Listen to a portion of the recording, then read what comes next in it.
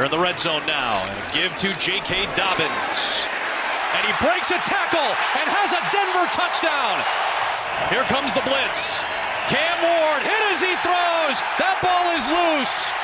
They're going to let it play through. It's Denver football no matter what. And the Broncos defense comes up yet again to help win the game in week 1.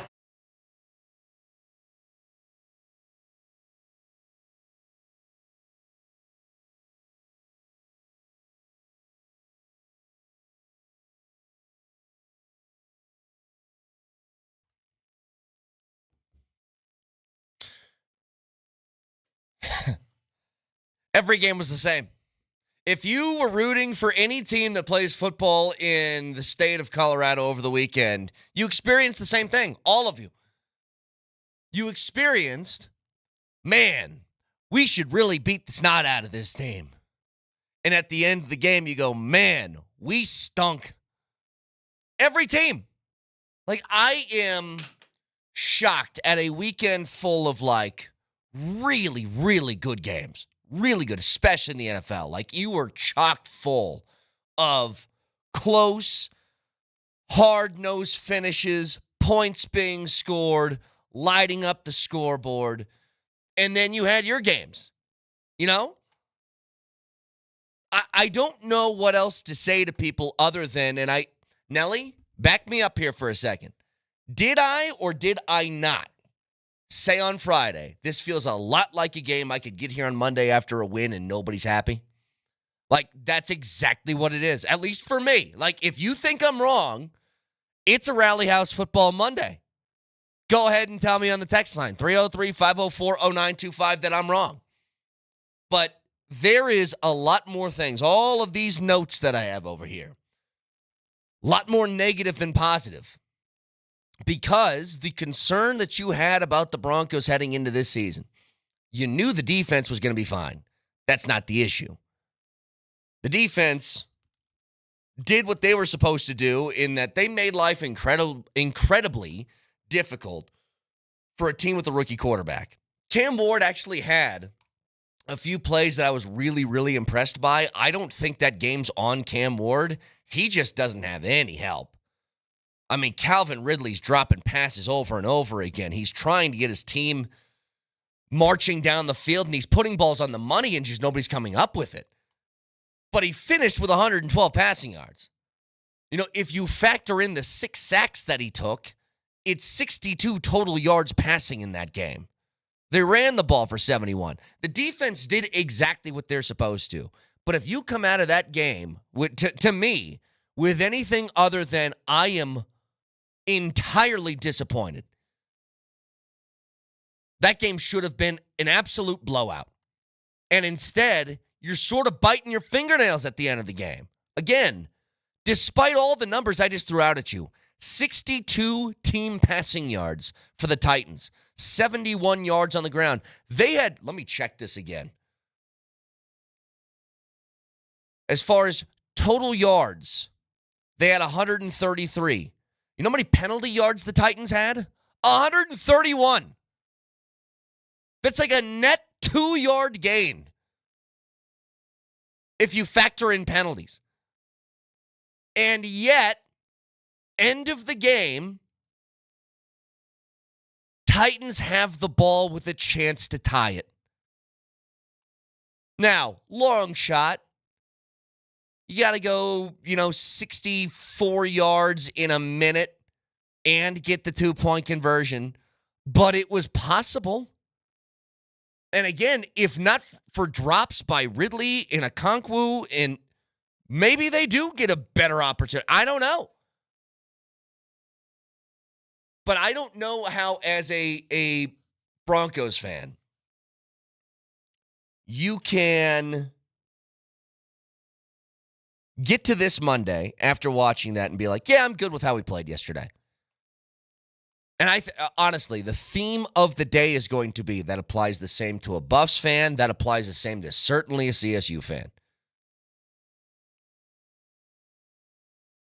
So, man, look, it's opened up for you. Text line, voice of the people, whatever you guys want. I I think that Bo Nix was the most disappointing part. Like, we'll get to the running game, and, when it got announced before the game that Jaleel McLaughlin was a healthy scratch and they were starting Bidet, it just fed more into my theory that maybe it was a personnel issue as opposed to an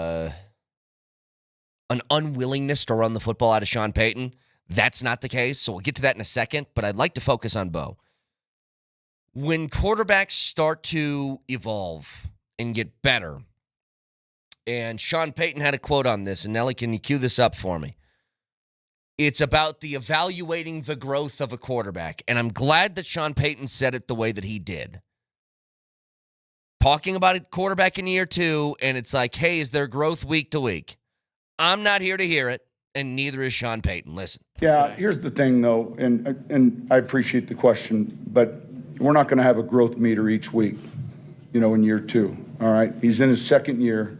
I love the player, all right? I get a chance to see him every day, all right? We can win. He can be a huge reason why we win games. And so we're not going to have that weekly meter. And so that's the first refused growth meter in week 1. I mean, that's crazy. Don't start counting. I'm not playing that game either. I know that he's not this full-fledged 10-year veteran in the league, okay? But it's year 2 of a guy who's played a lot of games throughout his career. A lot of big-time games. NFL is a different level, yes. Titans defense, better than you'd think for a bad football team. Yes. Here's my concern. The turnovers are one thing that just, they can't happen. We all know that, though, so I'm not going to harp on this for stuff that you guys already know. Well, you can't throw picks. You can't take a sack the way that he did and lose the football. We know that stuff.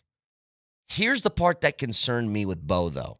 Drop back, do it to the other team. Bo was missing the open guy.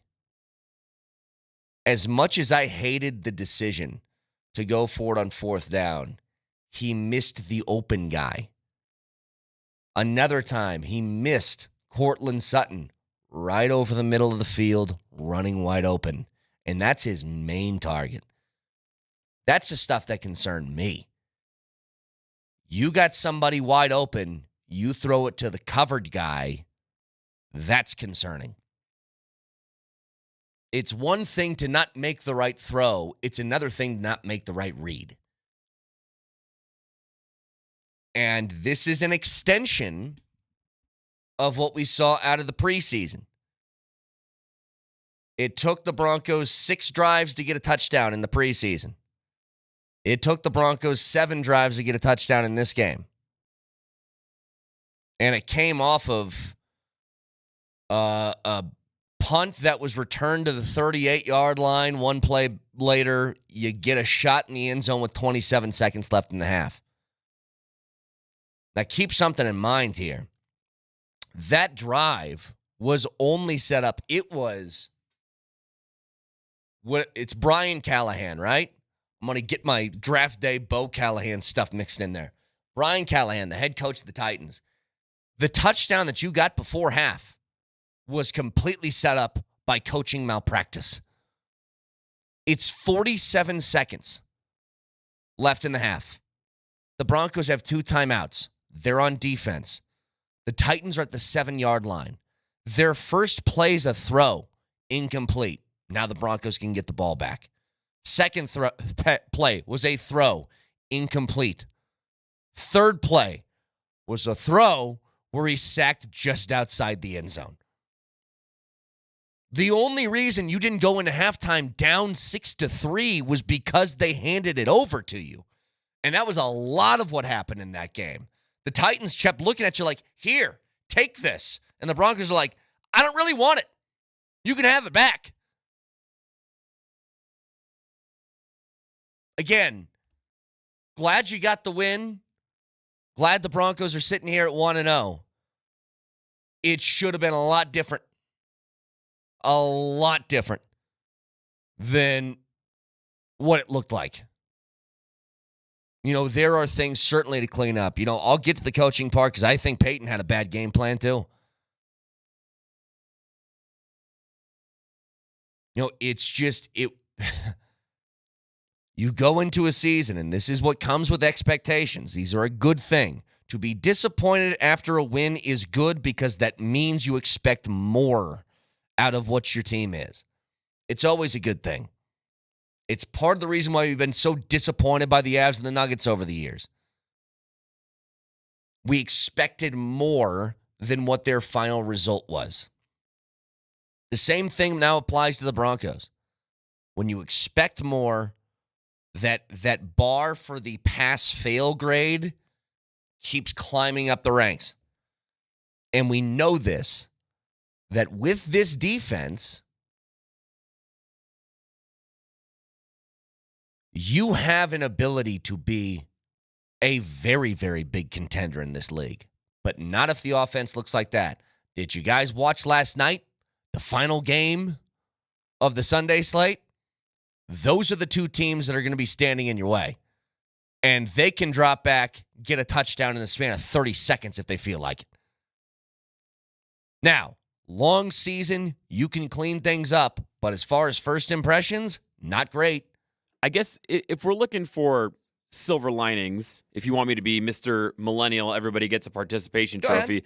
I did think as the game went on, the defense did what you're supposed to do, which is give a rookie quarterback in his first start on the road nightmares. Yeah. And the third quarter and the fourth quarter were damn near disastrous for Cam Ward. And I think that's... they couldn't do anything. Yeah, and I think it was when... I think it was in the fourth quarter. You remember the Marvin Mims had that muffed punt, and he dropped the punt, and then the Titans just had it on a silver platter. And what happens? Cam Ward runs back like 30 yards, takes a classic Shedeur Sanders sack. Then, on third down, he scrambles backwards like another 30 yards, takes another Shedeur sack to get them out of field goal range, and then they lose a chance to take the lead, and they have to punt it away. I was watching that going like, oh my God, Cam Ward just did a pick-your-own-adventure book, and he picked the wrong adventure on every single play. And that's what you got to do as a defense, is you got to get in his head and rattle him. So I at least liked that. A full credit to the defense. But this is what I'm kind of talking about, Nelly. I think there were 3 moments for the Titans in that game where they literally just handed the game to the Broncos. And it was at the end of the half by giving them the chance to get the ball back, which the Broncos scored their only touchdown, or their first touchdown on. The second is the exact one that you're talking about. It's, at that time, that's a 13-12 game. The Titans are in field goal range. And all he has to do is basically gain no yardage, and they're going to take a 2-point lead. They started that drive at the 22-yard line. They ended it at the 49. And then dropping the passes on the final drive. Like all these different things. And look, the Broncos did their own sort of like, here, do you want the game? They did that too. And we'll get to that in a second because I think part of it is I was blown away. There's one decision that Sean Payton made above all of the others where I was incredibly confused. And it just felt like he was trying to prove a point, even if it meant possibly giving the Titans a chance to win or at least tie. So we'll get to that in just a second. 303-504-0925. Shop Mazda text line. One price, one person, 1 hour. Remember, it's Rally House Football Monday on Altitude Sports Radio. Rally House, shop every team in town. There's a ton to get to from this game. There's a ton to get to from around the NFL. There's a ton to get to from college football over the weekend. The way that the CSU game ended. The way that CU won against Delaware with 3 different quarterbacks playing. A bunch to discuss. But again, I couldn't believe a decision that Sean Payton made yesterday that we'll get to next.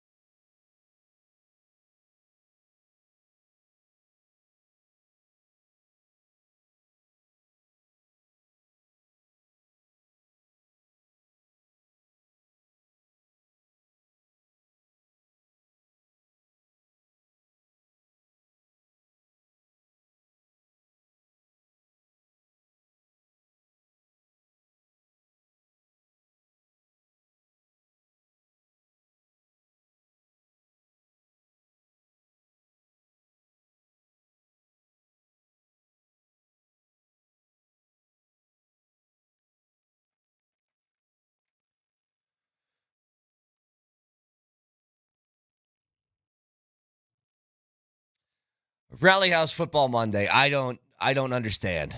I just don't get it.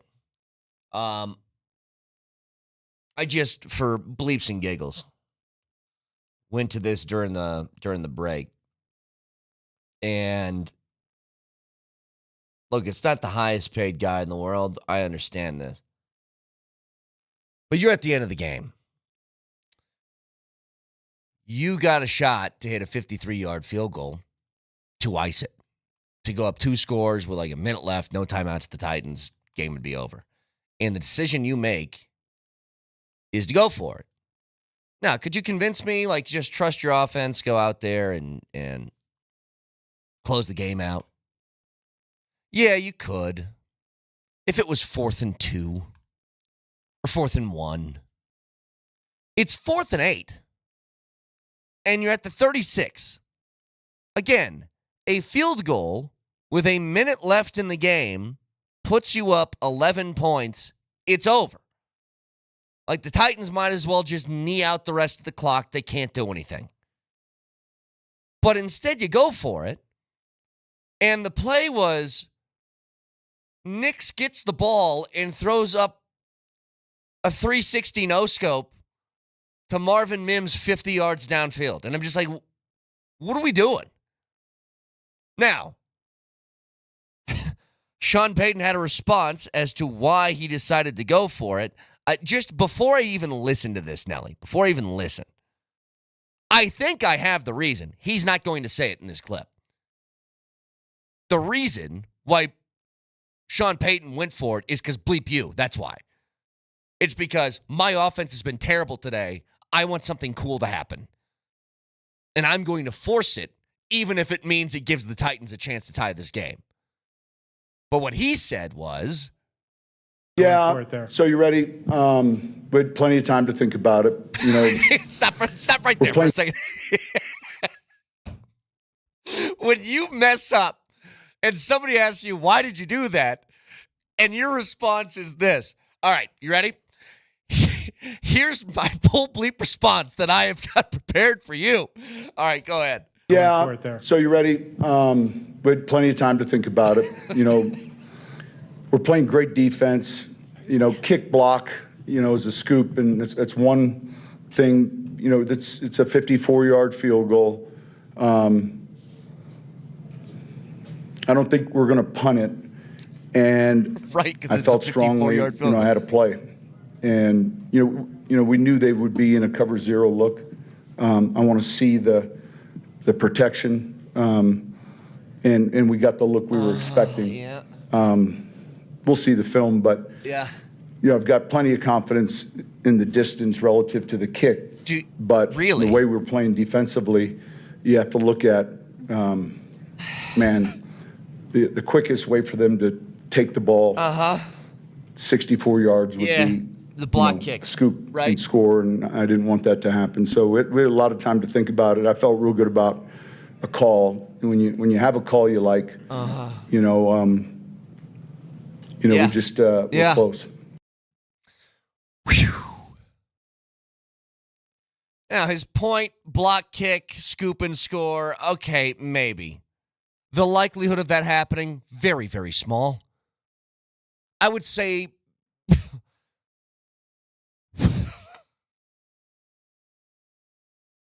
we don't got to make this overcomplicated. Kick it.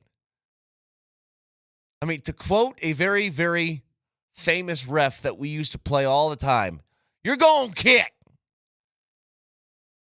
That should have been the only discussion. So you ready? We had plenty of time to think about it. All right, you guys ready? Pull up a chair. Let me tell you a story. Here's the story. I was pissed that our offense was playing bad, and I wanted to force this. Here's the hilarious part, though, Nelly. One of those plays I was talking about that has me concerned with Bo Nix, where it's not like missing a throw or, you know, he threw 2 picks. He had another one that the Titans almost jumped for a pick 6. I mean, those are bad. Missing wide open guys are worse. On that play, go back and look. And I want you guys to look at where Cortland Sutton is, who is always his little safety blanket. It's like, things aren't going well. Where's 14? Go back and look at the play. Portland's wide open, like for 6, wide open. Take it to the house for a touchdown, wide open. I was blown away because the way he kept talking about the way his defense was playing, and I get it. The way your offense was playing, it's not any better. Kick the field goal, game over. And let me tell you something. If you don't trust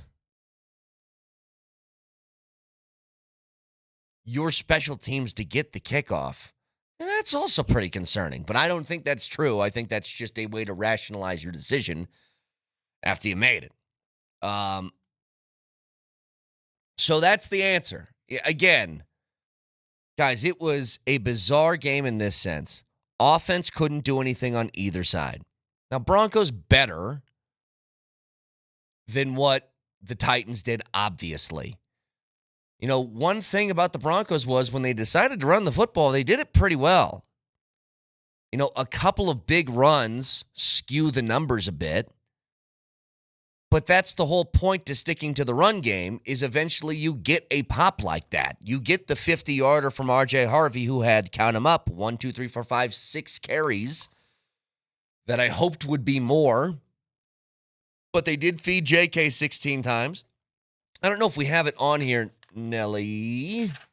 Doesn't look like we do. I'll try and unearth this. But I saw J.K. Dobbins after the game. He said their offense got going when they started running the football. You know, it's something I want to go back to because I'll make this, I guess, kind of a Sean Payton type of segment. Yeah, here's the quote. I don't have the audio of it, but this is from Zach Stevens of DNVR. J.K. Dobbins' difference between slow offensive start to his touchdown run was, quote, ran the ball. We ran the ball. We just have to keep trusting in coach's play calls. I feel like we got a good O-line, a good rushing O-line. We got a good running back room.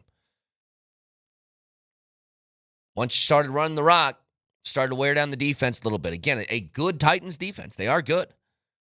Their team isn't, but their defense is. You know, I thought, beginning of the game, you look at the inactive list, and Jaleel McLaughlin is a healthy scratch. So your running back room is R.J. Harvey, J.K. Dobbins, and Tyler Bidet. All of whom, for the most part, I know Bidet got a few carries last year. But let's be honest. Missed most of the year with an injury or was on practice squad. It's a brand new room. They went into games last year with 3 guys. This year they went into the game with 3 guys, and they're completely different than the 3 from last year. So I thought, maybe the theory I had in the offseason of he wasn't indifferent to running the football. He didn't feel like he had the horses to run the football. Maybe that's the case because everybody's new. Certainly didn't seem like it early. Still a 40-attempt game from Bo Nix. 40 attempts, by the way, for 176 yards. Yeesh. Not good. But perhaps this provides a spearhead to running the ball more. I don't know. Or maybe this is just who Sean Payton is, that every single Monday after a game, we're going to be like, yeah, they played all right, but why didn't they run the ball more? You know what I mean? But plenty of time to think about it. Could be just part of his MO. I don't know. But certainly, you know, the whole thing with getting guys like Dobbins and especially Harvey is you had a severe lack last year in the pop plays coming from the run game. They just didn't exist. Everybody's longest run last year was like 20 yards, and they did it once. Whether it was Javonte, whether it was Estime, whether it was Jaleel, it was all just like, hey, they had one 20-yard run, and everything else was like at best 8 yards, but probably 2. And so you're like, where is the oomph that you can get from the running game? Well, obviously, Harvey breaks one for 50. He can do that. That's why you drafted him as highly as you did. So try it more. Give it more of a shot. They seem to have a pretty clear plan of what they wanted to do early in the game. They did that sort of reverse rollout 3 or 4 times early, where it's play action and Bo Nix he rolls out in the unorthodox manner, which is against his body. And they had some success with it, but I do think I think that was the first pick was one of those plays. Nix knows he can't put the ball in harm's way. And the turnover part doesn't have me all that concerned just because he didn't do that a lot last year. And it was kind of similar. He had a lot of turnovers early in the season, and then he sort of settled in. So I'm not freaking out about that yet. Now, look, if that happens and you're playing, the Chargers yesterday, you're going to get worked. Because you can't give them the ball 4 times. That's how bad the Titans are, by the way. 4 turnovers and still 12 points on the board. That's pretty tough to do. But again, this is stuff that we knew heading into the game. Got this from a texter, and I know that people have thrown this out there. I would put this in that nice little category of cope, which is, yeah, it might have looked bad, but go back to 2015 and look at the numbers. No. They're different. They should be different. It's going to be really hard for this defense to be as good as that defense won. And if that offense that we saw yesterday is like the 2015 offense, then we're in some trouble, guys. It needs to be better than that. I don't want to make any comparisons to any Super Bowl teams from this. It's different. There's no use. If your point is they just had a bad week and they'll get better, then fine. I guess we'll see. But again, we all kind of went into this game saying we know what the defense is. We don't quite know what the offense is. What's it going to be? And it was just a really, really bad debut. And if you're saying anything else, I think you're lying to yourself. You wanted more. And again, I think I know Sean Payton wanted more, or else he just would have kicked the damn field goal at the end of the game. But I think he was proving a point.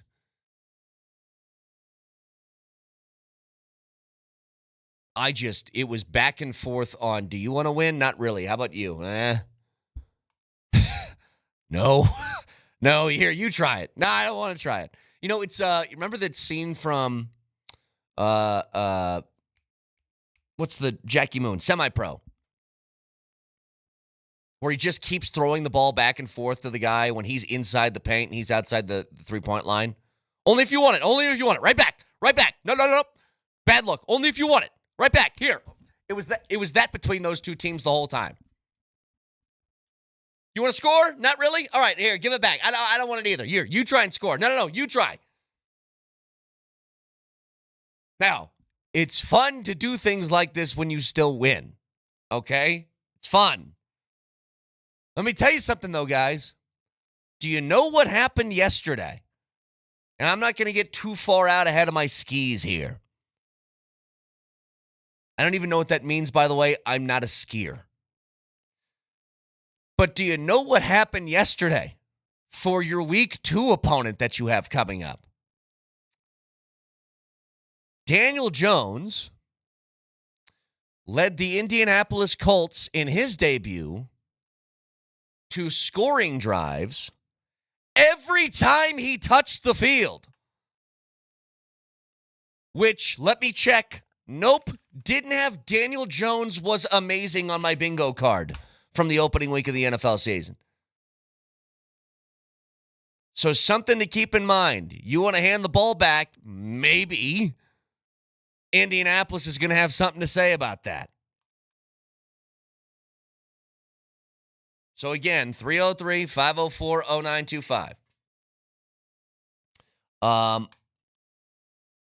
Great defense, bad offense, lot to clean up. I do want to take a look around the league and get some thoughts on what happened from week 1 of the NFL because it was fantastic. Even going back to Friday night, what a game. And the Chargers look like they're going to be an issue. If Jim Harbaugh has Justin Herbert playing like that, last year he kind of put the handcuffs on him. So we're going to run the football, play good defense. You're going to throw the ball when we have to. Now it looks like he's opened things up, and he's letting Herbert do a little bit of that. Herbert, who was the moron who was the head coach before Harbaugh there? Brandon Staley.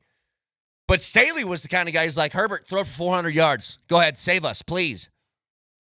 If they're getting that version of Herbert along with really good defense and a running game, because Amari and Hampton looked decent in that game too, they're going to be a problem.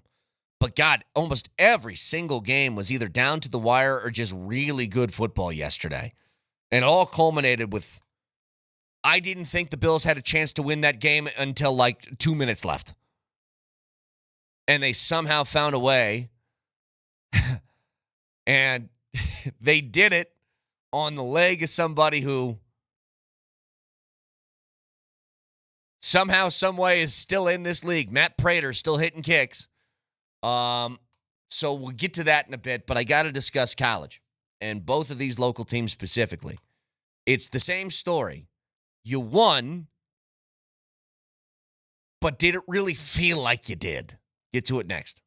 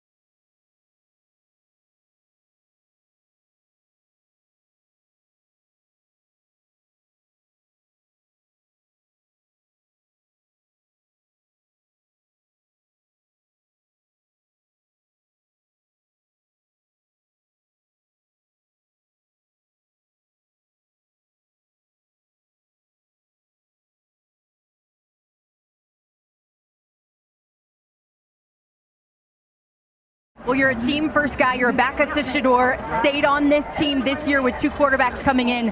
Why? I had a dream, and I saw something, and I just wanted to chase it. I love being here. I love playing for Coach Prime. And, man, I'm just so blessed I got the opportunity. All I needed was that opportunity, and we got more work to do. Took advantage of it. Coach, how are you going to manage these 3 quarterbacks going forward with Houston next week in Big 12 play? I got a plan. Like I had a plan coming into this game. I have a plan. I don't know if I'm going to disclose it until we get to our destination, but I saw what everybody else saw today. Martin Luther starved. That's what he said. He had a dream, right?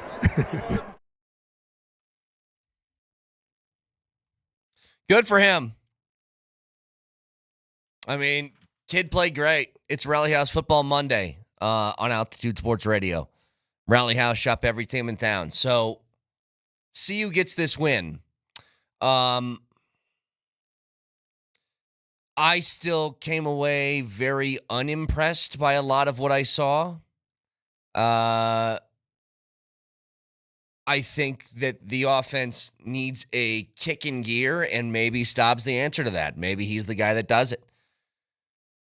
You know, you played against Delaware, and for a large portion of this game, I mean, you get down to 45 seconds left in the half, and it's a very similar story to what happened with the Broncos yesterday. You're about to go into halftime thinking, what the hell is going on here? It's a 10-7 game to Delaware with 45 seconds left. And they allow you to go 6 plays, 75 yards down the field before the half ends because Staub leads this great drive. And you get a 17-7 lead, a lot more breathing room. You come out in the second half, immediately score another touchdown with this throw from Staub, and now it's 24-7, and it feels like the game's done. But for a second, you're kind of panicking. You're like, Salter, did he go out and lead the team on a couple of scoring drives? Yes, he did. Then they brought in Juju. Juju did not look great. But what do you do now? Like, I think Caden Salter did his job. It just doesn't look like there's a punch to the offense, though. In the 2 games that he's played. And they tried again, remember, late in the game. So you had these big drives from Staub that got you this huge lead, and he gets you all the way to 31-7. And then they decided to bring Staub back in at the end, like, hey, can you muster up something else? And it was like, not really. You know, they didn't have to at that point.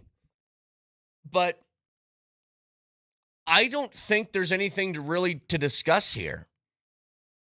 You got to look for somebody to run this offense. And is it Pat Shurmur's offense isn't good, or is it that Salter and Juju, I know Juju's barely played, he's super young, hard to say with him. But from the bigger sample that we've gotten from Caden Salter, does he just not do it as well as Staub? Maybe he just fits the offense better. If that's the case, then you got to roll with it. You were able to escape last week with no problem against Delaware. You got Houston coming up, though. This is a conference game. Like, this isn't time to experiment. And I don't think that Houston is some sort of ass-kicking team that's going to, really get after people. But they're better than what you saw last week.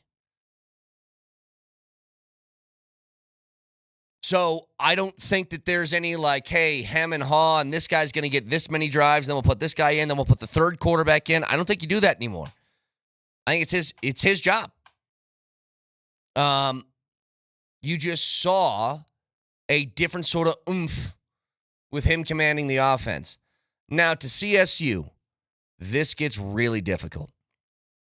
So I told you, the theme of the day seems to be if you're rooting for a football team in Colorado this weekend, your team won, and it felt like they didn't, for the most part, because you were just disappointed coming out of the game.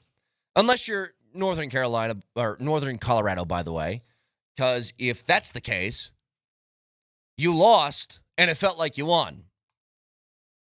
The only angle I've seen that gives me the proper context of why that wasn't a catch was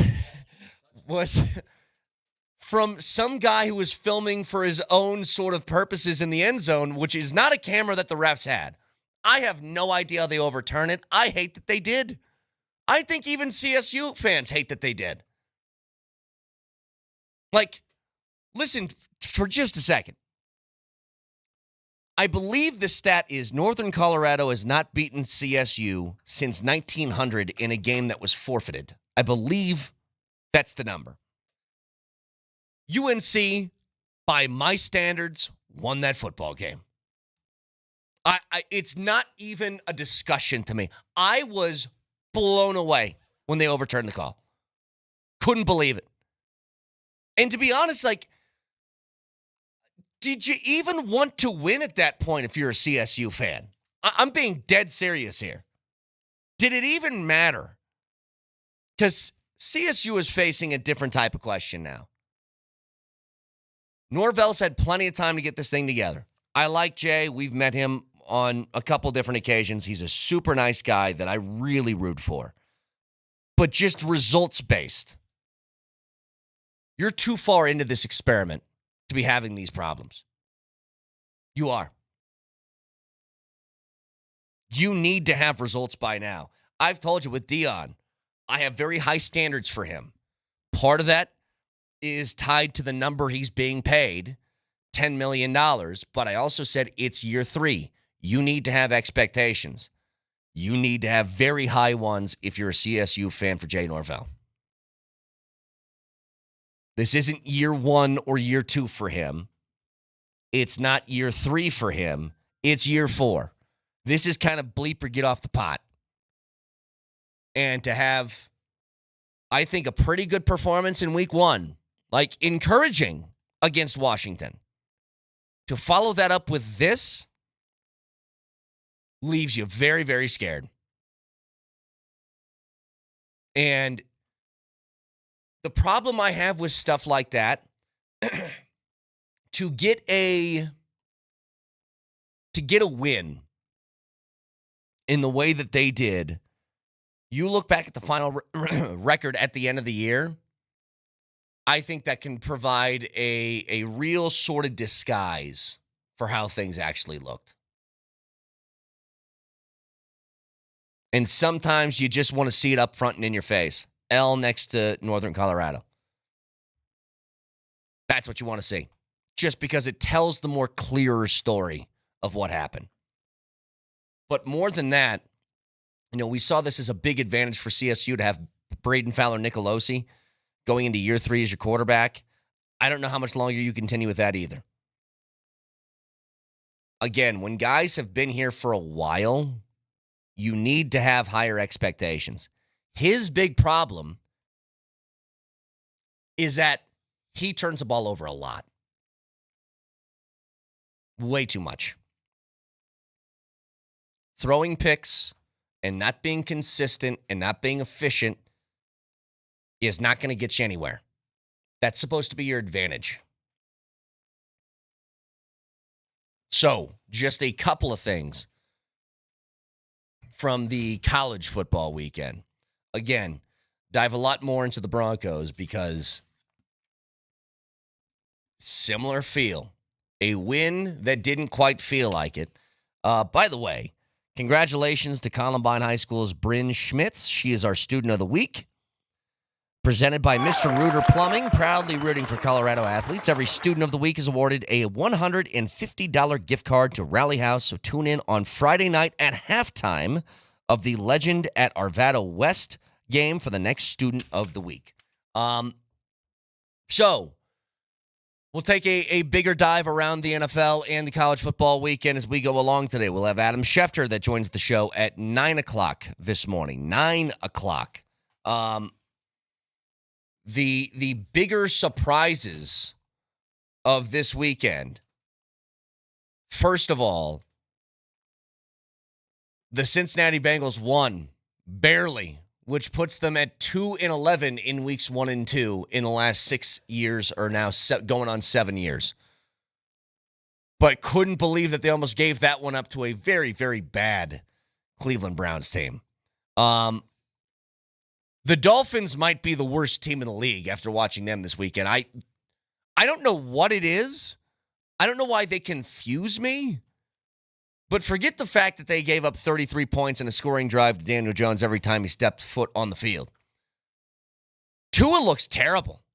Like, straight up awful. And if you had this early in the game, I had my red zone on because I love my 11 o'clock red zone. 5 minutes into my red zone, I see Tyreek Hill screaming at people on the sideline. And I go, oh, so things are going really, really well in Miami already. Perfect. How about the Packers just smacking Detroit and having a totally impotent offense for a team with a whole bunch of weapons? I poo-pooed that offensive coordinator thing, and maybe I shouldn't have in Detroit because that looked like a real problem. Or maybe it's just the Packers are that good now.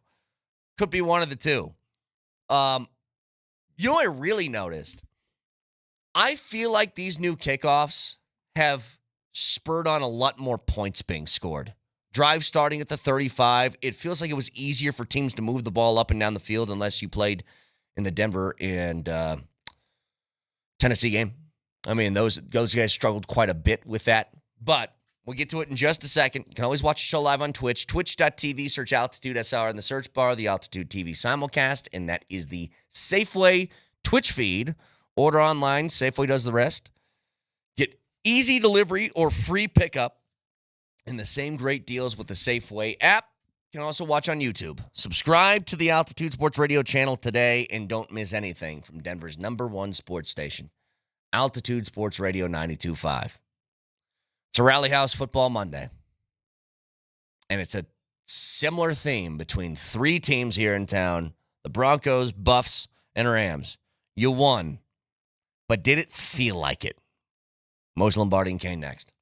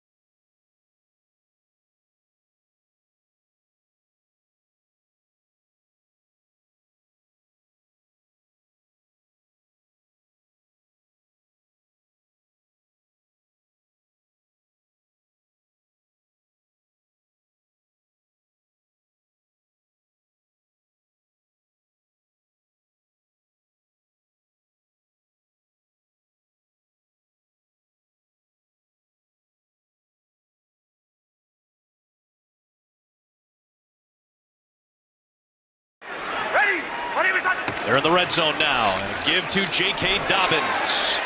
And he breaks a tackle and has a Denver touchdown. Here comes the blitz. Cam Ward hit as he throws. That ball is loose. They're going to let it play through. It's Denver football no matter what.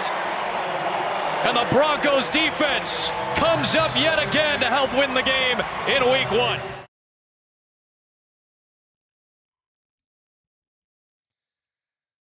All right, Rally House Football Monday. I cannot wait to discuss things today. And there's a theme today, Moj. It's a theme that I've talked about for an hour already. If you're one of the people that gets up early, you listen to the appetizer. Which, why not? All the teams here in town won. But did it really feel like they won? Because I said this on Friday, Moj. I think there's a real possibility the Broncos win the game on Sunday and we come in here on Monday not happy about it. And that's certainly how I feel. I was not impressed at all with what I saw from the Broncos, except for the defense, but the defense is what I thought they would do to Cam Ward. They did what I thought would happen. They did what they should have done against a rookie making his first career National Football League start. The offense. Okay. I know what's going to happen today because it already started a little bit yesterday, and that is it's just week 1, this kind of thing. Well, let's wait. Hey, it's just the first week of the season. They got the win. Let's move on. Yeah, that kind of thing. And there's a lot of me. I don't know what the percentages of my body that I'm down with that. Okay? I'm down with that. I don't know what the percentage is, but I'm down with that. It's sure. Just, hey, you beat up the defense, beat up the rookie kid like you should. Right. You scuffled offensively, but you got a dub. Let's move on to Indy. There's also another part of me, and I don't know the exact percentage, that's really pissed off. That's where There's another part of me when I see Bo Nix throw the football 40 times for 176 yards, net 166. Yeah. I am pissed. Yeah. When I look from behind at the pass chart of Nix, and you see all the green dots like right here in front of you, and you see a couple red dots out there to the right and to the left further down, that were the picks. And the black dots, those are the incompletions. Yeah. Is he checked down, Charlie? No. And when you say that, Sean Payton gets mad. He does not want to hear that. No. Exactly. No. Looked a lot of checks downs yesterday. There was a lot of checkdowns yesterday. That Drop back, threw it to the other team. Yep, reckon you did. We talked about it on Friday that style points in this particular game mattered. If you're going to be a better football team, style points in this game against Tennessee mattered.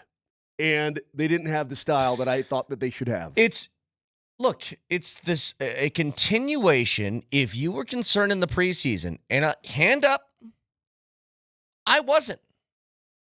I was one of the guys being like, hey, don't panic over the preseason because it's a couple of drives here and there. It's hard to get a rhythm. It's blah, blah, blah. I was like, relax. Do you trust the team or don't you? I was the relaxed guy in the preseason. But it took them 6 drives to get a touchdown in the preseason. 6. You know how many drives it took them to get a touchdown in this game yesterday? 7. And here's a bigger concern I have, Moj. The reason you got a touchdown on that 7th drive is because Tennessee committed coaching malpractice. That's the only reason for it. There's 47 seconds left in the half. You're at your own 7-yard line. Take 3 knees, and you go into halftime with a 6-3 lead over the Broncos in their own stadium. Instead, they throw the ball 3 times. Unbelievable. Incomplete, sack, and then it's the big bomb to Cortland Sutton that gets you to the lead going into half. But the only reason you got that is because Tennessee was stupid. Incompetent. And the drive late that the Broncos were able to maneuver because of the personal foul. I mean, this is what bad teams do. They do stupid things to themselves. I've talked to you an awful lot over the years about dumb football teams. And you just can't believe that a football team can be that dumb. Why? And you ask yourself, why are you dumb? Well, you know what? You're dumb because you're not good, okay? And the Broncos were the beneficiaries of a dumb football team. I'm not kidding, Moshe. We'll get to it later. I can point to 3 different instances of Tennessee where I think if they didn't do these 3 dumb things, they win the football game. They win the game. And I don't think it's a question. So we'll get to those a little bit How later. do you turn 4 turnovers into nothing? Well, I guess we can ask the Buffs about it against Georgia Tech. That's true. Where you turn 3 turnovers in the first quarter into one thing. But you get 4 turnovers and you turn it into nothing. Hey, listen, I'm happy.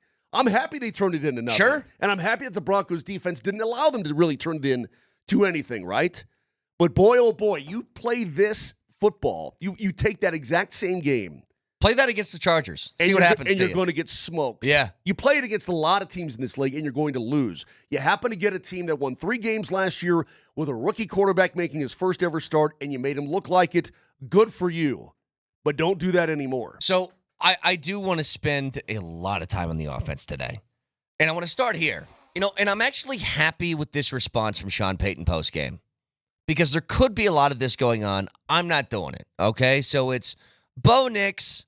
He's a year 2 quarterback. He's still got to learn and grow. Well, what can you do with the growth discussion, Sean Payton? Yeah, here's the thing, though, and I appreciate the question, but we're not going to have a growth meter each week, in year 2, all right? He's in his 2nd year.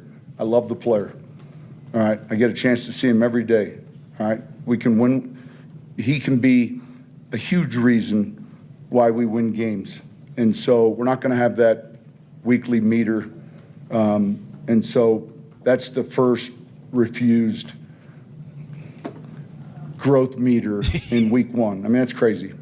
I agree. I'm not playing this like, well, does he get better week to week thing? I know he's a year 2 quarterback. He's not going to be a totally finished product like a 10-year vet. It's got to be better than that, though. That can't Did you hear me? That can't be the starting point. Here's the the bottom growth line is meter I want.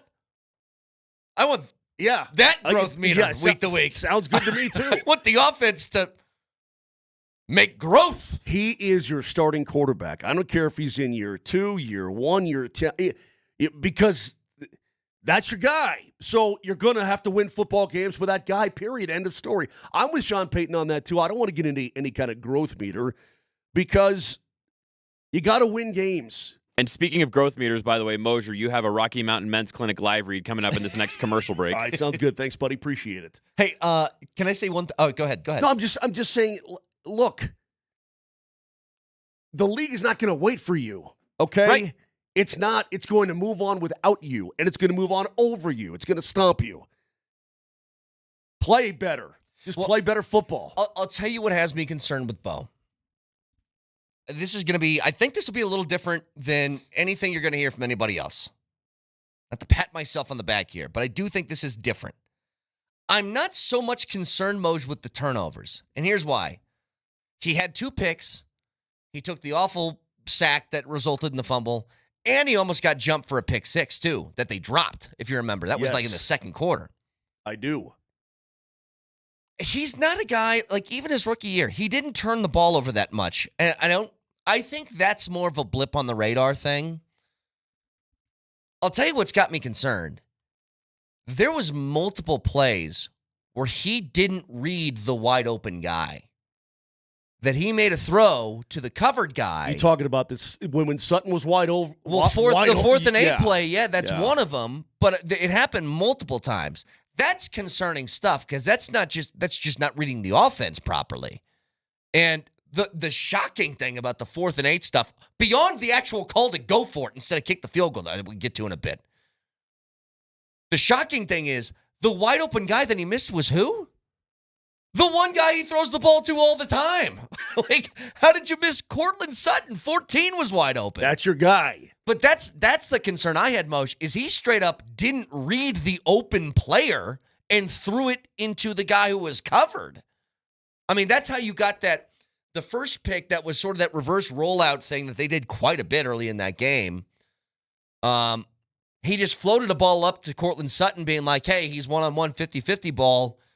But when you float one up somebody else is going to be charging towards it. You know what I mean? No doubt about it. And when you go back and you watch highlights and you see Benito being a wrecking crew out there, I mean, I love that. I knew his motor was going to continue to go. Yeah. His motor was going to continue to go. First play. First Just play, blows baby. things up. And you love to see that. But you look back on it, too, and again, you dodge some bullets here if you're the Denver Broncos. Yeah. Cam Ward held onto the football. He didn't throw it away when he should. These kinds of things that he helped you in that regard. I actually thought he made some really great plays. And that final drive, Moj, they dropped like 3 balls that were right on the money, that were huge. Yeah. Anyway, we're going to get really into this game today. But a win is a win. I do have concerns. And again, I don't know what percentage of me is like, just take the dub and move on. Because big-time win. Good golly almighty, there are some things. I think for every Broncos fan out there, admit it right now, they left you wanting more offensively in a big-time way. You know what's hilarious? I just thought of that meme that they have. What's the guy's name? The I think you should leave guy. What's his name? Tim Robinson. Tim Robinson. Where they have that meme, Moj, where it's the Broncos defense. I'm doing my part. I'm doing my Special part. teams. I'm doing my part. Broncos offense. I didn't do it. You know what I mean? Yeah. Like, that's what the game was yesterday. So here's the deal. I'm going to leave this open to you guys. You want Voice of the People? You want the text line 303-504-0925. The fact that tell me if you think I'm wrong or that Moser's wrong. Like, I'm not happy today.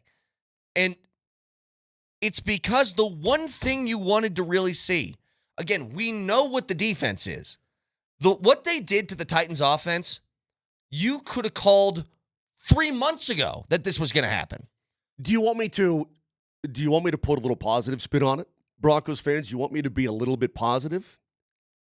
I mean, look. The old spit shine? Well, the muffed punt should have been a disaster, right?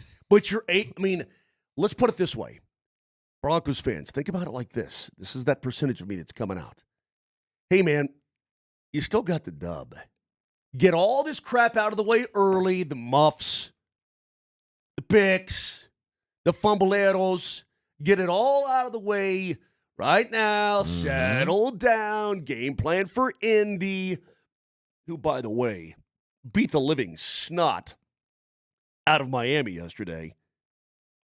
Daniel Jones. Dude, he led a scoring drive every time he touched the field. It's the first time since 1977 that a team has scored on its first 7 drives of a game. It's the first time, I believe, in Indianapolis. I have to look at this stat right because there's no way this can be right. The first time in Indy that's happened since like 91, which means that Peyton Manning and Andrew Luck haven't done that. I don't buy it. I need to recheck that stat, but I'm pretty sure that's what I saw yesterday. Either way, Voice of the People, I want to hear from some peeps today, too. So get on there in the app, and you tell us, is there a concern? Is there not concern? Are you partially with me? I could sit here today, Brett, and beat up that offense. I really could. I don't want to, because I think it's going to be better. But you know what? It sure looked like an awful lot of last year to me. Yeah. You got a whole new running back room. And your prize tight end, what's his story? Because he left with an injury. He left with a calf and threw his helmet. Uh-huh. And if he's not able to play, then you look exactly like you did last year. So exactly. What I want to get into coming up next, I want to talk about coaching decisions on both sides yesterday for both Tennessee and for Sean Payton, because they both had like multiple cases in which you're going, what are they doing? And so we'll get to that in just a second. Again, the Voice of the People is on the Altitude Sports Radio app. It's a little microphone on the bottom. You can send these voice memos right to Nellie's ear holes, okay? So jump on that if you guys want in. The Altitude Sports Radio app, by the way, is powered by the Will Hite Law Firm. Injury lawyers, go to willhitewins.com. That's willhitewins.com. Had they blown that game, had they? Which they could have. Had they blown it, I'm sure that the verbiage would be a little bit more colorful this morning out of Broncos fans on the Voice of the People. Oh, yeah. Either way, this team is supposed to be a better football team, and they certainly did not look like it. Brian Callahan, the head coach of the Tennessee Titans, I think had coaching malpractice in a couple of different instances. I thought Sean Payton's game plan and some decisions he made were really bad yesterday. So we'll get to those next.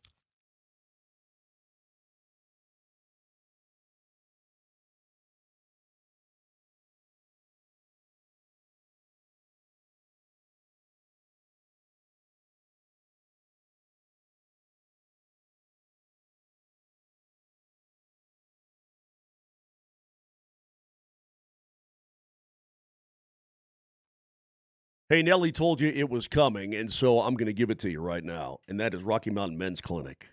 Look, your business is your business, but if you want to get fixed, you want to get help like I did, then give them a call today at 720-440-7900. Suffering from low testosterone is what I had. And my doc says, yeah, you're just getting up there a little bit, getting a little bit older. I said, I want to feel like I did when I was younger. Get rid of the brain fog, bad sleep patterns, all that kind of thing.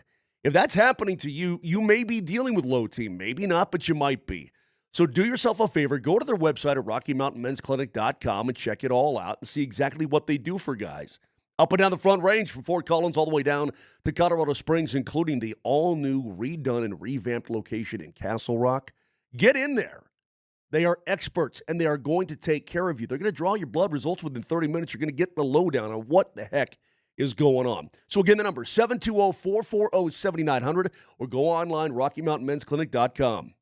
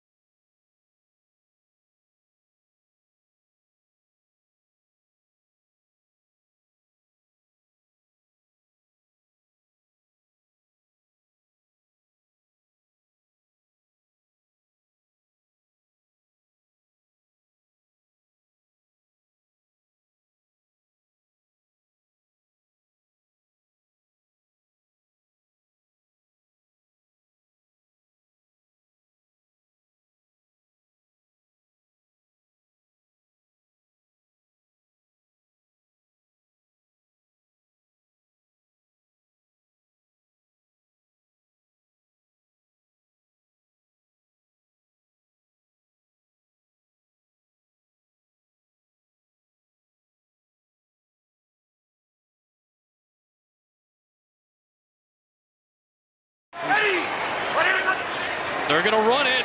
There he is. Diggs over the top. Marvin Mims. Incomplete. It's Tennessee ball. Oh, I don't like muff punts. No, I don't. Don't like the muff punch. No, you know I don't. And it's from Mims. It was like when that happened, you're like, all right, what the hell's going on here, man? If your all-pro returner is muffing it, man, it's just you're not having a great day. You're good enough to win games like that, though. You know, maybe that's the positive part. That Brett. clip was the incomplete on 4th and 8, but you're so right about that, Moj. It's like when stuff. It's this. When Jokic is missing bunnies in a game that the Nuggets are struggling, you're like, all right, that's it. I quit. I don't know what to do now. I don't know what to do. Or McKinnon. McKinnon misses a wide open net when it's the third period and they haven't scored yet. You're like, okay. All right. Then what are we going to do? That McKinnon missed when he throws his head back like, yes. When Joker's like, he's in the paint and he throws up like a little left-handed bunny and it clanks off, you're like, whoa. Yeah. So here's the thing. I want to talk about the coaches here on both sides. And I want to save Sean Payton for now. Because I want to talk about the 3 plays that were self-inflicted wounds on Tennessee, were even with how bad they were on offense or how bad the Broncos defense made them. I'll say that. When it's the end of the half and you have a 6-3 lead with 47 seconds left and you got the heels of Cam Ward are in his own end zone, the only thought here is take a knee, and you know what they should do? They should run to that locker room at halftime and be like, oh my God, guys, we have a lead. And instead, they throw an incomplete. Remember, Broncos had 2 timeouts. That was it, with 47 seconds left. They could have burned that to the end of the half. The incomplete pass on first down nullifies everything. Now the Broncos, with the stop, can get the ball back in great territory. They throw it again, incomplete. They drop back again, damn near another safety. I mean, barely crossed the goal line on the way out. Yes. Barely. And so, Broncos get the ball back, and they get their first touchdown. First play was a bomb to Sutton. Good for the offense, capitalizing on an opportunity, but it was unnecessary from Brian Callahan's part. The second one, what were you talking about, Moj? The muffed punt that they took over at the 22. Consecutive sacks later, they're at the 50. Again, that was a 13-12 game. They could have taken a 2-point lead. If they literally spiked the ball 3 times, they could have taken a 2-point lead. And instead, they have to punt. Total missed opportunity. Then finally, end of game, I think Cam Ward makes 2 amazing throws, deep downfield, to Calvin Ridley and Okonkwo, and both of them dropped the passes, and then the game was over. But I'm talking just in the first 2 things I mentioned, Moj. That's 10 points that swung in the opposite direction for Tennessee. In a game they lost by 8. And Callahan is no baby either. He's not like he's just some young guy with just getting his feet wet. He's been around. Yeah. And you're going, geez, with a rookie quarterback on the... Look, I'm not going to sit there and analyze it from the Titans' perspective because I really don't care. They can lose every game. It wouldn't bother me. Rookie quarterback, 47 seconds left, 7-yard line, and you haven't moved the ball all day. What are you thinking? You're going to get a 93-yard drive? I don't know. If I'm Sean Payton on the sideline, I'm going, oh, my God. Yeah, thank you. Praise 8 pounds, 7-ounce baby Jesus in the Golden Fleece diapers for giving us the football back. Because any head coach worth his weight, you know what you do? Pin deep in your own end zone, your own zone like that. Man, you just run out the clock and call it a day. At least give your guy an opportunity to get a better punt off for crying out loud instead of standing at the end of his own end zone. Yeah. It boggled my mind, but, I'm glad it did. That's why the Titans are who they are. You got Mahomes, okay, fine. Take your shots and see if you can trust him. That's a rookie QB. Now, to the Sean Payton part, I'm telling you, Moj, I look before the game started. I look at the inactives list, and I see Jaleel McLaughlin's name. And I'm going to tell you the first thing that popped in my head. Last year, you had 3 backs going into every game that were active. Javonte, Jaleel, Audric Estime. This year, First game, you have 3 active backs. R.J. Harvey, J.K. Dobbins, Tyler Bidet. And I know Bidet played a little bit last year, but barely. Not really. And I was like, that's a brand new running back room. In my head, I go, this whole theory I had this offseason about this being more of a personnel issue than indifference to running the football might carry some weight now.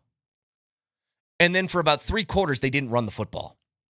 And they threw it 40 times. And I'm like, yeah, what are we doing here? That Harvey run, basically he had 5 carries for 20 yards, and then he had the 50-yarder. But that's the point. With guys like that, that happens all the time. That's why you give them carries. Right. Because they can hit the big play. But again, they had 30 total carries. They passed the ball more than they ran the football. And when you look at that passing chart, it again looks like a pass game disguised as a run game, kind of, right? Yeah. You know exactly what I'm talking about. Yeah. But I hate that, by the way. I know you do. It didn't look a whole lot different to me. Nope. It didn't. I thought it would be different. It didn't look a whole lot different. Knicks ran the football. Okay, fine. Dobbins had one nice run as well. I think it was like a 20-yarder. He had like one really nice run. Touchdown run was great. Yeah. But other than that, I mean, that run the ball. But the whole thing, like, if there's one thing the Titans didn't do last year, even though they had a good defense, their pass defense was stellar last season. Yeah. Tennessee's. They didn't stop the run that well. Well, here's the thing. With a guy especially like R.J. Harvey, the important thing to keep in mind, and the reason why I loved the draft pick was this. Last year, you had no real threat of the home run. People tried to act like that was Jaleel. Jaleel wasn't a home run hitter, okay? He's fast. Okay, fine. Is he fast for the 8-yard runs that he has? Because his long was 20. You get Harvey in, and Dobbins has some of this too. But you saw it on the 50-yarder from Harvey. The ability to smack somebody in the mouth with the home run ball on the ground is something that just wasn't possible last year. It's possible now, but it takes carries to get there. You can't be like, well, he's ran the ball twice and he got 2 yards apiece. I guess it's not his day. You got to stay with it. It's, not to go back to a reference from my team, but when Barry Sanders had 20 carries in a game, 15 went for no yards. And he had about 3 that went for 40. And that's how he picked things up, is like you got the home run ball occasionally. I think R.J. Harvey's got a little bit of that to him, where if you just keep feeding him, one's going to eventually burst. So that's number one. And he only had 6 carries in the game. Dobbins was your one. I mean, They gave him 16 carries. Yeah. I mean, they gave him the ball. Go ahead. Sorry, I didn't mean to cut you off. No, I'm just saying that you wanted your order. That was your order. Which I think we understood that Dobbins was probably going to be the bell cow earlier in the year, and then maybe Harvey eventually takes over.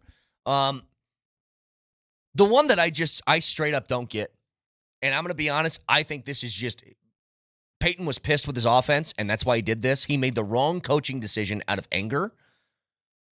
It's 4th and 8 at the 36. A 53-yard field goal ices the game. You trust Will Lutz. You're paying him very well for a kicker.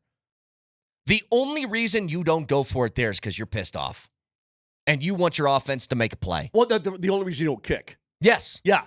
The only reason. Correct.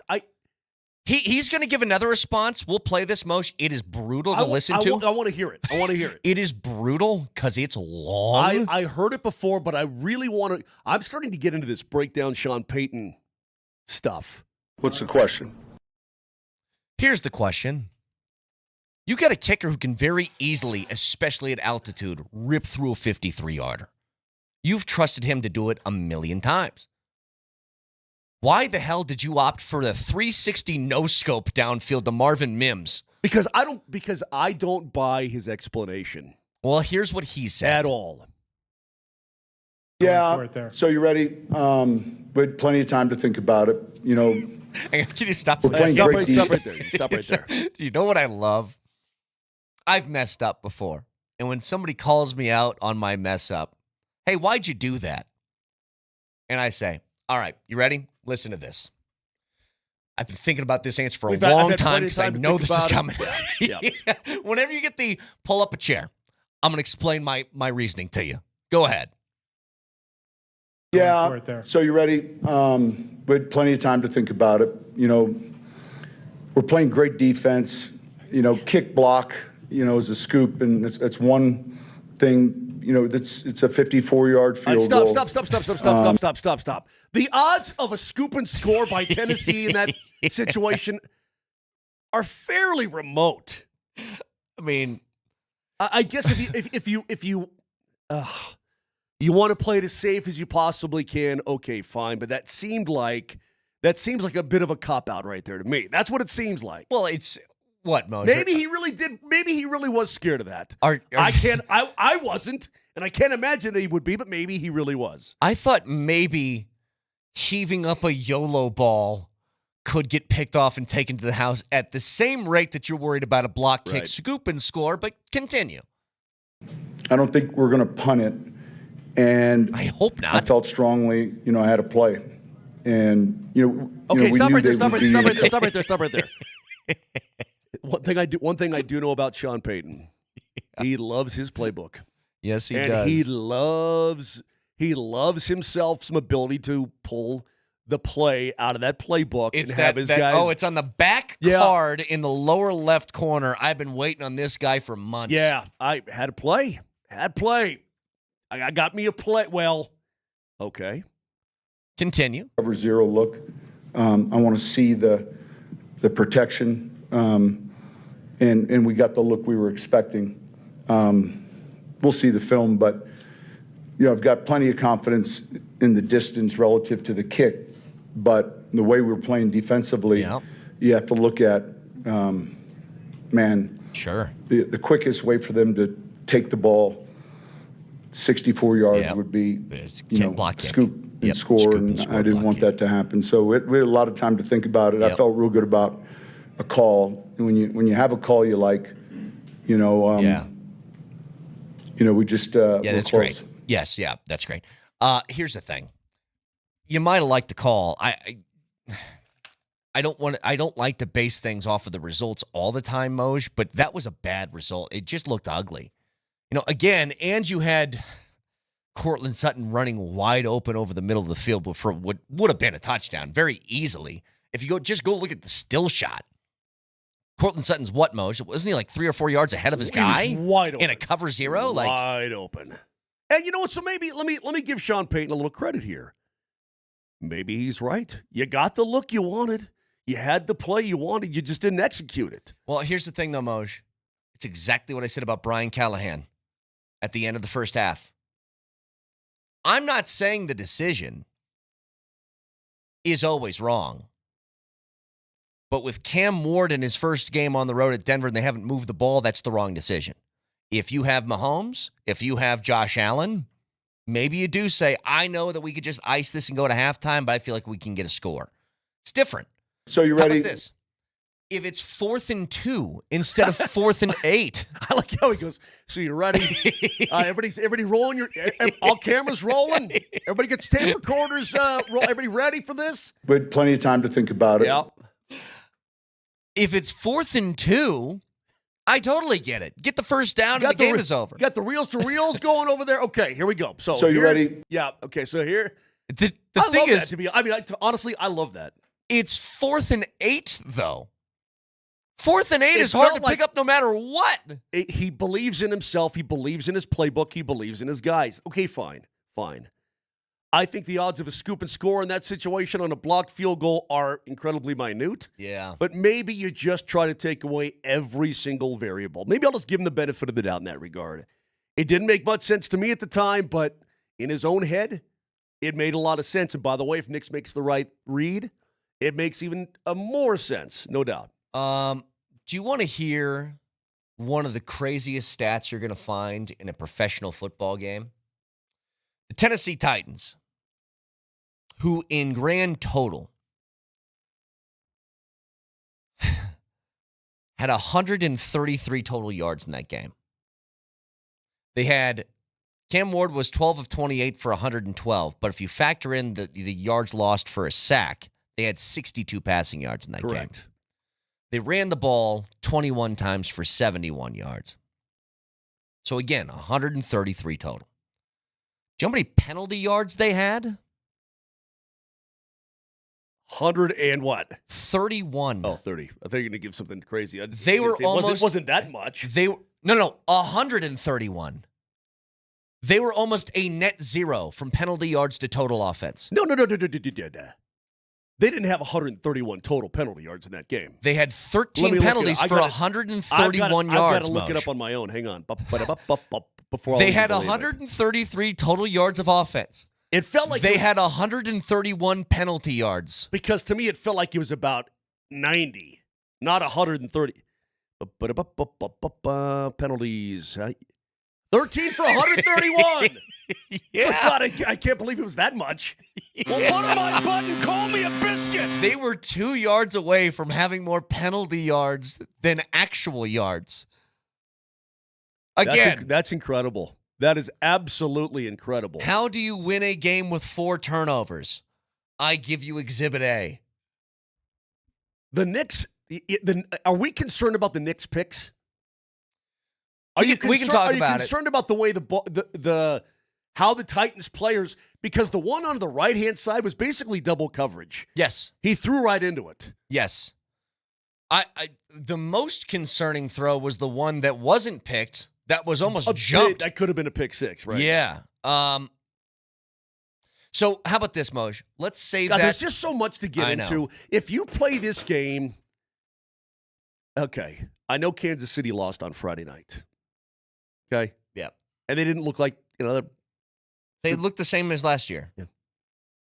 Chargers look pretty good. Chargers look good. The Raiders go on the road at an upstart New England team. You know what the Harbaugh did?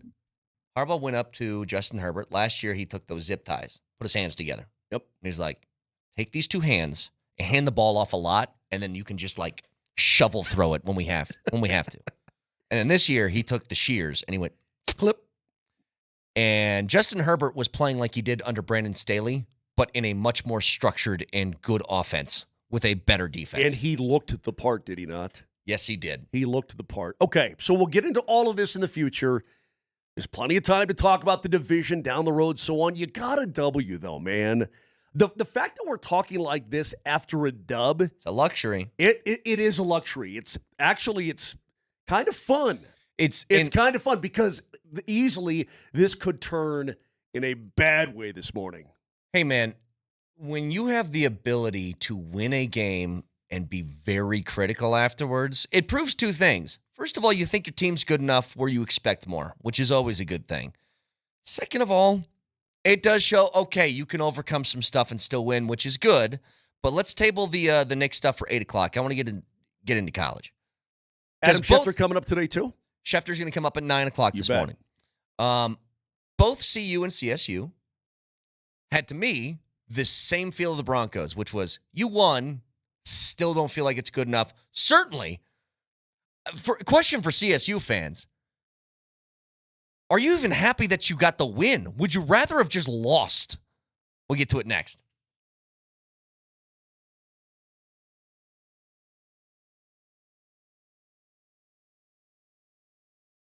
If you're involved in a serious injury or, God forbid, the wrongful death of a loved one, give Dan Kaplis Law a call. Dan's 40-year track record of historic success in high-stakes personal injury cases, that tells you everything you need to know about how he operates, because high stakes is what he does, and he wins. Dan Kaplis Law, proven. It will go toe-to-toe with the biggest, baddest insurance companies out there and win. That's why Dan Kaplis Law is the official law firm partner of the Denver Nuggets and the Colorado Avalanche. Serious firm for serious cases, accepting righteous injury cases on a percentage fee basis. Dan Kaplis Law with offices at the Denver Tech Center, Loveland, Greeley, Fort Collins. If you need his help, don't hesitate. 303-770-5551. That's 303-770-5551, or hit him up, dankapleslaw.com.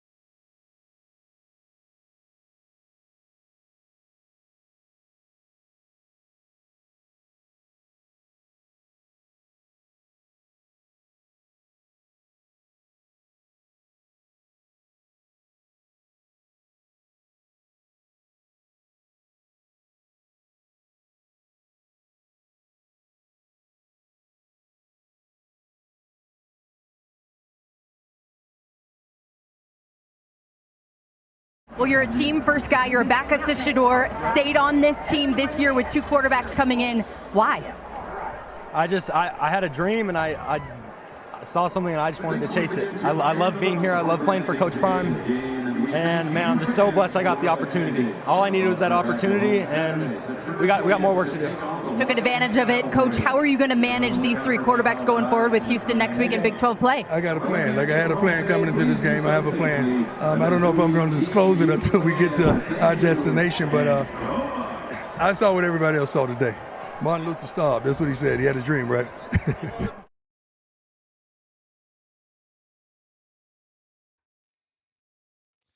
It's Rally House Football Monday on Altitude Sports Radio. Rally House, shop every team in town. By the way, as we roll on here, too, people have been asking where Vic is. Our partner. He's taking care of stuff. Our brother. He tweeted it out over the weekend that he's going to be in and out here for just a little bit. He's on his way back north to evict an unwanted guest. Yes. He shared, I'm going to be in and out. Yeah, he shared with everybody last week that this battle continues. Yep. And he's been kicking ass, and it's going to continue. And he's going to continue to kick major butt. So that's where Vic is today. He's got his stuff with him. Yep. So when he can, he'll jump on board and be happy and ready to go. There you go. But in the meantime, I do have enough of Vic saved so we can make it feel like he's here today. Sure. I'm an old man without a prostate. Yeah. Just play them in clips. I reckon. I'm so mad now. Hey, listen. We'll start with CU. Maybe Staub's the best quarterback on the roster. Maybe he is. I mean, here's the one thing I know. Juju's a 17-year-old kid. It would be really hard for him to come in and just, blow people away. Didn't look great in his stints. To Salter's credit at the beginning of that game, he did lead 2 scoring drives. But can I say it like this, Moj? Even when the Buffs scored on the Salter drives,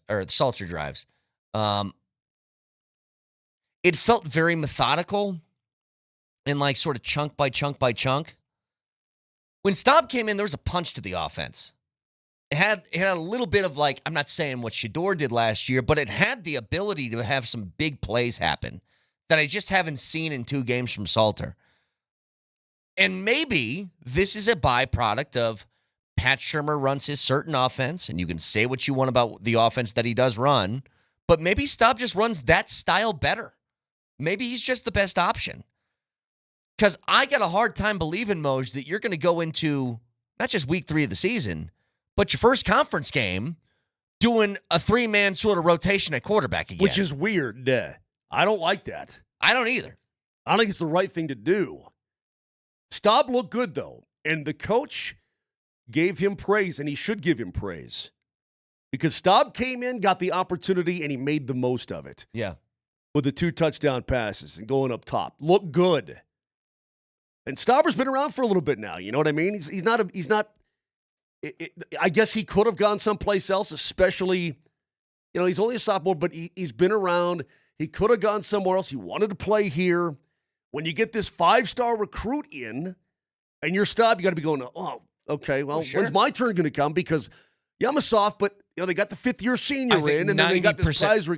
90% of guys would have transferred the second they saw Juju Lewis sign. Yeah, they would have been jumping in the portal. Yeah. And he didn't do that, and he got his opportunity now. Is he the best quarterback at CU? Coach Sanford would tell you that he is. Sanford did say that before Sanford this. recruited him for crying out loud, so he really likes him. Yep. We'll see. We'll see what happens. Either way, did it feel like a pedestrian 31-7 win over Delaware? I mean, is that what it felt like to you? No, it's similar to what happened with the Broncos game. With about 50 seconds left in the half, that's a 10-7 game. Yeah. Now, you got that quick score right before half that pushed it to 17-7, which made you feel a little bit better. Then you score coming out of the second half, which makes it 24-7. That masked a lot of problems, I think, early in that game. Again, you look at the final score, you're like, well, they covered. What's wrong? And I go, what's wrong is it took 29 minutes for you to have a double-digit lead on that team. And I know they were up 10-0, but still, it was 10-7 right before half. And Delaware is they're not crummy. I mean, But they they're just but they're- turned D1 a few exactly. years ago. They're not that great either. Um, You should have beaten the snot out of that club. yeah. Okay, that's what you should have done. When you look at the total yards, but the total yards between the two teams, remarkably Yes. similar. The difference is, again, you forced the turnovers, Mm-hmm. and the team that wins that battle most often wins the dang game. Look, Very unsad. Listen, I know Coach Prime was happy. To me, it felt like a very unsatisfying Buffaloes win. That's the theme of the day. I'm not satisfied, man. I can't get no. Because Moj, I can't get no. let's go to Fort Collins for a second. No, I don't want to. God, no. UNC got hosed. And when Look, I man. say the kid caught the foot, touchdown, catch, touchdown. Here's It's a touchdown. Here's what CSU fans are doing, some of them anyway. I think most of them are being honest about what happened on Saturday. But there's a few that said, see, look at this angle right here. You can tell he didn't catch it. There's one angle from some guy who was he wasn't with the TV broadcast. It was his own sort of camera. And he was just getting video. And he had video of the play. And I think from that camera angle, you could see it probably wasn't a catch. But the fact that I'm still saying probably is the key here. The kid got hosed. You know he did. I was blown away they overturned the call, and it felt like UNC got jobbed. Out of what would be one of the biggest wins probably in their history. Remember, I believe the only time that they got a win, they've recorded a win against CSU, was back in 1900 because CSU forfeited that game for some reason. Wait, hang on a second. So UNC was playing football 125 years ago. I believe that's the number. Can anybody from that era confirm? They were playing football. Len Dawson. Go to a history book. That's even too old for Lenny Dawson. Yeah, that is. We're still feeling effects of the Civil War. Think about this. Hang on a second. For both teams. And why would the Rams, the Aggies back then, why would they forfeit the game? Hang on. Okay. It doesn't even matter. The point is, that's 125 years ago. And let's just assume the starting offensive line averaged the age of 20 for UNC.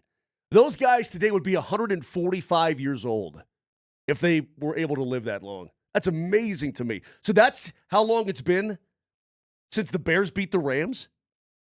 Yes. It's impossible. No, that's it. I've confirmed. I'm trying to figure out why they forfeited the game, though. It doesn't. Who cares? It was a dispute over player eligibility. Oh. That's why.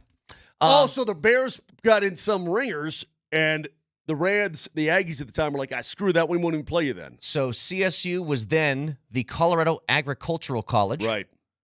They forfeited a game against UNC, which was then Colorado State Normal School. I love That's that, a man. real thing. That's awesome. But they got jobbed, and Fowler Nicolosi is not looking good. That's there's I sang his praises coming into the season after what he did last year, and the Rams had a good year. This kid is not playing well right now. He's all over the place. There's two big things here. Number one, Mose, you heard me say this about Dion, and I mean it. Coaches, once you get past your first couple of years, once you get to year 3, I think you need to have some real expectations for what your team is going to be, because this is going to set the table for what the expectations are for basically whatever's left of your tenure. Jay Norvell's in year 4. What's the matter? Some of these responses. The game is forfeited for the Black Plague. Dysentery. Scurvy. Oh, man. Everybody got scurvy on the Rams side, man. That's just so funny. That's funny. Who do you play for? Oh, I play for Colorado State Normal School. That's who I play for. They're normal. But That's Jay Norvell's funny. in year 4, man. And I gave him credit. I thought their game plan and what they did against Washington the week prior was good. Like, I thought they played really well. You got beat by a better team. It happens. There's no excuse for this. To come home and lay an egg in the last second No score excuse. to win the dang game when you should have lost it. Like, you had some pretty good vibes after that first game. Yeah, the Bears got hosed. Let's be honest about it. But here's the other thing, Moj. Norvell is like, we've met Norvell a couple of times. He's a very nice guy. He's somebody I root for. Because I like him. I root for him. I root for him too. I think he's walking a tightrope right now. I truly do. After a game like that, you need to have CSU in like competing for the Mountain West championship level. And if you're struggling here, that's a bad sort of omen for what's coming down the pike. And a big issue they have, Moj, the thing that should be their biggest advantage, one of the biggest advantages you can have in college football now, because nobody gets it anymore. They got a quarterback that's on his third straight year of starting for the same team. And Fowler Nicolosi turns the ball over way too much. Certainly does. He puts the ball in harm's way way too often. Certainly does. And, like, it happens every week. Yeah. And I don't know what you do with that now. I don't know what you do. I don't either. I really have no clue. And, again, this is a guy that, if he wanted to, could have portaled out, right? Yes. He could have. You said K-State wanted him, right? Was the rumor. Yeah. Kansas State was offering, like, hundreds of thousands of dollars for him. He said, no, I'm going to stay with my Ram brother. And I think that's admirable. In today's day and age, when guys want to get paid, that's admirable. You can't keep turning the football over like that. That's it. I mean, so yeah, 3 dubs, right? 3 dubs, but it just feels so unsatisfactory to me. All of them. None of it felt good. None of it. Again, this is a byproduct of having high expectations for your team, which is always a good thing. But just it left you 3 wins, and I feel empty. You know, it's like if you ate a meal. It's like you ate. What'd you eat? Ate chips. Just a full bag of chips. You don't feel full after a bag of chips. You feel like, ugh. I don't know, man. I mean, I ate something, but... I sat at the kitchen counter the other day with a bag of barbecued kettle chips. Oh, Moj. Dude, and I just housed those. I mean, I'm watching TV from the kitchen, right? Across the room, and I'm just housing. I am not above rolling through a full bag of chips in one sitting. I'm not above that. I'm just saying it's not a satisfying meal, okay? I would rather have, like, give me a fried chicken sandwich or something, okay? Cool. 303-504-0925. It is a Rally House Football Monday. Congratulations, by the way, to Legend High School's Riken Banks. He's our Athlete of the Week, presented by Backus & Schenker. Backus & Schenker loves Riken's passion and their passion for justice. Every Athlete of the Week is awarded a $150 gift card to Rally House. So tune in on Friday night at halftime of Legend in Arvada West for our next Athlete of the Week. We've got some issues. Dre Greenlaw did not play. Yeah. I thought Justin filled in admirably. Had himself a nice sack. Good. This Ingram thing. Concerning. That is very concerning to me. Let's not tiptoe around this thing. Let's get right at it. So we'll talk about some of the injuries from yesterday. Go back to just overall concerns coming out of the Broncos game for them on offense. And I do want to give a little bit of credit here. Defense was as advertised. I mean, they really were. Awesome. So a lot to talk about on this Rally House Football Monday. Stick around.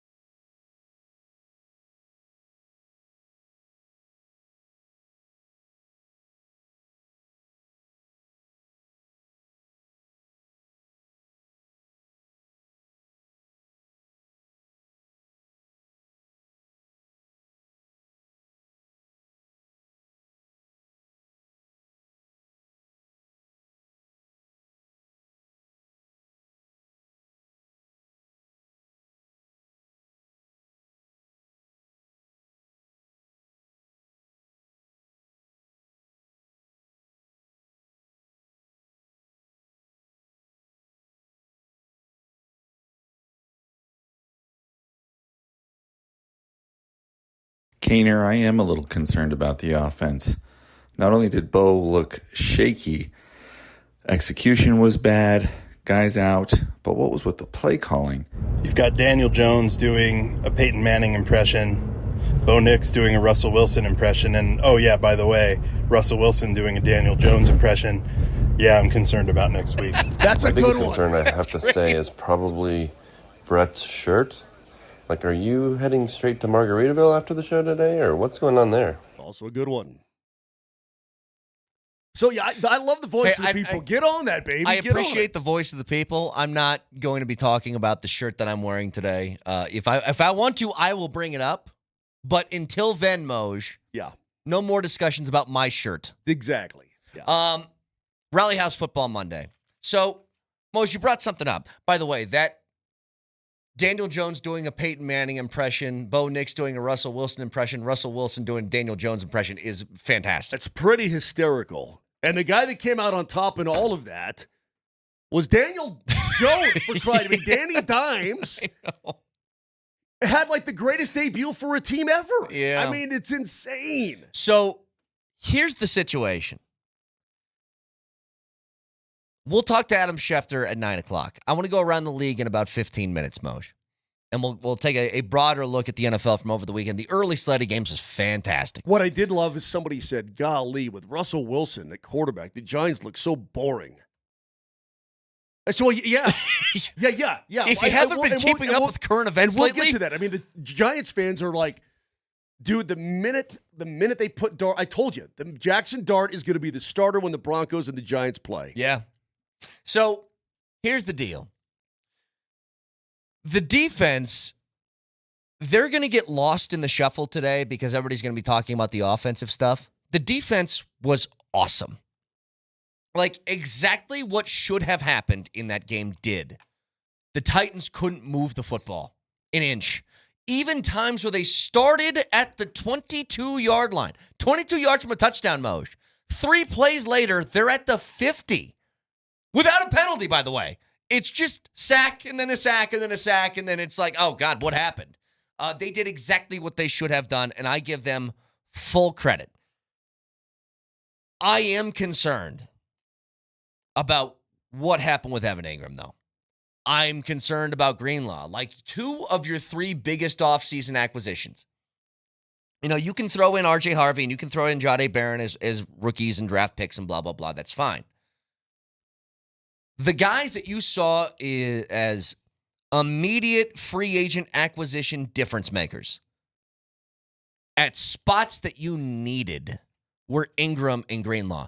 Hufanga, you saw it, Moj, brings a very, very nasty, physical, hair-on-fire presence to the secondary that I think was awesome to see.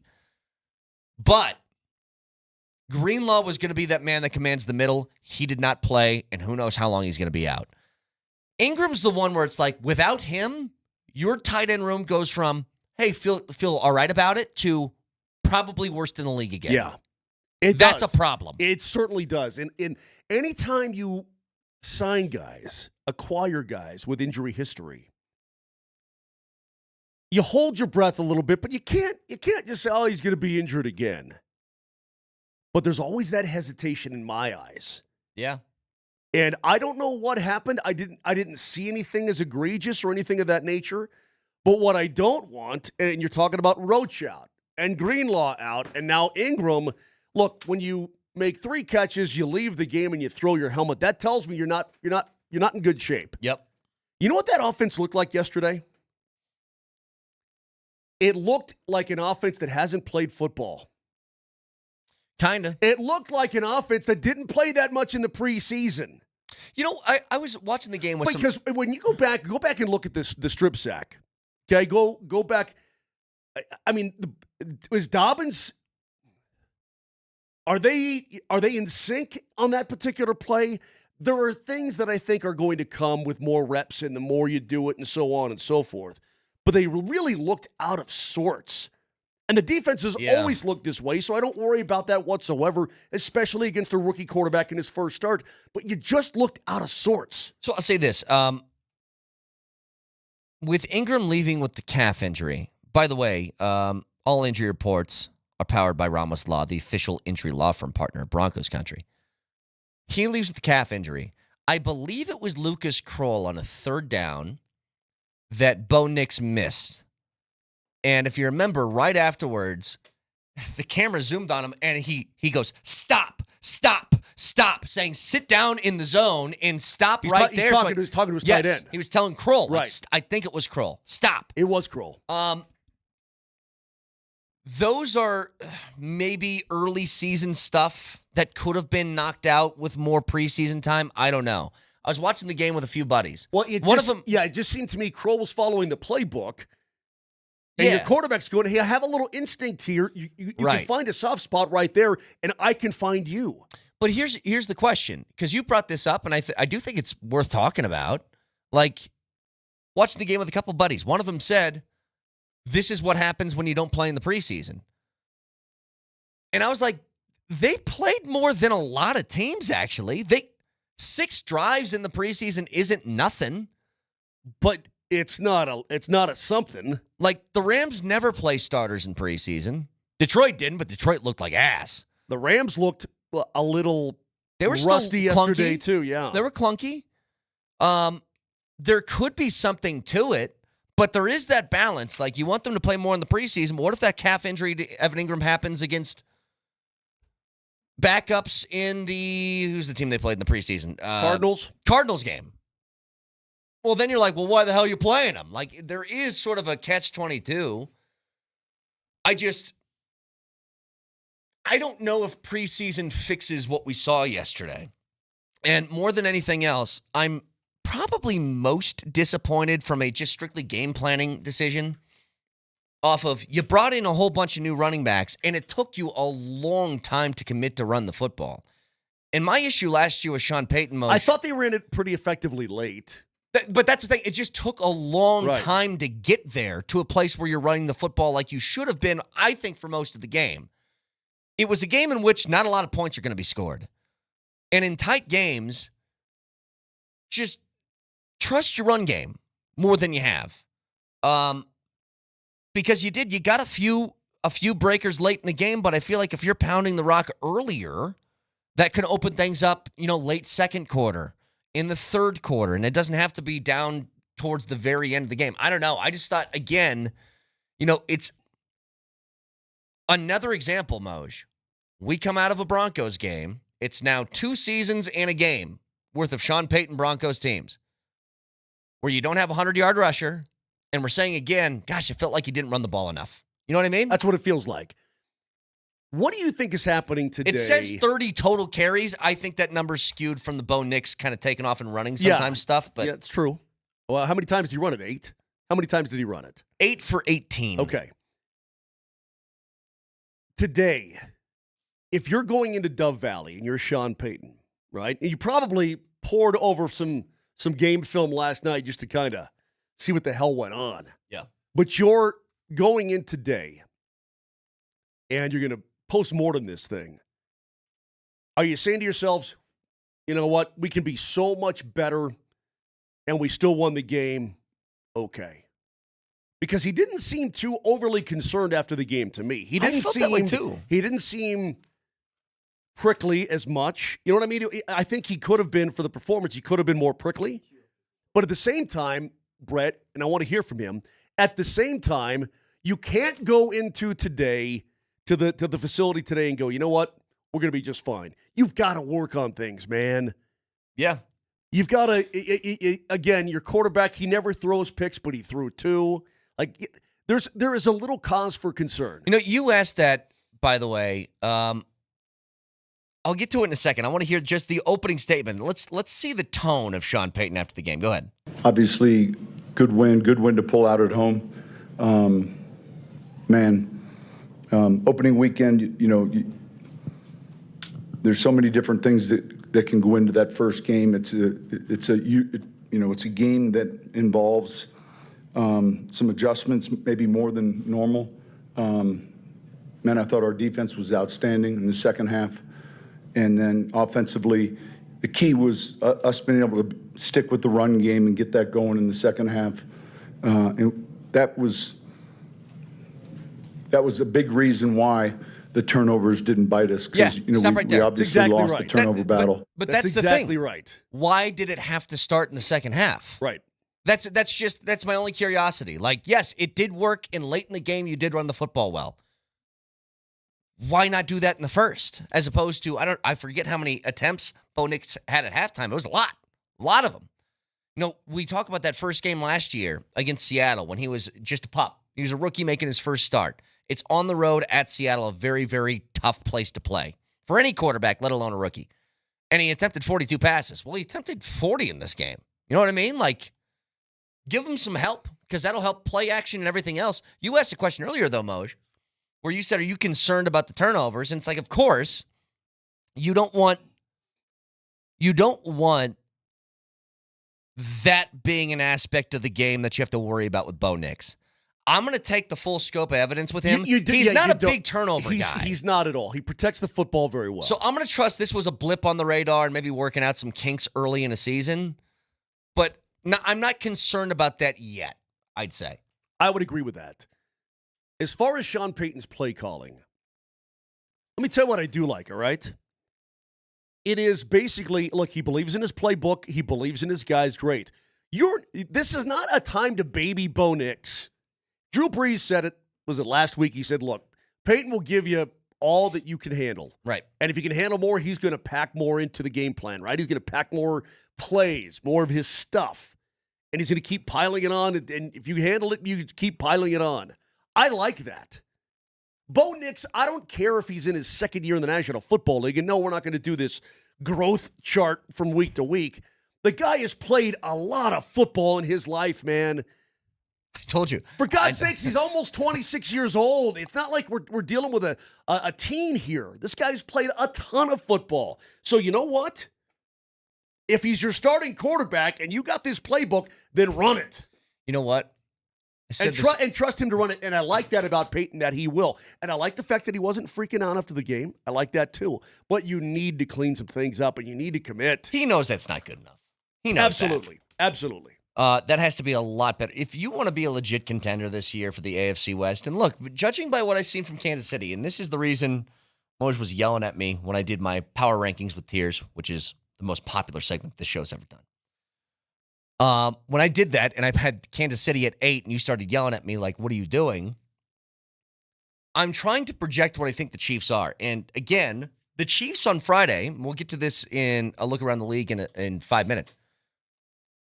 They looked exactly like I thought they would, which is an offense that really struggles. A good defense, but if you can put up some points on them, they're going to have a really tough time keeping up.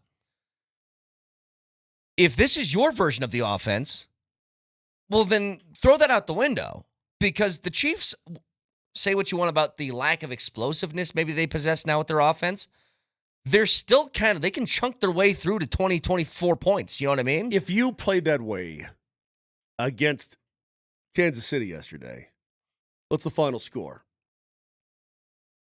Oh, KC probably wins 23-13 or something. Something like that. Yeah. Good teams will take advantage of what you did yesterday. Yep. They will hurt you. Fact of the matter is you got a stellar defense. Yes, you do. But the other fact is that you're dealing with a guy playing his first career National Football League. And he looked like it. And he looked like it. Not only that, Moj. And they got to him, and they got to him, and they got to him. It's a guy playing his first game with a garbage offensive roster. Correct. Like terrible. Junk. Their best wide receiver had like 3 drops. Calvin Ridley. Yeah, and he was targeted the most, by the way. Sure. I would target him the most, too, if I'm Cam Ward. Well, at least he can't say, maybe get me some bleeping targets in the bleeping first half before I bleeping, whatever he did last year.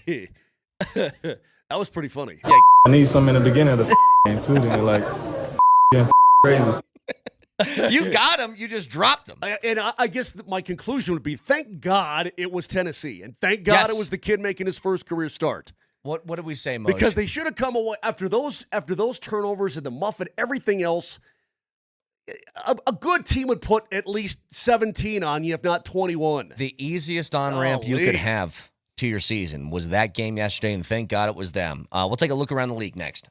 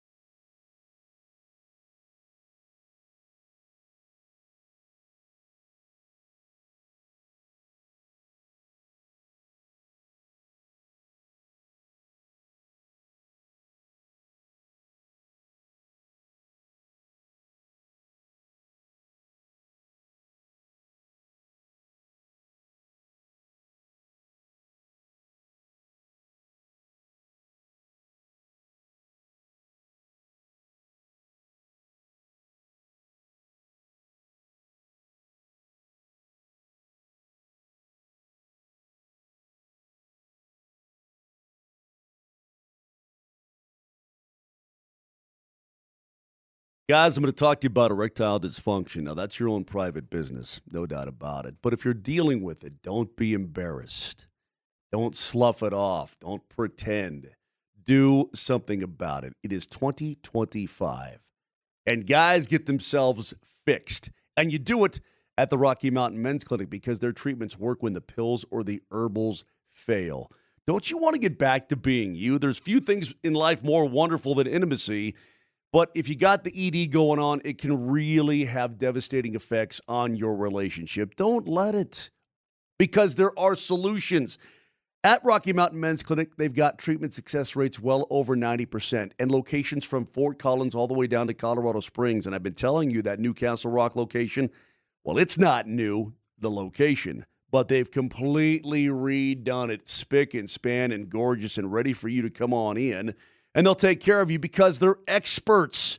They've taken care and treated tens of thousands of guys here on the Front Range in the last decade, and you could be next. The initial visit's only $99. It's an expert staff, and they're going to be having you back in business before you know it. So give them a call today, 720-440-7900. That's 720-440-7900, or go online at RockyMountainMen'sClinic.com.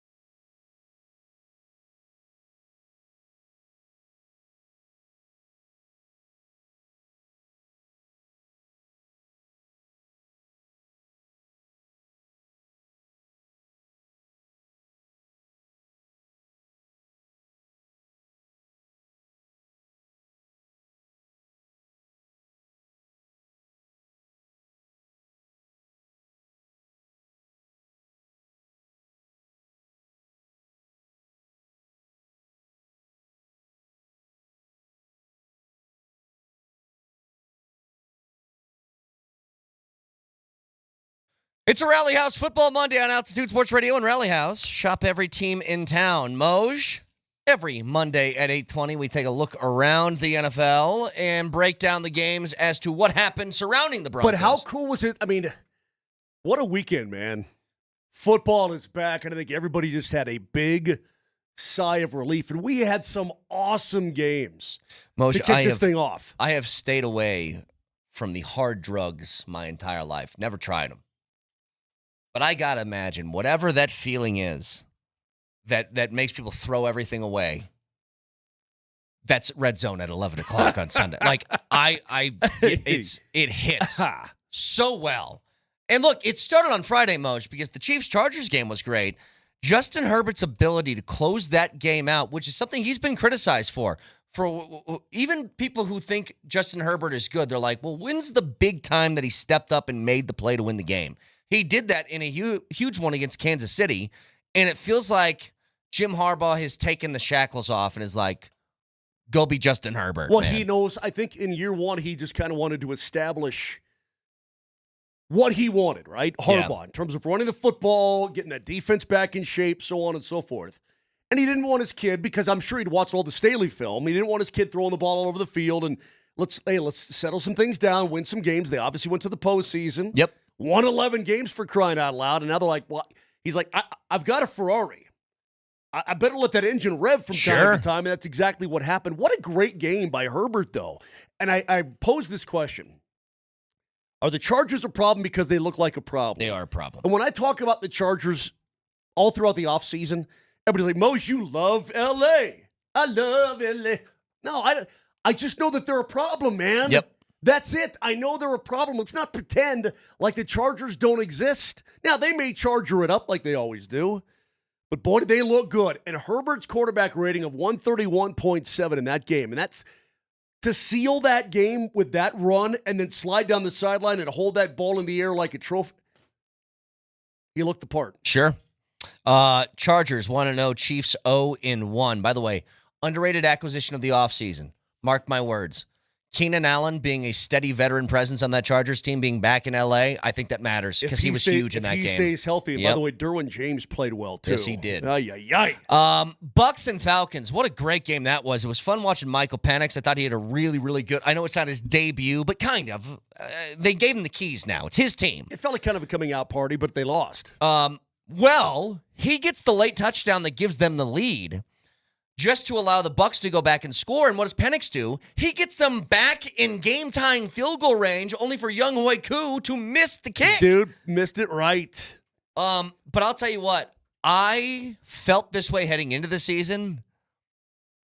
I want the Falcons to win that division. I like that team. They are fun. Did you watch Bijan yesterday? 100 receiving yards for Bijan, because he can do it all. You get him in open space. He had a little swing pass early in that game. Made a guy miss, hit the corner, and was just gone. I was like, man, that's fun to watch. But it's the Bucs division, I guess, until it isn't, and they start the year 1-0, and the Falcons are 0-1. The Cincinnati Bengals, we gave you the stat over on Friday. In 6 years, the last 6, the Cincinnati Bengals in weeks 1 and 2 are 1-11. They played the Cleveland Browns, who might be the worst team in the NFL this year. Who knows? And the Browns were this close to winning it. Barely. The Bengals edged them out 17-16 and get their second win in 7 years in weeks 1 or 2. But it looked like classic Bengals to start the season. It really did. Burrow did not play well. He did throw a touchdown pass. Flacco, though, again, helping him out a little bit. Couple of picks thrown. Neither team could run it was a really ugly game. Neither team could run the football at all. And when you look, honestly, Flacco threw the ball kind of all over the place. They needed to drop, to give the guys the money in Jamar Chase and T. Higgins. You would need 15 forklifts to drop the amount of money they got paid this offseason at their houses. And the leading receiver in that game was who? Jerry Jeudy for Cleveland with 66 yards.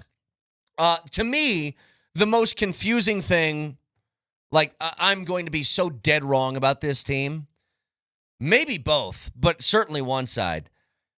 The Miami Dolphins are awful. They looked terrible. terrible. My God. They looked horrible. They got absolutely demolished by Indianapolis. The Colts won 33-8. Tua looked bad. In his defense, the Colts were all over him, dude. Yes. Later on this week, we'll break down the Broncos and the Colts coming up on Sunday. Mm-hmm. But they were all over Tua's bacon. All over it. Tyreek Hill, 5 minutes into the game, is screaming at people on the sideline because, of course, he is. But the biggest shock is Daniel Jones. Who was he screaming to or at, though? He's sitting on the bench. Everybody. It's like I couldn't pick out like one specific person he was yelling at. He's just sort of yelling into the wind. Yeah. And one of the offensive assistants is kind of sitting by him with the little clipboard thing and all. And I'm like, Tyreek, calm down, please. The biggest shock of that game is Daniel Jones on every single drive that he led for the Colts. It ended up in a score, either a touchdown or a field goal. Which, who'd have thunk that? So Colts 1-0, Dolphins 0-1. How about this? Another minor upset here. A lot of people thinking the Patriots are going to make a leap this year. They're playing at home against the Raiders, and the Raiders win 20-13. Ashton Genty didn't have this like amazing debut. He had 2 yards a carry, 38 yards on 19 carries. He also, I don't know if you watched any of that game. I did. Got caught up in his own feet. Yeah. You know what I mean? He did not have a good debut, but they still find a way to get it done. And you know why?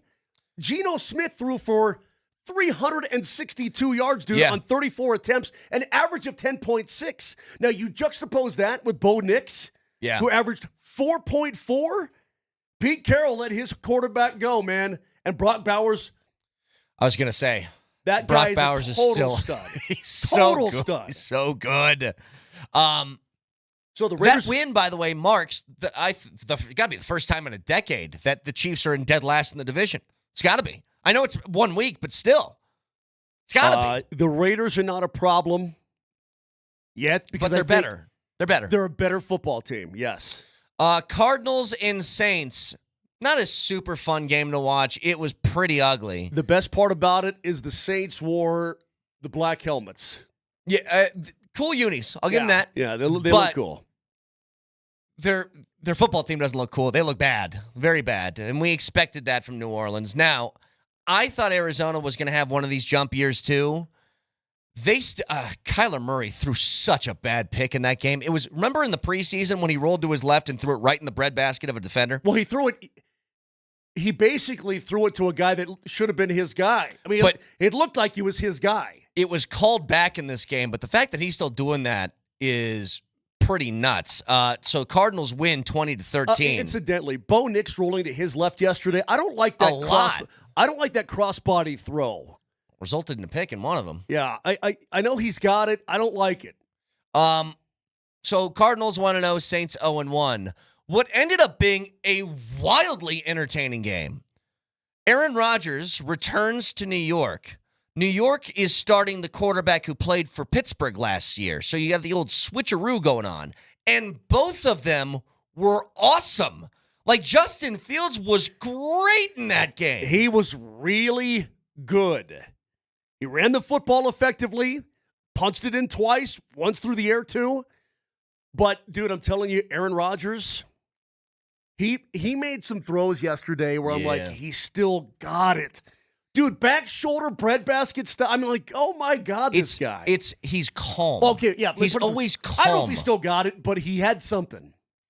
No, it looked better than last year, is the way that I'd put it. Now, this was a revenge game of sorts, because if you remember, Aaron Glenn didn't do him the courtesy of meeting face-to-face before telling him they're moving on. Aaron Glenn, by the way, I mean, for the Jets offense the last few years, how bad they've been, he's a defensive-minded guy. To have the offense look like that in his first game as a head coach, pretty impressive. Hey, their rushing attack with Breece Hall, I would take that on the Denver Broncos all day and all night. Well, Pittsburgh did not run the ball very well, though. This is what Aaron Rodgers had to say after the game.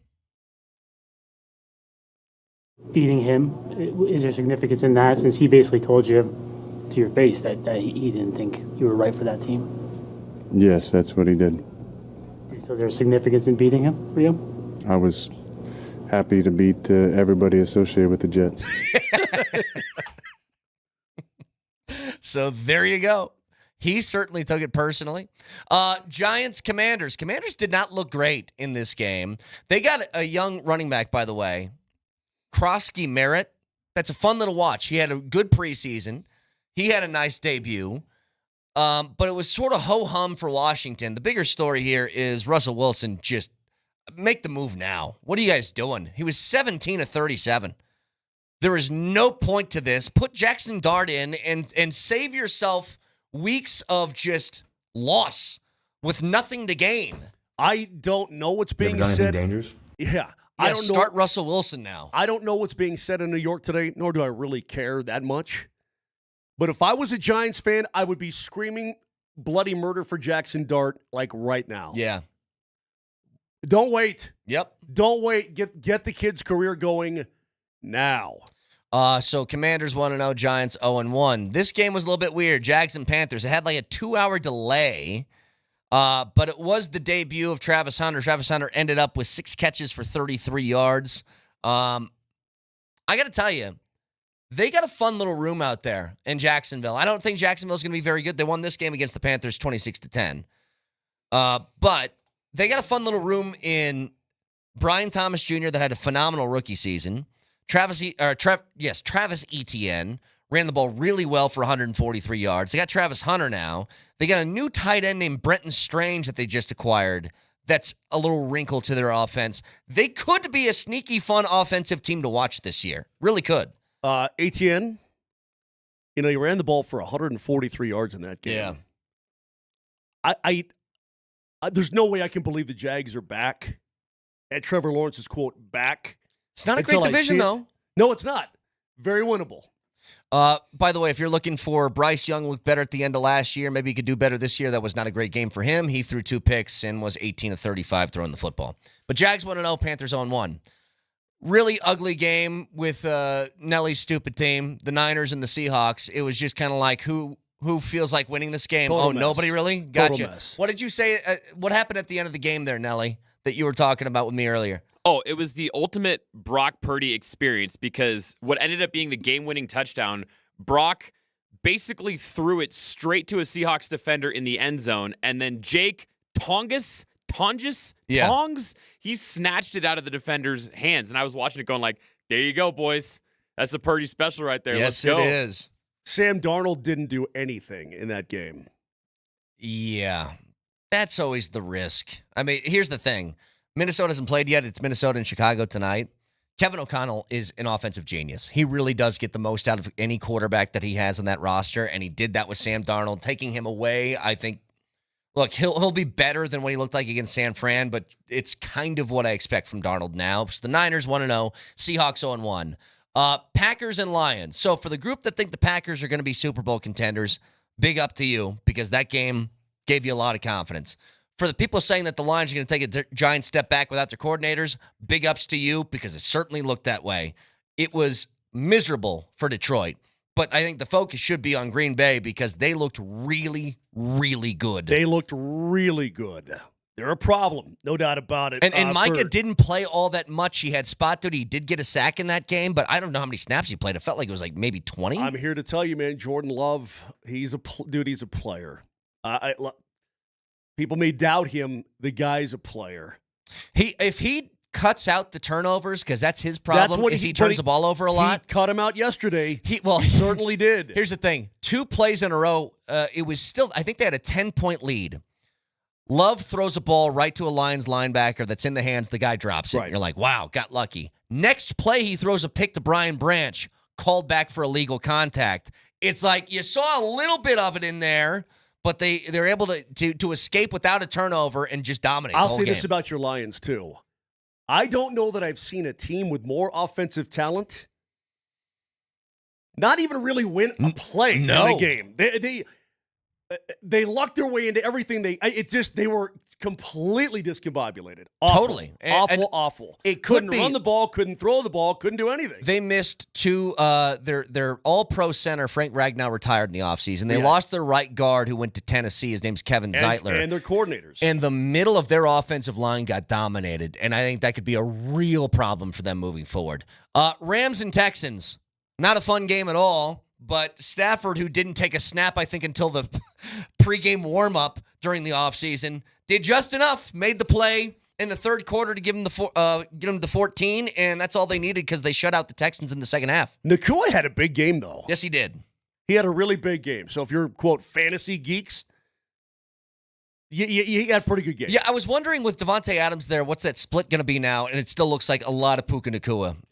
I mean, he had 10 Stafford's catches. I like him. I'm going to continue to throw at him. On the flip side, the Texans, who did feel like they took a little step back offensively last year, and C.J. Stroud didn't look as good, seemed to have the same problem. C.J. Stroud was bad in that game. He couldn't get anything going, as he had no touchdowns and a pick. And finally, a game in which both offenses would have destroyed any other team in the league by 30 because Derrick Henry got off. Well, Derrick Henry went crazy. He had 170 yards. Josh Allen went insane. Josh Allen threw for almost 400 yards in that game. Lamar Jackson had a rating of 144.4 and lost. They put up 40. Dude. Hang on. I want you guys to hear something. The Ravens put up 40 points. Lamar threw the ball 19 times. That's all it took. Now, I didn't think the Buffalo Bills were winning that game. I didn't think they had a shot until about 2 minutes left. And to their credit, Josh Allen does that late game magic that he always does. And who hits the game-winning field goal? That's right. Matt Prater steps in, hits the game winner. By the way, just quickly, this was Josh Allen post-game about the win. Hello, Josh. Honestly, I met him in the locker room 2 days ago. Talking about Prater. He showed me a video of his son playing quarterback. That's how we met. And today, before the game, he comes up to me, in the locker room. Before we even take the field, he just said, "Hey, I promise you I'm going to give you everything I got tonight." It's a guy that's been around the league for a long time, and I'm just thankful he's here for us. So I have one thought on this. It's because the regular kicker's hurt. Yeah. They had to fly him in via a red eye on Thursday. Yep. And kicks the game-winning field goal. I love Prater. I always have. I think the guy, he's money late in games. When he goes up to the quarterback and says, "I'm going to give you everything I got," I'd be like, "All right, kicker. You're going to kick the ball. That's what else are you going to give me? What do you mean? You're going to walk on the field and kick the football? What is he talking about?" He's a 41-year-old, man. That's what they do. That's what they say. I'm going to give you everything I got. Boot it through the uprights. That's all I need out of you. Is that everything you got? Go ahead and do that. But he did. And the Bills win in an instant classic. So that is a look around the league. Adam Schefter joins us in 20 minutes. Stick around.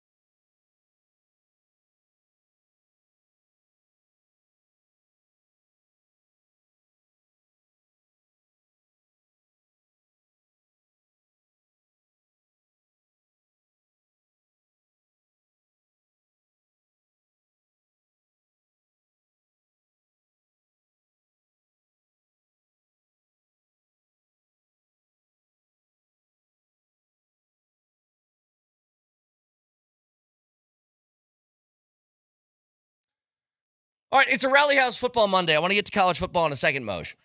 Was just having a conversation outside with our sales guy, Brandon, who is a Packers fan. And so I walked outside and I was like, let me have it. Both barrels. Your team kicked my team's butt. Go ahead and tell me. Well, we get talking about something. There was a play in that game in which I learned something. I didn't know this was a rule. And I want to know what you think about this. So Jordan Love throws an interception. The Lions are returning it for, I think it was returned for a touchdown, but a penalty nullified it and play didn't count. But during the play mode, Lions are returning the interception back the other way. And the second the ball got in the hands of Brian Branch, Aiden Hutchinson, head on a swivel, hunted out number 10, and was like, I'm going to kill the quarterback now. Turnover. Love's not a quarterback anymore. He's a potential tackler. Let's go hit the guy. So there's 2 flags on the play, one that nullified it before the interception happened, but Hutchinson was flagged on the play. You want to know why? There's now a rule. If the quarterback isn't actively engaged in a tackle, you cannot hit them after a turnover. We've seen that before, though. And I think that's ridiculous. Well, the way the rule is in there because of exactly what you just described. Yeah, the headhunter's coming out. He's on the, well, we've seen it before. Who was the guy? Remember, he was on the other side of the field. I mean, completely away from the football. And got blindsided, destroyed by a defensive lineman who's just like, I got to get me some.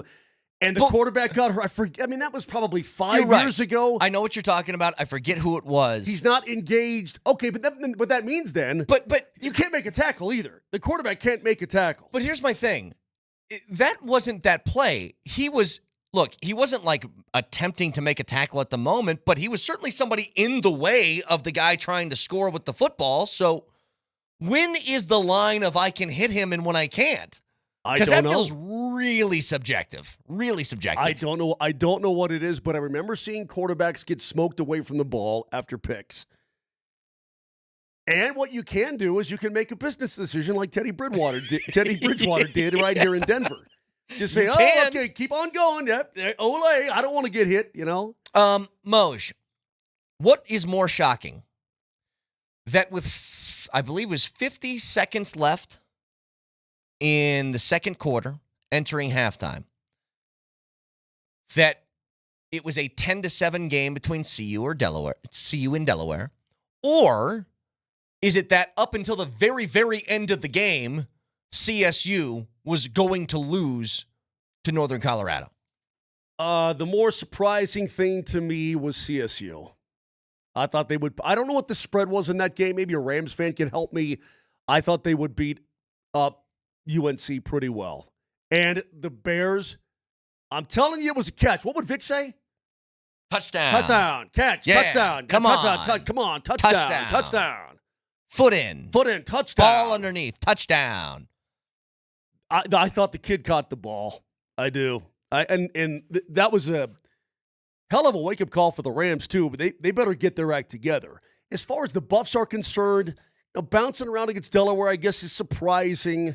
Staub comes in, though, and they kick butt in the second half and don't look back. You know, they've got to get some things in order before Houston, though. I don't think Houston's that great, but they don't look like it. They better get some stuff in order this week before they hit the road. That's a touchdown. It's a touchdown. We live in the world of HD TV, instant replay, rewind, watch it again, magnify it. My goodness, that's a touchdown. Toenail touchdown.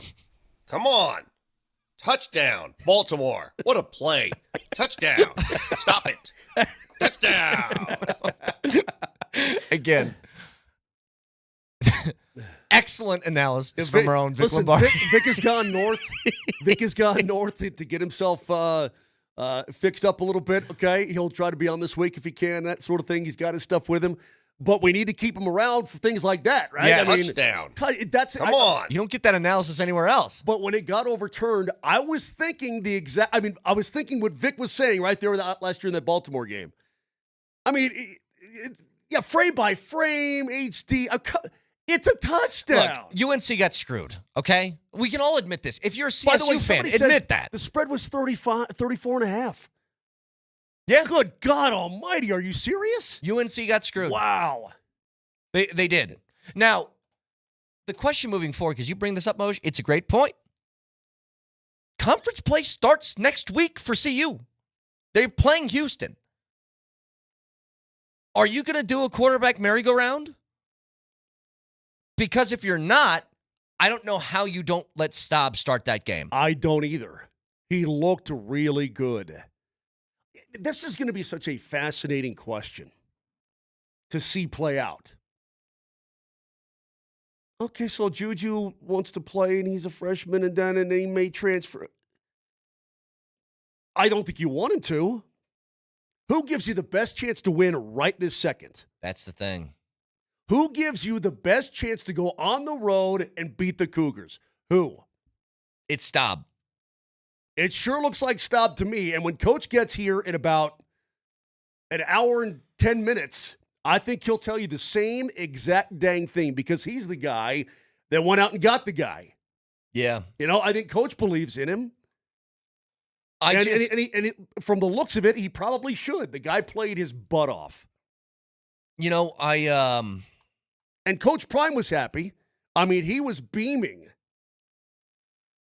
Gave him the game ball. He was beaming. Can I ask you something else? Was that truly his plan? No, I think you just threw everything out the window. Or Screw it. did he just chuck a dart and hit the bullseye? You know what I mean? Like, we knew the plan was this, that Salter was going to start and that Juju was going to get playing time. He didn't say anything about Staub. So it's one of two things. He didn't want to say it out loud before the game started, or it was a spur-of-the-moment decision that ended up working out. And I tend to lean towards the latter. Oh, I don't think the plan was to play Ryan Staub. I don't think the plan at all was to play the kid. I think it's, hey, Caden comes in, and yeah, we're going to see a little bit of Juju, and he didn't play that much, but he got his feet wet. Okay, good. They ran into a problem here, Moj. I bet you he wanted to play Juju more, but the score was 10-7. Yeah. Like, that was the issue. And then here comes number 16 to save the day. I don't think that was in the game plan at all. I guess the question would be, how do you not play him against the Houston Cougars? Because it sure seemed to me like that room was happy that Staub came in and played that well and they got the dub. Oh, yeah. And I don't think anybody in that football team cares who's who, except who gives us the best chance to win games. I think it's got to be him. And I am very, very hesitant about doing a quarterback rotation in games that really matter. Again, let's be honest here. Lost to Georgia Tech, stunk. Delaware game, yeah, you won by a pretty wide margin, but the game didn't feel right. At the end of the day, who cares? I'm not about the non-conference slate for CU. I'm about the conference slate. Right. It's about what you do in the Big 12. There can't be messing around next week. And Houston, I think, is more of the bottom tier of the Big 12 type of team. They haven't been super impressive against no-name opponents to start the year either. But I can't have this, what's our game plan going to be? Well, we'll just figure it out as the game goes by on who's getting snaps at quarterback and who's not. You can't do that during the conference. What I know about Delaware football, you could stack on the head of a pin. Yeah. But they spread the ball around a lot, man. Minucci. Hang on. How many different receivers did he hit in that game? Minucci. A lot. Bogdan, Big Don, Bagdon. 9 guys, it looks like. Yeah, 9 dudes. Buffaloes, man. That's the other thing. They better get it together. They better get it together. 312 passing yards on 18 completions. So, look, everybody's got concerns here. How about the big upset of the weekend, though? South Florida beating the Gators. South Florida, but if you guys haven't paid attention to the first few weeks of this college football season, let me tell you a little something about South Florida. South Florida might be a problem. They just beat Florida 18-16 in the Swamp. That's the team that absolutely thrashed, at the time, number 25 Boise State 34-7 to open up the season. Who do they play this week? Miami. Hey, Hurricanes, look the hell out. That's a good team, man. South Florida is fun. They are fun to watch, dude. They are, dude. I guess you have so much talent in Florida. I mean, you've got so much talent up and down the state that even it's like all the old Texas days. Even the leftovers can play, man. You know what I mean? Like, even those guys, the Bulls get, the threes and the fours and whatnot, and they can still play the game. One other thing real quick, because we got to get to Schefter here in 5 minutes. We experienced this. Do you guys remember first year of CU under Dion? 3-0, and they're heading into a big game. Who'd they play, Moj? You remember? 3-0. Yeah, it was, they got Oregon. Oregon, right. And Dan Lanning was doing they care about clicks, we care about results or something like that, right? And I took it personally. Well, the big game, that we had this on Altitude Sports Radio over the weekend. Oh, my God. Okie State was playing against Oregon. God. If you remember what happened before the game, Mike Gundy was complaining about they spend too much money. It's not fair. And Dan Lanning said, okay. And he went like this for 3 straight hours. Proving a point. He didn't have to beat them 69-3. 69, dudes! If he really could have, he would have put 100 up on them. He hates Gundy. He went full Spurrier. Because Steve Spurrier back in the day, that's what he would do, dude. He would just pile it on you and make you weep. He was like, I am going to beat you so badly, you will not think about saying another word again. It was, my jaw dropped. Whatever you think of Dan Lanning, and I know there's a lot of different opinions, first of all, dude drops bars at press conferences. He's got some great lines. He does. Second of all, he's a hell of a coach. And I'll say this. Everybody on Oregon got a taste. Yes, they did. Even the third, fourth string, everybody got a piece of the pie, man. Come back to this in a little bit. We got Unbelievable. Adam Schefter joining us next.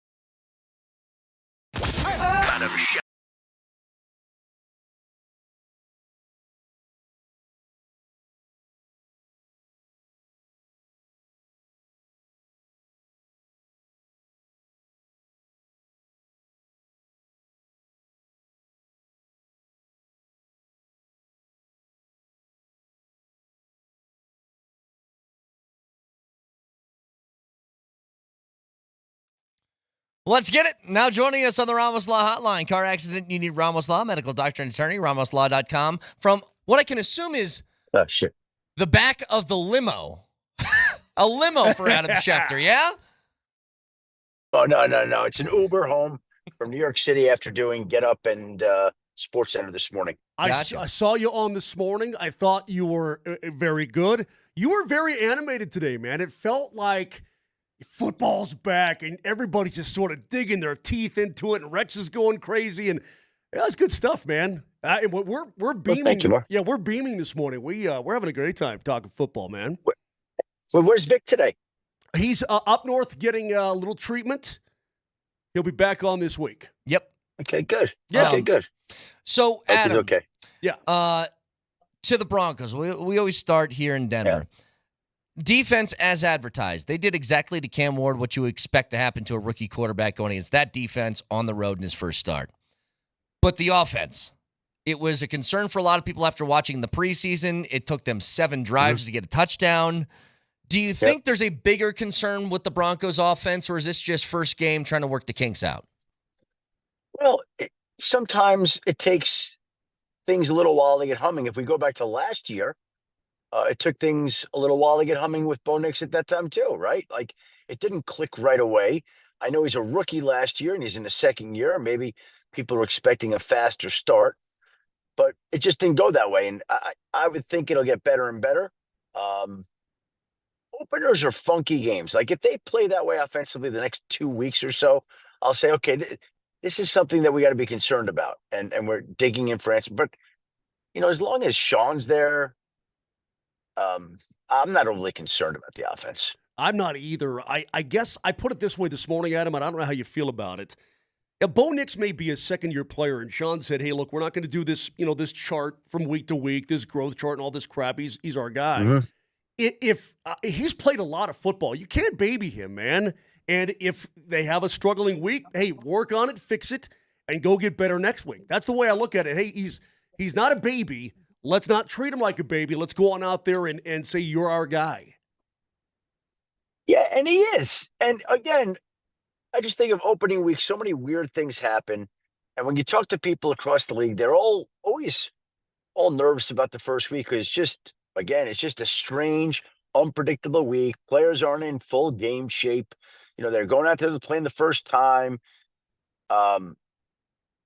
It's just different. And so I don't worry about how the offense play gets. I think they're going to be fine. What's the biggest shock from week 1? Good or bad? Thinking, you know what? I'll tell you what I think is where there are some alarm bells going off. The Detroit Lions. And I say that because they've been such a great team and they've been so good for such a while now. But the problem or the issue, it's not a problem yet, but they lose their 2 coordinators. And everybody wondered about what it would be like to lose Ben Johnson to the Chicago Bears with him making his debut tonight on Monday Night Football, Aaron Glenn to the New York Jets. And they have John Morton, who Denver knows well, taking over as the offense coordinator. The offense did not look very creative or imaginative on Sunday. We had Jahmyr Gibbs catching 10 passes for 31 yards, which is the lowest amount of yardage that an NFL player who's caught 10 passes in a game ever has had in NFL history, which is amazing to think about. And I just look at it like Ben Johnson meant a lot to that team. He brought a lot of imagination and creativity that's not there. They get beat up pretty good in Green Bay. The offense looks flat. And now the Detroit Lions turn around and go to Baltimore on Monday night. Ugh. So I wouldn't want to be facing the Ravens in their home opener when they were 0-1. But that's the task that the Lions now will have. I love a good redemption story. I love a good comeback, rehab, whatever you want to call it. And I love seeing Baker Mayfield become the man there in Tampa. Mm-hmm. But my God, the Broncos' opponent for next week, I could not have predicted that Danny Dimes would set like a modern NFL record with scoring drives for the first 7 drives of the game. Every time he touched the football, they were putting points on the board at him, and that knocked me over with a feather. I didn't see that coming at all.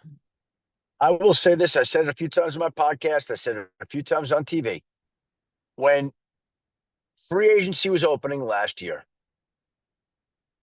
there were a couple of people whose opinions I hold in high regard on teams who told me that they had an interest in going to sign Daniel Jones as a potential starting quarterback. And I was like, really? And they're like, yeah, he's good.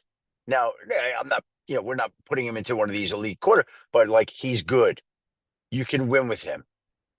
I'm like, okay. And by the way, the Colts gave him $14 million. They paid him more than the Steelers paid Aaron Rodgers. And I just thought, wow, I didn't realize that people had this opinion of Daniel Jones. But they did. And he went out yesterday. And they have some weapons on offense too. Jonathan Taylor can run the ball. Michael Pittman, Josh Downs, and the rookie tight end Tyler Warren targeted him 9 times yesterday. And it looks like, I'm not going to make the comparison there, but it looks like he could have a similar kind of effect to what Brock Bowers had in his rookie year in Vegas. Adam Schefter with us, and all conversations with Adam are brought to you by Colorado Credit Union. Love where you live, love where you bank at CCU, or at Colorado Credit Union. Join today at ccu.org. Adam, it was a hell of a game last night, but if we go all the way back to Friday, Friday was also a great game. The Chargers looked like they looked like they put something together here where maybe they had a little bit of handcuffs in year one under Jim Harbaugh with Justin Herbert, and maybe he's unleashing those a little bit. The Chargers should be a pretty big threat in the AFC, shouldn't they? I wouldn't say should be. I would say are. They are a threat in the AFC West. And right now, if we look at the AFC West today, amazingly enough, the only team in the division that doesn't have a win after week 1 is the Kansas City Chiefs. Yeah. So the Raiders are 1-0. The Chargers are 1-0. The Broncos are 1-0.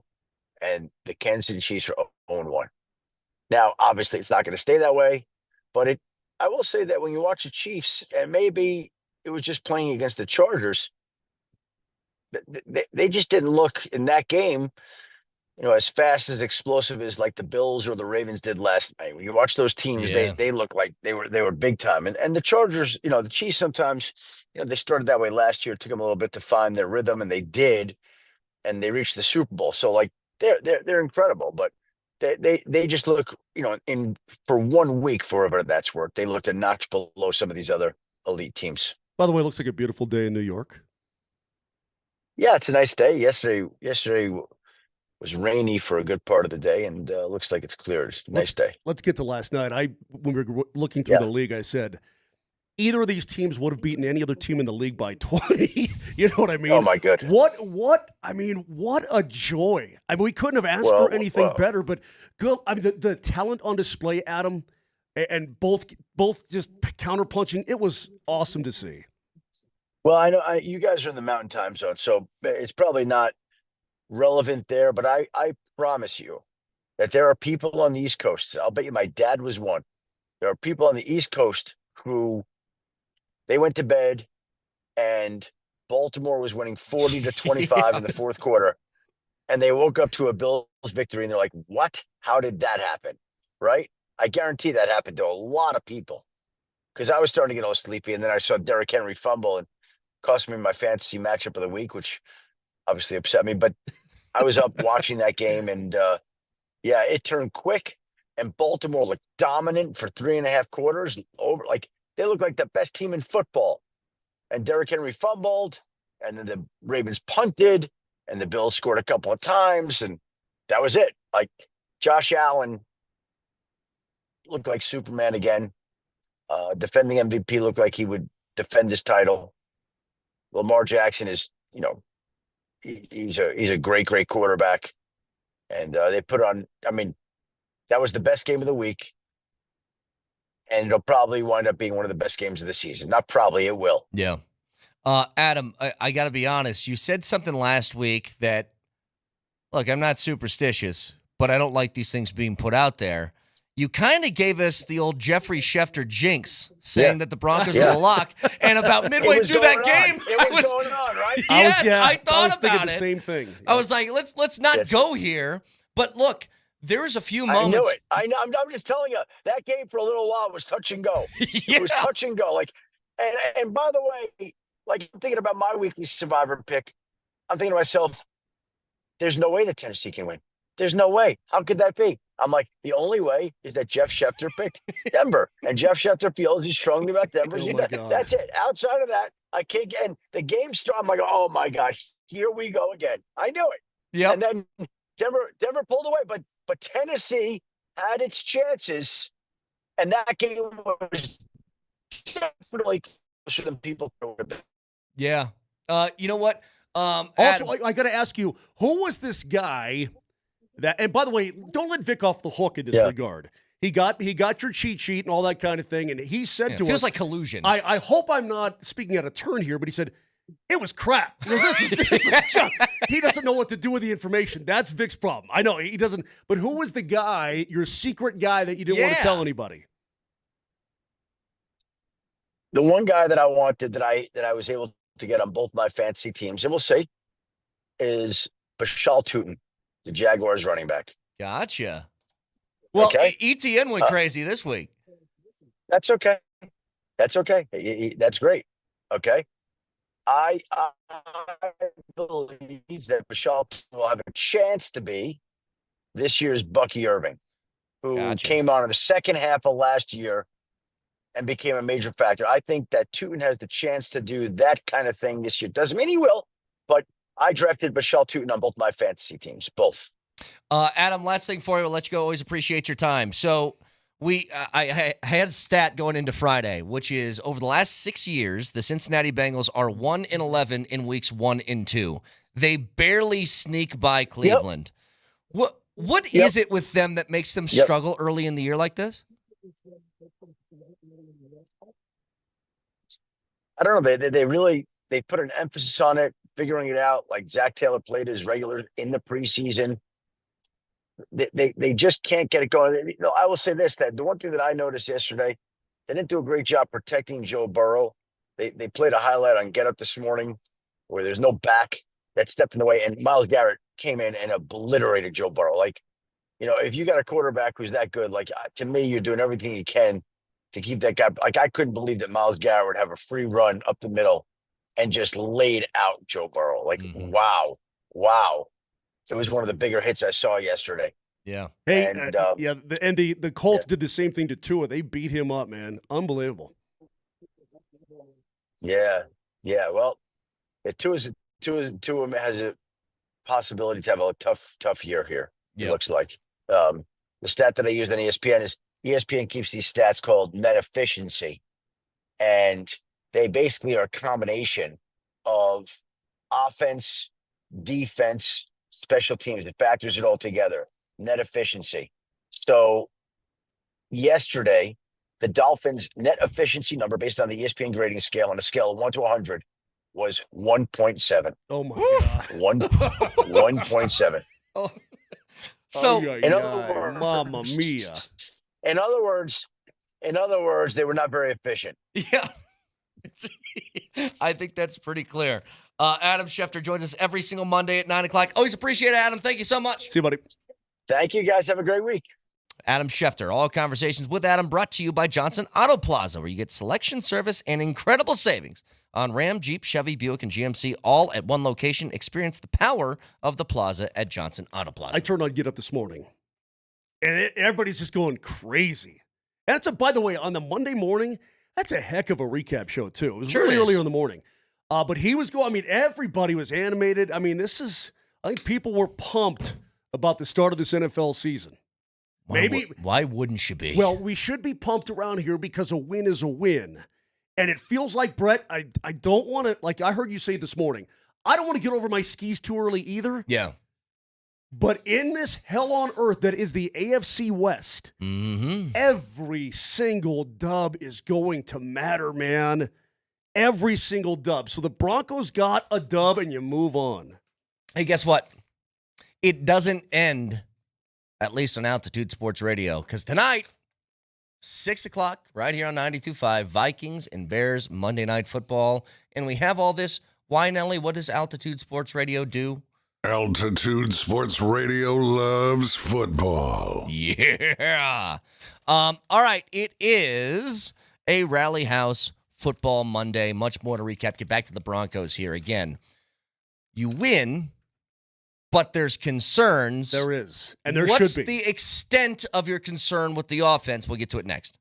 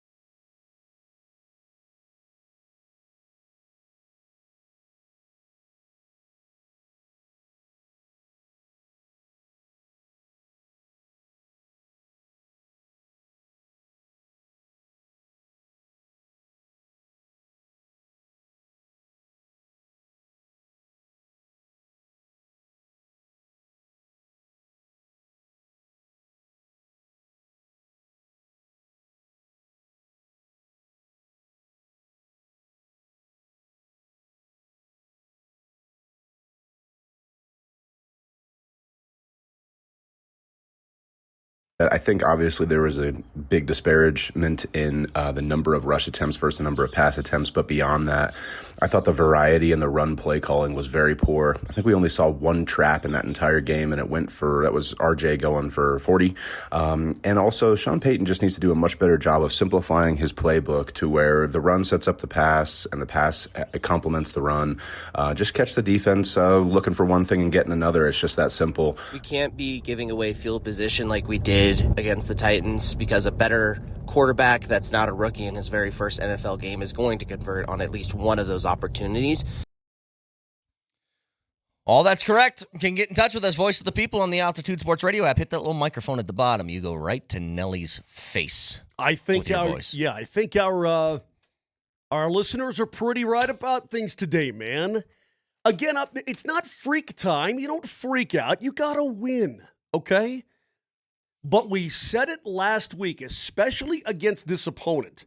The defensive side of things, Brett, I had absolutely no doubt in my mind that we were going to get exactly what we got. Rally House Football Monday. On the offensive side, though, this can't happen, dude. I mean, look, we said during the week, style points are going to matter in this game. Yes, they are. A win's a win. But I'll go back to it, Moj. I said this on Friday. I warned you. We could very much be facing a situation on Monday in which the Broncos win and people aren't happy. And I think that's what you got. I mean, look, you're happy with the win. You're 1-0. It's great. The Chiefs are, for the first time, solely in the cellar of the AFC West since Eisenhower administration. Okay, great. But you had a certain set of concerns heading into the season. This is why I'm not happy. The running game was better at the end, but there was a lack of commitment at the beginning that I didn't like. There was a lot of Bo Nix checkdowns, and they just aren't working. If you want that as an extension of the running game, it's not working well. But here's the big thing. The two big ones that I did not like heading out of that game. Number one, Bo Nix, yes, he turned the ball over. He's not a turnover kind of quarterback. This will not be a regular thing for him. I think that's a blip on the radar. I'm not overly concerned with that. I'm more concerned with he missed the open receiver. And when I say missed him, I don't mean like he made the throw and made a bad throw. He just didn't see it. Like he made the wrong decision. Those are things that concern me more than a lot of the other stuff, along with there's really one guy that is, you put him on the roster, you're okay at that position. You take him off, you're terrible. And it's Evan Ingram. Yes, like you didn't have Greenlaw, Moj, but you got by. You still had Singleton. I thought Sternad filled in well for him. He's obviously not Greenlaw, but he played well enough. You can get by with that. You had the worst tight end room in the league last year. You brought in Evan Ingram, and now it's at least decent. And Evan Ingram goes down with a calf injury, spikes his helmet on the sideline, never to be seen again. And this is probably, we haven't heard anything, but I would assume it's a calf. It's a multi-week issue. What's the story with Roach? Roach has a calf, grade 2 sprain. He's out anywhere from a month to 2 months is the general diagnosis. So if we're talking about your prized acquisition at tight end, who is going to be all over the formation, who's going to make things much easier on Nix and the passing game, right? And then in conjunction with the running game. Dude, if he's out for weeks at a time, this is a problem. This is a big problem. Now, I don't know what happened. I didn't see it. I'm dying to know. We're going to get some more information, hopefully sometime in the next 24, 48 hours. Yep. But the one thing that the Broncos had going for them so much last year was health. And we're already seeing all this stuff, creep its way in. Starting with Sanders, then to Greenlaw, who didn't practice at all this summer. But you know what? Like it's very concerning to me. Let me tell you something though. Every team deals with injuries. We all know that. Like the Broncos weren't going to have all 53 guys ready every single week. We know. The Greenlaw one, honestly, they haven't had him all offseason. They would be as prepared as they possibly could have been to go into that game without him, and it looked like it. They were fine. Ingram matters a lot. And forget the Joker stuff and what that. I didn't see a lot of Joker things even when he was healthy at the beginning of that game. It's just having the threat at tight end that now goes to Lucas Kroll and Adam Troutman, and you're like, Trying to find a goddamn Joker. Like, that's the missing sort of security thing that you can have within an offense that they haven't had in forever. And I thought it was a huge part of what this new version of the offense was going to be. Now that's not there. And so it's a lot more pressure now on Troy Franklin. It's a lot more pressure on Marvin Mims. It's a lot more pressure on the running backs. It's just more pressure on everybody else. And that's the problem. By the way, I wondered what the role of Mims would be within the offense because I think he's just too unique of an athlete to not give him the snaps, Moj. He played in about half of them, which I think was kind of expected, but there didn't seem to be like a package of plays for him specifically. I know they tried on the 4th and 8, the big bomb to him, cover 0, didn't work. There's just a lot of stuff where just like left me wanting a lot more. A lot. They spread the ball around a little bit. I mean, most targets obviously went to Cortland, and rightfully so. He's your number one. But Mims had 3 catches for 12 yards. That's incredibly pedestrian. Yeah. Targeted 4 times. For a guy who is a fly pattern kind of guy, theoretically, and a guy you wanted to get maybe even in the running game, some handoffs and end around, whatever it is you wanted to do, move him around the formation. You certainly didn't do any of that in game 1. And so, again, if he's got this special, unique set of skills compared to other guys on his roster, why do you not have the utilization of it? I can't wait to talk to Leggy coming up on Thursday, for crying out loud. I'll tell you what, the thing I had a huge problem with, and this falls on Peyton, I think there was a game plan problem. And let me explain. I'll give you a couple examples of reasons why Sean Payton, I think, didn't have his game plan up to standard. Here's one. It took a really long time for these play calls to get in. That game, I think, was in the first quarter. So they're making a call, which is giving you like an extra 25 seconds, and you don't get the play in time then? That shouldn't happen. And maybe that's early season kinks. I have no idea. The big one, though, and I think I know the reason for it, end of game. You're up 8. You're at the 36-yard line, and it's 4th and 8. Kick the field goal, the game's over. You hit the 53-yarder. Sean Payton decides against it. We'll play the audio as to why in a second. I'll give you the reason why that he's not going to say in the press conference. Because bleep you, that's why. Because I'm pissed off. My offense looks like crap. I want a big play. I want something positive to happen. And I'm going to trust. And here's the dirty secret. He had zero fear that even from the 40-yard line, the Titans were going to come in and tie the game. Correct. He had no fear of it. Correct. So he's like, let me try and get this play off. I got a play that I like against cover 0. But more than that, I just want my offense to do something. And it turns into... Honestly, if Nix makes the correct read, then what? Well, then good for you. Well, but I'm saying that it would have worked. But instead, Nix goes 360 no-scope, YOLO ball, woo! Spins around and hucks the ball 50 yards in the air and overthrows Mims by 10 yards. And then Tennessee gets the ball back with theoretically a chance to drive down the field, get a touchdown, and tie the game. They were not going to do that. They weren't. You know they weren't. And you know what? And let's hear Peyton again. Let me go back to it. Here's Sean Payton's explanation on why that happened. Right there. So you ready? Again, pause plenty now. of time to think about it. Pause. That gets me every time. So you ready? Everybody ready? It's the question that he knows is coming. He's got the full double barrel answer for. Ready to and go. Like, pull up a chair.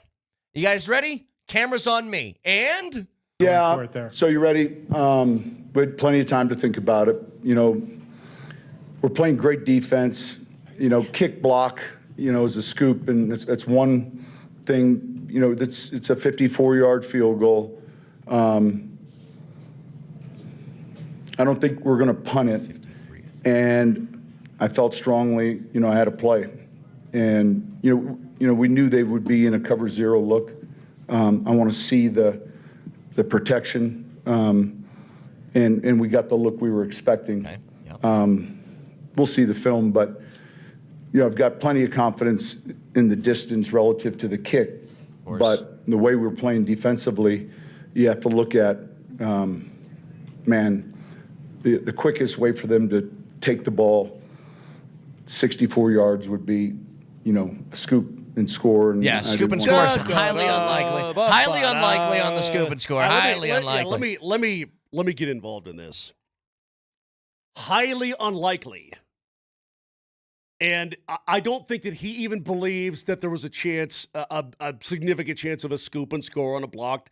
I guess you're taking away all those variables. And to his defense, he did find a play that didn't work because your quarterback didn't execute it, but you did find a play. Yeah. Okay? And you're right. It was also a, hey, blank you're gonna run this because you guys have been pedestrian all day long. Yeah. He's also correct. His defense was flat out balling out. And you know what? If I'm Sean Payton, and to have the luxury of just throwing them back on again, knowing that the rookie is not, although the rookie he made some plays. There were some drops, dude. I'm not saying they would have gotten to the end zone, but either way, if they made a couple of catches, the second throw. Out. So the first throw on that final drive from Cam Ward hit Calvin Ridley right in the numbers, and he just dropped it. And that was like a 25-yard throw. Right. Could have been a big play. Drops it. The next play, Moj, was even more impressive. Cam Ward's in the pocket. I don't even think he stepped up. He just kind of sidearm whipped a bullet right to Okonkwo, whatever. And he dropped it. And they're like, okay, so you guys are screwed. But the answer is just this. A texter says, why doesn't he just say our defense was going to stop him no matter what we did?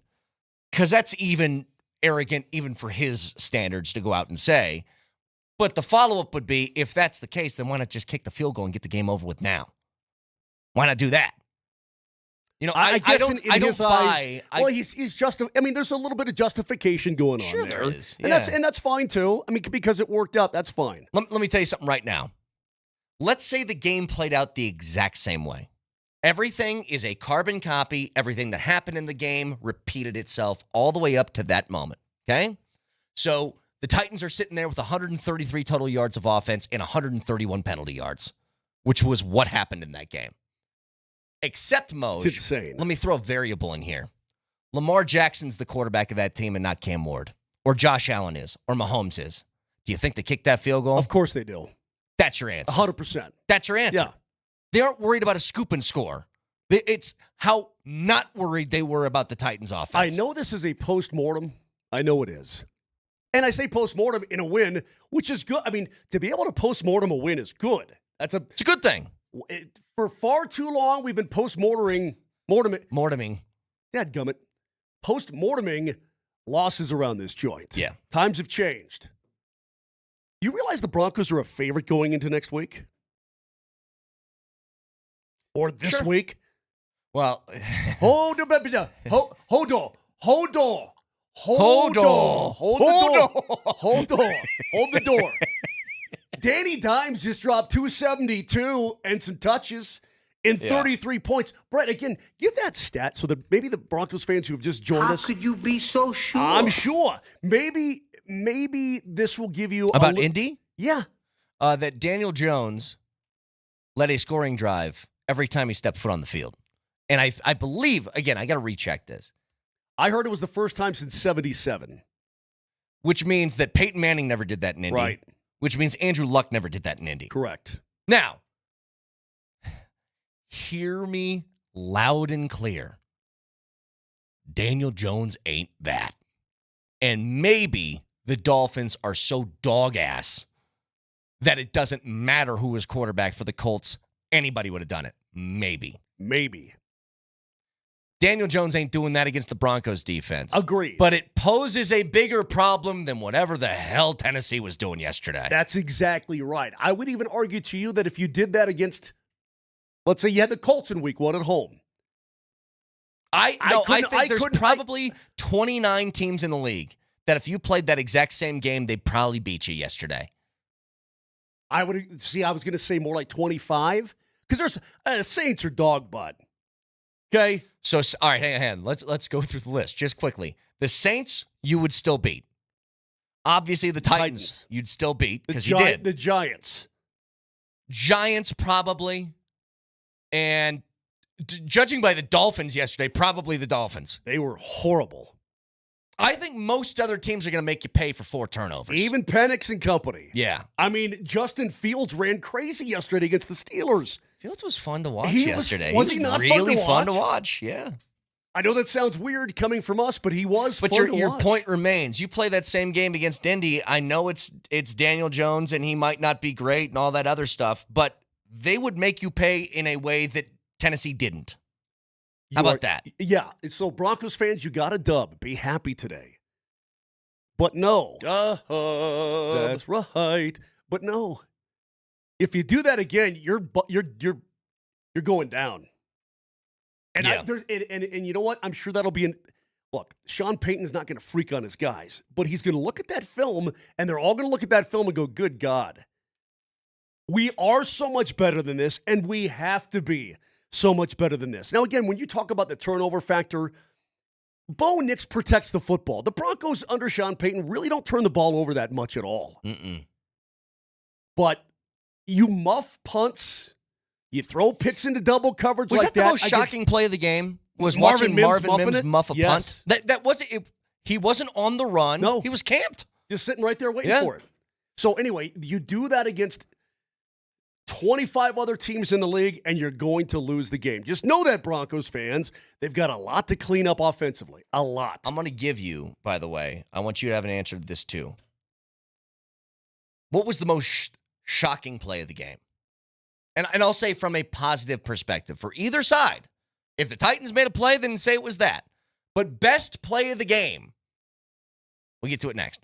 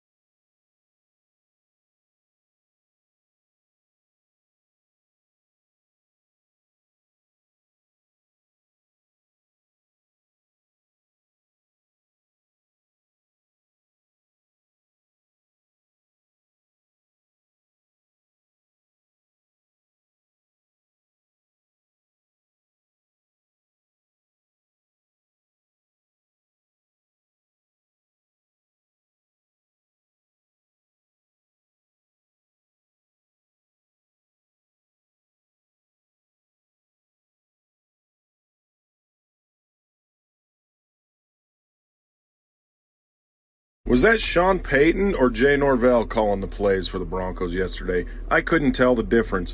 Run the damn ball. God, I love that. Baby. Is there anything better than run the damn ball? I agree. I agree with it. Run the damn ball. Look, in Sean Payton's defense, they did in the second half. First half would be cool too. That's all. Like, it takes, when you have a threat, an actual home run threat, and that is R.J. Harvey. We saw it. It takes touches to get the home run ball occasionally. And that 50-yarder, Moj, that's like maybe the first time you felt kind of comfortable in that game, right? Is once that happened, you're like, okay, can breathe for a second because the offense did something, but it set them up. And again, J.K. Dobbins, his quote after the game that I got from Zach Stevens of DNVR, what's the difference between the offensive start to his touchdown run and the Broncos doing better? He said, ran the ball. We ran the ball. We have to keep trusting in coaches' play calls. I feel like we've got a good O-line, good rushing O-line, but we've got a really good running back room. That's what he said. Now, play of the game. The play of the game. Because there's a couple options. Right away, Benito was awesome. Right away. Benito, I think the Jonah Ellis sack was huge. That was a huge sack. Because that took them out of field goal range, which would have given the Titans the lead at that point.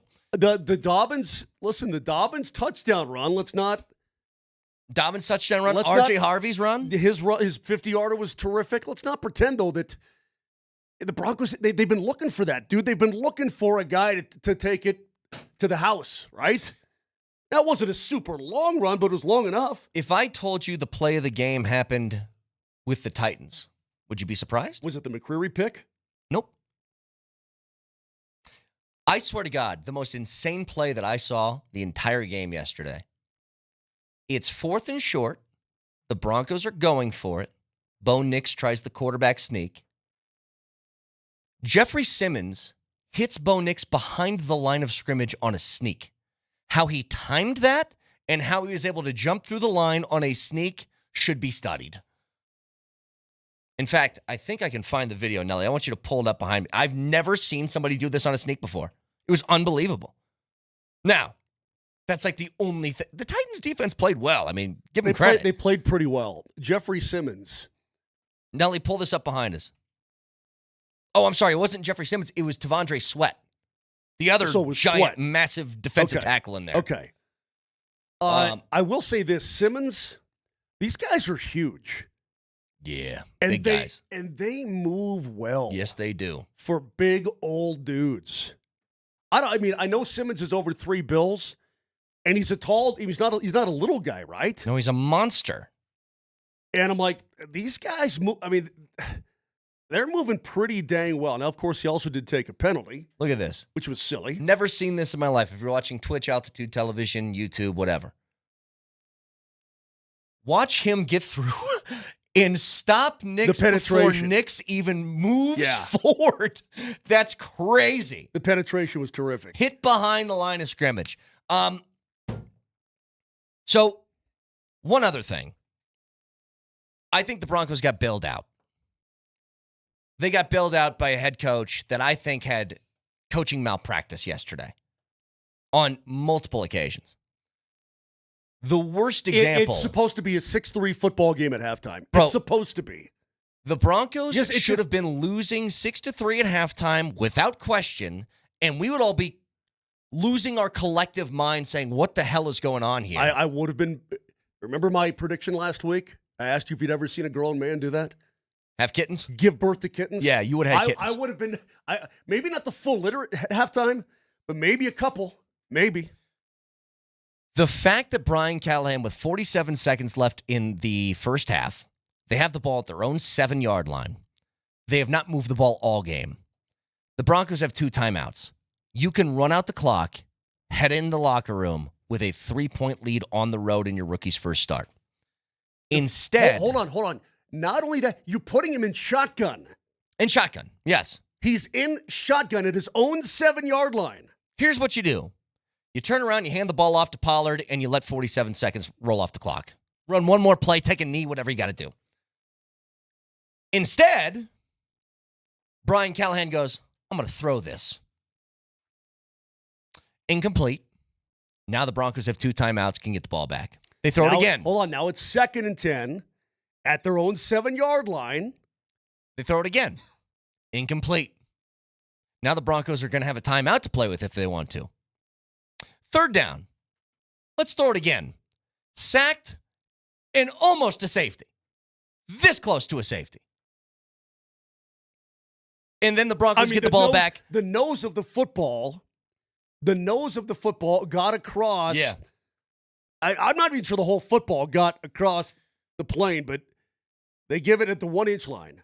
I mean, in any event, dude, but you're stacking your punter up at the back of his own end zone with no room. They punt. So dumb. Short field, 1 play later, nicks to Cortland Sutton, touchdown, and then you're feeling a lot better about yourselves. It's that moment that was just ruined. The other big-time sort of sequence, Mims muffs the football. It's a 13-12 game. He muffs the football. They get it at the 22, almost like in the red zone to start your drive. All you have to do, if you want the lead, all you've got to do is run the football. You could have taken 3 knees and then had the lead. Instead, was it 2 or 3 sacks later? At least 2, finishing with Jonah Ellis. And they went from the 22 to the 49. Out of field goal range, Broncos keep the lead. Like, those are 2 moments, 10-point swing and an 8-point win that would massively change everything. So Ward got sacked on 2nd and 8 at the 22. Yes. He got sacked for Ellis got him for 16 yards. Well, that was, yes. Right? I thought the Ellis one was 3rd down. That took them all the way back because he started running backwards. I think that was 2nd down. Okay. 3rd down was Allen for -11. It's just, they were so dumb. Yeah. I mean, they were just, you sort of got gifted. You got gifted stuff, okay? I mean, the bad team did the bad team stuff. That is exactly right. And that's why they're bad. That's why a Tennessee Titans team that could win 7 games, maybe 6 games, wins 3.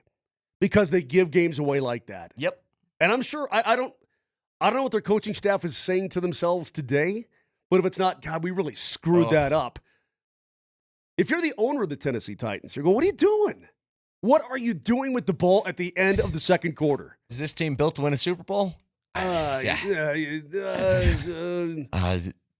always the goal. It's always the goal. Wasn't that the GM that said that? No, that was a simple question. The team you put on the field tomorrow, can that team win the Super Bowl? Listen, that's always the goal every year. We also realize we have a lot of work to do on this roster. There's a lot of work they need done on that roster. Oh, that's hysterical. But, I mean, just huge game-changing type of moments. And I'm going to mention one thing before we get out of here because we haven't done it all day today. I've been very much anti-robots, okay? I don't like robots taking over people's jobs. I don't like robots taking over my strike zones in the MLB. I yearn for the days now for the chain gang to come out again because I don't like the little video stuff. You whined about old men in the chain gang forever. I'm allowed to change my mind. It's the first time watching that game yesterday where I'm like, you know what? Get all these guys out of here. Those refs spotting footballs. I thought Sean Payton was going to burn 3 challenges in the first quarter. Because very obviously, they were marking balls, Moj, not a few inches away, like yards away from where it's supposed to be. That was insane. And it was the same dude every time. And the guy running in from the bottom of the screen off the sideline was the same guy that was... He was marking things like a yard away from where they should be. It's giving first downs when it should be 3rd down, giving 4th downs when it should be 1st downs. Like, I was just like, what's going on here? I don't say it was ballsy for Payton to throw him so many challenges, but if you lose those timeouts, dude, that's a big deal. But also, Moj, like, it's the difference between a first down or not. Agreed. Like, they're big plays. Big plays. How do you not? I think they felt so bad for Payton. Somebody in the booth in, like, New York was like, guys. Just give it to him. Jesus, this is Almighty. ridiculous. Yeah. Change it. Don't make him throw the flag. One he had picked up because it was an official review anyway. Yeah. So he didn't have to challenge it. The official review was, figure it out, guys. This isn't close. I've never seen anything like that. I was like, good Lord. I wonder if they get reprimanded big time for that. If you're making coaches burn challenges for very obvious wrong things, then yes. You know, there's some plays where it's like it's really close. You want to throw out the challenge because maybe, right? If I'm Sean Payton, I'm like, I only get a few of these a game, guys. Like, you can't make me burn these on obvious stuff. I don't know how officials are graded in the NFL, whether they get something right away. I do know in the National Hockey League, the officials are graded every game. Yeah. And they get stuff up. Graded, right? Not great. Graded. Yeah. And they get stuff sent to them on their little iPads. Good. Every game. Well, what went right, what went wrong, so on and so forth. I mean, they're all over those guys. It's an excellent point. Excellent point. All right. It's Rally House Football Monday on Altitude Sports Radio. It's going to happen all day today. Rally House, shop every team in town. So the theme, as we recap everything, the theme of today was all of your teams won, but nobody feels great about it. Like, that's just kind of between the Broncos, the Buffs, and CSU. Everybody's feeling the same way.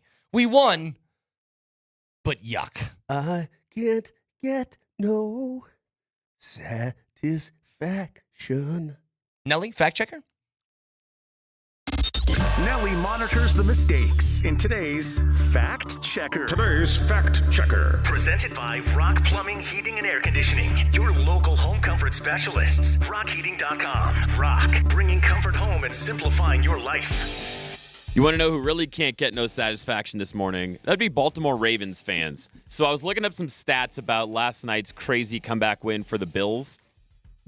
I know how much you love your matchup predictor and your ESPN analytics, Moj. The Ravens had a 99.1% chance of winning against the Bills with just under 5 minutes remaining in the game. Wait, say that again. What was the number? 99.1. Oh. With just under 5 minutes remaining. And how's this for a stat?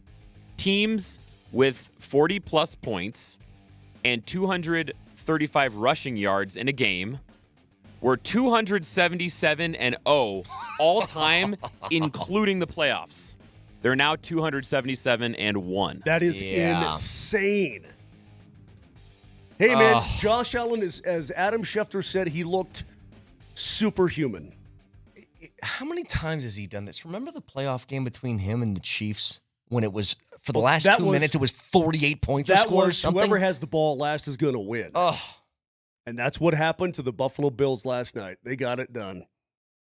Amazing. Do people hate Josh Allen? Or is he pretty universally liked? He seems like he's I think he's a widely liked guy. Yeah, widely liked guy. He should be. He's a good dude. It's fun to watch. Really fun. I mean, but that game. But who would have thunk that Justin Fields and Aaron Rodgers would put together a pretty sweet matchup? It was awesome. So a lot more to discuss as we go along throughout the week. It's a Rally House Football Monday. Stay tuned all day today. And keep in mind, it doesn't end. 6 o'clock tonight.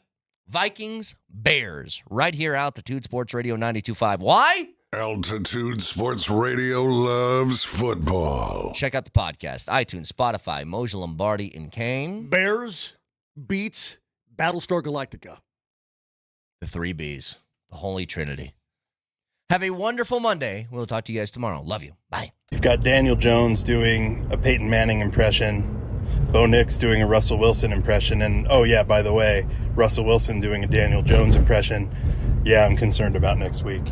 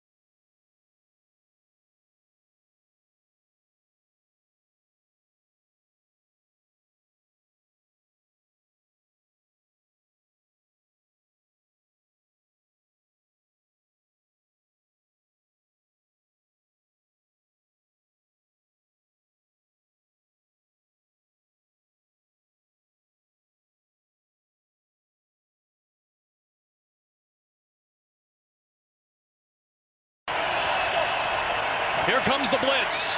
Cam Ward hit as he throws. That ball is loose. They're going to let it play through. It's Denver football no matter what. And the Broncos defense comes up yet again to help win the game in week 1. What a performance by the defense. That's incredible. Last year, teams were 3-19 in the NFL, counting the playoffs, if they had 4 or more turnovers. So it's rare to get a win when you have that many miscues. Denver's defense stood strong after every turnover by the Broncos offense. And they hold Cam Ward, the number 1 pick, in check in his debut. We felt that was one of the keys to victory is obviously, especially a young quarterback, his greatest friend can be a run game. And so if we were able to keep him in the pocket and force him to try to beat us, we felt we'd take advantage of that, and that would play into our hands. So I thought our pass rush and coverage was great. You don't say. A young quarterback's greatest friend could be a run game? Bo Nix, 25 of 40, 176 yards, 1 touchdown, 2 picks, a strip sack. But the Broncos, thankfully, you're playing rookie Cam Ward and the worst in the NFL, Tennessee Titans. However, you're 1-0. A win is a win as we welcome you into a Rally House Football Monday on Altitude Sports Radio 92.5. Rally House, shop every team in town. Alex Ryan alongside the coach, Mike Sanford, back from a little business trip in Vegas. I guess it was still preseason for everyone. Yeah, Raj, but here's what I got for all of Broncos country. Happy Football Monday. Happy Rally House Football Monday. Broncos country. You remember a year ago when you were playing your rookie quarterback and you had some consolation prizes at the end of the game because you made it almost a bit close against Seattle? You're like, oh, we were right there at the end. When in reality, the Seahawks had the game firmly under control, just like yesterday the Broncos had the game firmly under control because the defense is that good. It's so dominant. It's so freaking good. It's what we've been Negative- saying every single day for the last 7 weeks since we saw what we saw at training camp. -2 net yards in the second half for Tennessee. For the entire game, Tennessee averaged 2.4 yards per play. Denver, if you count the 2 turnovers on downs, you have 6 turnovers in that game, including the Marvin Mims punt. So, for the sake of this, let's say they had 6 turnovers. A total of 6 points off of those 6 turnovers and 16 total yards off of turnovers. Yes, there's some silver linings for Tennessee. Cam Ward made some beautiful dotted passes, 3 of which were dropped. When the game started, my take was, oh my gosh, I was really wrong about this guy. He's really, Yeah, he looks legit. really good. Now, there's silver linings. But then you start saying, you know what he is a little bit at times? He's kind of almost careless with his fundamentals. He does the no-look passes. Yep. He's too cute. He's got the Caleb Williams syndrome of, dude, sometimes just operate the freaking offense. But his first no-look pass where he looked like he was dead to rights in the pocket on the first drive he had, and he throws that swing pass out to Pollard. Was it Pollard? To Pollard. I was like, oh, okay. Yeah, he's got some skill. Broncos might be in some trouble here. Like many dual-threat quarterbacks coming out of college nowadays, the guys take way too deep a sacks. 6 sacks, 50 yards, and back-to-back sacks, which we will get to in our Broncos big play replay coming up at 10:20, moved them not only out of touchdown scoring position, but on a drive where it was vital Tennessee get big-time points, moved them out of field goal position on back-to-back plays. Yeah, there's some silver linings there, but we got to start with the Broncos and the woes there. We will get into gushing about this defense, get into gushing about how good Justin Sternad and Jonah Ellis and Jonathan Cooper and Nick Bonito, Zach Allen all looked. I haven't even mentioned how solid the secondary was. Talanoa Hufanga steps in like he's Troy Polamalu and gets a forced fumble in his first game in the Mile High City. The defense was great, but holy smokes, was Bo Nix as bad as he has ever been in a Broncos uniform. It was not good, Raj. And even when Bo Nix started out looking pretty good, the play calling and Bo Nix together, so Sean Payton plus Bo Nix in the debut game equals not good. I didn't like it. Here's my problem right now with what's going on from a play calling standpoint. You come out and you are unbelievably heavy on hard play action, bootleg, nakeds, which are built off the wide zone. Like 5 fake tosses. You know how you want to know how you make those plays consistently relevant? Force the run. You have to actually run the run plays that those are built off of. 70-30 was the split in the first half of the Broncos pass to run.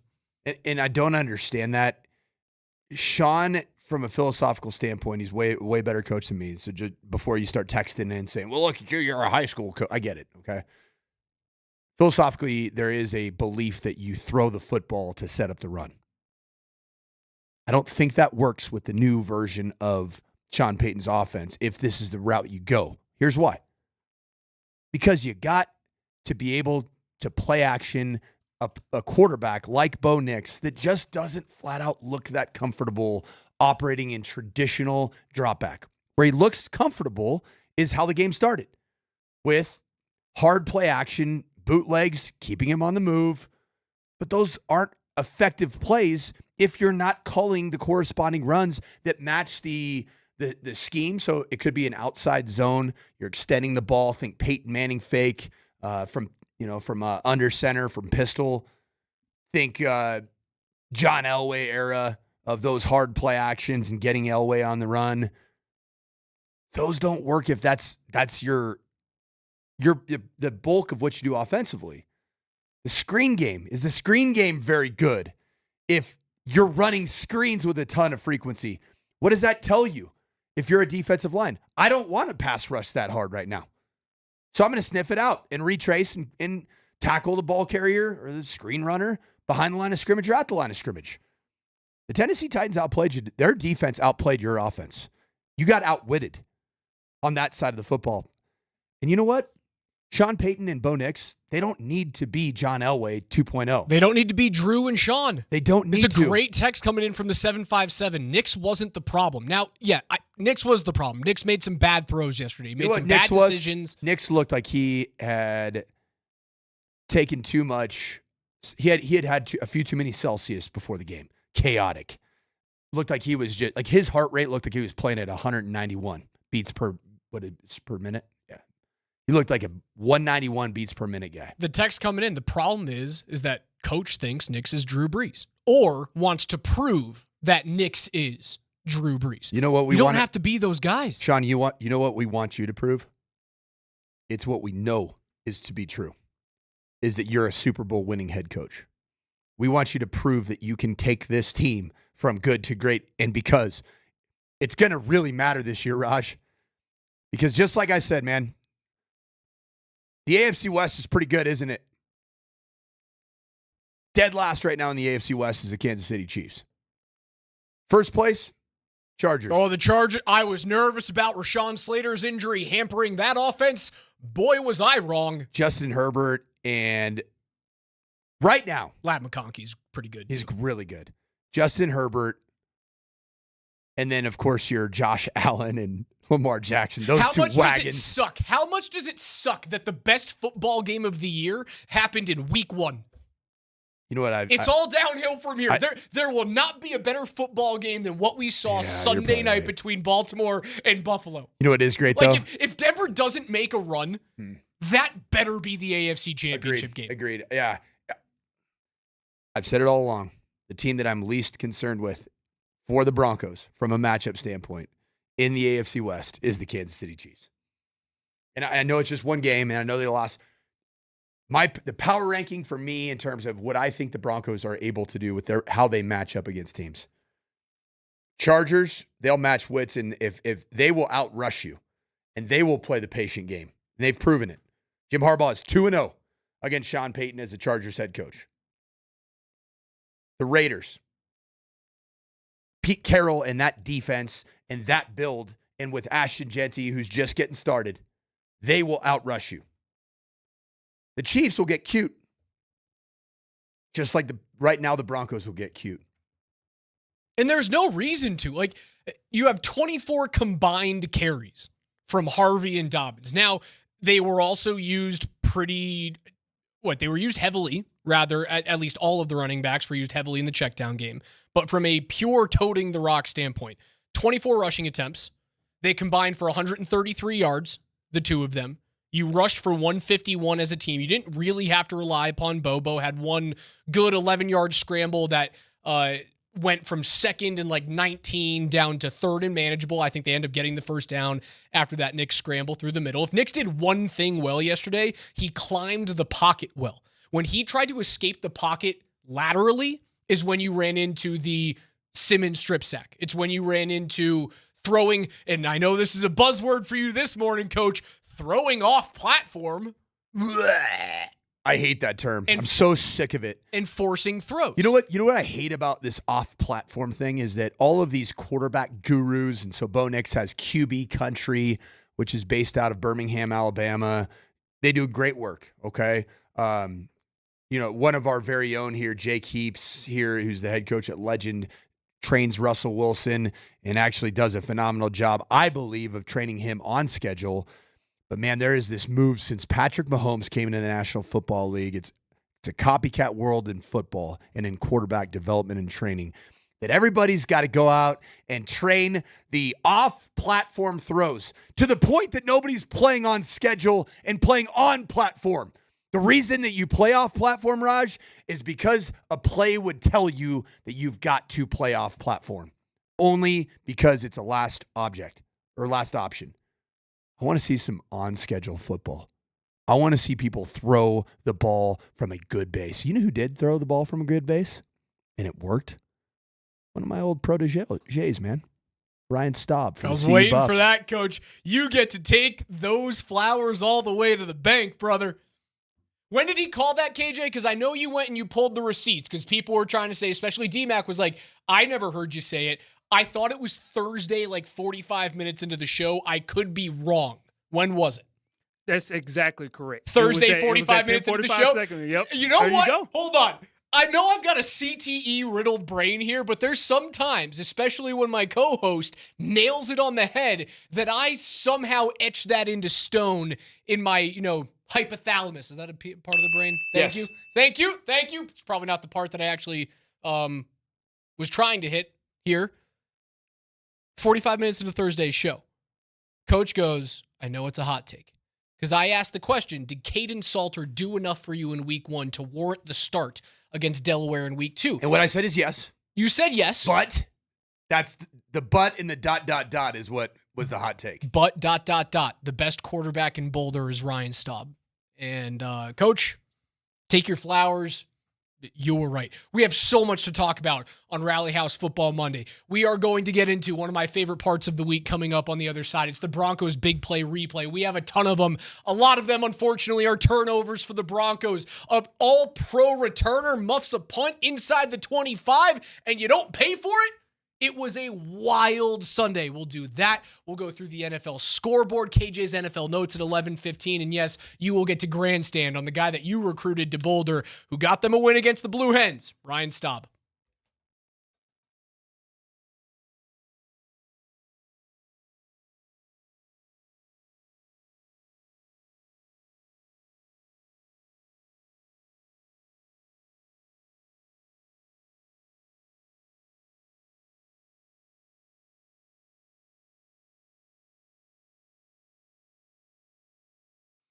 Hey, what's good, Colorado? Coach Mike Sanford here, and I got a perfect phone number to give you because there is the best real estate agent in the market that I trust, and that is Barry Remington. It's worth a 2-minute phone call to Barry to discuss the value of your home and if you can get a good price in today's market. And yes, there are some good news coming.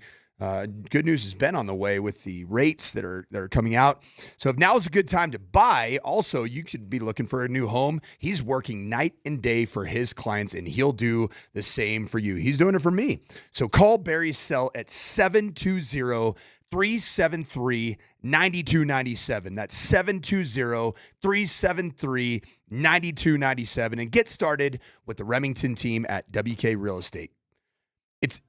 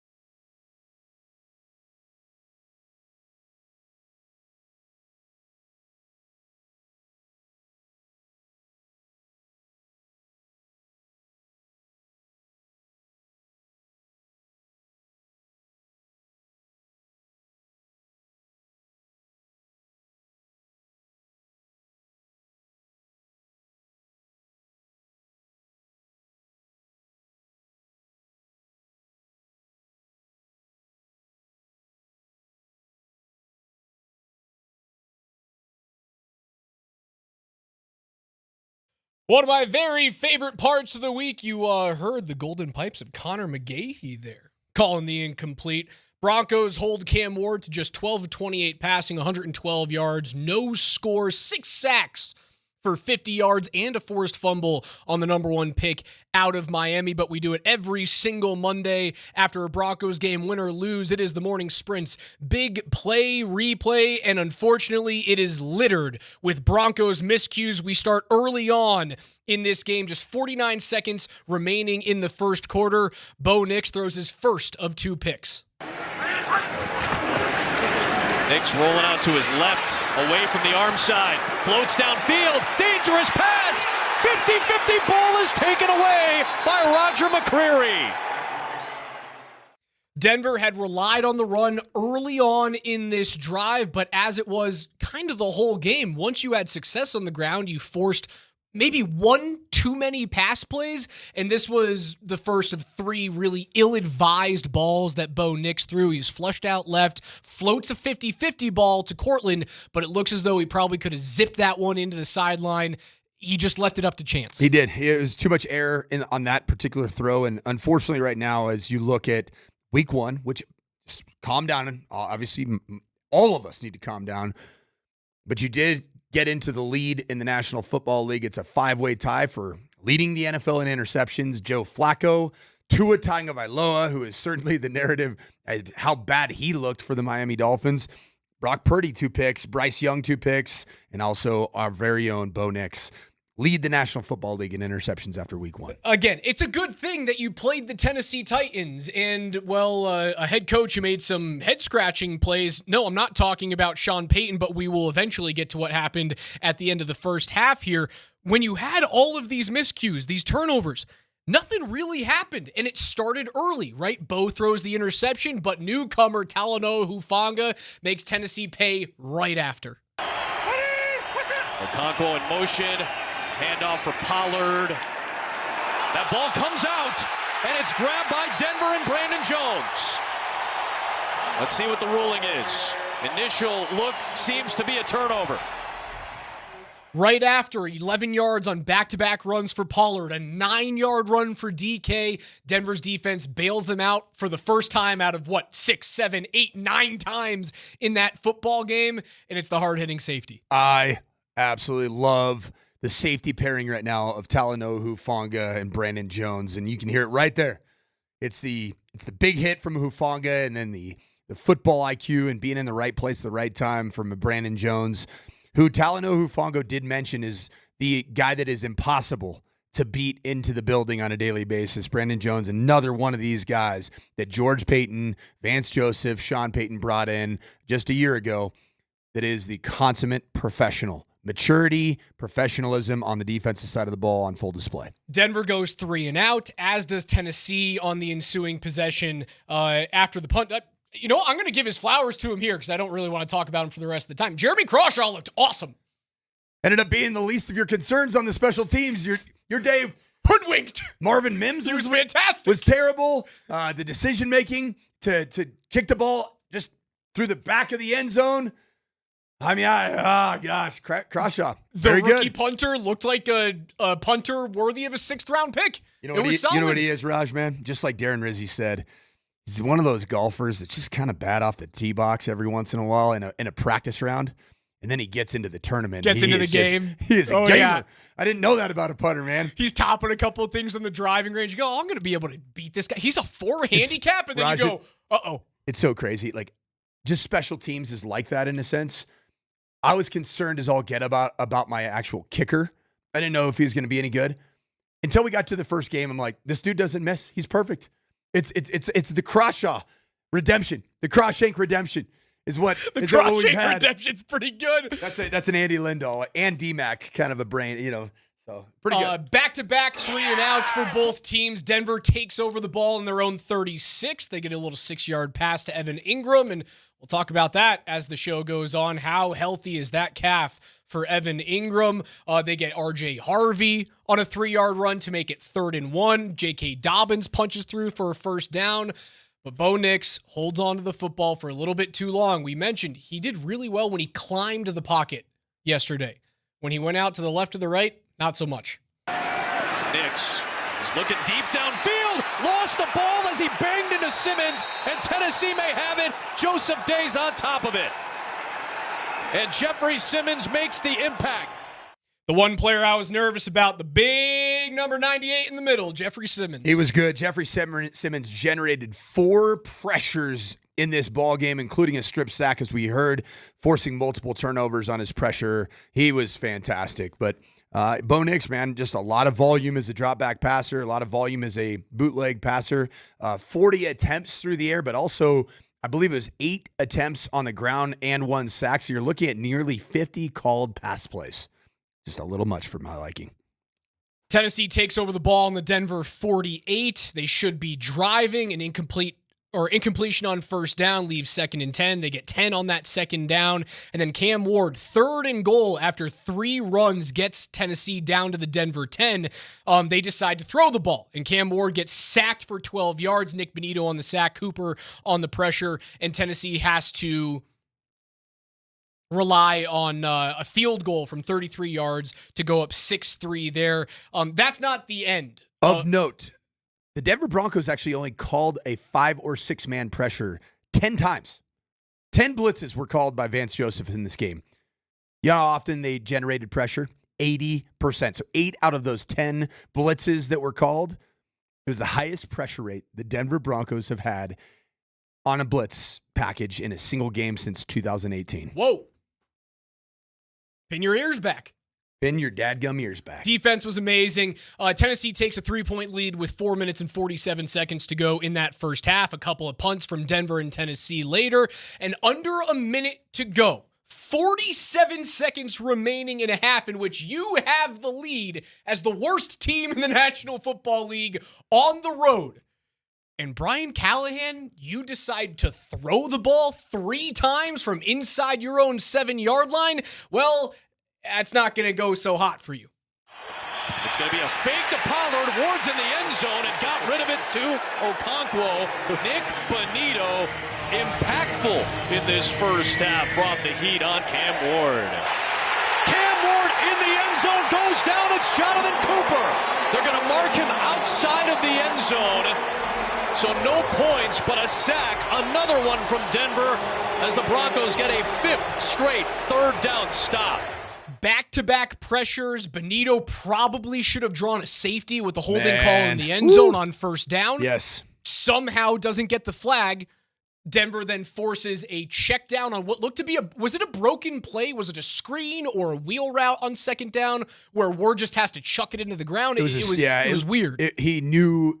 That's a rookie quarterback on a situation where you know you have to get rid of the ball because it just doesn't look right. 3rd down comes up. Jonathan Cooper, who was stellar all game, man. Boy, you were so close to getting 2 points right there, man. You were the length of an armpit hair away from that football not breaking the very end of that white line that constitutes the beginning of the end zone. A near safety. Tennessee loses 6 yards on that drive.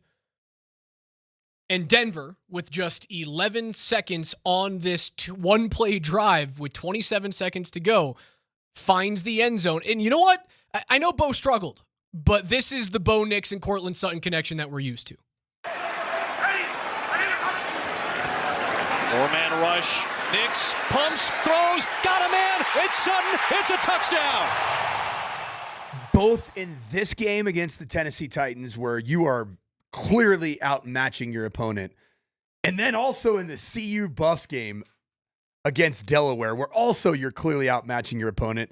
Did it not feel like both of them were similar, that it required something immediately before half to make you feel, okay, everything is going to be just fine? Well, everything's going to be just fine because even if you decide to shoot yourself in the foot, Tennessee is going to do the same thing. Like the play calling for a guy with a young quarterback, everything had gone your way. You weren't really scoring on the turnovers. You weren't doing anything off of the Denver turnovers, but you had a lead, and all you had to do, run it a couple of times, go into the half, and you're feeling great about it.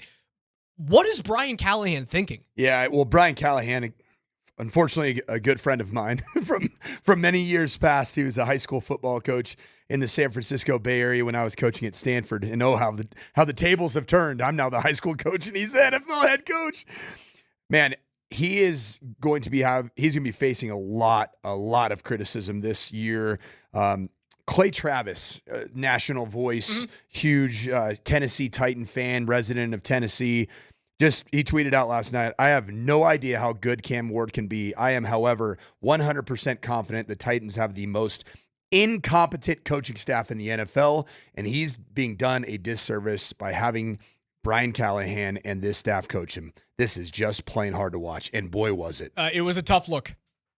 Denver, beneficiaries of, they get the touchdown, they go up 10-6, and we thought Denver was going to be up by 4, right? There's only 11 seconds to go in the half, 16 seconds to go in the half.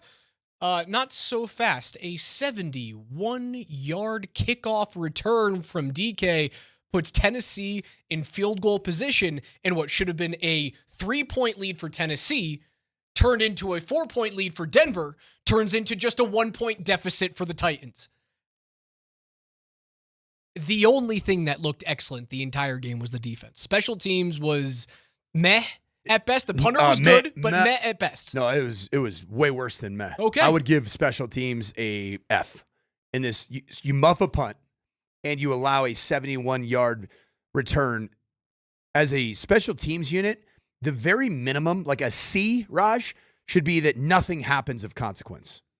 Nothing happens. A B should be you make one impact play, and an A is that you change the game. If you don't do anything of significance and you have two potentially game-altering plays, that's an F for you. Darren Rizzi in his debut as the special teams coordinator for the Denver Broncos, he gets an F. And there's no way to look around it. Just 56 seconds of game time separate the 71-yard kickoff return that puts Tennessee in field goal position to cut the lead from 4 down to 1. Just 56 seconds separate that from the next Bo Nix turnover. Ball security truly is at a premium in week 1. Nix, time running out, delivers, bad pass picked off. Another interception, this time it's Xavier Woods.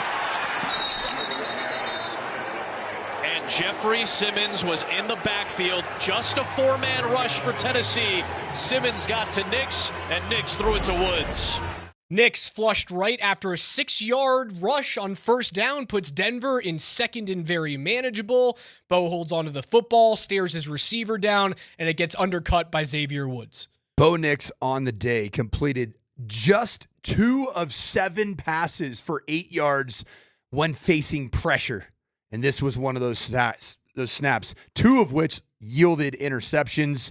Remember our offseason take that Cam Ward, the rookie, was going to be the one that throws maybe 3 interceptions in this contest? How many did Cam Ward throw? 0. He did have a turnover.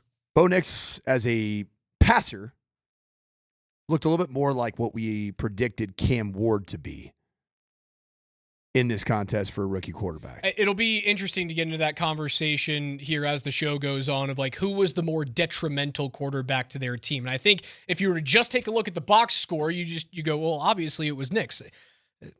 The sacks kind of killed Tennessee as well. Okay, so Bo throws yet another interception. This is just the second and final time that Tennessee would score points off of one of and we are adding the turnovers on downs here for the Broncos, the 6 turnovers that Denver had in the game. They get 9 yards on that drive. They kick a field goal. And we talked about the special teams. Coach gave it an F, and this is probably the main reason.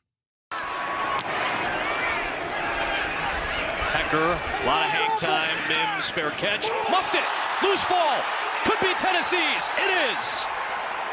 The rookie Dorian Mausi in his NFL debut has it. Denver forces the punt, and the all-pro returner, Marvin Mims Jr., muffs it on the Denver 24. Also didn't love Marvin Mims' response on the sideline. Just a mere one game in your season, and he is slamming his helmet on the sideline. Just field the punt, Marv. Field the dadgum punt. It's your job. And do that at a high level. And this is where the Denver defense made their statement on this game. Tennessee takes over the ball 1st and 10 with 11 minutes and 43 seconds to go, down by just 1 in this game. on the Denver 24-yard line. They get a 2-yard run from Pollard right up the middle, and then back-to-back sacks. Jonah Ellis and Zach Allen not only push Tennessee away from the red zone, it pushes them all the way out of field goal opportunities. Ward spinning away, trying to get away from the pressure. And Jonah Ellis comes up with the sack. It's still Udo at right tackle. And Cam Ward running out of time, and down he goes at Zach Allen. And they took themselves out of field goal range. A combined 27 yards in sacks in just 2 plays.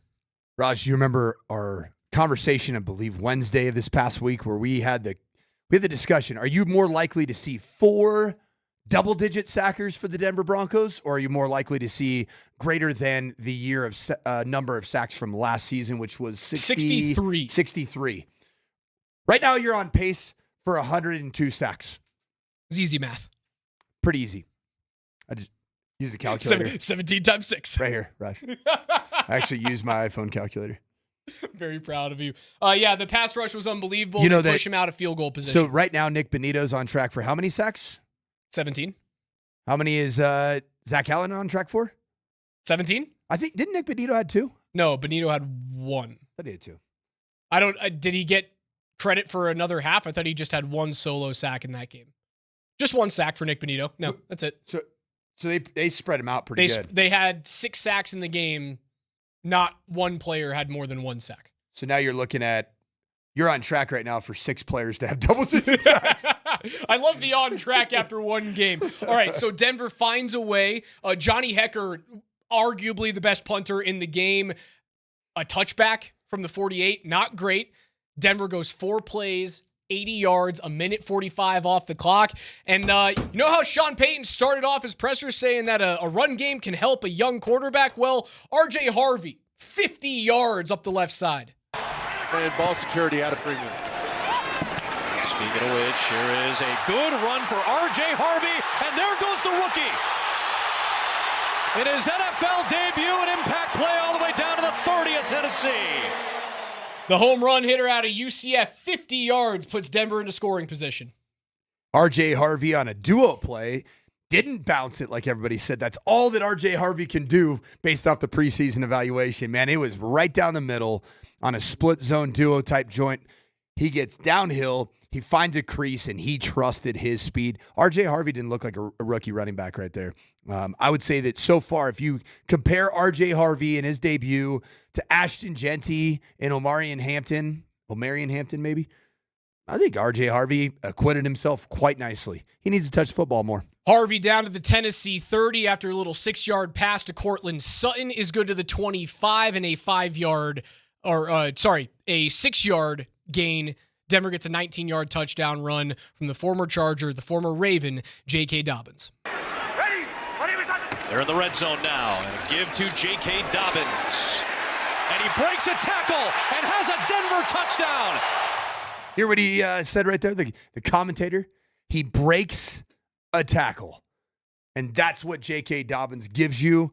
16 carries, 63 yards, just shy of 4 yards per carry in the touchdown. J.K. Dobbins, when given the at-bats, and I think he does, both J.K. Dobbins needs to get 20 touches in a game. R.J. Harvey needs to get 10 touches in a game.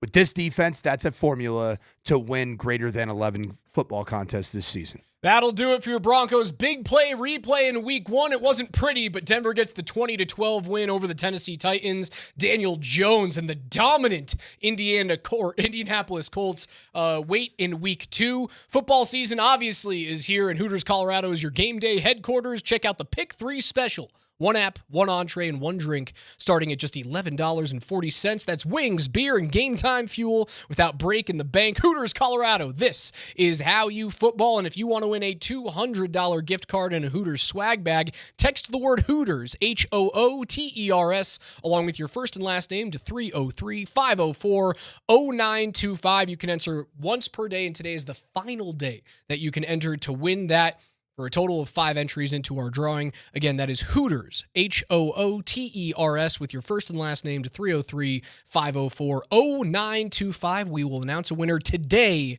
at 11:50. Good luck.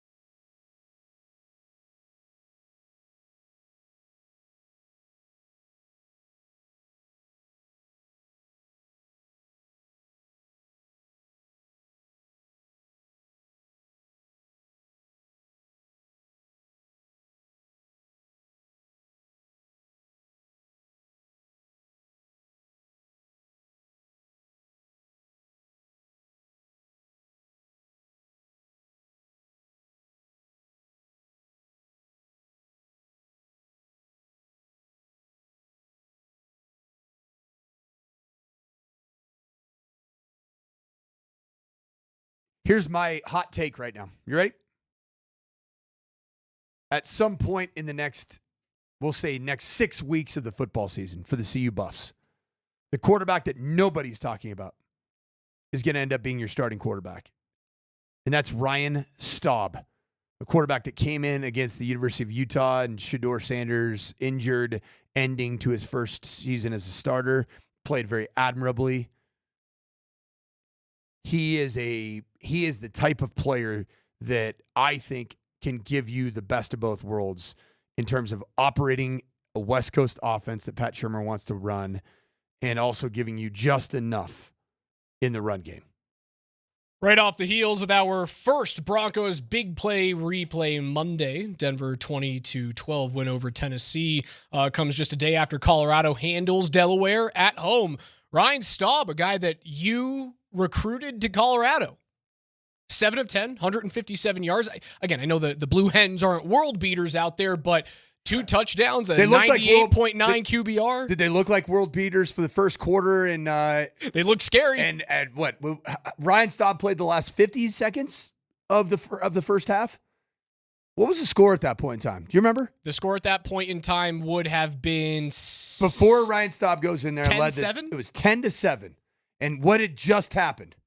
The Delaware Blue Hens scored their first touchdown of the contest, and the Buffs looked very vulnerable until Ryan Staub was inserted. And you know what? Credit to Coach Prime for making a decision where desperate times call for desperate measures and putting in what I believe to be your best quarterback.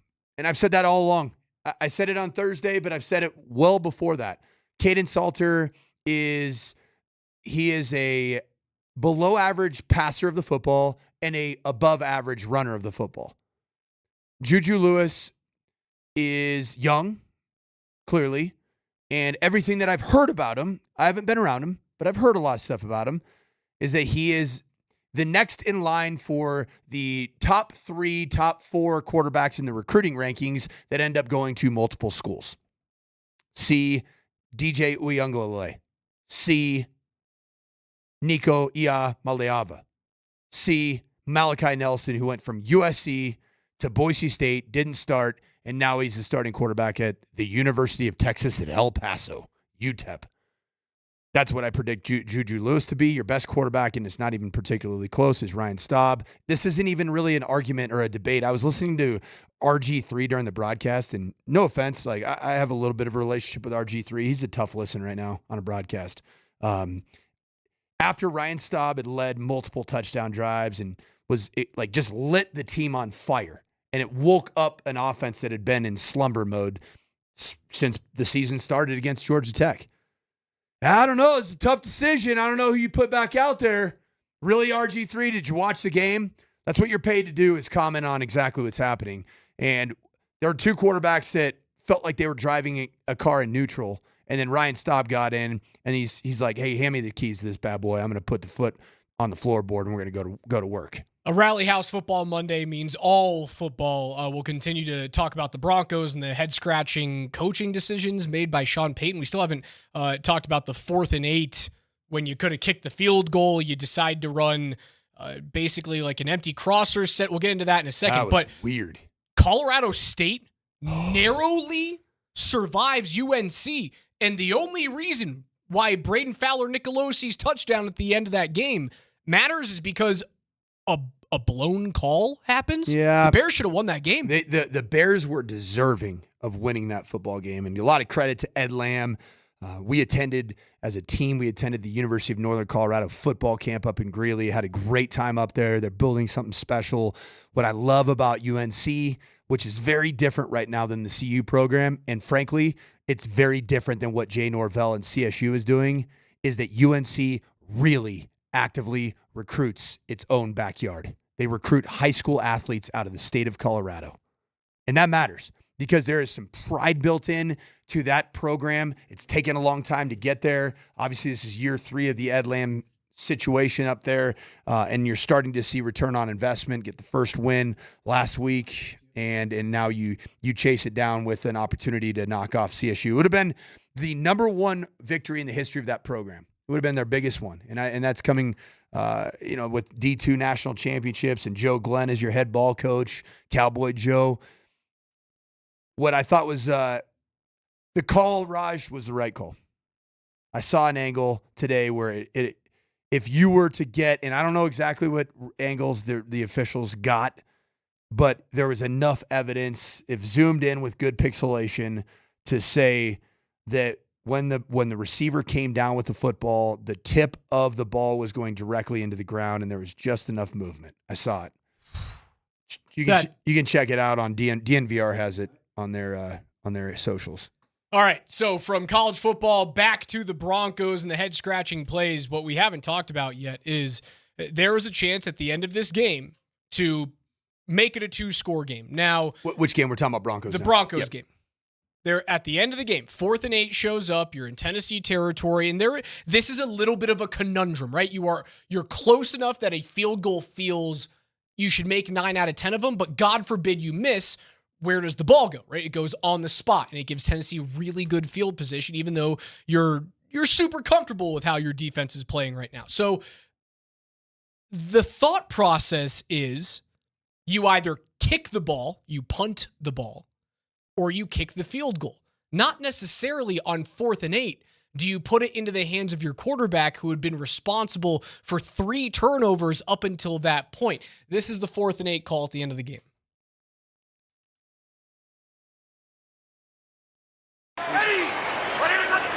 They're going to run it. There he is. Nix over the top. Marvin Mims.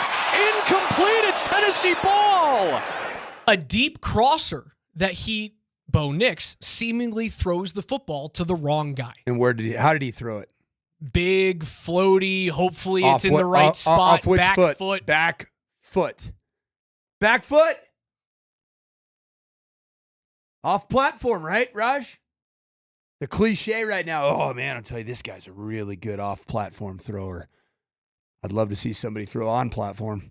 And I'd also love to see you utilize the opportunity to make the Titans waste their timeout on that situation, or just kick the dang field goal. Or punt it. Punt it. Take the 5, go hard count. Is Cam Ward going to drive the ball the length of the field? The answer up until that point was no. Now, when Cam got the ball back at the end of the 4th, he made 3 great throws, 2 of which were true drops. The 3rd was right on the fingertips. Walk me through the thought process from Peyton to even make that decision. Was it worse that Bo missed Cortland Sutton, who was wide open from the time that the play started? He should have, if he was going to float a ball, you float it left hash. Was it a bigger miss from Bo in terms of throwing it off of his back foot to the only guy who was covered, or a bigger miss from Sean Payton? I thought it was a bigger miss from Sean Payton, and anybody who had the Broncos covering at 8.5, they're really upset right now. That hurts a lot. All 3 of us, myself, KJ, and Berto, had the Broncos covering at 8.5. That one hurt. And you won 20-12. You also put the game out of heart. You have Captain Will Lutz. He's a captain on this football team. You kick a field goal there, Raj, what happens? The game's effectively over. It's effectively over. You give the ball back to anybody with good field position and the time to be able to drive the ball down the field, you're in trouble. This was unnecessary. Sean was off yesterday. That's all I'm going to say. He looked off. His play calling was off. His decision-making was off. Yesterday was not a great day for Sean Payton, but you know what is good news? He won. There were 15 NFL teams that lost in their opener, and we'll find out tonight about the 16th. He was one on the good side. But you know what? Sean Payton needs to go over and thank his guy. Rally House Football Monday continues on the other side. KJ Granderson's NFL notes will come up at 11:20. We'll keep talking about the rest of the NFL. The Broncos 20-12 win and what they have to change heading into week 2 against a team that looked really scary the Indianapolis Colts. Was Danny Dimes somebody that I thought might have a renaissance in his career? Daniel Jones looked really good, and Miami looked terrible. We'll get into that on the other side.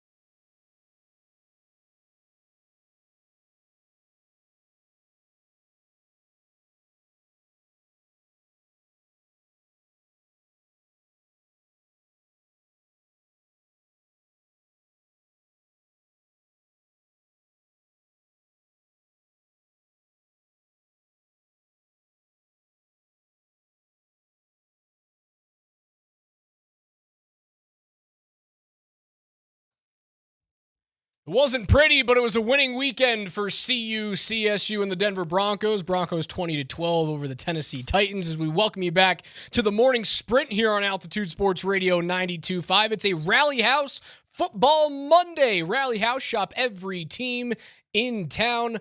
Coach, we've talked about the turnovers. We've talked about the dominant defense. We just broke down the crazy 4th and 8 play where people are trying to be like, oh, it was a throw punt. What is that? You can't guarantee that you're going to get yardage on the throw, hoping that you're going to get the old arm punt. Yeah, the arm punt. Oh yeah, you can throw an interception. You can't guarantee an interception. You can't guarantee a catch. No, because it's can't actually guarantee a PI. Would you agree that if for some reason you arm punted, and that's the intent of what you would do, which is stupid, it would be wise for a safety if he's playing the deep middle of the field, which there was. You bat it down because you get better field position and you save time by not having to return it, potentially short of where the ball would be placed by failing to convert on a 4th and 8. Yeah. Stupid. So if we're trying to explain away Sean Payton's brain fart on, it was an arm punt, let's think north of Pop Warner football. You know what happened there? Sean Payton thought he had a really good play call, and guess what an NFL defensive coordinator did? He brought the house. He played cover 0. It was, so if you watch that play, Jeffrey Simmons, there's only one other play in the NFL that looked like this over the weekend. Jeffrey Simmons is running unabated at Bo Nix. Like he's about to cover kill 0. him. Because you have to change your protection. You have to full gap, full slide it. You have to account for, a Mike or a Will linebacker, a secondary inside linebacker that's playing in the gaps. And you cut somebody loose because it's cover 0. Because typically you have 7 guys to block 8. Or you have 6 guys to block 7. You're short. So guess what? Where do you have to throw the ball? Off Just your back somewhere. Foot. Yeah, you just got to get it up. At least I can give Bo the benefit of the doubt being like, he gave it a chance to be completed, but Jeffrey Simmons is about to kill him. And the only other play that looked like that, have you guys seen the replay of Joe Burrow getting absolutely demolished by Myles Garrett on a throw? Dude, it is... Dude, Myles Garrett ate Joe Burrow for lunch yesterday. Have you seen the replay of that? I was watching that game. So what is that concept called? When you take the far right edge rusher, which is Myles Garrett, and you bring him back over the top, almost into where a Mike linebacker would be sitting, and then he comes right down Broadway. Yeah, so that's typically that would be a TNE stunt. Yep, that's exactly what it is. So that means the tackle is a 3 technique, and the nose are both playing into their gaps. And so the third, so T and the N is for D tackle, N is for the nose. The E means the third guy's the looper who's upfield for 1. He gets the tackle to commit to it, and then he loops back into the A gap and obliterates Joe Burrow. Man, for all of the talk that everybody had about how bad the Bengals defense was going to be, they won them the game. They won them the football game. What Joe Burrow throw for? 160 yards? Burrow, he was not good. He's just kind of, you know what he looked like? Just a guy. Dude, the sheer terror that has to be in between the ears of Joe Burrow right here when he's looking through the middle of the field, he's got a crosser, and then it kind of feels like I'm just in a field, I've got a clean pocket, and then the most terrifying pass rusher in the game literally comes out of nowhere with nobody to block him.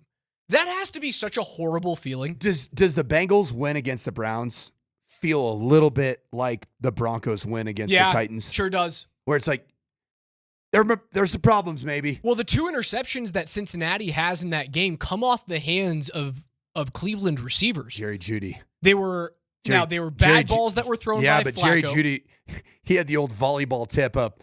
He dove Both of them were. Yes, where he dives for it, and then it's like, here you go. Nice set. You like that? I could be a libero for your team. The pick that sealed the game for Cincinnati was off of the same exact type of play. Yeah, so Cincy finds a way to get a win over Cleveland. Denver finds a way to get a win over Tennessee. And then the team that you have to walk into Indianapolis at Lucas Oil on Sunday. Are they the wagon of all week? 33-8? Jeez. Did you know this? Since Denver got walloped by 50 against Miami, Denver has a 576 win percentage and like a plus 70 point differential. Miami is down into the 47% in terms of win percentage, and their point differential is minus 18. They should have gotten shut out in that game. There was a garbage time score from Miami at the end of that in the fourth quarter. Daniel Jones, Jonathan Taylor, Shane Steichen, and the Colts looked like they were a completely different team. They did.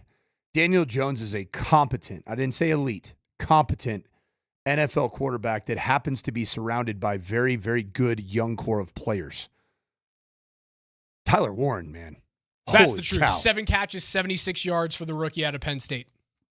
You sure you shouldn't have moved up and Yeah, he's a player. gone out and got that, I don't know. dude? Jahdae Barron had a fumble recovery. No, I like that. I like that. I like that. One tackle. He was fine. Jaquan McMillan He's was part of a dominant defense. Jaquan McMillan was the starter, though. That was one. There were 2 plays that we didn't have on the Broncos' big play replay. Jaquan McMillan, little corner blitz off of the blind side. It wasn't the blind side. It was the strong side for Cam Ward. Beautiful blitz. That secondary is something special. It's really good. Jaquan McMillan, man, still very much a part of this defense. It's going to be fun to watch. Were you disappointed that Denver's defense didn't force more turnovers in the game? Did any part of you walk away from this going, and it was an amazing defensive effort? Again, negative net yards in the second half, -2. We mentioned that if you add in the turnovers on down for Denver at the end of that game, the failed QB sneak from Bo, and then the 4th and 8 play where they just throw up a prayer instead of kicking a field goal or maybe even punting, 6 turnovers, 6 points, 16 total gained yards by Tennessee, but just 1 turnover forced. On my Friday... 2 turnovers forced. A fumble from Cam Ward and then the fumble from Pollard. On my Friday appearance on Kreckman and Lindahl, I was actually live in Las Vegas with the team, but my biggest concern about this game and what would make it be a close, uncomfortable game was that Brian Callahan and this strategy from an offensive standpoint was just to minimize the potential for game-altering turnover-worthy plays from their rookie quarterback. And I think he did that. Now, it didn't yield a whole lot of points being scored, because if you take out the Broncos turnovers, the Titans really score 3 points, like of real, like they drove the field, whether it be your own turnovers or special teams altering plays. The only real drive that I felt like the Titans had was the opening drive of the game that led to points. Yeah, that was about it. That was about it. And so I would say defensively, you did your job against a team that made the decision to be conservative. Yeah, you scored 9 points off of turnovers and a boneheaded decision not to kick the ball through the back of the end zone at the end of the first half. Yep. That's about it. The defense was as advertised. That is arguably the best defense in the world. And this is going to be a much different challenge, if we want to call it that, than what the Indianapolis Colts just played against in Miami. How right am I in You're first very fired right. head coach is going to be Mike McDaniel? It's a disaster. And Tyreek Hill is not exactly the guy you want on your sideline melting down. When on things a aren't weekly going basis. well, Tyreek Hill on your team is a disaster. It is as bad as it when gets. things are going great, he's unreal. You want to have him. Yep. He's the difference of the player that like you hate on the opposition, but when he's on your team, you'd love him. He's a different version of that, man. All right, Raj. If you're not a championship contending team, that guy is a cancer. Just got, I think, the text of all texts. Think about the draft day narrative of the Denver Broncos with the 20th overall pick select cornerback Jahdae Barron from the University of Texas. Nickelback. At the time, what was everybody's instant reaction? Oh, here's quarterback number 2. Riley Moss is on the hot seat. He's gone. Jordan from the Shot Mazda text line, 1 person, 1 price, 1 hour. So true. Boys, how good, all caps, how good was Riley freaking Moss opposite of Surtain? Phenomenal. 2 pass breakups. So good. Healthy. The healthy Riley Moss. The pass breakup that he has deep down the left sideline, which would have been good for like a 40-yard reception, that he doesn't get flagged for PI, doesn't get flagged for holding, has the wherewithal when he knows he's beat to turn and run, don't put your hands on the defender, and then get your head north. That's an elite play. There's not a lot of guys who consistently can do that in this league. And for if anybody out there's listening and thinks that Coach Sanford and Coach Raj and Jordan the Texter, just like Riley Moss, because he is from the wine aisle at Mega Wine Store, exciting whites. That's not why. That has nothing to do with it. It's because I love me a Jason Sehorn type. It's because he's a really good football player. And he's really good playing the ball. He's got great ball skills. He's an ultimate competitor. And the downside of Riley Moss as an NFL pro has been when he's been playing through some semblance of injury. When he's been healthy, which was the first 10 games of last season, I'm telling you, he makes this the best cornerback tandem in the National Football League. Name a better one right now. Name a better. Quinyon Mitchell, Cooper DeJean. But Cooper doesn't really play pure corner. He's a bit of a Jade Barron where he's the defensive joker. He's all over the place. Plays a ton of different spots. Two very good young players. And speaking of exciting whites, the secondary for the Philadelphia Eagles with Reed Blankenship and Cooper DeJean. I know. Just look out there like, man, it looks like a prep school in New Jersey. It should be a Mountain West defensive backfield. Is that an Ivy League? It's an Ivy League. That's what it is. That's what it is. Oh, my God. It's the Harvard-Yale game. Jeez. Too good, man. Oh, congratulations to Columbine High School's Brian Schmitz. She is Bryn Schmitz, rather. I apologize. Bryn Schmitz. She's our student of the week. Presented by Mr. Rooter Plumbing, proudly rooting for Colorado athletes. Every student of the week is awarded a $150 gift card to Rally House. So tune in on Friday night at halftime of Legend and Arvada West for the next student of the week. Once again, congratulations to Columbine High School's Bryn Schmitz.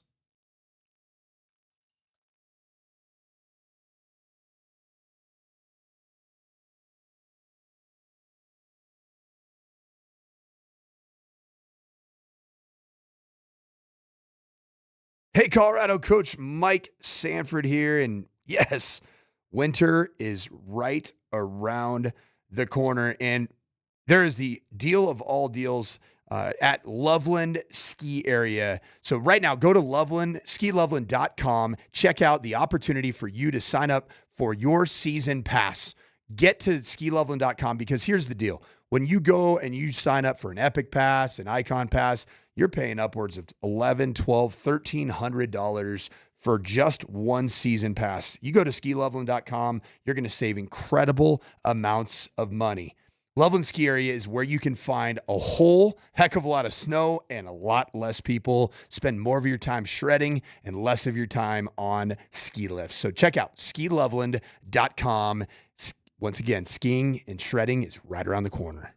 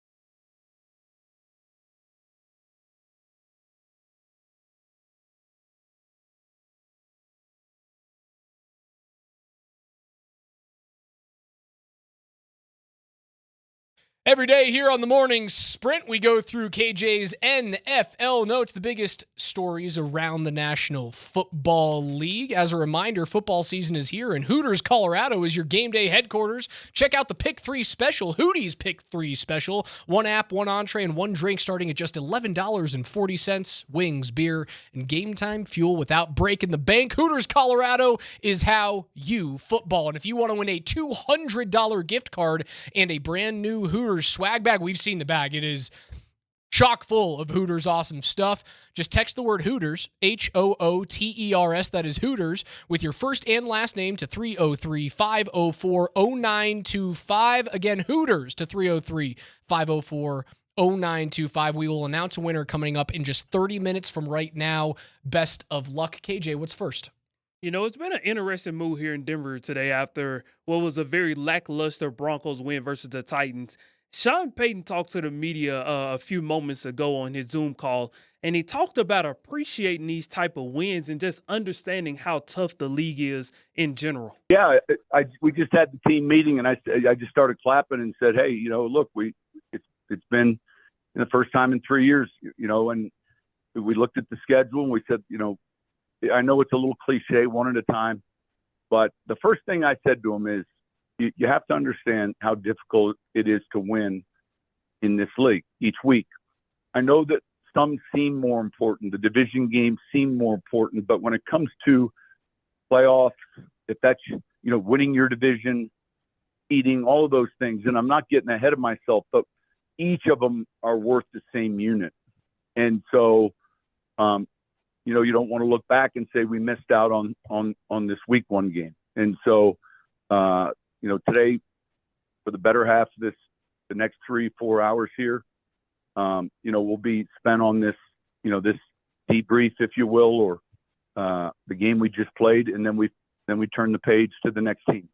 And you got to turn your page to the next team very quickly because the next team doesn't look like it's an automatic chalk in the left-hand column for the Denver Broncos. Yeah, it's a new book. It's not a new chapter. It's a very, very, very different book. And Sean Payton's right. The unit of win or unit of loss, they all count the same. But are there some concerning signs that have permeated from the offseason into training camp for this offense and then have also crept into some of the preseason football games? Andy Lindahl, got to give credit where credit's due. He couldn't look past how flawed this offense had been performing, at least with what we had been seeing. I was fine with the trepidation about the offense. I don't think anyone who was nervous about how the offense looked in the preseason expected 3 turnovers and a muffed punt from an all-pro returner. Now, I could have expected nervousness about committing to the run game and maybe having to settle for 3 points rather than 7 in the red zone. I could understand all of that. I did not expect 4 turnovers in that game and then 2 additional turnovers on down with a failed QB sneak, with a failed 4th and 8 shot play when there were many other decisions to be made by the coaching staff. Yeah, you get nervous about Indiana or Indianapolis beating Miami 33-8, but like Indy forced 2 interceptions from Tua, a fumble from Tua. If Denver has 1 turnover in that game, and they get an interception out of Cam Ward, I think the score is much closer to what I predicted in 31-13 than 20-12. Now, I know Berto kind of, as Berto is one to do, went off the rails. No, you know what? Berto's never one for hyperbole, is he? Did you listen to the show on Friday at all? I didn't. I was in Vegas. I want you to guess. So we had score predictions, and we're going to do this I heard every single week. Was it 45-9 or something? Not quite. You were close. 52-7 was Berto's score prediction. Yeah. KJ had 37-17. I went 31-13. Now we were all wrong. I had an 8-point or a 10-point delta. You knew it was almost spot on right, as they always are. It's the place I just traveled from, Las Vegas, 8.5. Right? Yeah. What did the Broncos win by? They won by 8. So. Yeah, the Vegas, big worked there. Vegas kind of loves when they get it within about a half a point of what they said it was going to be. Because they usually do pretty well there. It's a rally. Do you think Vegas won? Do you think Vegas won? Yes, I think they won a lot of money on Denver. Yeah, the Broncos were did all of the Nevada community very, very well. It's a Rally House Football Monday edition of KJ's NFL Notes. What's next? Come on. No. Let's go back to yesterday. Bo Nix stepped up to the podium and he talked about his mistakes and he talked about how he has to do a better job of just letting go of the bad plays quicker. Well, they, you know, you don't ever want to throw interceptions, but when you do, you just, I mean, as tough as it is, you just got to move on and respond with positive plays after that. And, you know, both times I thought, you know, I had decent vision, just, you know, was a 50-50 that didn't go our way. Probably, you know, shouldn't have thrown both of them. And, you know, it's, you live and you learn, and sometimes you can be a little too aggressive, and I was too aggressive. But, you know, I just ultimately got to be smarter than that and take care of the football, especially with our defense, you know, as well as they're going to play this year. I, you know, can't put them in bad spots. I do believe that if Bo was half smarter with the football yesterday than he actually was, I think Denver wins this thing by a bunch of points. I know the text came in from Nick. He goes, Raj just gave us, if nothing happened that happened, something different would have happened. Yeah, I did. But I do firmly believe that, like, if Bo decides to not throw both of those footballs, Denver wins by, like, 16, 18 in that game. Bo was bad. Bo made bad decisions. He made bad throws. When he decided to escape the pocket left or right, bad things happened. When he decided to climb the pocket, he made good throws or he scrambled. Is this the worst possible outcome for just the optics of what Bo Nix and a sophomore slump narrative might look like? No. I agree. No, because I don't think it is. I firmly believe that the first game is an extension of the preseason, and luckily, because you are Denver right now, and you're not Baltimore or Buffalo or Kansas City, you're not forced into this marquee matchup against an excellent team, right? If you're Kansas City, Buffalo, if you're Green Bay, if you're Detroit, you have to play a really tough game in week one because you're constantly contending. Now, if Denver gets as far as a lot of people in the media, as Sean Payton thinks they can get as far this year, week one next year is against, not Tennessee, but it's against the Chargers, right? The Chiefs, the Bills, the Ravens. You can't afford this next year. You could afford it this year. If you had opened the season with either one of those two wagons that played last night, the Ravens or the Bills, and you got a similar effort from your offense in Bo Nix, it would have been a lot like the final game of your 2024. Oh, I think it would have been way worse. At 31-7, right? Because your defense is still better. I didn't even touch that.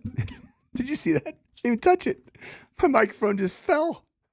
Just keep your hands on it. Like me when I'm drinking a cup of coffee in the morning. I had double two hands on that thing. Double hands. Little Nana hands. Like a Hallmark movie? That's exactly what it is. KJ, what's next? Come on. Fall. No. The best non-playoff comeback of the season may have just come in week one with the Bills overcoming a 40-25 deficit in the fourth quarter to come back and win 41-40. Obviously, Josh Allen puts the backpack on after the Derrick Henry turnover and just blazes down the field and gets them right. And then at the end of the game, Matt Prater, 41 years old, is still out there doing it. Here's the stat of the day. Teams with a 40-plus point lead, 40-plus points and 235-plus rushing yards in a game were 277-0, including the playoffs. Now they're 277-1. Quick question for you guys. This is the best comeback since 28-3. Now it doesn't have the same, obviously, amount of gravitas as a Super Bowl. Did you, KJ? Did you happen to see the John Harbaugh stat as a head coach? I didn't see. What's that? John Harbaugh, who is widely respected as a top 5 coach in the National Football League. Rightfully so. One of how many that have won a Super Bowl that are currently coaching in the NFL? We said was it 8? I think we said 8. I don't have that off the top of my head. We talked about that like a month and a half ago. In any event, John Harbaugh as the head football coach of the Baltimore Ravens has overseen 17 blown double-digit leads, which is the most by any NFL head coach since 1991. 8 is correct, by the way. Andy Reid, John Harbaugh, Belichick's not. Sorry, 7. Sean Payton, Pete Carroll, Sirianni, McVay, Tomlin. So 7 of them. Although Belichick is still technically active, but he's not in the NFL. Nah, yep. Just coaches a bad North Carolina team. 17 blown double-digit leads. Yeah, that's too much. Well, especially for a guy that's known for having a suffocating defense and an awesome special teams unit, because that was John Harbaugh's meal ticket, was being a really good coordinator of special teams. And when your defense and your special teams units are responsible for 17 blown double-digit leads, that ain't good. It's not good. What a shame that the best football game of the year happened on September 7th. I don't know, man. I think it was more of a tone setter for what we can expect for this NFL season. You know what was drastically different and so apparent? Compare the speed in the Denver-Tennessee game compared to the speed of the collisions in Buffalo and Baltimore last night. Felt like two different sports. Oh, yeah. It felt like JV versus varsity, man. Where you go, oh, that's the difference between 14 and 15-year-olds and 17 and 18-year-olds. That's the difference between collegiate football and NFL football. That's how big the difference felt last night. So recently I've never been able to do in-person scouting in college, because if you do in-person scouting in college, your name is Connor Stallions, and you end up on a documentary on East 60. So I went to a game, and the discrepancy between one team, which you could probably envision which high school team it is in the state of Colorado, versus the other team I was watching. I texted the whole staff. I said, these guys truly play two different sports. They're not even on the same wavelength. That's what it felt like when you watched the matchups of the two games that we watched. And that's the standard, man. That's where you got to get. Sean Payton needs to get this team to that point where you can go compete against Baltimore and Buffalo in the AFC West, in the AFC. Right now, man, I don't even know. Like, the Chiefs are, until somebody in the AFC consistently dethrones them, which hasn't happened. Man, I don't know if you can really consider Kansas City in that upper echelon right now, man. Just of the optics of how it looks.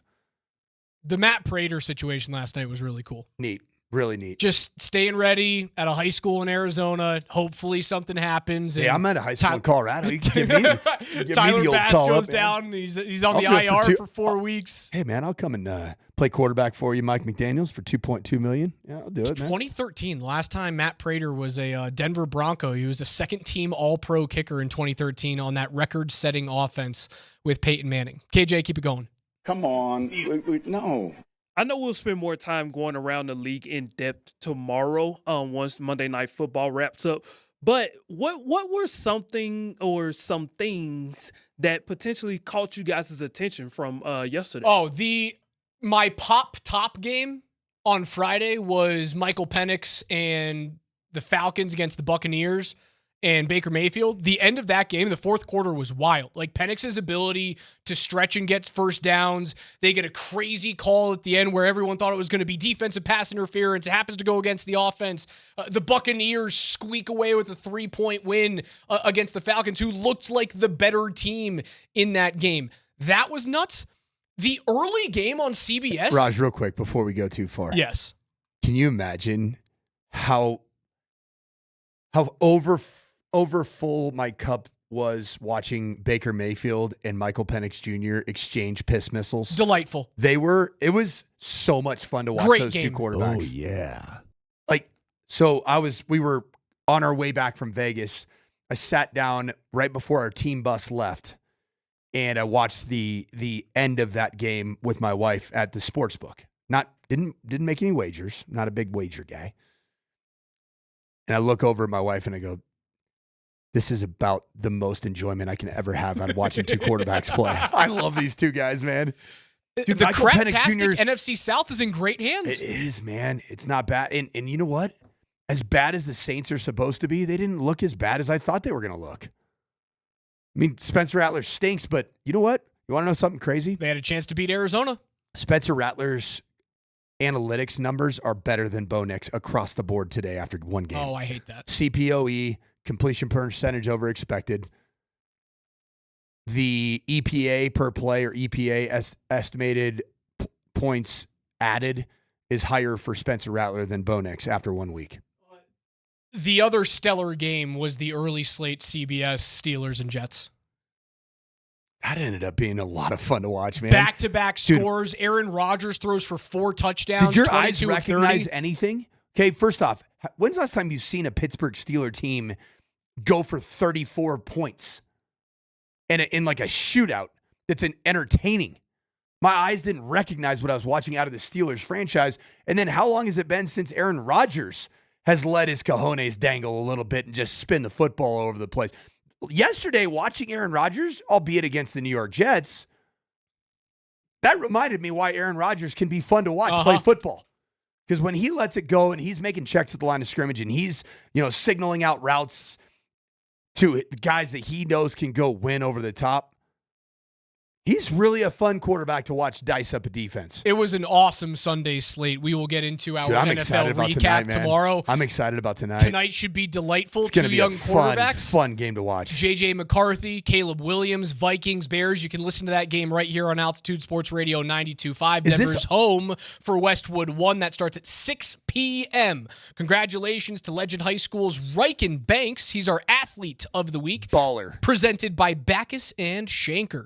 Backus and Shanker loves Riken's passion, and their passion is justice. Every Athlete of the Week is awarded a $150 gift card to Rally House, so tune in on Friday night at halftime of Legend and Arvada West for the next Athlete of the Week. That's KJ's NFL Notes here on the Morning Sprint, brought to you by our friends at Mountain High Appliance, Colorado's most complete local appliance store. They have locations in Denver, Louisville, Littleton, Colorado Springs, and Glenwood Springs. They offer every major appliance line and brand. You can find them at mountainhighappliance.com. We'll wrap things up on the other side. Hand it off to PhD. I'm sure they'll have a bunch to react to in terms of Sean Payton's Monday presser.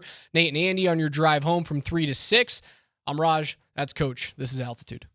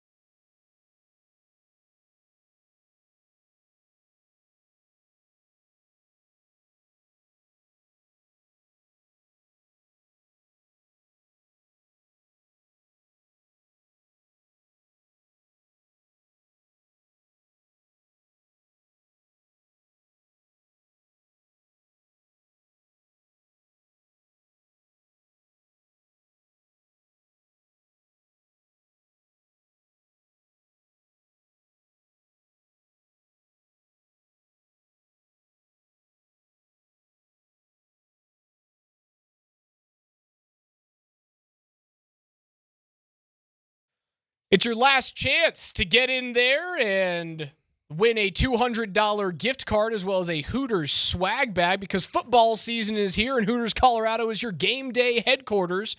Check out the Pick 3 special, 1 app, 1 entree, 1 drink starting at just $11.40. Wings, beer, and game time fuel without breaking the bank. Hooters Colorado is how you football. One more time, Hooters. That's Hooters with your first and last name to 303-504-0925. We will announce a winner coming up in just 5 minutes from right now. It's your last chance to get in there. $200 in a Hooters swag bag as we wrap up a Rally House Football Monday here on the Morning Sprint. A win's a win, Coach.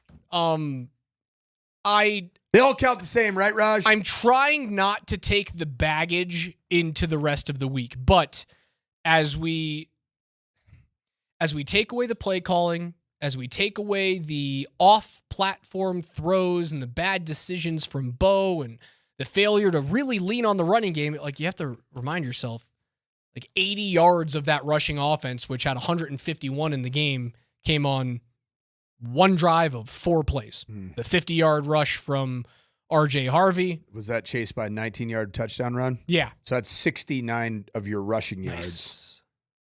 69, dude. Wasn't there something else that happened with 69? I heard it this morning. Today? Oh, it was the crooked number that the Oregon Ducks put up on. Oh yeah. On Okie. On Oklahoma State, man. Woo! 69 to 69, dude. I heard it. Yeah. Mike Gundy, when you're coming out of the basement of the Big 12, like I know you've been there for 21 years with the Cowboys. Maybe don't give a guy who loves bulletin board material. Dan Lanning I'm 40. absolutely loves when someone tries to either talk down about the Ducks or talk their own program up. Remember what happened to CU? Oh, yeah. Clicks. Yeah, he doesn't love a clickbaity coach. Not real. You know what? Oklahoma State and Mike Gundy, that needs to end. It's run its course. He's got to go. Like even last year, I was at Big 12 Media Day a year ago, and hearing him dismissively talk about Ollie Gordon, his running back, like it's not a big deal that he had 17 beers. Basically, I mean, I'm summarizing here. He didn't have 29 beers. Okay, bud. Like Mike Gundy, get missing. You suck at your job. All right, you were good about 7, 8, 9, 10, 12 years ago. When's the last time Oklahoma State was good, like Brandon Weeden? Well, they beat the brakes off. Well, we had a great matchup against them in the Fiesta Bowl when I was at Stanford. That was Andrew Luck's last college football game. It was against Henry Blackman and Brandon Weeden, and they were awesome. It was like final score was like 41-39. Well, wasn't Blackman and Weeden were both like 32 years old. They were both really good. Men. And unfortunately, some of the same issues that we're talking about with Mike Gundy's leadership, with regards to Ollie Gordon, that led to the demise also of one Henry Blackman. He had some substance issues.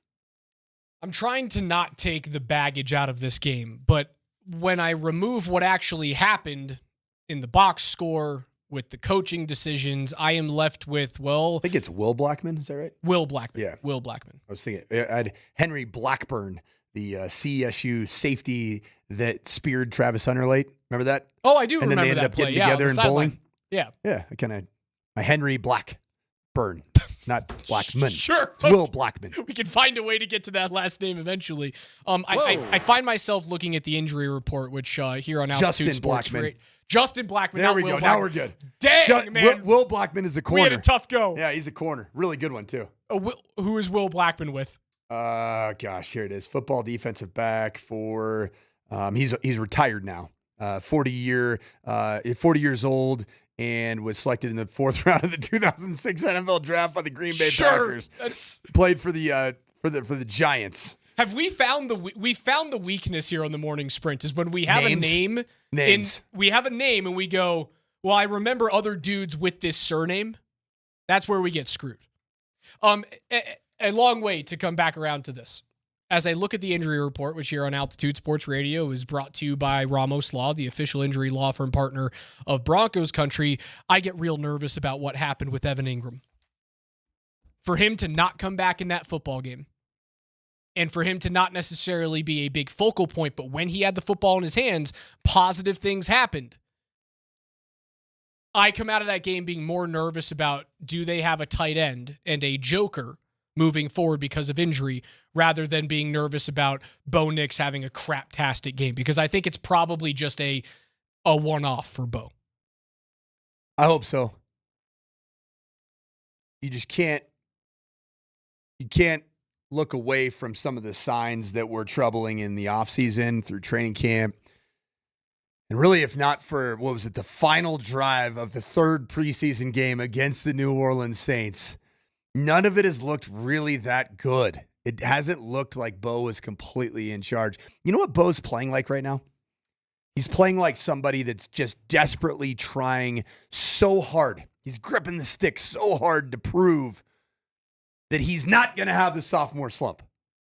And it's almost like Sean Payton is calling plays in a way, and Sean's clearly frustrated by the narrative.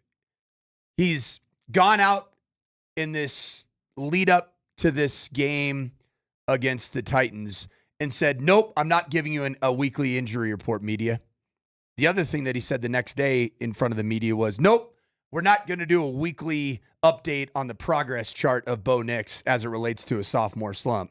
I don't hate that thought process. I kind of love it from Sean being like, dude, you're a year 2 quarterback. I'm not worried about going, oh yeah, he's gotten better this week. No, it's time to perform. But you know what he kind of ultimately did there is he set 2 boundaries. No, I'm never giving you any injury updates.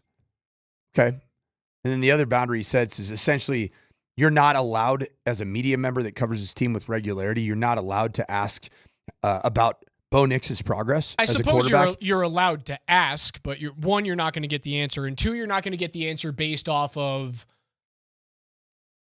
how has he looked as compared to last year. I don't hate the fact that he's drawing the line in the sand there, because I do agree that in year 2, you shouldn't be treated like people are going to treat J.J. McCarthy this year in Minnesota. You made the playoffs last year. Everyone's talking about you as either a dark horse or a surprise team to win the AFC West, the first team to unseat the Chiefs in 10 years since Denver won Super Bowl 50 back in 2015. No, we shouldn't be worried about progress bars. He should be, Bo Nix, graded on wins and losses. We need to be reminded in the 397 from the Shop Mazda text line, one price, one person, 1 hour. I appreciate you texting in and reminding all of us that Bo did start out slowly at the beginning of last season as well. He'll be fine. He didn't start off this slow. He did not look that bad.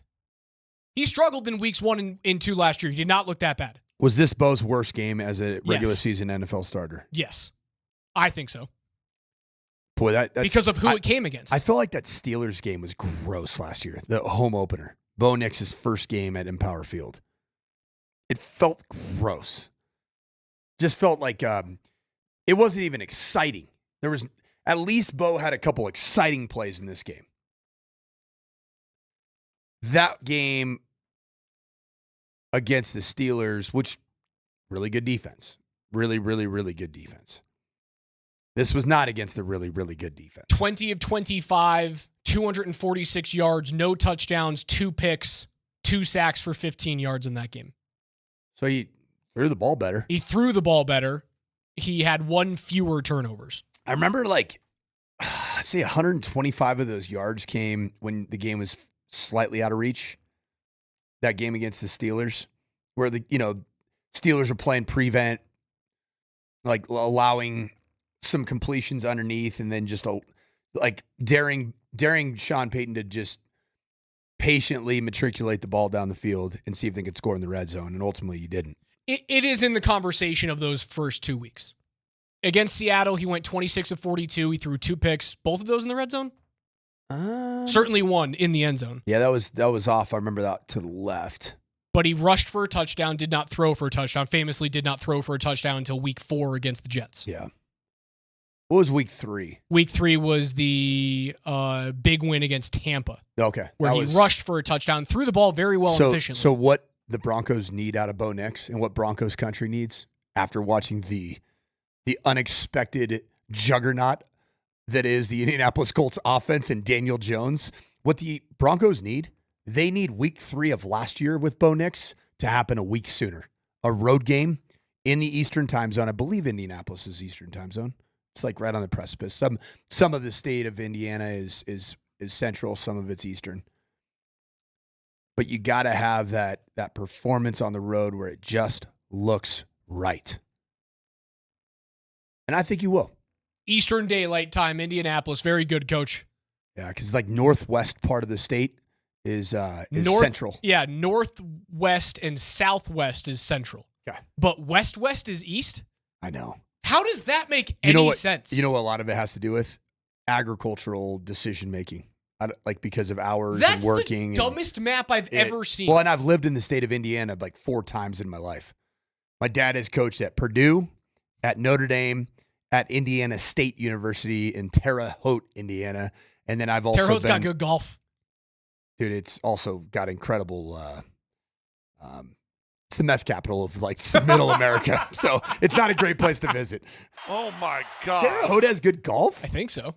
I don't think so, Raj. No, am I wrong? Am I thinking of a different place in Indiana? Yeah, dude, Terre Haute's a little rough around the edges, man.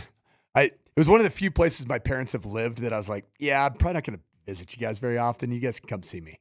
Maybe I'm thinking of a different part of the state. I got to be honest, I don't spend much time in there. Broncos country, just relax. And I mean this. Bo Nix going to be fine. But we got to see it against the Indianapolis Colts. You're going to be 1-1. And you got a rough stretch coming up after the start that everybody was saying. You got to be 2-0 after the Titans and the Colts. That'll do it for us here on the Morning Sprint on a Rally House Football Monday. Shop every team in town at Rally House. That's the coach, Mike Sanford, coming off of a winning business trip in Vegas. KJ Granderson behind the glass. My name's Alex Ryan-Emmy. Congratulations to our Hooters $200 and Hooters swag bag winner, Derek Mitchell. You're in, man. I see you, D. Mitch. Enjoy my it. guy. Go take advantage of Wing Wednesday. Go Love watch Derek Mitchell. some MAC football. Or go in on a Thursday for prime time, Saturday for college, Sunday for NFL football, and take advantage of the pick 3. Monday Night Football. The 2 biggest quarterback whisperers face off tonight. You can listen to that right here on Altitude Sports Radio 92.5. Monday Night Football. The Vikings and the Bears. PhD is next. You were thinking about French.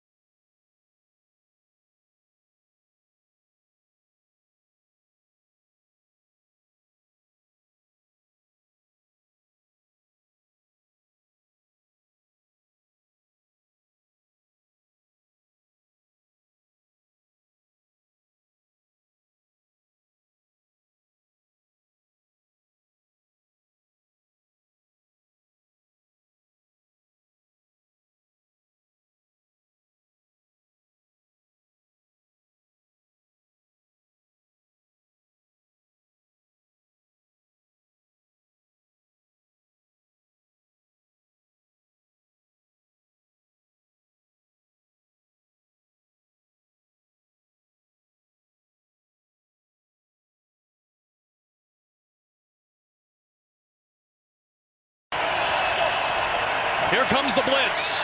Cam Ward hit as he throws. That ball is loose. They're going to let it play through. It's Denver football no matter what. And the Broncos defense comes up yet again to help win the game in week 1. What a performance by the defense. That's incredible. Last year, teams were 3-19 in the NFL, counting the playoffs, if they had 4 or more turnovers. So it's rare to get a win when you have that many miscues. Denver's defense stood strong after every turnover by the Broncos offense. And they hold Cam Ward, the number 1 pick, in check in his debut. We felt that was one of the keys to victory is obviously, especially a young quarterback, his greatest friend can be a run game. And so if we were able to keep him in the pocket and force him to try to beat us, we felt we'd take advantage of that, and that would play into our hands. So I thought our pass rush and coverage was great. Well, you know that game that the Broncos turned the ball over 4 times and won, because you played in it. So it's not happened since then. And the Broncos win 20-12, with Bo Nix maybe having the worst game of his career, his NFL career. But here we are. They won. So yeah, some man. bottom line and stuff, I suppose. No, I mean, listen, glass half full, glass half empty. I mean, we can do both. I mean, glass half full. Look, it's could have been a laser show. All right. I'll let Scotty do the glass half empty. Should have been a laser show. Scotty's not going to let me do the glass half full. No, do glass full. Go ahead. I'd like to hear the glass half full. All right, I mean, glass half full, legitimately, it's freaking hard to win in the NFL. It's damn near impossible to win with 4 turnovers. Is that glass half full or glass full of excuse? Well, no, it's not full of any excuse. I mean, it's full of facts. It's damn hard to win in the NFL. And you won a game. You're 1-0. Your defense was great. I was concerned about the defense early on. I don't know about you guys. The run defense early on felt like it had some holes in it, especially right up the middle. Yeah, but they settled in very, very nicely. The defense was fantastic. Pat Surtain was great. Riley Moss was fantastic. Talanoa Hufanga was fantastic. That's the positives, right? I mean, now the negatives is I mean, you just know. You know all the negatives. It was not great. It was a bad game for Bo Nix, Scott. I will say this. 2 things. One, and it's funny because I did that little halftime thing with Andy. And we say this with Steve Atwater, when Steve Atwater's playing. When he's leading your team with tackling, you're struggling a little bit defensively. Never want your safeties to lead the team in tackling. Who led the team in tackling last night? Hufanga. Yeah. And that right there, you may have witnessed where you're hoping that when Greenlaw gets back, some of that settles down. Those 7-yard runs become 3, or 2 or something like that. Or who knows, line of scrimmage. I would say you want a positive. I'll say this.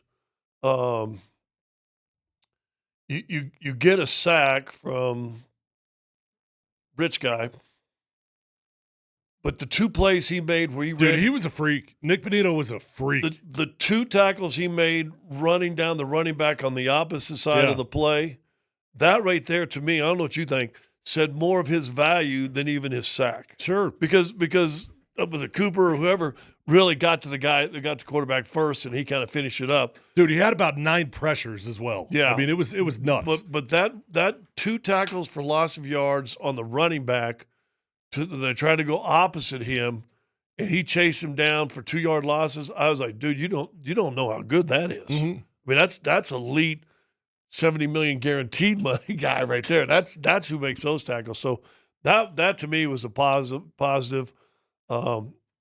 Moss might have got away with 1, but I thought he was very solid.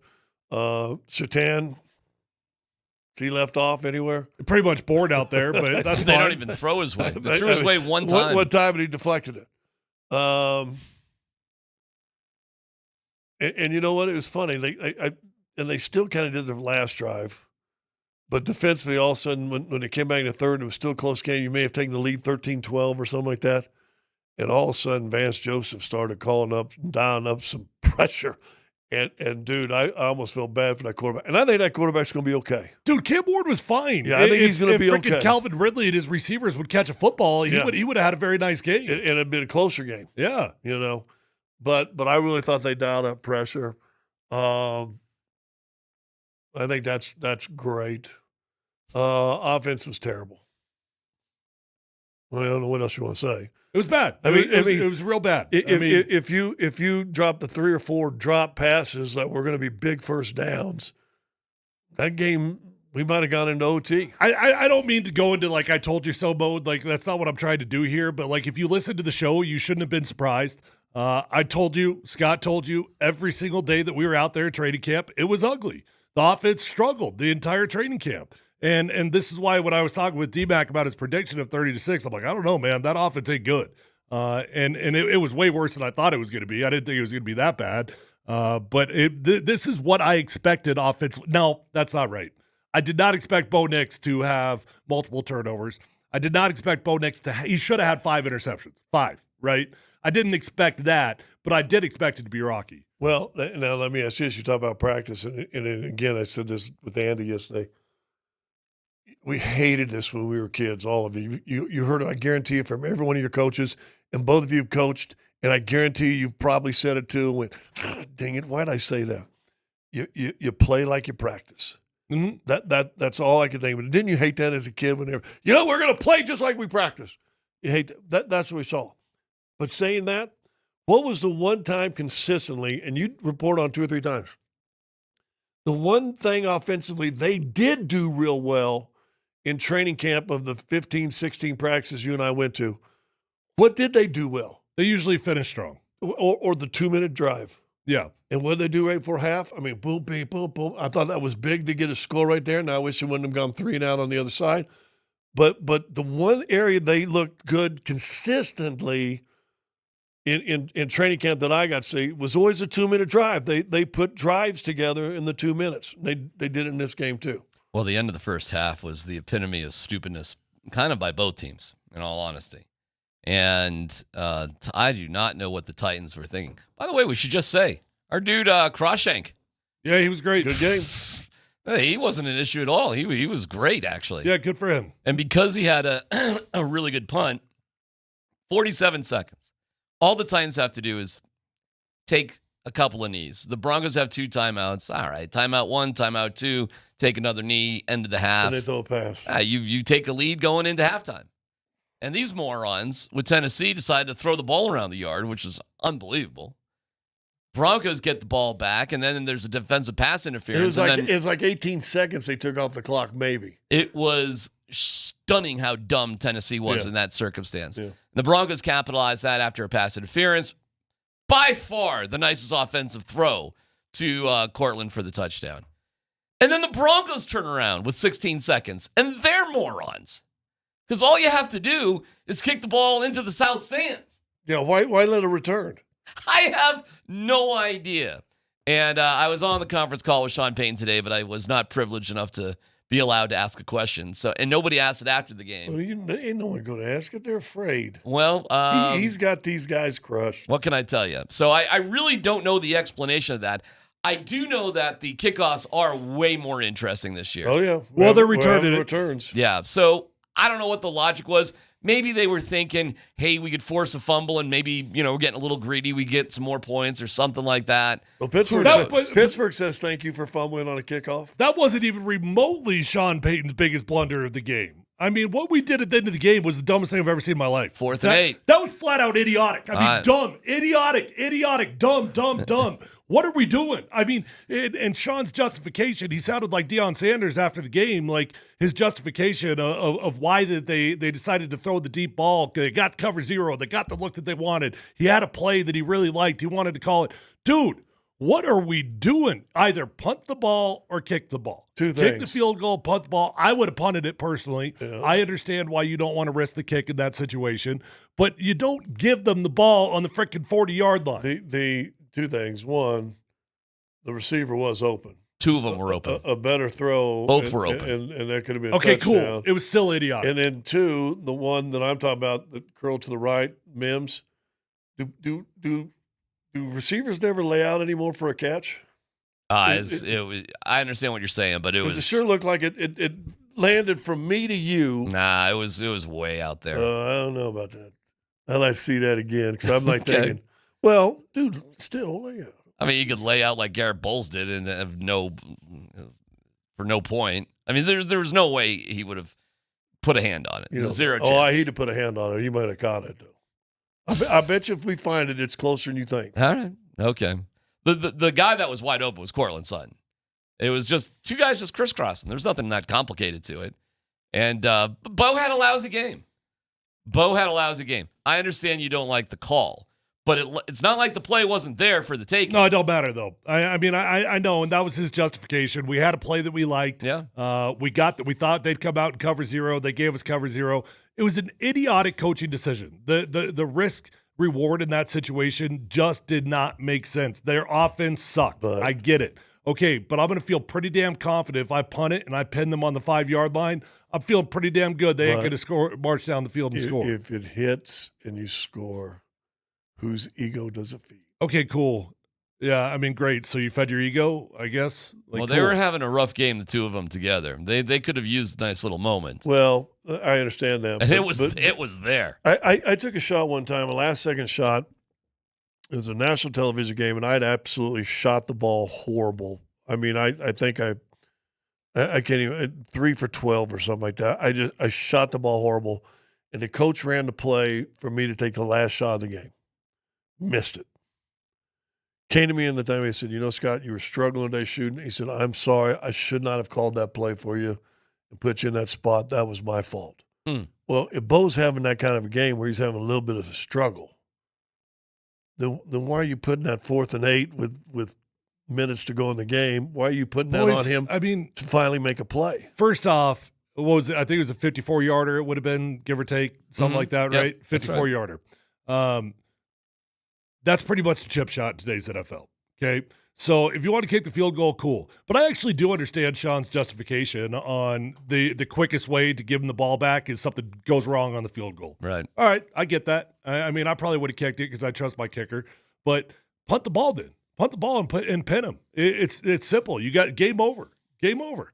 Well, we'll hear Sean talk about that moment, and he did address things again this morning about Bo and the offense. And the glass is half full. Is this defense is I mean, it is, guys, it is sick. Well, there are some awesome moments. There's possibilities. I'm not going to judge. Either they're sick and they made a team that's going to be pretty good offensively look bad, or that's a bad offensive team too. Well, two things could be true. Yeah. And so they were sick against a bad offense. This Indy game. Who dropped 33. If you had Indy in your 33 pool. Daniel Jones, never in NFL history has somebody scored, which is crazy to me, this hasn't happened, 7 straight times in a row. He led them on 7 straight scoring drives. Had never happened in NFL history. That is crazy. It's amazing to me. Peyton Manning, Tom Brady, Patrick Mahomes, John Elway, none of them guys? I mean, he kind of had a perfect game, sort of, if just scoring is the end-all and be-all. And you mentioned a CU thing there slightly. I assume that's about the quarterback rotation. No. That's not what you're referring to? I was talking about last week with the timeouts. Oh, okay. Because what Prime did was fascinating. I mean, it was an awesome weekend. Never mind, I don't know, one of the best football games of all time last night. I mean, I freaking turned it off. You did? I did. Dude, it was 45-20. Yeah, there's like 4 minutes to go in the game. Oh, my God. Game's over. I put my daughter. Who's still watching the game at that point? I put my daughter to bed, and then came back and I said, "Oh, let me see if I can catch the end of the game." And they're interviewing Josh Allen. I went, "You missed it too." I went, "What the frick happened?" Dan Tanner missed it. That's because normal human beings assume the game's over at 45-20. Not if you've been following Josh Allen. Not if you have faith in Josh Allen. Anyways, we'll get to all of it. It's PhD here on 92.5.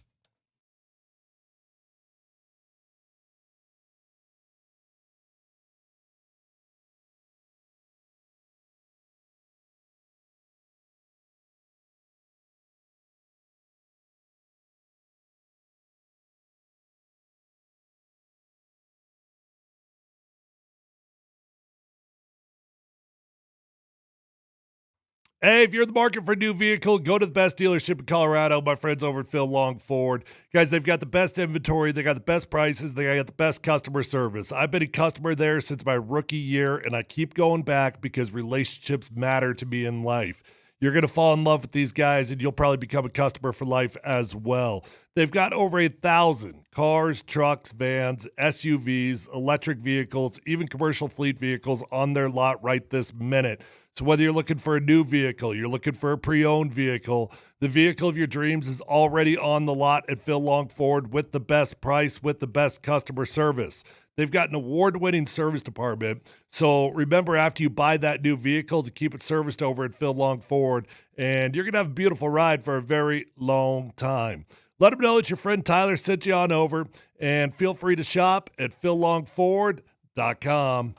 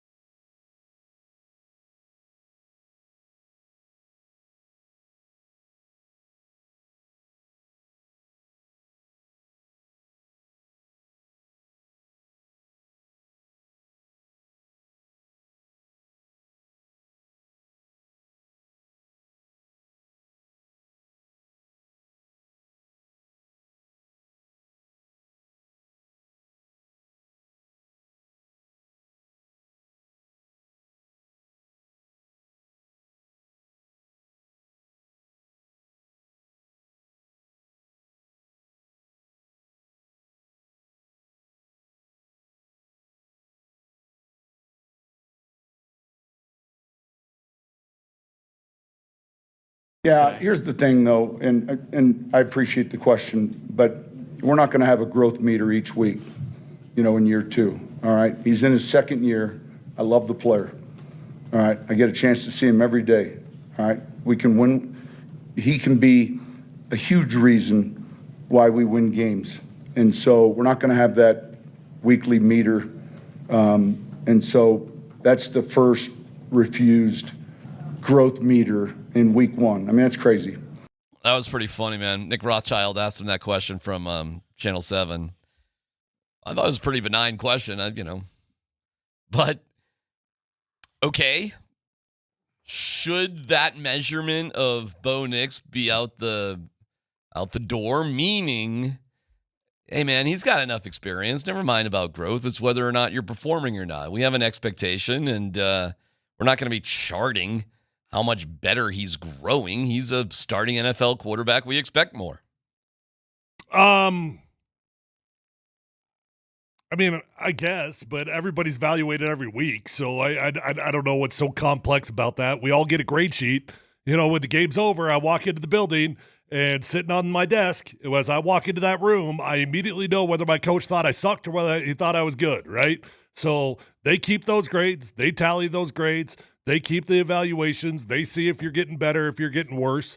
I guess I disagree with it, because why would they grade us every week unless they cared? Well, I what I heard from that is we're not going to cut him any slack if he has a bad game. The growth, okay. The growth thing is just you forget said it. that, or the coach said that? That's what I took from what he said. Oh, so the coach said that. That when you speak. No. Well, and I apologize. You might have very well had it right. I was crushing some delicious banana bread when you were playing the audio there. Let me play it again. Here's Sean Payton, and he was asked by Nick Rothschild of Channel 7 yesterday. This is yesterday, about the growth of Bo Nix.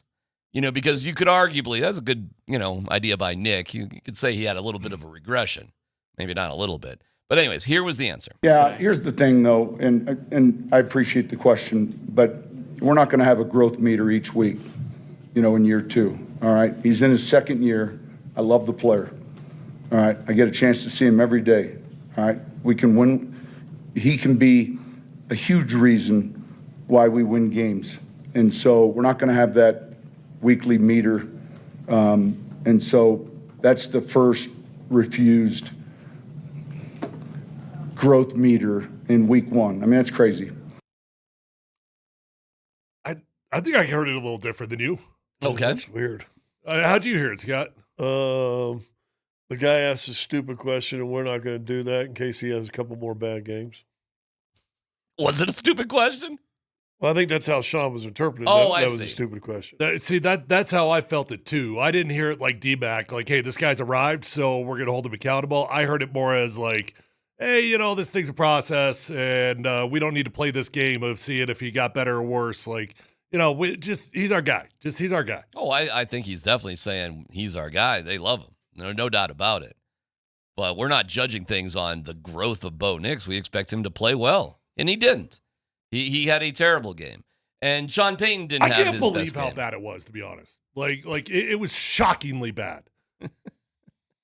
Okay. You disagree with that? I mean, you're laughing at it. I'm laughing because of no, I agree. It was terrible. The offense was, in fact, there's a graph out in the NFL today, efficiency and then your grade, like how efficient were you and how did you grade out?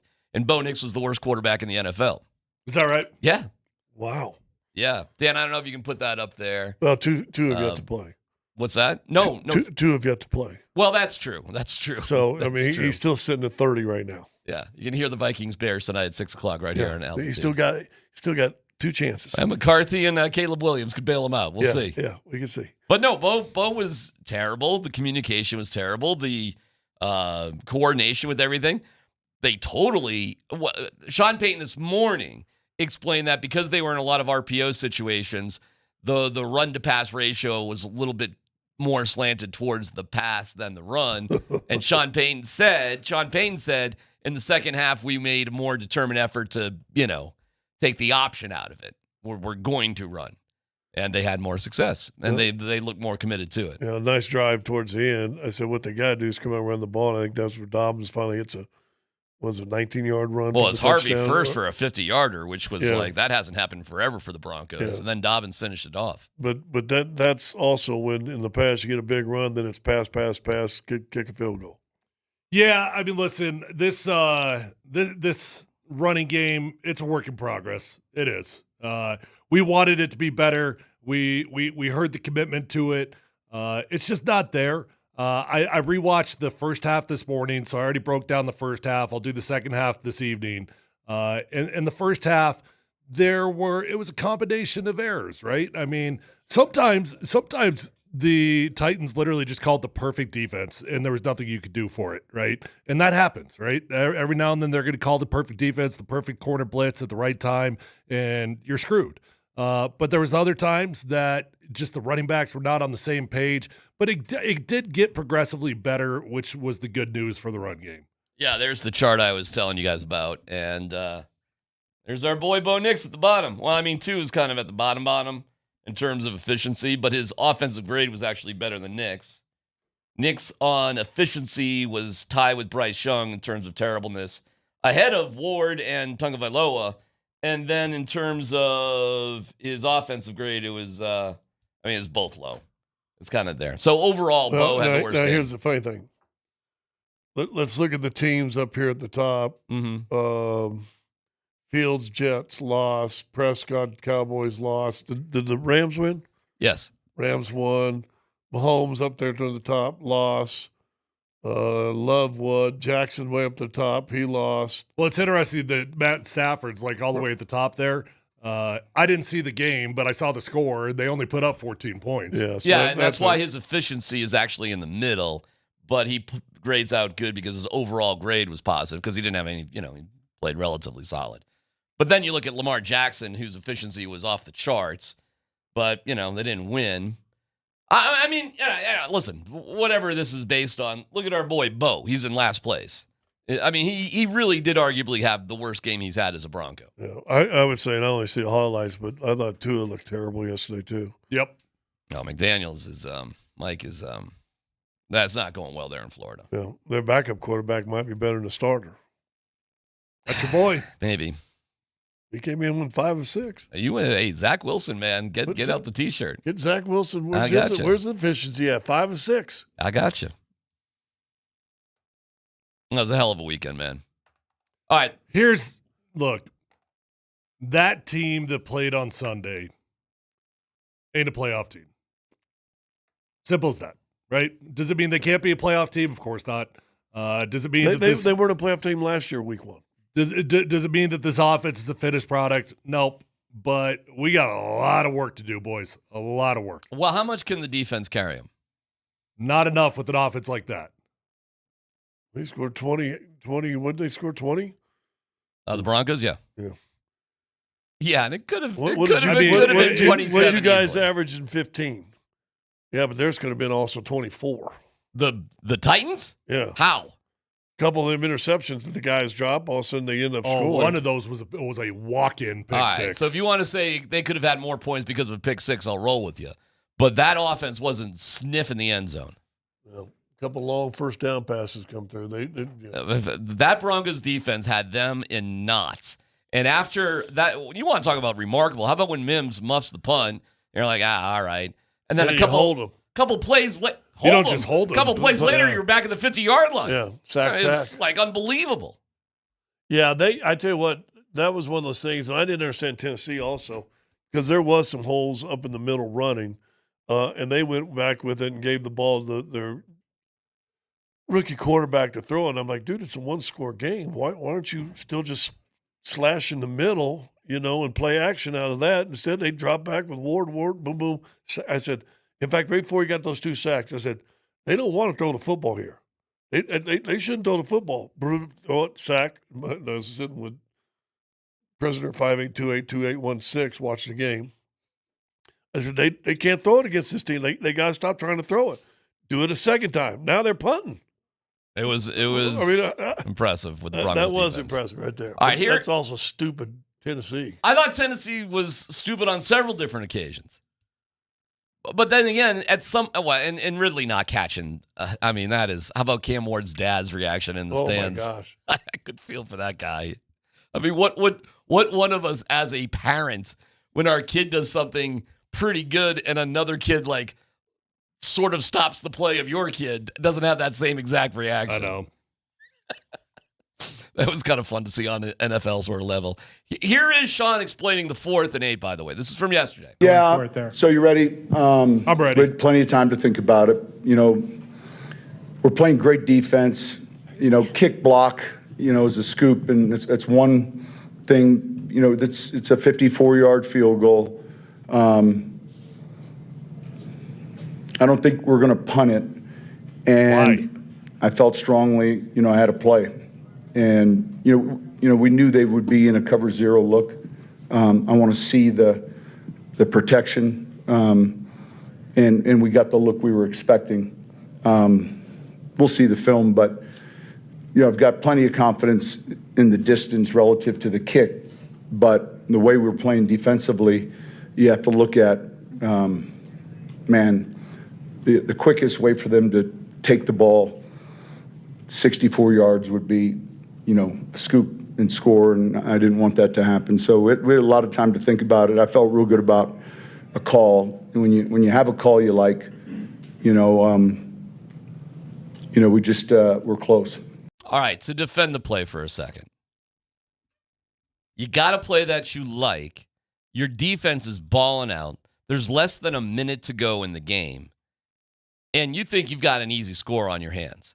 And you've been waiting all game to pull this out. Under those circumstances with an 8-point lead, so there's no way that you can do anything but the worst that could happen is the game could go to overtime and they could tie it up. That's the worst thing that could happen. What's wrong with being a little aggressive there under all those circumstances? Because you and Sean both said the most hypocritical thing about the whole thing. Your defense is playing great. Your offense is not. Your defense is playing great.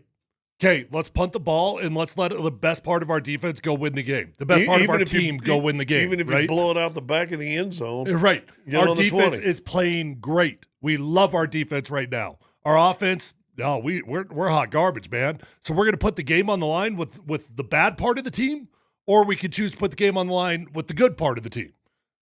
Seems like pretty simple logic to me.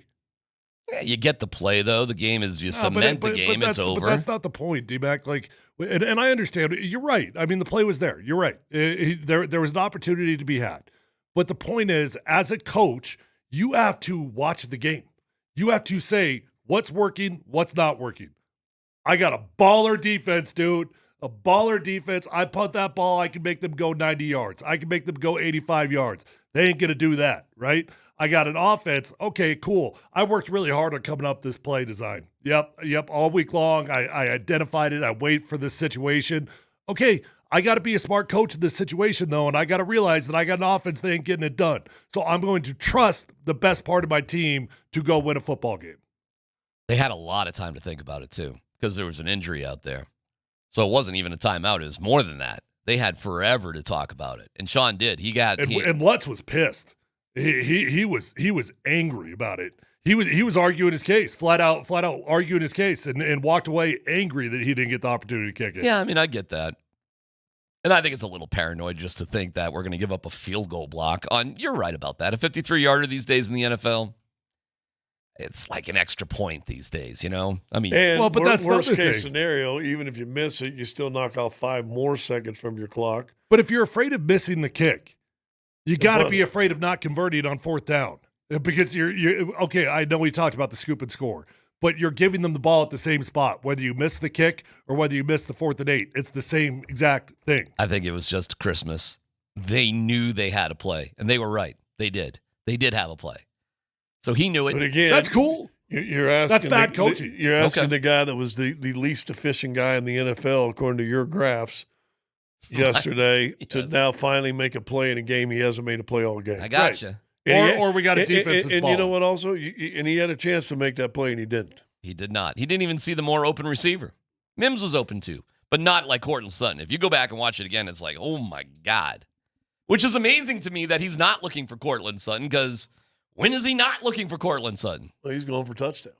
He thought he could Cortland Sutton would have had a touchdown too. It was a crossing pattern. It was kind of the same thing, just in two different directions. Well, Sutton would have. One's throwing it right with your right hand, the other one's crossing your body again to the left. But to defend Bo on that, I'm going to assume Mims was the first read. I'm going to assume that's it, and that's not the way that it works, right? If the first read is open, you throw it because you never even looked at the second read. So he didn't have time. You never got there because you trusted the first one, right? He was getting hit right when he released, or right after he released it. I mean, he didn't have time to. Nope. Yep. Oh, boom. He's done. Oh yeah, they read it perfectly. They counted on Tennessee blitzing. They counted on zero coverage. They counted on all of it. They got it. They had the play. But again, if your offensive line holds up another second, you can take the second read. Maybe you score. He had no time to look except where he looked. I understand what Tyler's right. If the first read is open, and he was open, you don't ever get to the second. Why are you even bothering? It's just maybe a kick in the pants that the second read was actually a little bit more open. But they were both open. Now They were throw both it and don't try to just chuck it. Mm-hmm. He just tried to chuck it. Yeah, Bo was just the communication with his receivers. Sit in the zone. Don't go this way. Don't turn that way. Like, it was a hot mess in terms of just like, what are we doing here? And where are we going? I'm not even a Sean Payton hater, like some of us. And I really are you one of us? Well, one of us? Me? Yeah. Not no, me. not You hate all coaches in town. Yeah. Hell no. Are you kidding? Well, Warren Schefter. I can't. You definitely hate Prime. I can't wait to talk about Prime. I'm not even a Sean Payton hater, but that decision at the end of the game, that is a coach so out of touch with the reality of the game action. I can't over describe how out of touch that was with what was going on in the game. Why do you think he did Because he's a narcissist. Because he had to play. And if it works, it makes him look unbelievably brilliant. We've got all the muggles talking about how brilliant he is if that play works. That's all we're talking about right now. We're not even talking about. I really don't think I would. I really don't think I would. So that's a touchdown. You don't think he would, or you would? I would. You would. It's 27-12 is the final. I'd walk. I think I'd walk away and I'd be like, "That was lucky." You're on the air today, hot. Yeah, I'd say that was lucky. So did he do it because he's a narcissist and he just was all about himself? I don't know. I mean, you could go that deep if you want to go that deep, or it's just a coach that these coaches spend so much time on these situational plays that they just can't wait to call it. Right. Because this is what they do all week. Yeah. How do you turn that off? By watching the game. Okay. By paying attention to what's going on. It was a quirky decision based on how everything had gone, no doubt about it. And it was open. It would have been interesting if you would come in here and have that same, like, hey, man, that was terrible. They got lucky. That was awful. I believe you would have. I really do think I believe you would have. In all honesty, being at the game live, I didn't think they were going to snap it. I was just waiting for him to be, yeah, they can improve their field goal position a little bit, it was something like that. Or take the delay game, back it up. Yeah, exactly. I mean, when they actually snapped the ball, it was kind of like, whoa. Everybody around me, too, was whoa. Like, everybody was taken by surprise with the whole thing. But they did get the win. All right, we'll dig into more of what Sean Payton said this morning, some of the reaction in the locker room. There was a couple of defensive players that had Bo's back. But the rest of the NFL, let's go through some of the games from yesterday. It was pretty awesome. It's PhD on 92.5.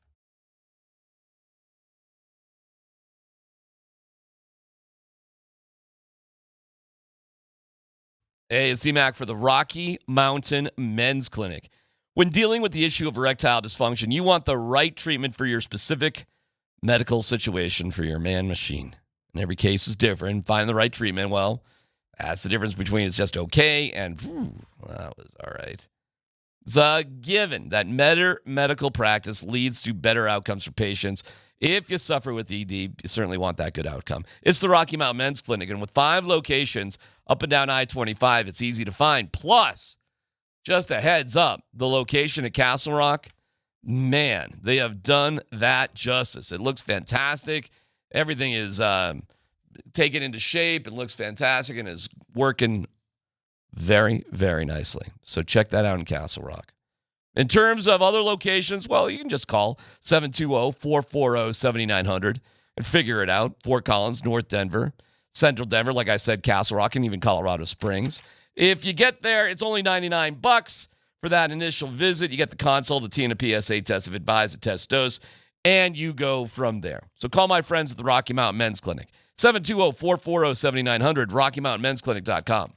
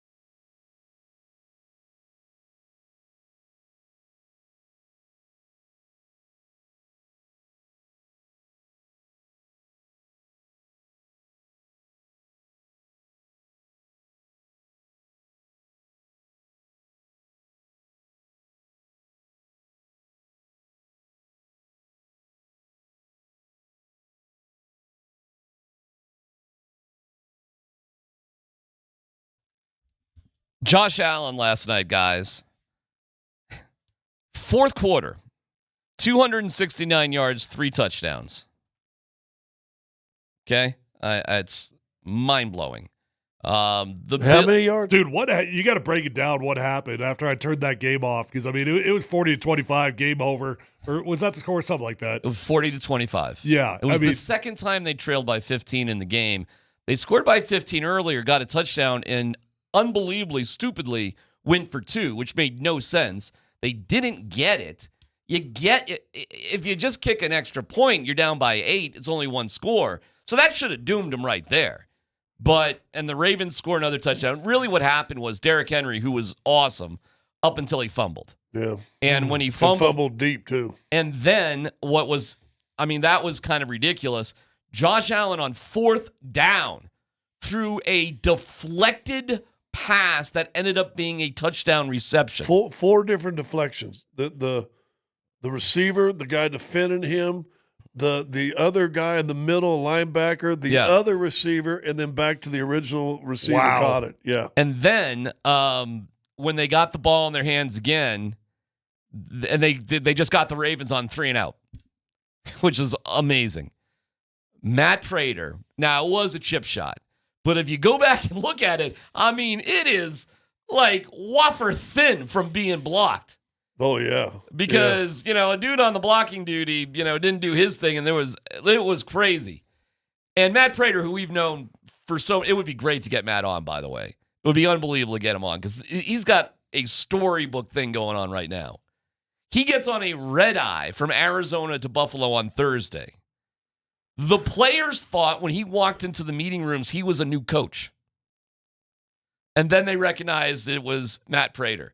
He doesn't know the names of his teammates, aside from, Josh Allen and stuff. And Matt had 16 points last night. So it wasn't just the walk-off. And by the way, the walk-off, the Bills didn't have a timeout. They had time. They had 26 seconds or whatever. But, still, you got to go out there and do it. And you're brand new to this team. You're brand new to this operation. Matty P, man, I was really... Text sent. We'll see what happens. Well, that'd be awesome. I was stoked for him. And for them at the end of the game to put him up on their shoulders... That was pretty cool. He got the walk-off moment. Yep. Yeah, how many guys on the bottom go, no, what's this guy's name? Yeah, maybe. It was so funny because I saw Josh Allen talking about Matt Prater after the game, and I could just totally picture this because this is who he is. He would do weird things like this all the time. Josh said that he had just met the dude like the day before, right? Yeah. And before the game, Matt walks up to him in the locker room and he just shakes his hand. He says, "Hey man, I'm going to do my best for you." And that's such a Prater thing. It sounds silly, but Prater was just like, he would have these awkward conversations walking around the locker room like, hey, I got your back today, man. Or there were other times that he would do the opposite. In the middle of the game, he'd miss a kick. He'd walk up to me and be like, "It's nice knowing you, man. It was a good run." Like, that's it? Yeah. It's over for me? Yeah. Well, I was stoked for Matt, and oh my God. There were so many amazing moments, even after the game. A sold-out crowd there at Highmark Stadium. Mr. Brightside is played at a lot of sporting events, so it's not unique to the Bills. But they're playing Mr. Brightside, and there's a couple of Dawson Knox and another player. They're just sitting there singing the song with the crowd who's going bananas. And by the way, there were people in the crowd who left, and Josh Allen calls them out. Maybe you'll stick around next time, he says in the postgame. That vibe, that game, everything's going, and I'm not trying to put down the Ravens, man, because the Ravens were that offense for a while looked unstoppable, what they were doing. Dude, how many games are you supposed to lose scoring 40? I know. None. 0. Dude, I'm going to forget the stats. I'm going to butcher it. Nobody quote me on it, but in John Harbaugh's career, he's blowing something like 17 20-plus point leads. It's a crazy stat. By the way, no team has ever in NFL history ran the ball for 250 yards, scored 40 points, and lost. It's never happened. So how often does it happen? Officially never. Well, the funny thing is when your running back fumbles after gaining, 169 yards rushing throughout the day, a couple touchdowns. Oh, he was a freak. Derrick Henry. The punch out of the ball might have been the lightest hit he took all game. Great play by the Bills, and Henry is not a fumble guy, but stuff happens, The win probability for the Ravens with less than 4 minutes to go was 99.1%. 99.1%. So you're saying that's why you don't listen to analytics? That's why you just got to keep watching a game when Josh Allen is involved. And Lamar Jackson. Did anybody talk to Rob today? He should be pumped. I was going to say, but he come in Should and be excited. Wonder if he finished the game. That would be pathetic if he didn't. That'd be sad. The games for us, by the way, Mountain Time Zone. How great is the Mountain Time Zone? I mean, that game's it's all going on. It's all before 10 p.m. It's not that late. We're not having to kill ourselves to watch these games. I got back in the bedroom about 9:30, and I said, because I figured the game still be going on, and it was the Josh Allen interview with Prater. It was Prater and Josh Allen. Did you go back and watch it? I turned on the Sports Center. They showed all the highlights on Sports Center. By the way, they do that. You go to actually watch games. Do you know I tried Red Zone this weekend? And it's exactly what I thought it was. Awesome. It's Sports Center. Yeah. It was stupid. With people that really don't have. Yeah, it was bad. It was like, why are people obsessed with this? You know what? Watch football. You just watch and witness a great game, great comeback, and those are great. Any comeback like that is always great, unless it's a team you came back on. I know they're hurting, but it's funny going on the message board, reading some of the stuff afterwards. You going on the dark web, Scotty? It was had both players on it. I would say 75% of it was people bitching about betting. And I'm like, is that why you watch sport? That's why the Red Zone works. Oh, yeah. That's the only reason the Red Zone exists, because people bet. Hey, real quick, I'm wearing my UNC hat here today. And do I have my? Yeah, I think I do. Did they win? They should have. Oh, my God. You don't know what happened in that game? Oh, no. Are Saturday. you kidding me? This actually was. I'm at a soccer game. Not Saturday night, you weren't. How do you know? Okay. UNC has, the last time they beat CSU was in 1900. This would have been the biggest win in the program history ever. The win was a forfeit. So on the field, in 126 years, UNC has never beaten CSU. They tied them one time, but they've never beaten them. Now, they don't play every year, but still. On a last-second throw, the receiver from UNC catches the ball. Shocking. CSU played terrible. Like 5 turnovers. All right, here's the play. So there goes. This is to win the game with seconds left to go. Scott, that was ruled after review. No kidding. And that would have ended the game. Game is over right there. On those replays that you just watched, one of the biggest jobs ever. First of all, it's pass interference. That was ruled an incomplete pass after review. It was ruled a touchdown on the field. Yeah, we gotta go back to playground rules, man. You can hit the ground if you're in possession of it. It's one of the biggest screw jobs I have ever seen. And if you're going to it wasn't ruled an incompletion and then not a touch. You know what I'm saying? It was a touchdown. So you have to have conclusive evidence that hit the ground. Yeah, what a bummer for UNC, man. What a bummer. Well, 2 things. If you're going to go back and take that time to review it, again, I'm sitting there going back. We're going to review it. We thought the ball was loose, not controlled by the receiver, and touched the ground. However, there was pass interference on the end zone. We will have one more play from the 2-yard line. Well, was that pass interference? I guess I didn't see it as clearly as you, but. Well, to me, when a guy's arm is on top of the shoulder pad pulling before the ball gets in, that's usually pass interference. Appreciate it, but it's a moot point. It's a freaking touchdown. And it's probably an absurd It is reversal. The last play of the game, though. They always call that different. That's it. I'm That's not saying the they game. should, but hand, ball. Yeah.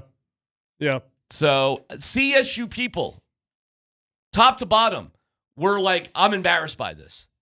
Because we didn't. Because it doesn't even feel good to win that game. No. And they turned it over a million times too, just kind of like the Broncos as well. And so, but I feel awful. Listen, man, so let me ask this: involvement with UNC is relatively limited. CSU take UNC lightly? It looked like it. Yeah. A lot of times when you have games with tons of turnovers, the guys think, "Oh, this is going to be an easy game. Let's just go out there about 3/4 speed and let's see if we can win it." And then you make mistakes. CSU had played pretty well against Washington in Washington the week before. I mean, I think it was tied going in the fourth quarter or something. There's a big difference from Washington and UNC. Well, okay. So, point being, you think Denver took Tennessee a little bit for granted? We can get into it. It's PHC here on 92.5.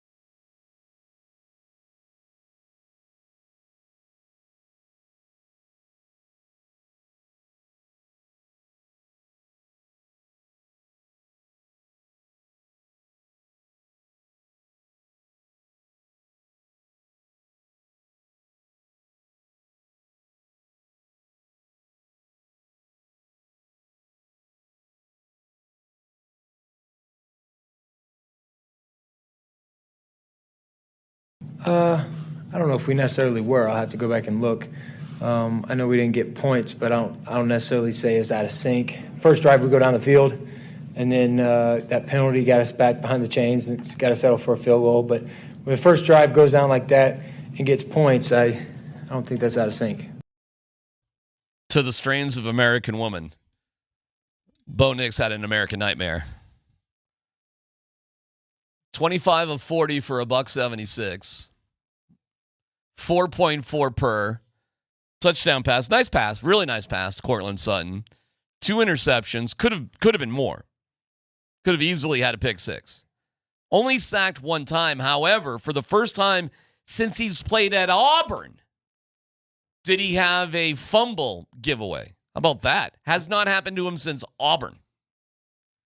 Quarterback rating, QBR of 19.2, rating of 60.0. That's a rating out of 100, and a quarterback rating out of, 143 or whatever that is. Evaluate Bo Nix's performance yesterday. Well, I guess the best way I could put it is it wasn't a huge shock to me. I think you got to trust what your eyeballs are telling you. We'd been out there training camp every single day, and we reported a lot of days, the far majority of the days, similar stories to this. And I don't know if you guys remember in the middle of training camp there was about a 3 or 4 practice stretch where the turnovers were out of control. Do you guys remember that? He'd been good. He had 3 or 4 days where it was out of control, and then he got it under control again, and there weren't a whole lot of turnovers the rest of training camp. But it reminded me of that stretch. It just looked like a dude that was frazzled. Yeah, I would agree, Tyler, of what you said. And if I were thinking what it reminded me of, well, hit it. Timing is everything.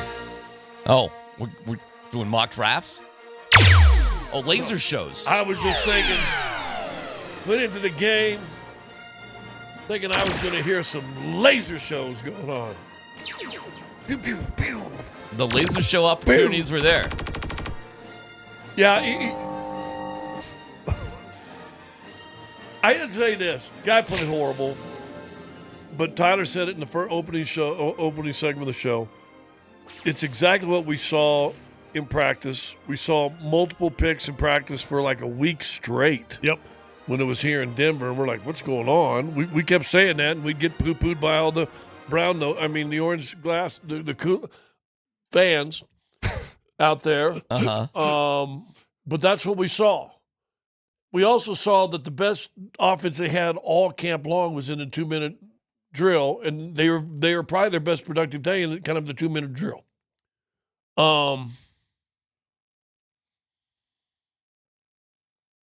Defense saved them. Bo was bad, but I blame Sean Payton on a lot of it. And it goes back to our debate we had on the last play of the game. You don't take the guy that's been struggling all game and decide, this play's different. Yeah. You've just had 59 minutes of this play. Sometimes, by miracle, we see guys come up there. Boom, boom, boom. But this wasn't going to happen. So I ask you then, why did you do that instead of punt it or try a long field goal or punt it, either one? A, and B, why then is he throwing it 40-plus times? 40-plus times. Well, Come on now. Sean, 41 if you count the sack, and there was probably at least 2 runs, right, that he had that weren't called runs. How are you having a guy that you admitted struggled and you'd like to have this game back or some throws back in the post-game interview?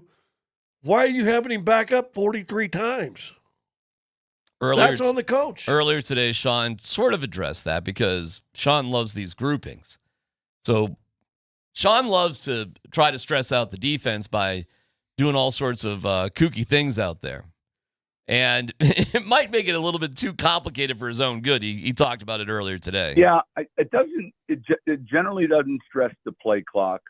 I think one of the things that we've looked at in each year we'll look at, like this year is going to be a little easier because we've got three receiver groupings, a couple tight end groupings.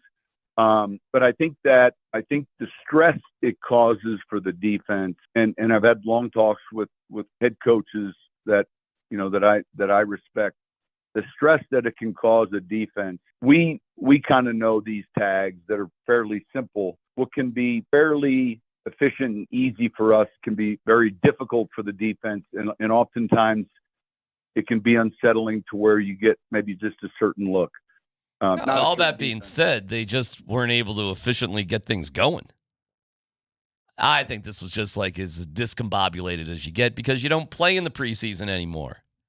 You don't play. You don't play until now. And maybe even next week is going to be a little scattered. Well, and I don't know if you guys remember me saying this, but when Sean passed off the play calling to Lombardi in the first game and then to Davis Webb in the second game, I was like, well, I damn sure hope that Sean's calling plays in the third game. And I think he did because he needs to get in a groove also. And I know he's been doing this for a long time, but the play caller needs to get in a groove.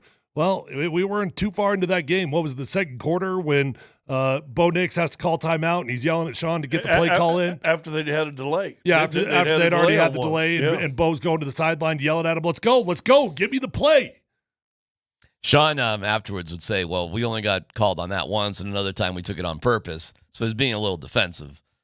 But there's no doubt this was not well coordinated. It was not efficient. It didn't look good, period. But it doesn't mean their opportunities weren't there. My question, and listen, the Broncos also got bailed out. What's his face? The defensive lineman who had a little bulletin board material. Well, and push down Mims. Yeah. Jeffrey Simmons. What is he thinking? Are you kidding me? And Cody, he pushed his own guy. Cody Barton had him wrapped up, and he pushed Cody Barton.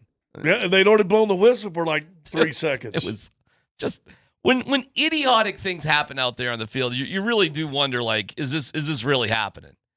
And that was one of those moments. So the Titans were just, listen, when you guys beat the Chargers, when you had more than 4 turnovers, it was a great game because you and Peyton came in at the same time. But let's face it, the Chargers were not a good team at that point. And it took everything you guys had, including replacing Brock and doing everything you guys did to bail yourselves out of that game. You have 4 or more turnovers, you should lose. And it wasn't just that. The Broncos had a couple of 4th downs that they didn't convert. Those are virtual turnovers. Mm-hmm. The Titans are not a good team, fellas. Yeah, well, unfortunately, right now, the Denver Broncos are not a great team either. I'm not going to say they're a bad team. You've got a great defense. You've got an elite defense that settled in. I was a little bit worried about the defense early on. The rush defense was really soft in the early goings. But when it was all said and done, it was a great performance by the defense. And we had some good performances from Talanoa Hufanga. The additions looked great. But the offense was like an epically bad offense, right? And I don't care how good your defense is. You got an offense like that, you ain't a playoff team. Hufanga wore a Bo Nix t-shirt to the podium. You can turn it around. So he said he's going to support his guy, and I got Bo Nix's back. And in the locker room, Troy Franklin was asked about, how would you pick up Bo in a bad game or something at Oregon? I don't know how many of those he even had. So it was a weird vibe, in the locker room afterwards. The guys weren't upset or anything. The guys at Mike McGlinchey was kind of honest about things, saying we got to be better than this. We can't be just saved by our defense. But when you went around and talked to guys on the defense, everybody was in a pretty good mood. Yeah. Sean wasn't. Sean was all pissed off. Bo really took his time coming up to the podium after the game was over, because Bo has come up to the podium wearing his uniform and, whatever, just, let's just get this done and I'm good and whatever. He came up, took him a long time, you can tell he was just trying to settle himself down. It was definitely a weird moment, between the two of those guys in the offense. Anybody ask him what he was thinking about on that interception? No. I saw the guy threw that the ball, it to him. Got picked. Yeah, I threw it right to him. Bo is kind of Bo likes to go into Bo cliches about stuff, and I'll be better, and I got to do this and that, the other thing, and it's all right. We're whatever. The worst throw of the day was a dropped pick that won the kind of flat out route to Evan Ingram. Yeah. Good Lord, dude. That should have been pick six city. That Easy ball, pick six. That ball was slow getting there. Yeah. Oh, Ingram was not even close to being open. And yes. And then, by the way, we haven't talked about Evan Ingram hurt again. Yep. Yeah. So you got Dre Greenlaw and Evan. No word on that. Sean said today, even though he doesn't get injury updates, it'll be sooner than later to see Evan or Greenlaw. Ingram, no update on Ingram. That could suck. Calf. Is that what it was? Yeah. That's what was reported. Yeah, that's what was reported. Dude, calf injury. Not good. No. Obviously. How about Lucas Kroll getting the first catch of the season? Adam Troutman getting a catch shortly after. Both those dudes have catches before Evan Ingram. Why was Lucas Kroll even in on the first play of the game? I mean, I'm not mad about it. He was open, good throw, good catch, whatever, but just weird. Like, that's where Sean overthinks these personnel groupings sometimes. Like, how about we just put our best 11 on the field for the first play of the game? That's not how he operates. And I think Sean gets lost a little bit. For example, do you know that Pat Bryant was only on the field for 4 plays? Wow. 4. And he acknowledged that. Coach said, or Sean Payton said, well, we got to be better with that stuff too. Because that happened to Marvin Mims. It was he just got lost in the shuffle. Well, so plenty of things to straighten out. Maybe we ought to have somebody else as an offensive coordinator upstairs seeing all this stuff. My man. I did get texts from people go, I think you're right. Maybe they ought to start looking at a new play caller. Hey, you want a new play caller, you better get a new head coach. Yeah, I understand what you're saying. It's just after being around Sean here for 3 years, that is highly unlikely. Knowing Sean a little bit, getting to know this guy. I don't know what in the world would ever happen that he would give that up permanently. His job on the line. That's when it happens. Yeah. But we're not having that conversation. No. No, you're making $18 million. You know what he says? Well, fire me. All right, you can get involved on the text line. The voice of the people on the Altitude Sports Radio app, powered by the Wilhite Law Firm. Injury lawyers, go to wilhitewins.com. That's wilhitewins.com. Got something you want to get off your chest. And we have a couple of interesting breaking news stories in the NFL that you'll find interesting. Details next.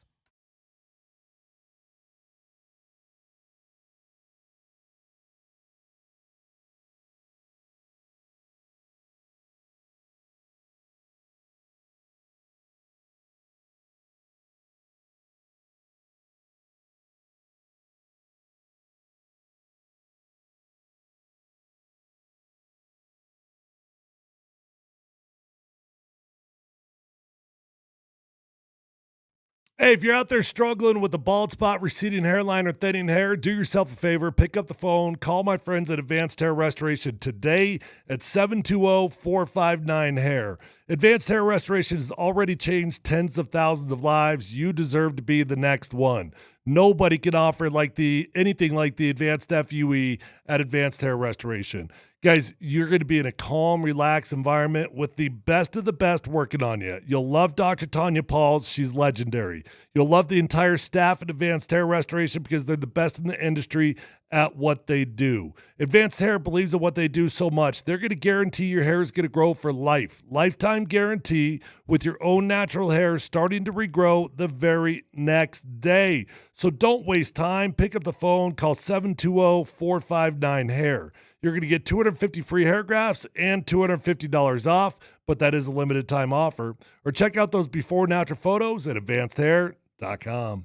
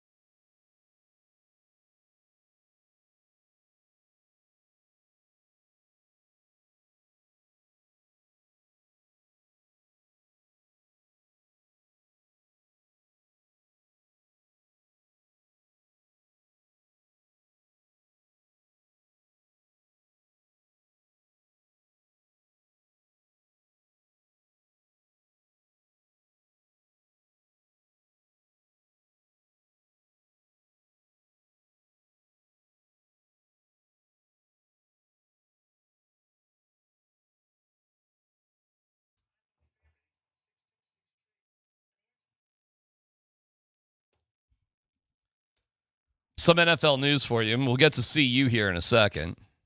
Plus Aaron Rodgers. Dan, if you can find that on his love of everything Jets. The fan who shoved DeAndre Hopkins at the Bills game last night and then got shoved by Lamar Jackson, how about that, has been indefinitely banned from the Bills and NFL stadiums. How about that? He got ejected. He was like bashing guys on the helmet. I didn't have a problem with Lamar Jackson shoving him at all. I didn't either, but a little bit surprised there's no consequences for him. He'll still get fined. You think? Oh, yeah. Lamar probably is going to face something, but that's money well spent. Yeah, I got you. You're right. Because he shoved his teammate's head. I mean, two of them. It wasn't a pet. The one right in front of him before he touched him. I mean, he like shoved his head. It wasn't even a pet. Oh, it was unbelievable. It was unbelievable. I really do wonder what goes on in the minds of idiot fans like that. I'll tell you exactly what's going on in their mind. They're used to being in their telephone and being able to say whatever they want to on social media, and they're prected. I think more people ought to be able to get hands put on. People got to remember what it feels like to get punched in the face, Scott. I think more people ought to, courts ought to lighten up and say, you're being rude to this thing, and you called this an M, and the guy punched you? Yeah. Well, I really don't have. Well, why'd he punch you? Much of an issue with Lamar, but he'll get fined because that's what leagues have to do. But good for you, Lamar, on that one. Yeah, that was a very O-line-esque move from Lamar. Brian Dable has told reporters the team will start Russell Wilson on Sunday against the Cowboys. Well, he wouldn't commit it last night. Listen, I'm not apologizing for Russell. Didn't they get Jackson Dart? Yeah. Play the young kid. You suck. I mean, of all the teams that I watched yesterday, they're no hopers. I mean, Russell, again, like he did here, leans him on drives and then gets field goals. Mm-hmm. Well, kind of like Bo yesterday. But, I mean, kind of let him on drives and just field goals. Man, you know who looked good this weekend? I watched quite a bit. First off, I watched a lot of that Steelers-Jets game. That was fun. Yeah, that was just flat out a great football game. Both quarterbacks looked good. Your guy, DMac, I thought about you, Justin Fields. He played well. He did. He did. So did Aaron Rodgers. That was a great game. The other one that I was really dialed into was Browns-Bengals. Did you guys catch any of that? Just a little early. Dude, Browns were looking good. Browns defense is interesting. Joe Flacco was all right. He was okay. Well, hey, can I say, I always believe we should do this, and whether you guys want to or not, I'll do it on my own. But I always thought we should have an overreaction Monday. Because there's no better, Dave Logan used to always say this to me, there's no better, armchair quarterback sport in the world than football. Yeah. And especially there. It's the greatest sport to sit back. Why are they doing that? Why don't they do this? So overreaction Monday. And it could be true and it couldn't be true. Chair broken. Well, whose fault is that? Jets got him a coach. Wait, what? Jets got him a coach. Oh, Aaron Glenn. Jets got him a coach. That looked like a whole different vibe team. Yeah. And Fields might be the perfect guy. I'm laughing at Fields not having a great defense again. And I mean, I'm frustrated for my guy because I really do like Justin Fields, obviously. But that was as good as I've ever seen him. It's laughable that he just is on one team after another that can't play defense. There you go. You okay? Snap that like you're going to the every once in a while get a little acupuncture on that sucker. Chiropract that sucker. No, he looked good. He had a couple balls that threw, and he's fast. I tell you what he is. He's faster than I even realized. Mm-hmm. He's got a little speed. They're going to be okay, but I think we talked about this Friday, guys. We talked about reclamation project era. I mean, for the last 4 or 5 years, we're seeing guys that everybody had washed out of the league all showing up and winning game. Baker Mayfield led another drive at the end of the game and win the game. Fields, and you got to get the right players. You got, the right guy to coach too, don't you think? I mean, I think there's a lot of guys you and I have both seen that you can never believe they didn't last in the league longer. And usually it was some sort of personality thing with the coach, or the coach didn't like him, or they didn't. And the next thing you're gone. Justin Fields with Aaron Glenn, I'm telling you what, they may have finally hit on something, because that looked like a different team right there, just the way their structure was, right? Well, it was a blast to watch. Every other team in the NFL, it felt like, and I know there were a couple low-scoring games, but it felt like every other team in the NFL was putting up 30-plus points, and then we had the Broncos doing their deal. You know, there were so many exciting games, just and that game was on right before. Action. And I'm like, why can everybody else move the ball, but we can't? That game was on right before, so you just watched an hour and 45 minutes till they cut away of that game, and you're like, man, this is unbelievable. Well, you may explain why Sean Payton is going for it on 4th and 8. He doesn't want to be left out of the crowd. Okay, well, it's a pretty dumb reason to go for it. Yeah. Aaron Rodgers afterwards had this great line. Yeah, here we go. Beating him, is there significance in that, since he basically told you to your face that he didn't think you were right for that team? Yes, that's what he did. So there's significance in beating him for you? I was happy to beat everybody associated with the Jets. That's awesome. That's Aaron Rodgers, man. That's what motivates him, man. He holds on to grudges. I watched that first drive, and I was like, yep, Aaron's going to be okay. He's going to be all right. You can tell he is limited as hell. Even watching Joe Flacco looks way more mobile than Aaron Rodgers. But Aaron was comfy. He felt good. They broke it down on Scott Van Pelt's show late last night with your guy whose dad played here. What's the guy? Hasselbeck. One of the Hasselbecks. Tim. The one that wasn't any good at quarterback. Tim. Yeah. And he showed it. He said in the pocket, stepping up, he's lost his quickness. He's just not the same guy at 10 years. Because they showed a play where he stepped in the pocket. He's got a 7-yard open window to run for it. He's 41 or whatever it is. Yeah. He's just too so. He said, but when they play action and roll him out, and they showed his numbers, they said he's as good as ever. Well, he had 4 touchdowns, 244 yards, but got sacked 4 times. The question with Aaron Rodgers is he just going to, are you going to make it? Are you going to be healthy enough to get through this thing? So we'll see. And Fields, 16 to 22 for 218, but he ran for 48 yards, had a couple of touchdowns, just make stuff happen. Listen, we're going to see the Jets in England, and that's not going to be a cakewalk game. Not like you were putting it like it was going to be not 3 now. weeks ago. We'll see. I mean, and listen, you can't put too much in the first 2 weeks anyways. Last year at this time, the New Orleans Saints were like the cat's meow. Didn't they start 4-0? They started 2-0, and then they, circled the drain. So you just got to keep everything in perspective because teams got to figure themselves out. You got to get tape on teams and a take on teams, and you go from there. But that's why the first 2 weeks of the NFL is so much fun. You really have no idea what's about to happen, and anything can happen. Bengals finally got a win, but the Browns didn't look bad. No. Shedeur was comforting a kicker. So he had the nice Browns runs. defense. The Browns defense is going to be good.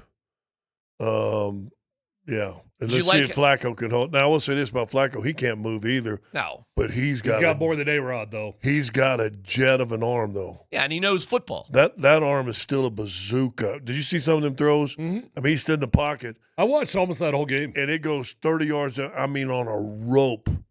I mean, he's still got an arm. Mm-hmm. Carolina Panthers may be the worst team in the NFL. Them maybe or New Orleans. New Orleans did all right. Who did they play? New Orleans. Yeah. I don't know. They did okay. They beat the Cardinals? No. They lost 20-13, but it wasn't like. I don't know. They might not win. So any if games you're this year. within one score, you're pretty good. You're doing okay, yeah. So Tennessee going to be okay? No, they're going to get destroyed, and that's why Sean was trying to put it to him late on 4th and 8. I think that was an ego play more than anything, frankly. He knew he had to play. He knew he had easy points, and he did. That's what that was all about. And he was cocky because the defense, he was confident enough in the defense, even if we don't get this, we're good. He wanted the points. He wanted a little bit of the glory. He wanted some shine. It wasn't about the game at that point. It was wanted Bo Nix to have a highlight reel. He did. At the end. He knew he had the game won, and he was going for style points.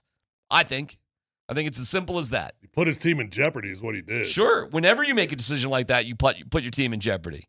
Whenever coaches do that, they put their team in jeopardy. Meanwhile, the shine's off the Lions maybe a little bit, huh? How are they looking without their coordinators? You lose 2 coordinators, and we'll see. But you know what? I watched part of that game, I don't know. too.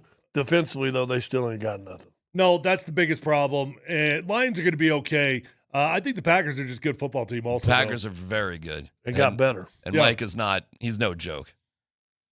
So, fun weekend overall. Well, and Houston looked better than I think people were giving him credit for, too. How'd you like how the Jags used Travis Hunter? He didn't do much. 4 catches, I think. Yeah. He barely played any defense. A couple of snaps, not much. The one defensive play Hold on. I put the over-under at 8. Did he? I don't know. I think it was under 8. Yeah. Dan, maybe a little help there. And I took the under. Little help on that one, Dan. On defensive snaps? Yep. You know what? I watched a play. They should have highlighted him on defense. And I think you can get away with it in the Big 12. I'm not sure. He looks light. Oh, he's going to have some problems tackling. Light. Yeah, that's not going to be his specialty. Yeah. He had 6 catches for 33 yards on 8 targets. Dan, yeah, you'll have to help us out with total snaps on defense for him. But I mean, he's not even out there for all the offensive plays. 6 snaps on 6 defense. snaps? So, I mean, what are we, 6 out of 60 snaps? Something like that. Yeah, give or take. Yeah, I mean, and offensively, he's not even out there for, like I said, every play. So it's a lot different. This is the second pick in the draft. Is that a little high for a wide receiver? No. Depends what that wide receiver is going to do. Not really. I mean, you've seen tons and tons of receivers go 1 or 2. I know what Scott's saying, though, because he's primarily just a wide receiver. He really isn't this. He's he- not is going he- to be this two-way thing. But what's the highest paid position on a football team outside of quarterback nowadays? Oh, it's wide receiver in general. Generally, but pass I rusher's gotta be know up it's there. like next man up type of thing. Right. But generally speaking, if you had to pick a positional group, it's wide receiver. Correct.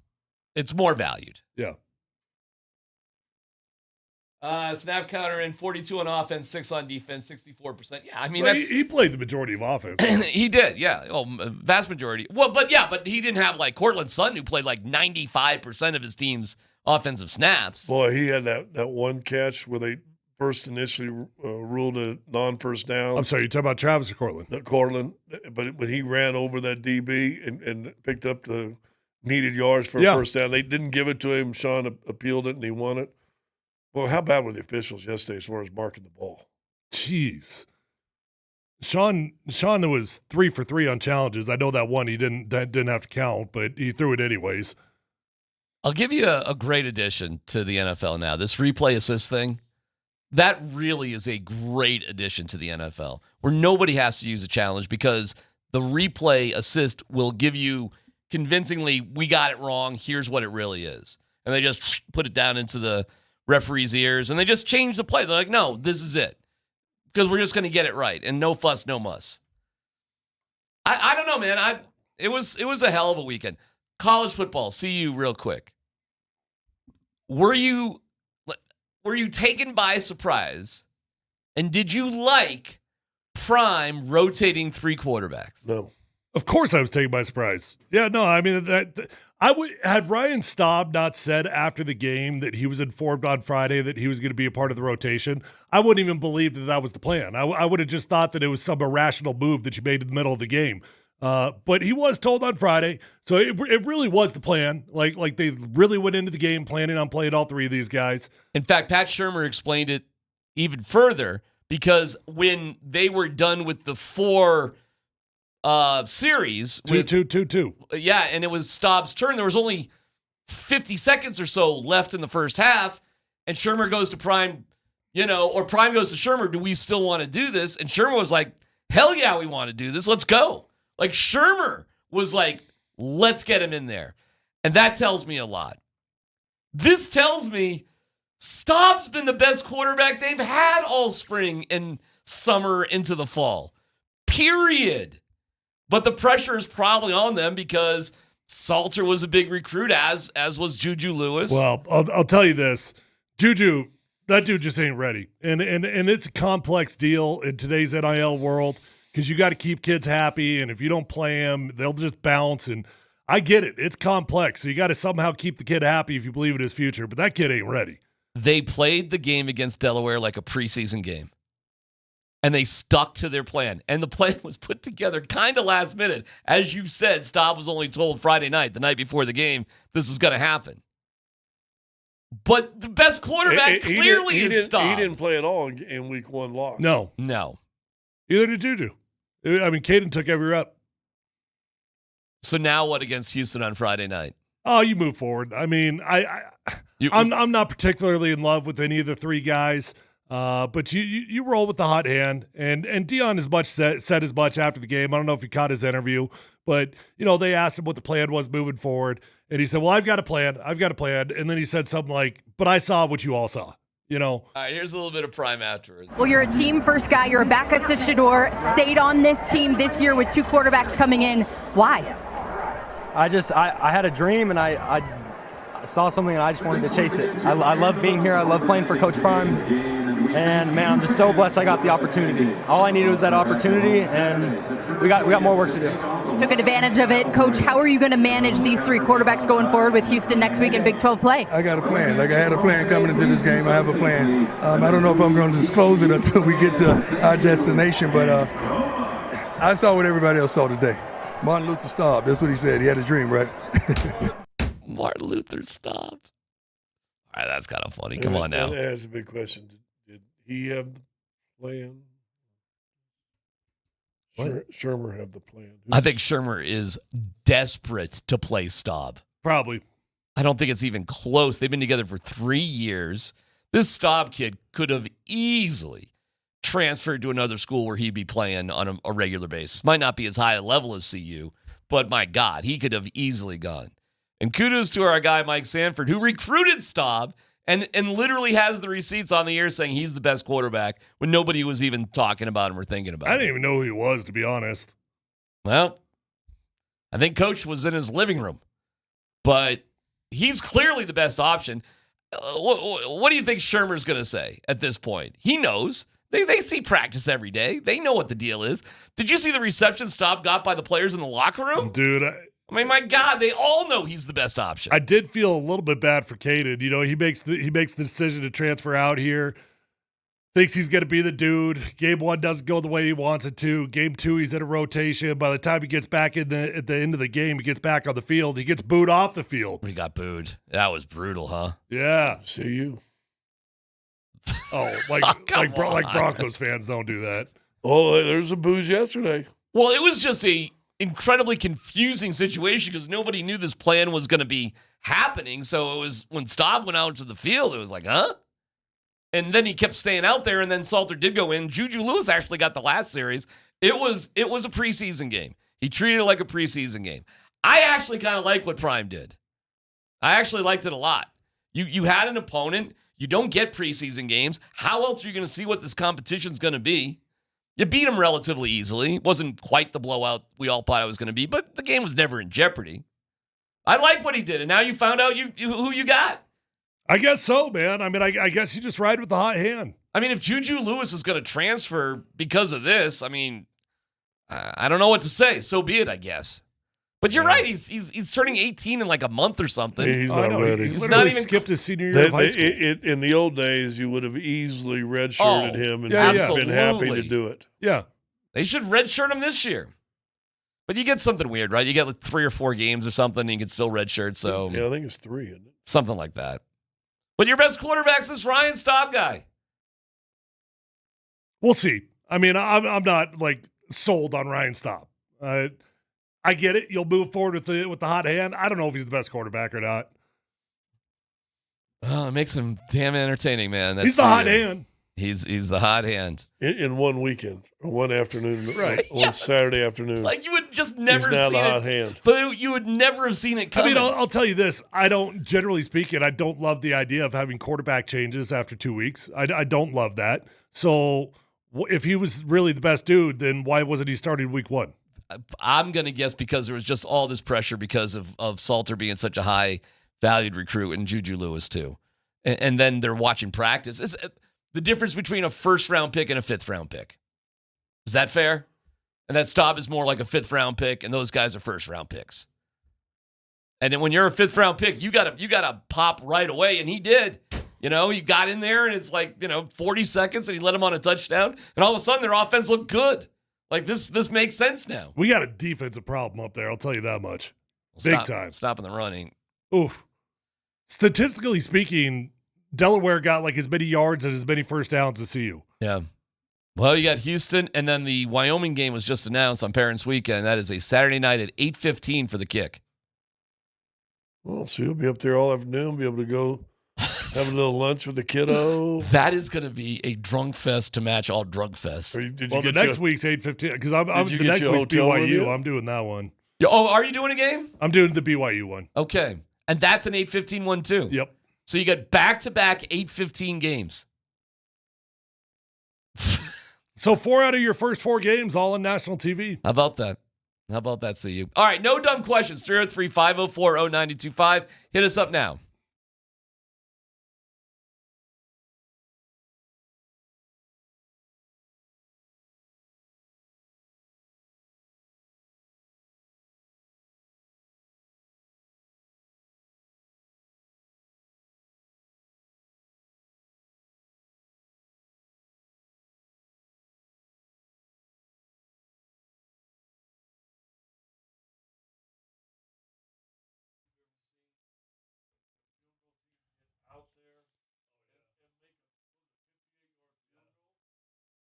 Hey, it's DMac for the Rocky Mountain Men's Clinic. All right, ED, if that's got you down and not like the same man that you used to be, I get it. Things happen in life, and maybe you laughed it off initially. But if you have failed to perform in the bedroom and you want to get more serious about it, get with the Rocky Mountain Men's Clinic. And they have a brand new, spectacular refurbished location in Castle Rock that you should feel really good about going to if you're in that part of town. Check them out there in Castle Rock. 5 locations up and down I-25, the beautiful spot there in Castle Rock. Also Fort Collins, North Denver, Central Denver, and Colorado Springs. You go in there for $99 for that initial visit. Get the consult, a T and a PSA test if advised, a test dose. If it doesn't work in the office, your visit's free. Like a lot of men, you could be having sex the day after your appointment. It's the Rocky Mountain Men's Clinic. They're there to serve you as they have for thousands of men. Call today, 720-440-7900. Visit RockyMountainMen'sClinic.com.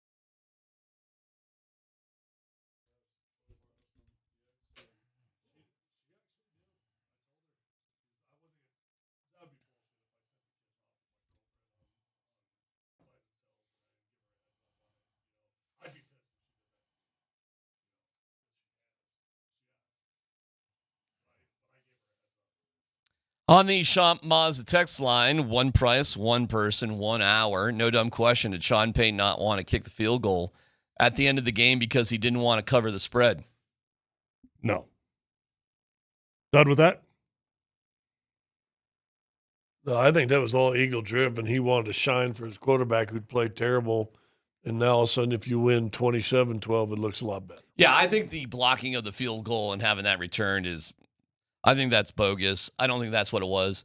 I think it's ego. I think he had a play, and he did have a play, and he wanted to give his quarterback, hey, don't forget, this is the same coach who said Bo would play 8 or so plays in the final preseason game, and then because it wasn't going his way, stuck him out for another series. Hey, so good news is he knew he had to play. Cool. So our play caller designed something that he was confident in, and in theory, it should have worked. That's cool. So we've got a competent play caller to some degree. The bad news is your play caller is also your head coach, and your head coach in that moment was so out of touch with what was going on with your football team that it really bothers me. Like, it really, really bothers me, the decision that was made right there. You had a defense that was kicking butt. You got an offense that sucked.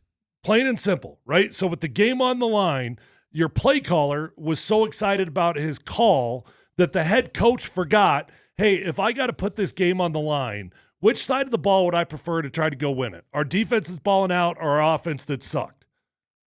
No dumb question. Do we regret trading Vele? 1 catch for 13 yards, better than Bryant. Sherfield got at least 2 dumb holding penalties. Bad holding penalties on 2 big run plays. Forgot about that. Well, actually, they were swing passes, weren't they? Vele could easily be one of those guys that you regret. I understand why they made the decision. Troy Franklin made that decision a little bit easier. And you know what? To Troy's credit, he looked pretty good in the game.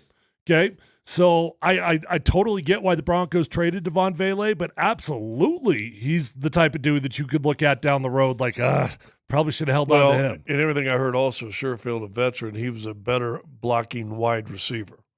Yeah. Lost 2 holding penalties. No dumb question. Did my UNC Bears get jobbed out of the biggest win in program history? Yes. I'm wearing my UNC Bears hat in solidarity for you Bears fans today.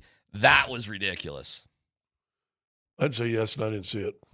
Yeah, I just saw you saw it. I saw the play. It. Yeah. That was really too bad, man. I mean, that was an opportunity for the biggest win in program history. Plain and simple. That's it. And should have been a flag and then a touchdown. We just, at some point, we got to go back to playground rules, man. Too much technology. I don't even know how they. I understand. Coacher was saying he agreed it was an incomplete pass. Yeah, Coacher's wrong. And I'm wondering, like, is he just saying that is that the hot take of the day? Because he's about it, man. I mean, even CSU fans know that they got away with one on that one. I don't even know how the referees came up. They showed every angle you could think of, and there was nothing that was conclusive. Yeah, and you did mention this earlier. It's a good point, DMac. But, you know, if it was called incomplete on the field, you might be able to understand it because you're like, all right, we didn't have enough to overturn it. But they actually overturned it. Correct. Which says we have definitive proof, which they clearly didn't. Didn't they do the same thing in an NFL game? And it was one of the lesser games, but it was so hot. It was on, and it had an end zone. The guy goes down. It looks like he's bombing. He's going down, but it looks like his arm might be underneath it. And they called it on the ground. Well, they tried to challenge it, but guess what? There's no cameras back over here, so you couldn't see anything, right? So a guy loses the challenge, and it looked to me like he was getting his arm underneath it. Are you assuming it hit the ground? It just sucks when – hey, man, that's one of the great things about sports are amazing upsets. And CSU did everything in their power to give that game away. They're clearly a better team than UNC. And what they have in terms of a budget compared to the Bears is ridiculous. And then that's overturned by what? I wonder what UNC got paid to go up there, too. Oh, I'm not sure, but they certainly did get paid. Probably $300,000, $400,000. And then you realize in 126 years – they don't play every year, but over a span of 126 years, these two teams have been playing against each other, and UNC has never beat them. And UNC won 1 game last year, and they play in a lower level anyways. Is Norvell on a hot seat there, by the way? Is he in some sort of trouble there at CSU? Yeah. Has to get bowl eligible. I like him, actually. I like Jay. I like his personality. I like his leadership style. No dumb questions. Wait, can I have one more? Of course. The mushroom helmets, the mushroom caps that we're putting on players now. Guardian caps. Yeah, I like mushroom better. Yeah, my bad. I shouldn't cry. We knew what you meant. Well, it's got a little bit of that Mario Kart look to it, right? With the big mushroom heads. Kind of come to acceptable, especially for the interior linemen. They talk that's where the guys that hit the head the most, those beefers hitting each other in the head. Mm-hmm. Is it still funny as hell looking when a wide receiver wears one? Yep. The guy in the Green Bay had the nice catch. He's got that big mushroom head on. I'm like, and they showed a replay just now of it made me think. He turns his head and I'm going, how's he get his head around? Here's what I can't figure out about this. Now, I'm no scientist, even though I've got a PhD. I'm a doctor, okay? Huh? I'm not a scientist, though. And you stayed at Holiday Inn Express. And I stayed at the Holiday Inn Express. Mm-hmm. Why can't they figure out how to just put that on the inside of the helmet? Why don't they go full helmets, kind of like I mean, what would it not work on the inside? I guess that makes sense. What was the movie, the Dark Helmet movie? The Dark Helmet movie? You know, Batman? No, the spoof on Star Wars. Oh, Spaceballs. Spaceballs. Spaceballs. Remember all the dudes' helmets with those big round things? Yes. Why don't you just make a helmet like? Sure. If you go a mushroom helmet, make a mushroom The helmet. riders in the Tour de France, they wear those kind of helmets. Really? Oh, you haven't seen the time trial helmets? It looks just like Spaceballs. Look it up. No, but they got glass windshields so they can bend forward and be aerodynamic. Are you suggesting that we don't have any face masks in front of the yeah, but it's not Spaceballs helmets? Aerodynamic Spaceball. So you're just asking why don't they have Spaceballs helmets? Well, I'm saying why do wide receivers wear them? Because it looks silly on them. But then going on what Tyler's saying, exactly. Why can't you just put one inside the helmet? And if it looks a little Spaceball-y, so what? I don't know.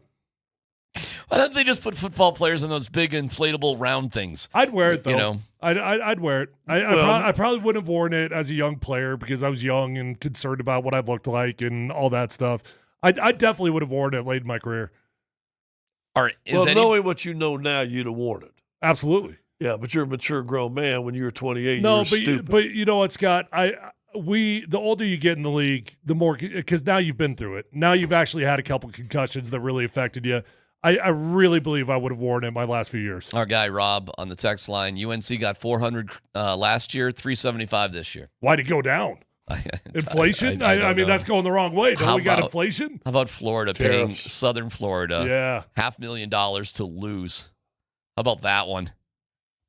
That was pretty awesome. Hey, the CF and the SF are pretty good. Oh, right? by the way, hey, Michigan, I guess we're going to take our time with our freshman quarterback. We'll see what's what. That calmed down just a little bit over the weekend as well. Did you see that dude picking fights on the sideline? Yeah, how about that? Yeah. That's what you want out of your $10 million per year quarterback. Yeah, he ain't too entitled, right? That was a freshman. I mean, I guess it doesn't matter. I guess it's just how much are you getting paid. Goes back to the Lamar Jackson. Some people need to be punched. How about some people need to get punched? What happened with Travis Kelce on Friday night with the Tart just wailing him, open hand, slap him to the face? Did you see that? Yeah, what a loophole. Hey, by the way, what a loophole in the NFL. What a hell of a loophole. Had I known this, I'd be punching people all over the place. As long as you don't have a closed fist. Apparently the rule is you can open hand punch a dude. How about that? If you close your fist, you're getting kicked out of the game. But if you use your palm, everything's cool here. Oh, you haven't seen it? I could have been punching people I my saw whole the play, career. but I didn't watch it live. I've seen it. Oh, my God. I mean, he just The machine gun preacher had been coming out in games. Tark didn't get thrown out of that game, did he? No. That's they literally said there was no infraction because he used an open hand. Isn't that crazy? I cannot believe this. Yeah, you know what? One of those referees needs to get slapped and see which does this hurt. Oh my God! Have they not watched that league that knocks people out with slaps? Oh yeah. By the way, who's got it better than the Chargers? Nobody. They may be dangerous. Oh, they look good. Overreaction Monday. Oh man! Chargers might be legit. Yep. Hey, Chiefs are in last place. How about everybody that? else is 1-0? Big question of the day coming up next.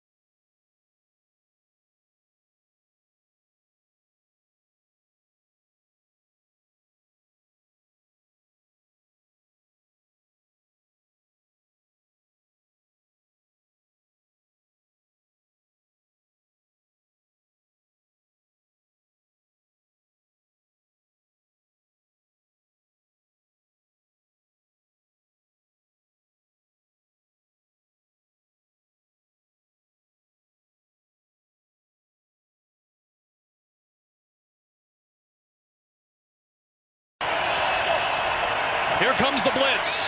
Cam Ward hit as he throws. That ball is loose. They're going to let it play through. It's Denver football no matter what.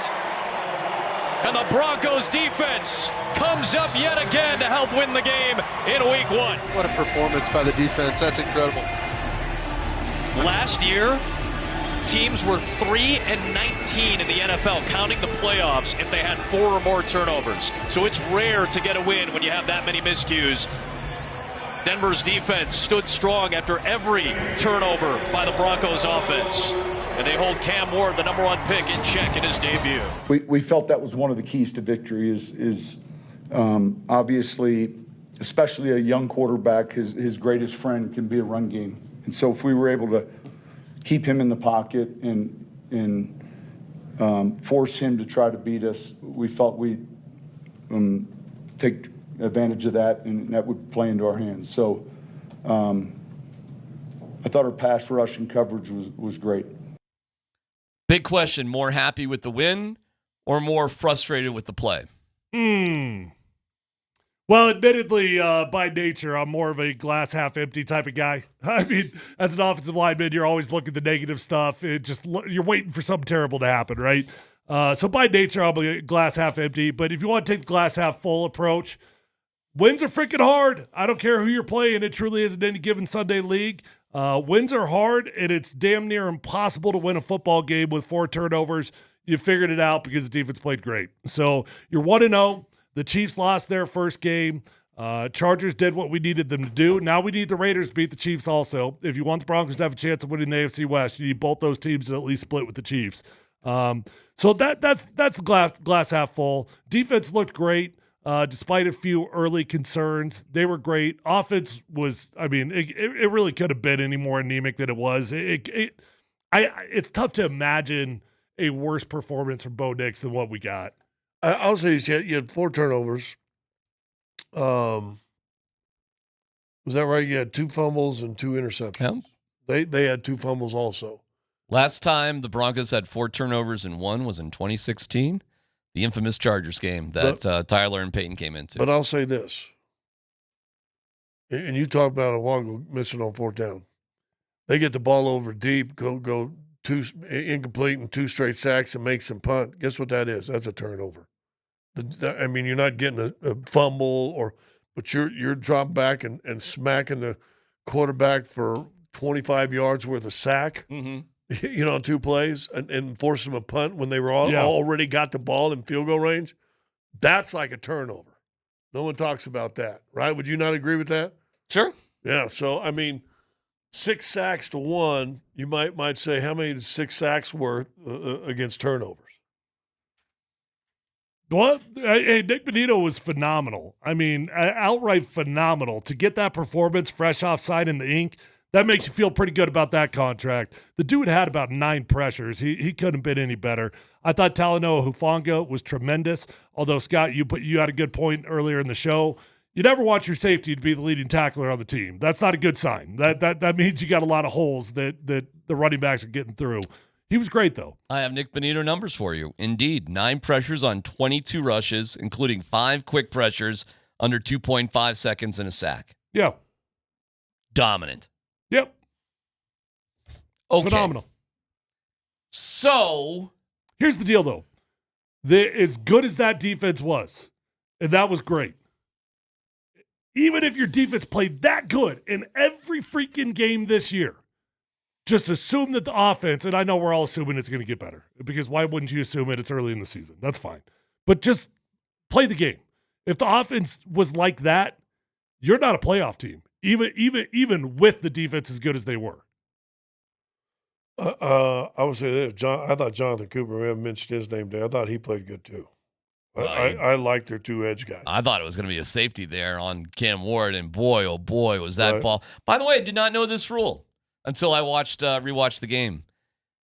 As long as any portion of the football is over the goal line, it's not a safety. So 99% of the ball could be on the line. As long as 1%, just a little bit of the football, is over the line, it's not a safety. Which is the opposite of a touchdown. Yeah. The exact opposite. Well, but all you got to do is have 1% of the ball over the line. It's a touchdown, too. Exactly. So it's kind of you flip it on its head. Flip it, yeah. It's actually the same. Yeah. Well, no. Hold on a second. The whole football could be laying for a safety, laying on the line, except for just a little pinch of it is not. That's Right. not a safety. Whereas for a touchdown, just if a little piece of it is crossing the line, it's a touchdown. Exactly. Yeah, So if you think about it, you're going out. For the Yeah, safety, yeah. you're I going guess- out. So on you a cross safety, line. the out is the touchdown It's line. the exact Yeah. same thing. Yeah, which is kind of crazy.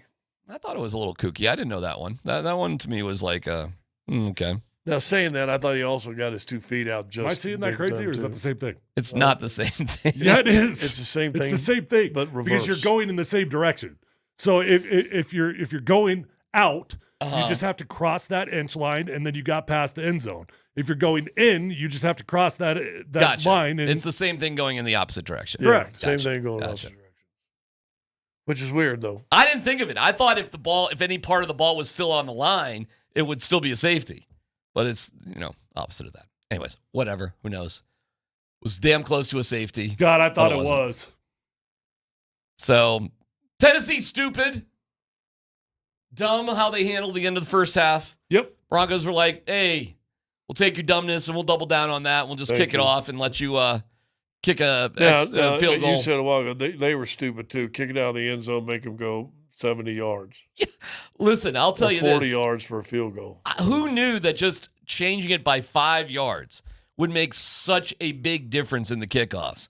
All of a sudden, the kickoffs are an interesting play. They are officially an It's interesting only play. 5, or I thought it was 10. Was that 30 last year? Yeah, it was 30 last year. Now it's a 35. Okay. It's a 5-yard difference. And it's telling kicking teams, oh, it's worth the chance. It's definitely worth the chance of getting this ball in play. 30 yards was not a big deal. So, okay. Hey, man, they seem to have figured that out. The kickoff all of a sudden is a pretty damn exciting play. That being said, the Broncos they just have to boot that in the end zone. And what are we doing here? 8 seconds, no timeout. What are they going to do? Nothing. You're screwed. You're probably, if you're Tennessee, you're going to take a knee and just go to the locker room. Instead, they get 3 points. Okay. What's our concern? We'll get to the growth meter in a second, but what's the concern meter for Bo Nix? Kind of what it was in training camp. But just feel like there's just something missing right now. Yep. And I don't know what. And I honestly don't know what it is. It just feels like there's something missing. And I can't put a finger on it. I don't know. Youth and enthusiasm the last year overcame everything, or I know it happens to veterans. Tyler, you can probably talk about this. Once you go to the playoffs, regular season is a grind. Let's just get through this regular season. He hasn't deserved to let's get through this regular season play yet. You know what it looks like to me? To me, it almost feels like it's getting more hectic rather than slowing down. Like it feels like the game is getting faster for him rather than getting slower, and it should be the other way around. We saw it in training camp. We saw plenty of these moments. There were some. I went back and I rewatched the first half this morning. I'll watch the second half tonight. But there were some really clean pockets, like really clean pockets. Good job by the offensive line, pass protecting. There were a couple bad ones, and Jeffrey Simmons had his moments. But there were some moments that Bo Nix actually made decent plays on, stepping up in the pocket.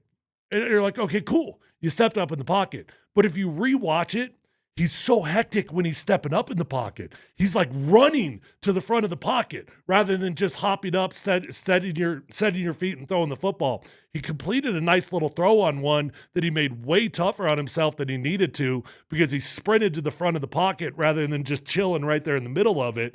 And I thought that was just a good example of what looked like. It just looks hectic to me right now. Reading a text on the Shant Mazda text line. Last year, Bo Nix had nothing to lose. This year, he has everything to lose. And you see the TV and how many commercials star Bo Nix these days?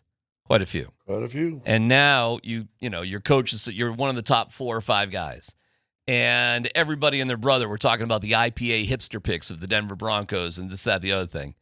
I think after a while, with all that stuff adding up, if you're Bo Nix, you probably think, well, I better be that guy. Yeah.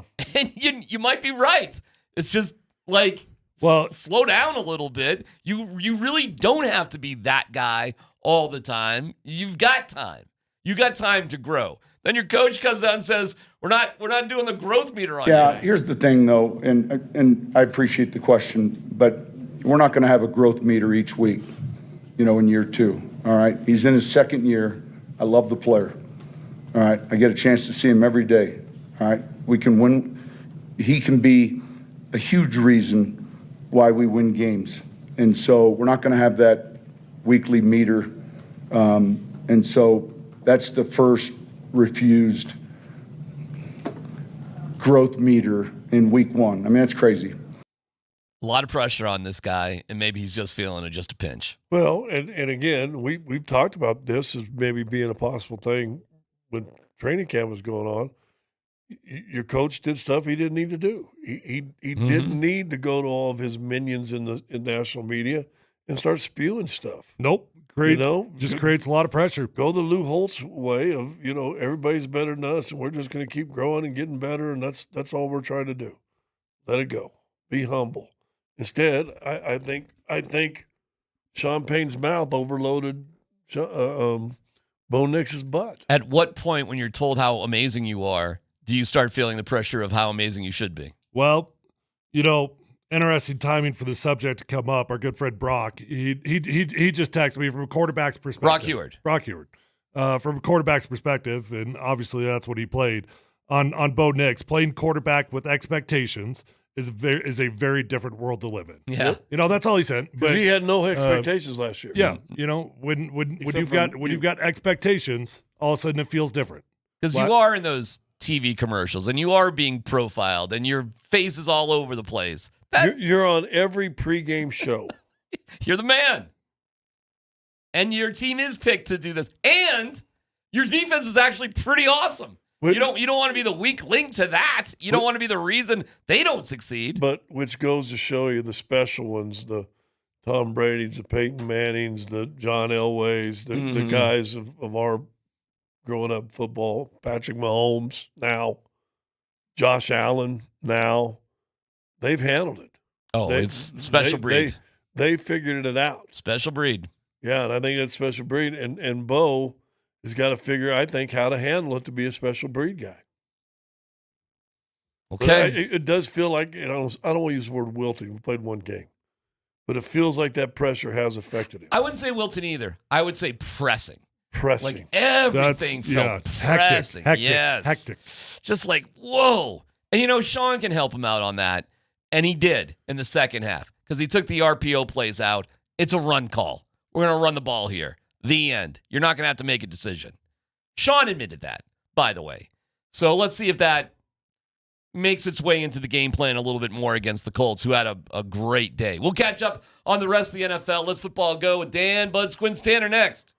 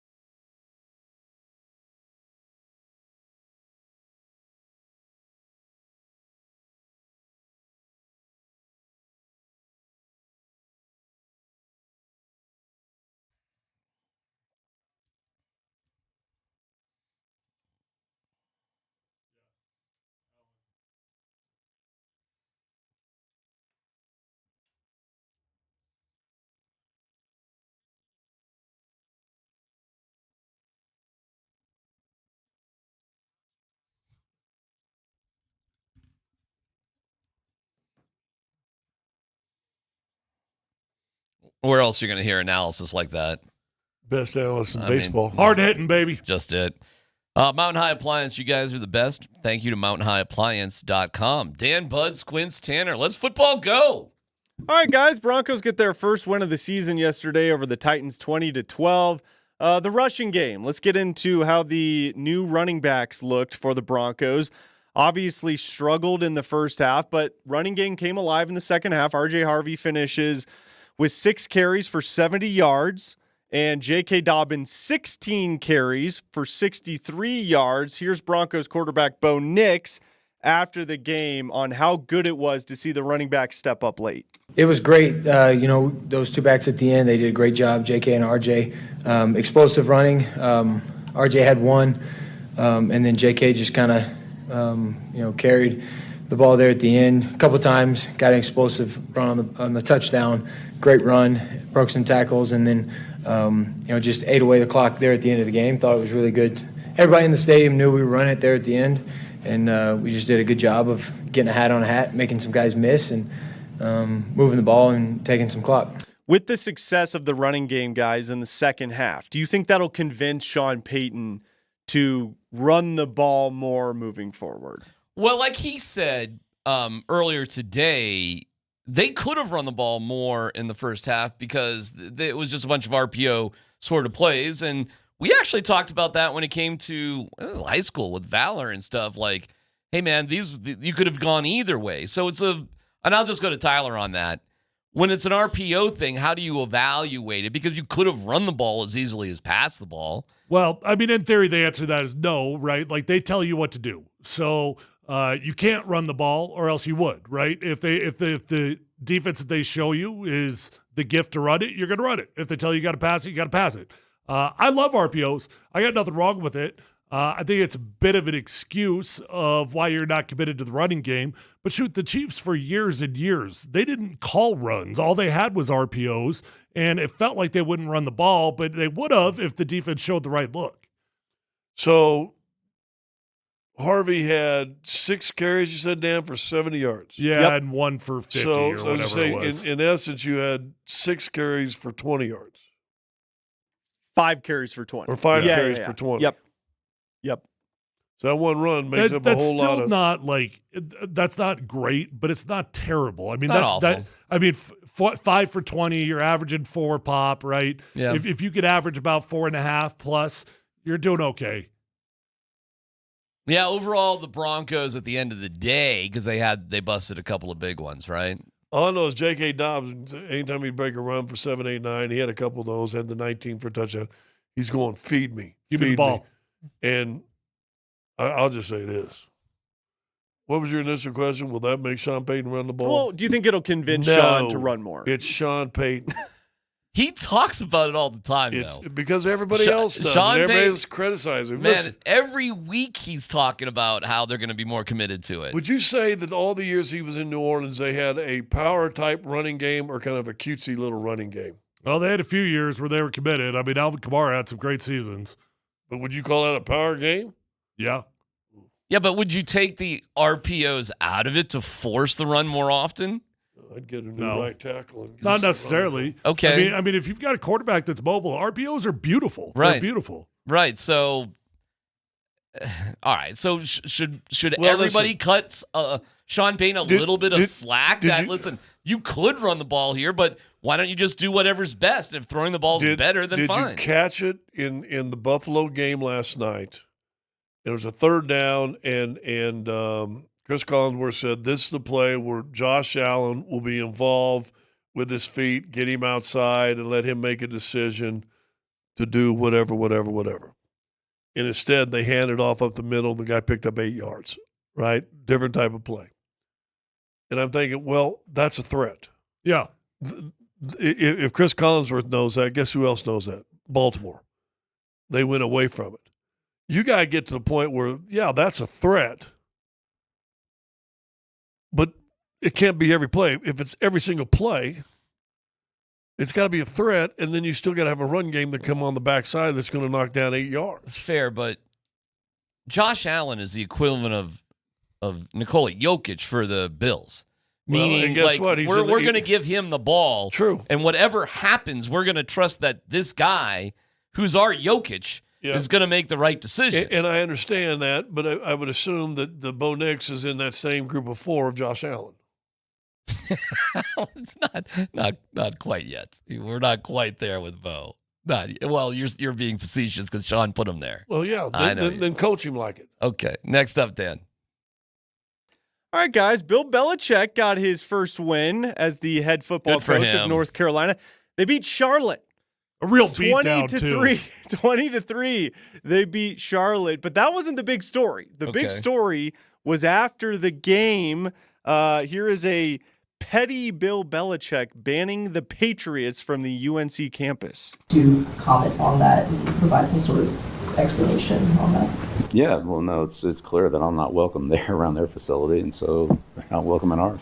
Pretty simple. Okay, so here is Mike Vrabel from this morning, guys, responding to what Bill Belichick said, banning the Patriots brass from the UNC campus. Again, nothing surprises me. I would imagine that that Bill, I mean, he came back for the best of my knowledge, Tom's ceremony, so that I would I guess he's welcome back based on the fact that he was there. So I'll just go by that. Since his departure as the head coach here, he's been back, and I'll leave it at that. So Vrabel did go on to say that Bill is welcome at the Patriots facility. So a pettiness level there from Bill Belichick, guys. Just stupid. Like, it's so stupid. It's so petty. It's so naive of the world that he's now coaching in.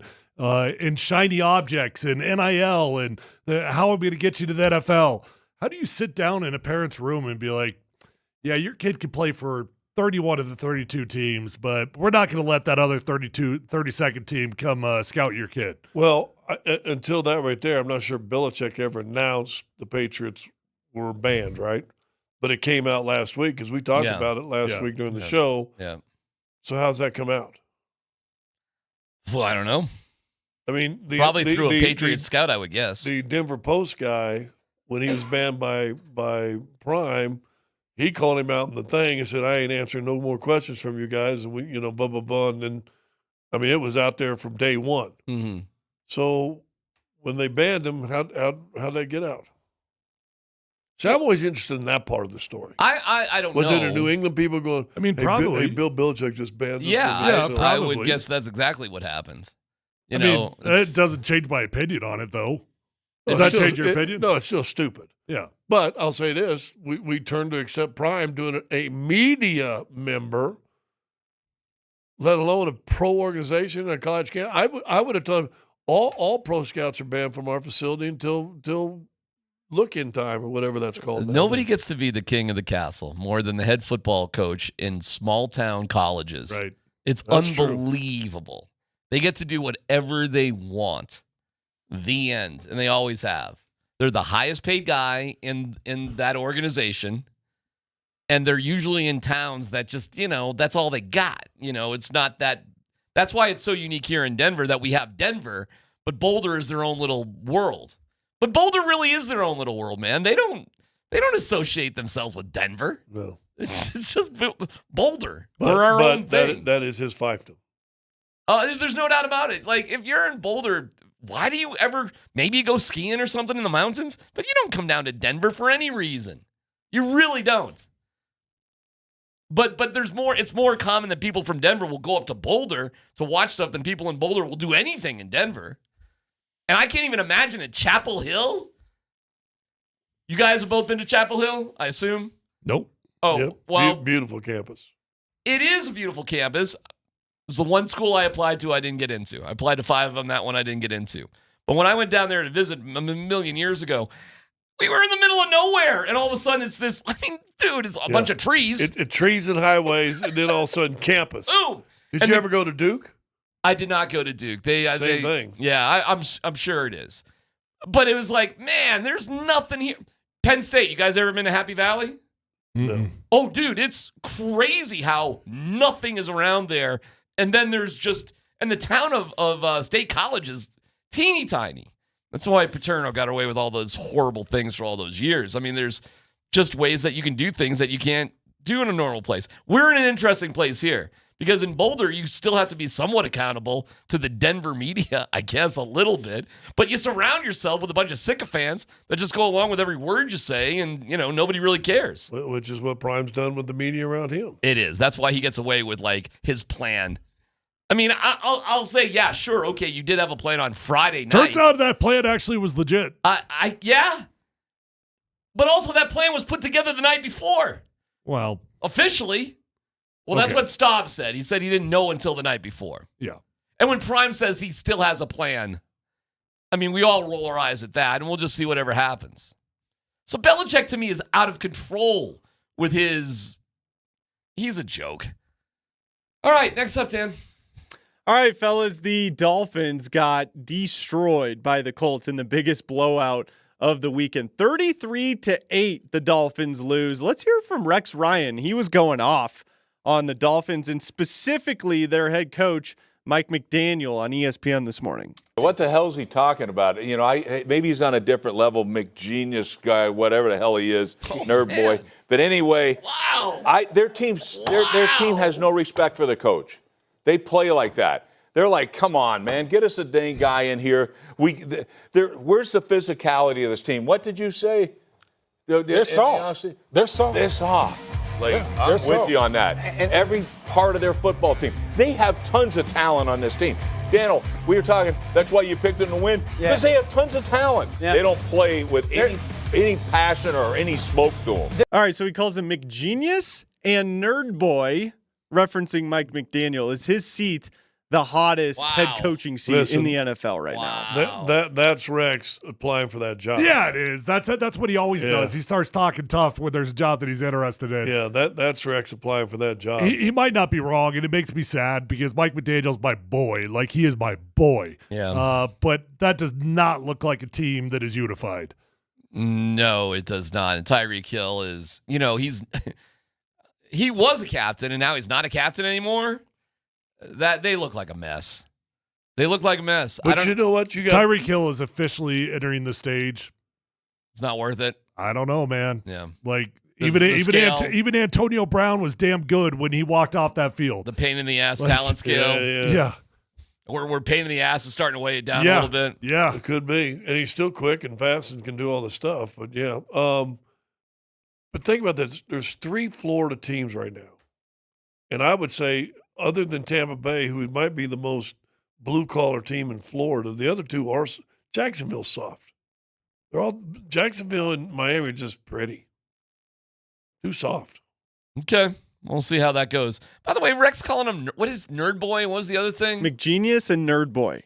Yeah, he's applying for that job. Yeah, Rex, that's a classless move on your part, by the way. True. You know, what's he done to you? If you don't like how he coaches, fine. You're calling him names? Yeah, he's trying to get in, showing how tough he is. Because you need toughness, so look how tough I am. Right. He's trying to apply for that job. And let's be honest, it is when hard. does Rex Ryan stop publicly applying for jobs? I don't know. He's getting a little sad to me with all of his stuff.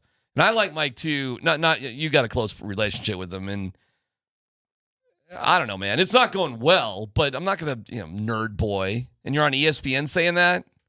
Should we start picking Rex Ryan apart every 5 seconds? He just wants to get to South Beach because of all the foot dude slip-ons that are there. Yeah, exactly. Think of all the slides that are in Miami. Beautiful feet out in Miami. He's going to get to really beautiful feet. I didn't even know that. All right. Hey, how'd you think Sanchez did on the call of the game last night? I thought he was better than the play-by-play guy. Oh, you didn't like Adam Amin? No. You didn't like him? Why? I just thought Sanchez rose above him. Okay. I thought they were pretty good, just in general.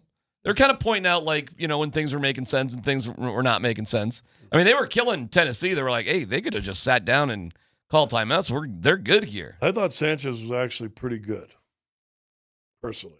Okay. They didn't bother me. I didn't think it was great. They didn't bother me. How do you like the turf there at CU? You know what? I was noticing that this weekend, just like man, I kind of miss the grass they used to have there at Folsom. Well, first thing I'll say about it is it looks gorgeous. It looks freaking amazing. Aesthetically speaking, they redid the blacktop there where the Colorado is, and the turf, aesthetically speaking, looks amazing. I get why Dion did it. I still, as a player, if I've got my choice, I'm never going to choose to play on turf. I want real grass 10 out of 10 times. Because I'll tell you, being at Empower yesterday, that stadium, just everything it looks like, the grass, they've got new signage up all over the place. Just, man, have they done things the right way going to a game there? Do you know there was a really quirky thing that happened? I don't know if you guys caught it or not. There was a lightning delay when the teams went to halftime. Yeah. So what's your understanding of lightning delays? Like, how long are we waiting on a lightning delay? They have to be within 10 miles out or something. No, but that's time-wise. That's like the youth rule. Yeah. Once you announce something for a lightning delay, what in terms of time do you guys generally associate? 15 minutes from the last strike. Oh, I thought it was like 30 minutes. I think it's 15. And Sean said when they went into the locker room, they told him it was going to be extra time because of the lightning delay. And it wasn't, really. I could be wrong on that. I thought it was 15. Sean said he was told it was going to be extra time. And then, like, at the last minute, they were like, no, get out there. So whatever they had planned for a halftime show, because they always have a million things, they canceled it. There was no halftime show, nothing. Zero. There also was no rain. There was a little rain. There was a sun shower. Okay. It was one of those weird ones where it was really sunny, and it just, for like 5 minutes, it was very, very short. And also, while that was going on, there was a lightning delay. The Rockies were playing, no lightning delay. The Rockies just played like, so how could you have a lightning delay over Empower Field and not Coors Field? They were hoping it would strike twice over there and they'd get a win. Yeah. By the way, update, or do you want to wait 30 seconds? No. What do you need? How many more we got? Warren Schefter did say, he goes, it's not about getting the 41 wins. See, they want 41. I'm 42. But Warren Schefter was like, it's not about that. That doesn't matter. He goes, it's asinine to think something's different at 41 wins and 40 wins. I agree with that. That's true. But you guys have been saying that the whole time. Yeah. Well, I have too, by the way, because for the opposite reason. Everybody who's rooting against the Rockies, I've said, what do you think? There's going to be a difference if they are the second worst team of all time as opposed to the worst team of all time? Well, that's why I want them to get to 50. Yeah, well, that would be a nice goal, but they did win Friday night, which was did you? Gosh, I hate to. Let's take a break and tell us on the other side. Let me just tell you now, because I don't want to go on and on about it, and I got something else cool about Peyton Manning that's cool. Really quick, Kyle Freeland bounces back, pitches unbelievable. Had a no-hitter going through 5 innings, had only given up 1 hit through 8. They're up 3-0. He had only thrown 88 pitches. Warren Schefter and the geniuses in the dugout decide to pull him from the game instead of letting Kyle Freeland, for a team that's going nowhere, only throwing 88 pitches, try to accomplish something he had never done before, which is a complete game shutout. So they're right there with, like, Kyle just go one more inning. They're up 3-0. You could have just let him in there until the winning run got to the plate and given him a shot at the game. And they took him out. This coaching staff, this organization is so stupid from the top all the way down. It just reeks. So, yeah, 2.0. I'm out on Warren Schefter. Period. The end. There's nothing he can do. Zero he can do that will make me think he should be the manager there next year. I couldn't believe they took that moment away from one of their athletes. Couldn't believe it. And Kyle did not want to come out. He said so afterwards. He did not want to come out. They are such an idiot organization. Ugh. All right, that's it. I got a funny, cool story about Peyton Manning. And it's not about Peyton, but it's closely related to him. Coming up next.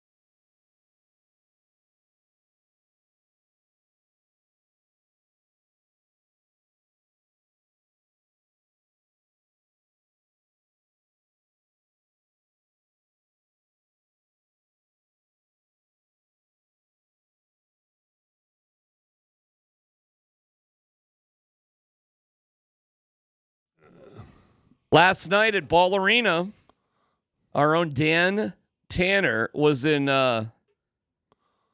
attendance for Offspring. You want to give us an Offspring review out there at Ball Arena last night? They were great. Never seen them before. It was really cool.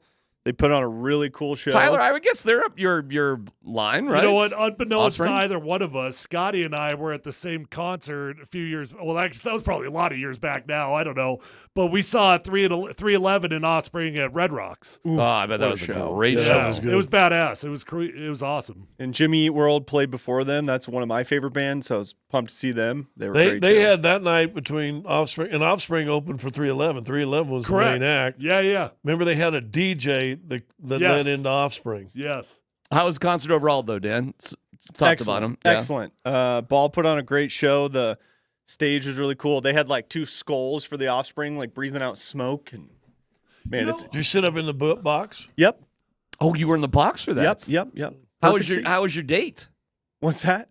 I'm sorry, huh? What's that? I just went with some friends. No. What is that? He said, What is that? What is that? So you and a bunch of friends up there? Yeah, I went with some friends. And they all got in the box? I'm a little bit surprised that, I guess I shouldn't be, but a little bit surprised that Offspring is still doing Ball Arena. I was too, but Dan said it was like sold out. Sold out. How about that? Yeah. I was surprised by that too. Yeah. But don't they have a new singer? Wasn't their big thing? What? They brought in a new singer and that they were going to go. They have a start new touring? singer? That's what I thought I read. Oh, it sounded like the normal guy. Well, the I don't original know. guy's dead. What? You're thinking of Sublime. Oh, I'm thinking Sublime. You're thinking of It Sublime. sounded just like him. You're right. I'm thinking of Sublime. Yeah. You're right. Sorry. You're right. Sorry, my bad. Offspring. Never mind. Nothing like anointing somebody dead. Oh. Well, Yeah. the Sublime guy is, right? The Sublime guy is dead. Yeah. Yes. That's who I think And Sublime. you are right, though. They're coming out with the new album. Yeah, they're coming out with a new album. They got a new singer, and they're going to tour again. Yeah. That was a long time ago. He died. Sublime. Yeah. Oh, I know. I got to see the new singer when I saw him in concert. Sure. Props to. I watched the MTV Music Awards last night. I saw the highlights of the Ozzy tribute with Youngblood, Steven Tyler, Joe Perry, the dude from Extreme, Nico Benacourt, guitar player who's unbelievable. That was awesome. And they did a montage of Crazy Train changes and Mama, I'm Coming Home. And I get tears when I watch these Ozzy tributes, and it was great. Then I saw that idiot Roger Waters talking smack about Ozzy. You want to talk about the most hittable face in rock and roll? It's Roger Waters. Roger Waters is the biggest D-bag in rock and roll. Yeah. I hate Roger Waters for a bunch of different reasons. Yeah. So he is a tool. I saw period. him. He came in and they put on the Wall concert at Ball, and it was fantastic. I bet it was because it's great music, but he himself personally is despicable. I would love to punch Roger Waters in the face. I'm not saying his music is bad because it's not. It's classic stuff. Yeah. But there's a reason him and David Gilmour aren't together. Right. Because Gilmour's a good dude and that guy's an idiot. Anyways, the MTV music, they look pretty cool to me. At least that segment looked pretty cool. No, they were cool. They were cool. I was going to give you guys something else that was kind of neat. Did you see, and if you didn't, I understand, because it was the opening to Sunday Night Football, but the Peyton Manning, Marshall Manning skit. Yeah, which was hilarious. You got to look it up. Props to Marshall Manning here today. His deadpan delivery about his overexcited dad was great. And he really didn't have many lines in it. Uncle Eli's make me watch that game again. But he had a couple, and his expressions and his comic timing with his dad. Marshall, I don't know if this props to you, bro. Yeah. Like, if you haven't seen really it, look cool. it up. Peyton's all excited dad. You know how dads get excited about stuff, and the kids are like, really? And it was one of those moments. The kids like, I thought it was an interesting moment that Peyton is saying, hey, it's okay that my son has a little exposure here, and we're going to put his name out there a little bit. Like, he agreed to that for his teenage kid. And when you see all the attention Arch is getting. And who had a bounce-back game? Did he? Well, Did you think so? Numbers are pretty good. 3 touchdowns and 1 rushing. Yeah. Yeah, I saw him. What's that? 4 touchdowns. 4 He had touchdowns. 4 touchdowns in 5 minutes. Well, so it's 4 Yeah. passing and then 1 running. So he had 5 touchdowns scored. I'm sorry, it might have been 4 total. Who are they playing again? McNeese, See you. Nobody State. Yeah. Oh, McNeese State. No, I mean It was somebody lousy though. Yeah. It was a lower. It was. Yeah, I forget what school it Wasn't was. but Ohio it- San Jose State. San Jose. That's San right. Jose Dan's State. right. San Jose State. We could see them. Didn't see you played them last year, or a couple years A ago. couple years ago. Yeah, I mean Texas did what they should do to San Jose State. Yeah. Sorry, Arch had 5 touchdowns, Scott. You're right. He Yep. had 4 passing, 1 rushing. 1 rushing. Arch looks like he's got a shoulder problem. That's where I was going. Yeah, he's That's got- where I was going. But I mean, Scott's right. He played well, but he definitely looks like he's got serious pain. Yeah, he was grimacing. I think it looks like it's impacting how he's throwing a football. It's like, super sidearm. There's something going on. Something's going on there. Anyways, it was a funny moment with Peyton and his son, and good for Marshall. And what grade is Marshall in? Because you want to talk about coverage of Arch. You think Marshall's going to get a little coverage if he has any success in high school? So Marshall is 8th grade and out there in Tennessee at a boarding school. Well, I don't know if he's boarding, but you can board there. So he's 8th grade. We'll see. We'll see where it goes. I mean, a lot of pressure being Peyton Manning's son, obviously. Look at what the microscope Arch Manning was under. So we'll see. Yeah. But it was funny. It was good. And again, Eli makes a cameo just on a screen of a cell phone. And again, he was perfect too. Well, it's like Eli and Marshall have the same kind of personality. Right. More of the deadpan, like, can you believe what goofball dad is doing? And Uncle Eli, Dad's making me watch that game again.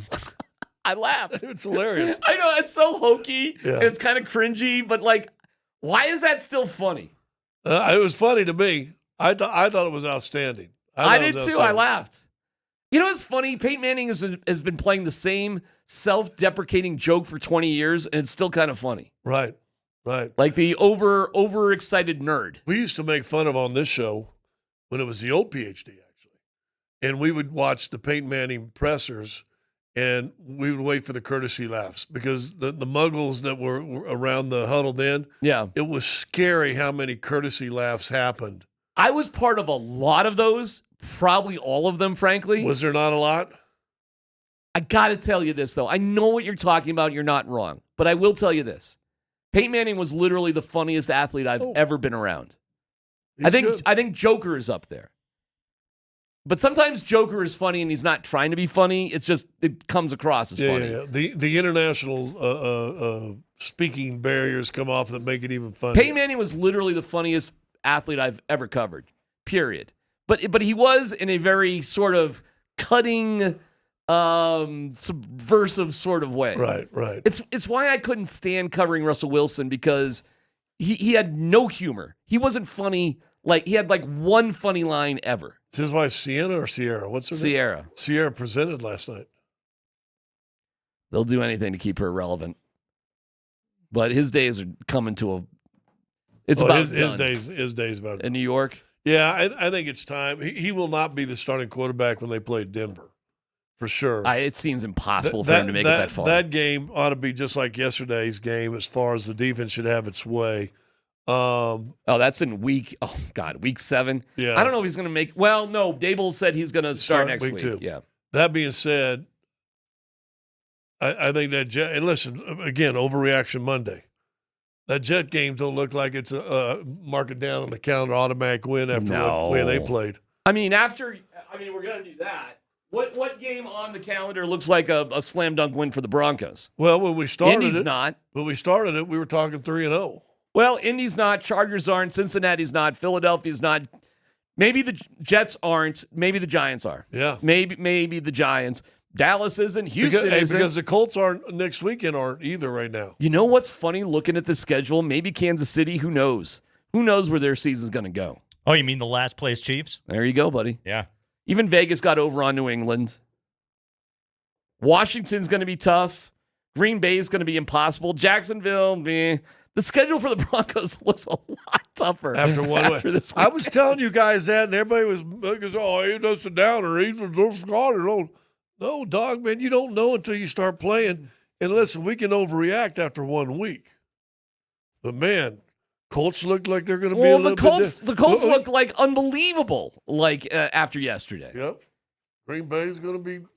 But then again, could Miami just be a total train wreck disaster? Miami looked like they didn't even want to be there.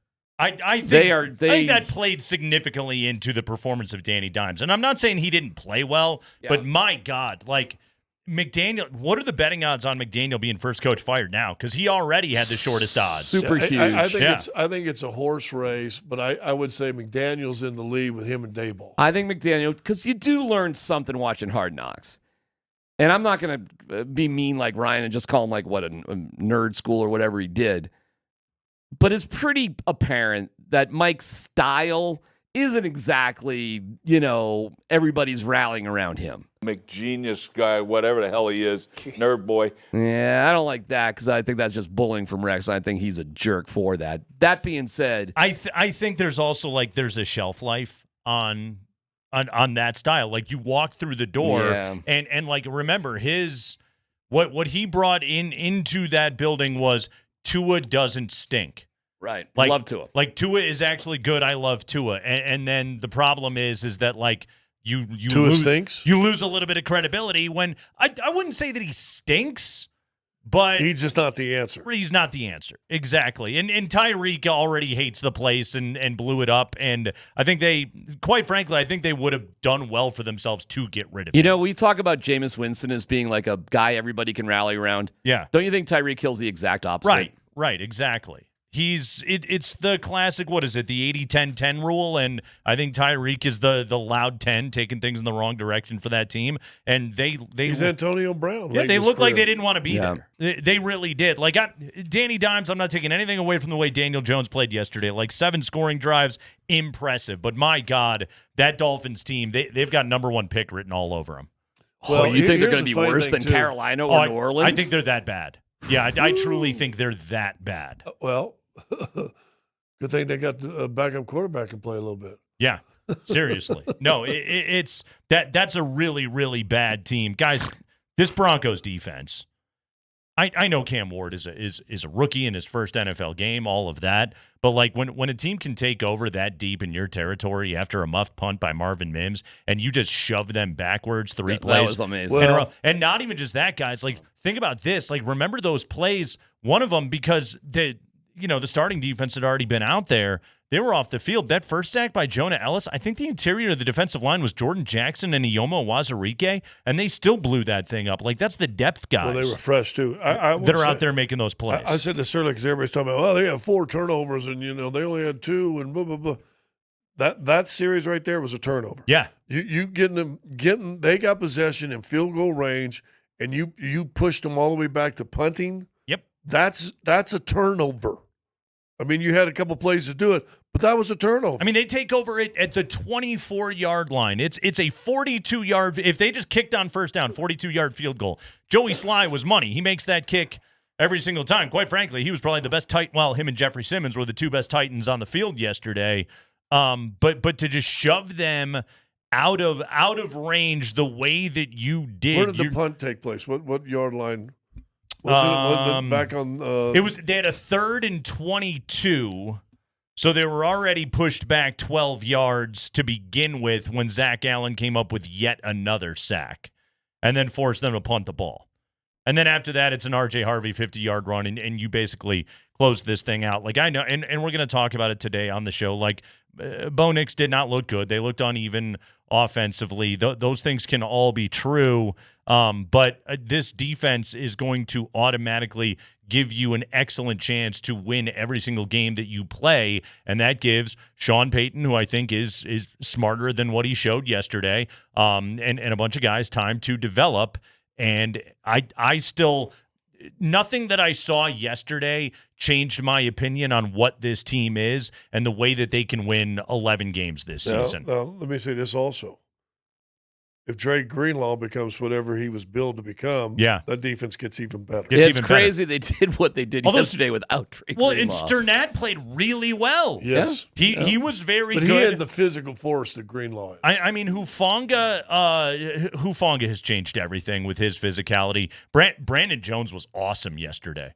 He was fantastic. By the way, Brandon Jones, touchdown saving tackle on that first flip out to Tony Pollard on the third down. Like, he kind of saved that play right there. Johnny Barron had a touchdown saving tackle yesterday too on the kick return, which what the hell Sean was thinking on that one, I have no idea. You know, and I was on the call and I wasn't allowed to ask a question. The Zoom stuff sucks. Yeah. But like I am curious what Sean was thinking. Nobody's really asked him that. But what are you thinking? Right. I mean, they're stupid, so we got to be stupid too? Boot the ball through the back of the end zone because they already had a disastrous end of the half. Like, you have to assume that Callahan with his rookie quarterback is probably just going to take a knee right there and just say, let's just get out of here. You got 16 seconds in the ball on your own 35. What exactly do you think the Titans are about to do? Right. Because they with no timeouts either, did they? I don't think they had any timeouts. The Broncos, I don't even know. I'm talking about Tennessee. Tennessee, if you're Callahan, well, so what? Take that chance. Oh, my God, please. Yeah. Again, like, that's one of those where, like, read the game. I'll tell you what, if there's 16 seconds left and it's Herbert or Mahomes on the other side, you're a completion away from getting into field goal range. Okay, fair enough. With Cam Ward, it's like, don't even risk it. Like, the Broncos did too much stupid yesterday to possibly leave the door open. I think they got a little greedy. Because what I think with 16 seconds, you know what I think they were thinking? Maybe we get a fumble on this and we can kick a field goal. Maybe. Okay, 4th and 8. Listen, I like the play to a certain degree because your defense was fine. You were in my opinion, you had no danger, and you did have a play. However, if you want to say the Broncos are just getting a little greedy there, you can win that argument too because you didn't really need that. No, punt that out of the end zone, get them the ball in the 20. Where are you on that 4th and 8? In the game, throws to Mims, and he just kind of heaves it and misses him. Oh. That decision. Oh. Yeah, punt the ball. Punt the ball. Yeah. Or no, kick the field goal. Yeah, if it would have been a 53-yarder. Yeah, kick the field goal. Yeah, excuse me, kick the field goal. So he did have a play, though. He's not wrong. Sean Payton, like you say, he's not a dumb guy. Mims was open. Mims and Sutton were open. They were both open. Yeah, but I still say the pressure. Yeah, kick the field goal. The pressure was such he wasn't going to just make it a 2-score game and end the game. Like, Will Lutz is a good kicker. Yeah, as Sean said, which is a weird logic. It could have got blocked and returned for, he wanted to avoid that, which is. Was he flashing back to at Kansas City? I think he was just deflecting because the truth he didn't want to say. I had a play. I wanted a touchdown. I needed, like the third preseason game, when Bo, get back out there. That wasn't good enough. Also, Sutton was very open. They were both, he had the play. See, this is tough as a coach. When something falls into your lap and you know it's going to work and you've got to play for it, how as a coach do you not call it? And it was a lollipop that was thrown up there. I mean, it just gave Tennessee too much time to get back in it. But and I'll say this, though, and I said this earlier, see what you guys think. The only thing bad, yes, you had a play, but you also had a quarterback that pretty much struggled throughout the entire game. Right. And all of a sudden put up now in one moment you're going to flip that. That's tough for players to do. From that sense, protect Bo and just kick it or punt it either way, whatever you want to do. And just quit saying the guy that's played horrible all game is going to all of a sudden play great. Because he just turned and heaved it, and that ball had no chance. And Mims was open too. Kick the field goal. It's KKSE FM HD1 Broomfield, Denver, Boulder. Yeah, just take the points. Take the points, have the game be over. But needless to say, it was immaterial. Broncos were dominant. Tennessee, that again, I thought Cam Ward, for what he was up against, I thought he looked okay yesterday. He's got to settle the hell down.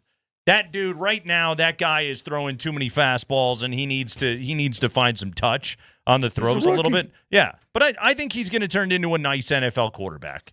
I didn't see anything yesterday to say the game is too big for him. He's on a bad team, and he's going up against probably the best defense in the entire NFL. He needs to get better touch on his balls. Is that it? He does. He needs to caress more gently, if you will. It is the Kreckman and Lindahl show, and it is time to get this thing going on a Monday afternoon on a Broncos Win Monday edition of the show. Does it feel that way?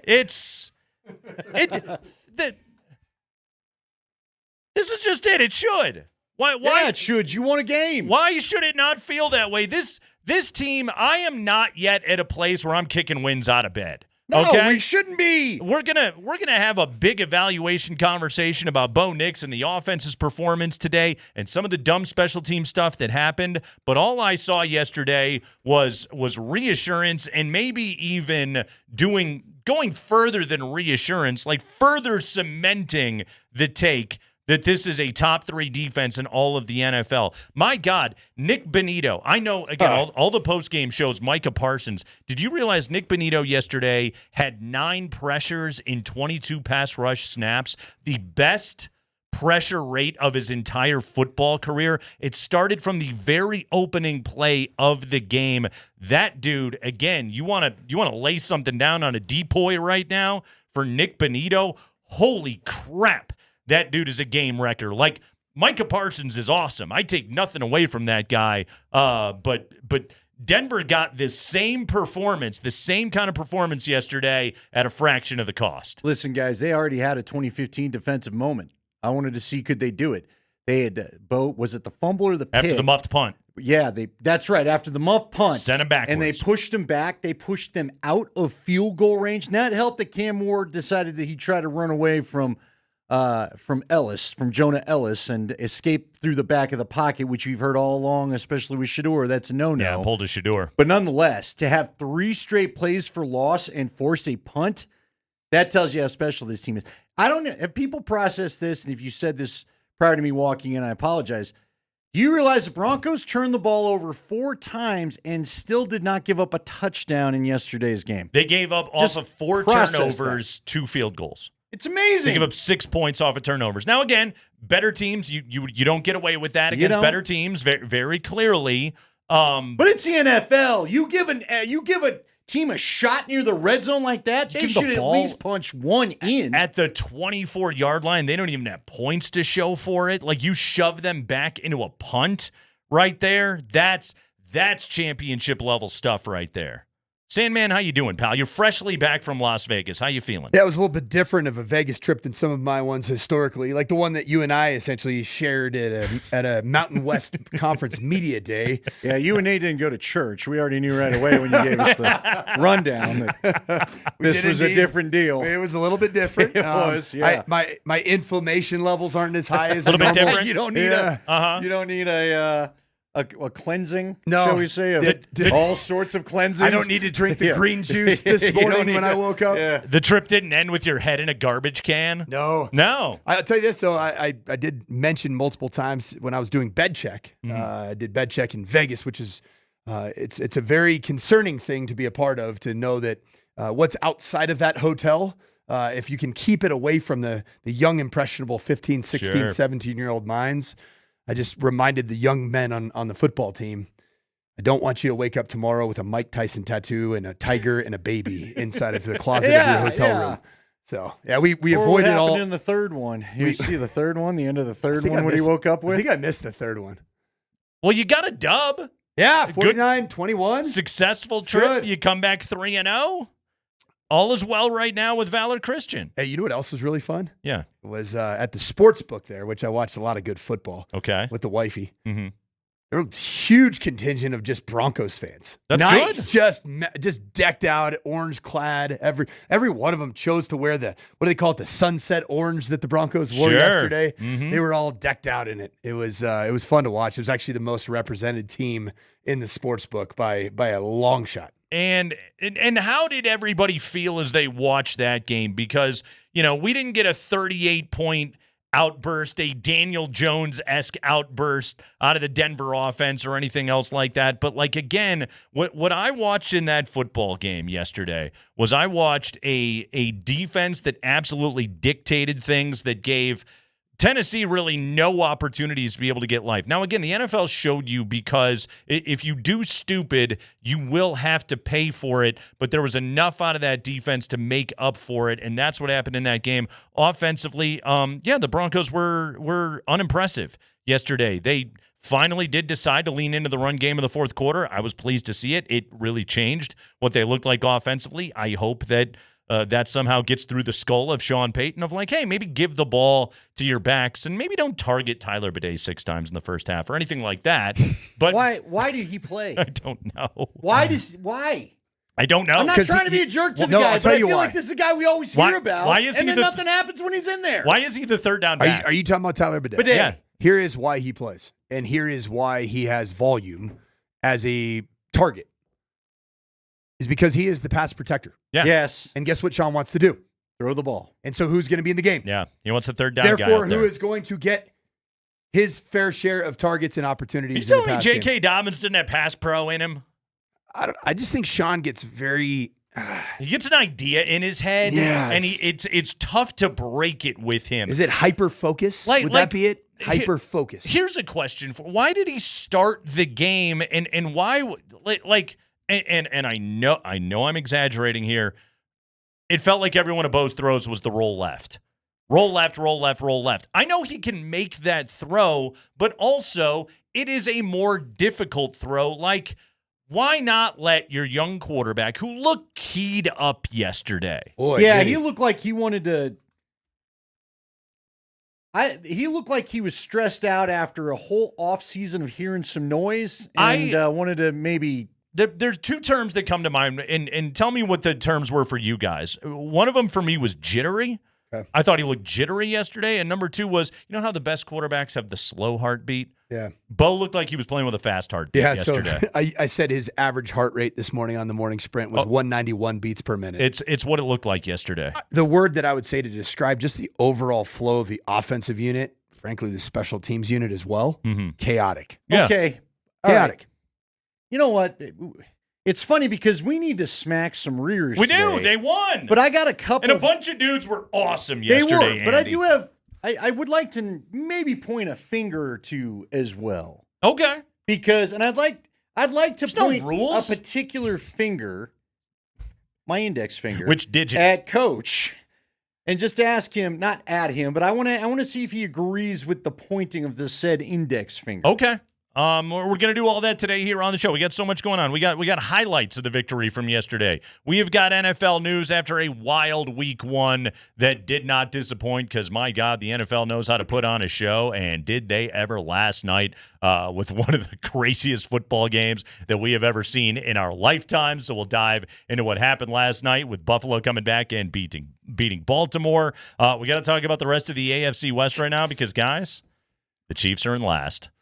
The last place. Last place Chiefs. Last we live in place a world Chiefs. of the last place Chiefs. The last place Chiefs. How's that feel? Their butt. Yeah. Yeah. Knowing we do the donkey costume? Well, you're the rear, pal. There you go, fellas. The last place Kansas City Chiefs. So we're talking AFC West. We're talking about everything in week one, and we're talking about this Bronco victory. But it is a Bronco victory. Therefore, we smack butts on a Monday. 303-504-0925. 303-504-0925. Champ Mazda text line. Let us know the Bronco or Broncos that deserve a hearty smack on the rear. A nice palm to the cheek right here on the Kreckman and Lindahl show with Mike Sanford on Altitude Sports Radio 92.5.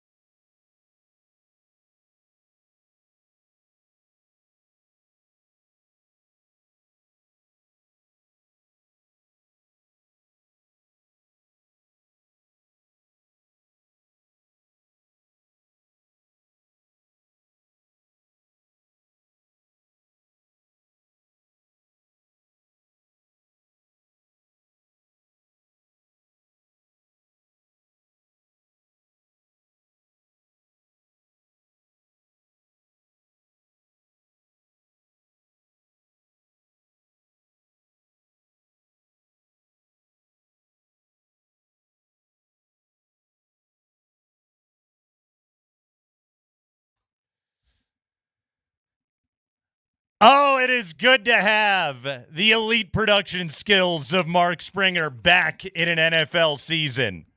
Going full metal for the defense right there. I liked it. That was strong. Andy, the Broncos had 64 sacks last year, led the NFL. They're on pace for 102. Good. After week one. Good. Yeah, that would be an NFL record, by the way.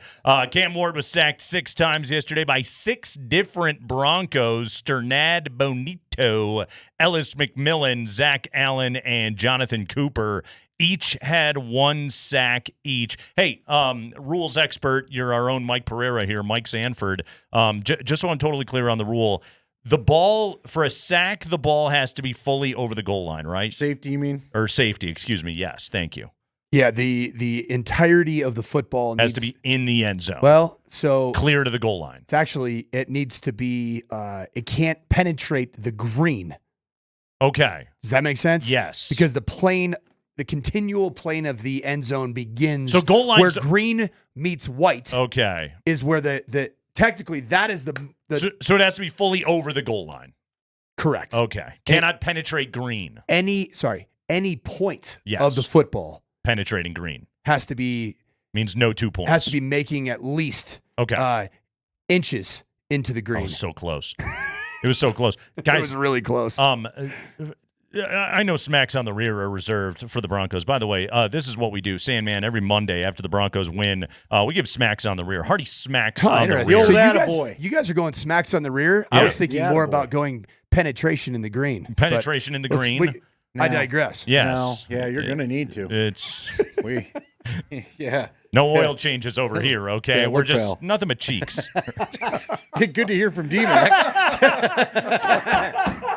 It sounds like a Monday. Like maybe you got DMac there. That is the sound of somebody getting an oil change. Give it to me again there, Spring. Yeah. Whoa. That's the one. Hey, you didn't give me a warning. Ooh. That sounded like I was right out of Fletch. Well done. Well played. Nice job right there. But yeah, we give smacks on the rear. And I guess from a Broncos perspective, I'll give one to Brian Callahan. What the hell was he doing on that series? What was he thinking?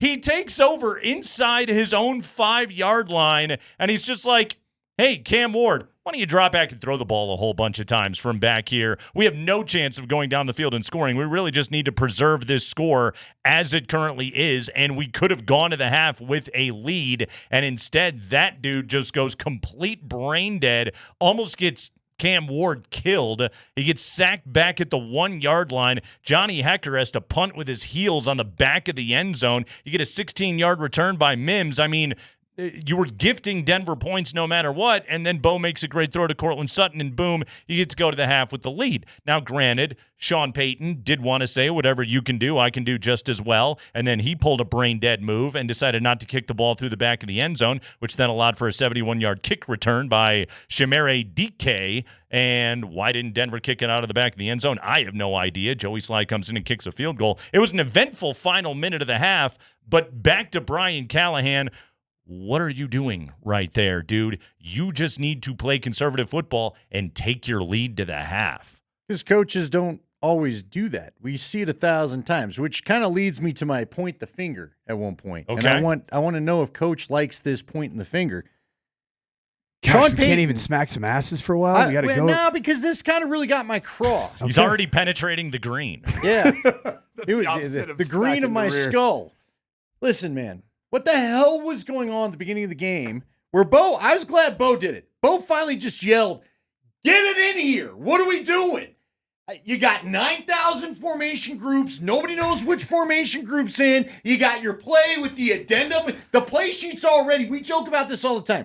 He's already got the Cheesecake Factory menu, which if you haven't been to the Cheesecake Factory, they literally serve something from like every culture on earth. All right, it's really for Sean. It's the Waffle House sized menu, well, but with then the amount added another piece of paper that was hanging off the bottom. But with the contents of the Cheesecake Factory on it. Just please pare it down. Get the crap in there. What was he doing? You can't look. I know Bo's got to get the play out. You got to get to the line, but even if you give him 10 seconds and he's waiting on the grouping, doesn't the quarterback want to look the D over? His Shouldn't he be favorite, allowed to have a few seconds to change something? His favorite thing in the world is just like, I'm going to give every personnel grouping that I've got an opportunity to run something on one of these drives. He did the same thing on the first drive of the second half, too. He just loves it. When I was working with David Shaw had been around two different schools of thought with how to go about the West Coast offense. Uh-huh. They ultimately run similar concepts. They ultimately get to the right play, and you use kills and alerts at the line of scrimmage to get to the second or potentially third play in that play call in the huddle. But what David Shaw would talk about is the Shanahan tree, the Mike Shanahan tree. That was all about limited personnel, limited formations, and a lot of different things out of those same looks. So you couldn't get a beat on what that team was doing. And it all stemmed from the wide zone play, the outside zone play, and then the subsequent nakeds off of those plays. The other way to do it is have a little bit less scheme, but do a gazillion plays out of fewer actual concept. Yeah. And do it from a million different presentations. Put some French pastry on it.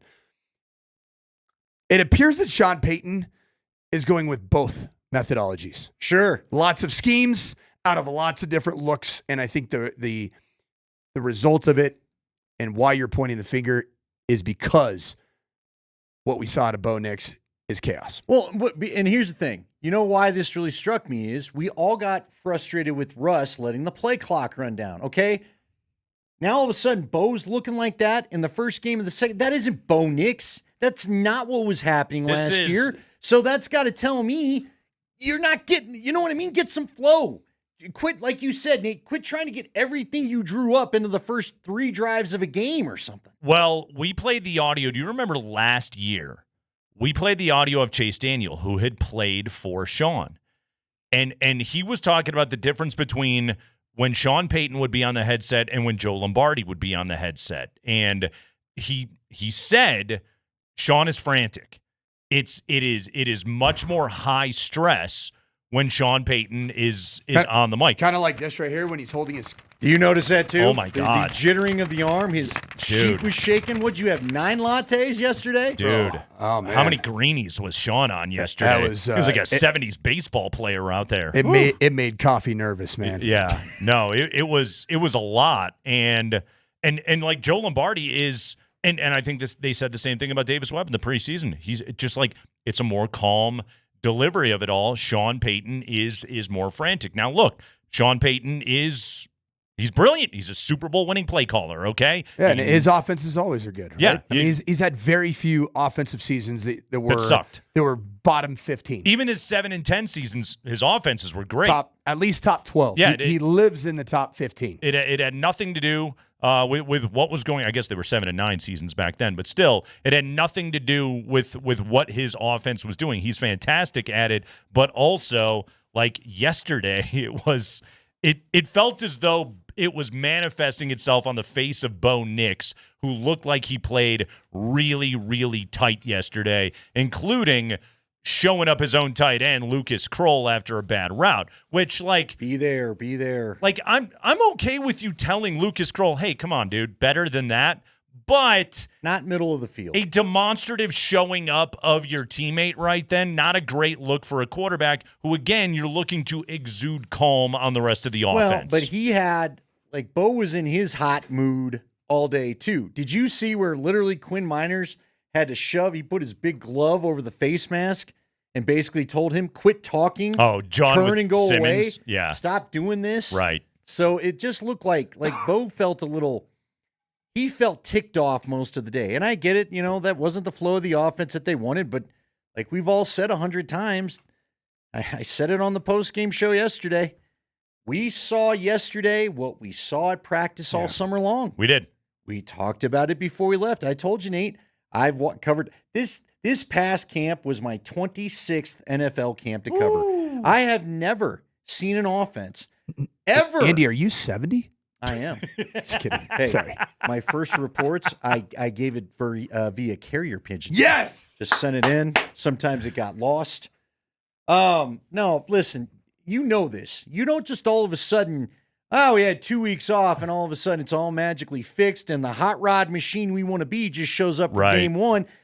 You got to have that show up at some point. When we would always talk about the one drive we wanted to see so they could get out, that's what the really good Bronco offenses under Elway and Manning did. Even under Cutler and Shanahan. Remember, 2008, get in there, one quick drive, the plays work, we get out, we rest the rest of the time. The moments, they never had that. The moments of competency that we saw from this Denver Broncos offense during training camp and preseason really was limited to the Cardinals open practice.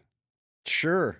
But even then, Mike, if you remember, you and I talked about it. There were a couple times or a couple of the plays everybody was guffawing over. I'm not real sure would have gotten off because there was quick pressure from the right side, which what happened a couple times yesterday. And then quick pressure from the right side. We would say the other time of maybe even beyond competence, but bordering on brilliance would be the final drive of the Saints game in preseason game 3. That was just the collective sigh of relief moment for the Denver Broncos offense. But outside of that, best indicator of future events is past events. And that's to your point, Andy, you were the one on these airwaves that was citing that. I can't unsee what I've consistently been watching for the last 6 weeks. All right, I'm going to ask you this because you talked about this last year too. Isn't it funny, guys? Let's also talk about a pattern from camp. When would they usually have their best period? 2 minutes. When they went 2 minutes. Yeah. What happens? You explained this last year. What happens in 2 minutes that they always run? First off, what happens when you decide to single cover Cortland Sutton? I got it. You know what? I got news for every NFL team out there. If you're going to leave Cortland singled up, Bo is going to feast all day with that guy. You guys ready for some kind of a wild stat here? So, Cortland Sutton and Bo Nix, all right, since 2024, have connected 6 times on go route touchdowns. Wow. That's the most, tied for the most, by any quarterback receiver duo since the start of the 24 season. The go route. To your point, amazing. They're number I don't one. know how they don't take it away. Number one in the entire National Football League. Okay, remind us what happens in the 2 minute process and why sometimes it goes smoother. Yeah, I mean the 2 minute offensive. Hand me that call sheet right there, Nate. Wow. So this is my own call sheet. All right. Are you gonna put it over your mouth so we don't know what you're saying? An example of a play call that could be a non 2 minute situation. All right. Let's just go shop, flank left, F across, Cali slam, Chevy Z. Well, you got to slam the Chevy. That's right. You want to know what that same play call in a 2 minute version is? Hit me. Triple right strike. A lot easier. Fewer words. Yeah. Because it You're also not running 100 different personnel groupings off either, right? So there's no personnel groupings, right? It's you operate out of one personnel grouping. In the case of the Denver Broncos, it's 11 personnel, which is Evan Ingram is your 1Y tight end. We hope. Yeah, we'll see. And I believe it's been Marvin Mims at the zebra position is the slot, as Sean calls it in the West Coast offense. And then Troy Franklin at Z, Cortland Sutton at X. Left hash, typically you're lining up in triple right, which is 3x1 to the right. Right hash, you're lining up in double wing right, which is tight end in line and 2x2. And you have a menu of highly repped, simple DNA type plays that are who you are as an offense. And guess what Bo Nix does in those moments? He feels free to process the information without a shift, a move, a motion, a check, potentially a second check, maybe even a third check. Worried about the play clock, under 10. He's playing ball. Yeah. Which is why, do you remember what ailed a lot of these problems after the start last season? Sean went to playing some fast tempo in the first half. Yeah. And utilizing tempo as a mechanism to get Bo to just go play football. But like, why wouldn't you recognize that in game one? And start him out with some of those. Because he wants him to get to the profile of the quarterback that Sean Payton wants him to be. Drew Brees. Yeah, he's trying to coach him into be my guy, don't be you. But last year he let him be him, right? But it took him. He got to the point, right? But it took him time to be able to get to that place.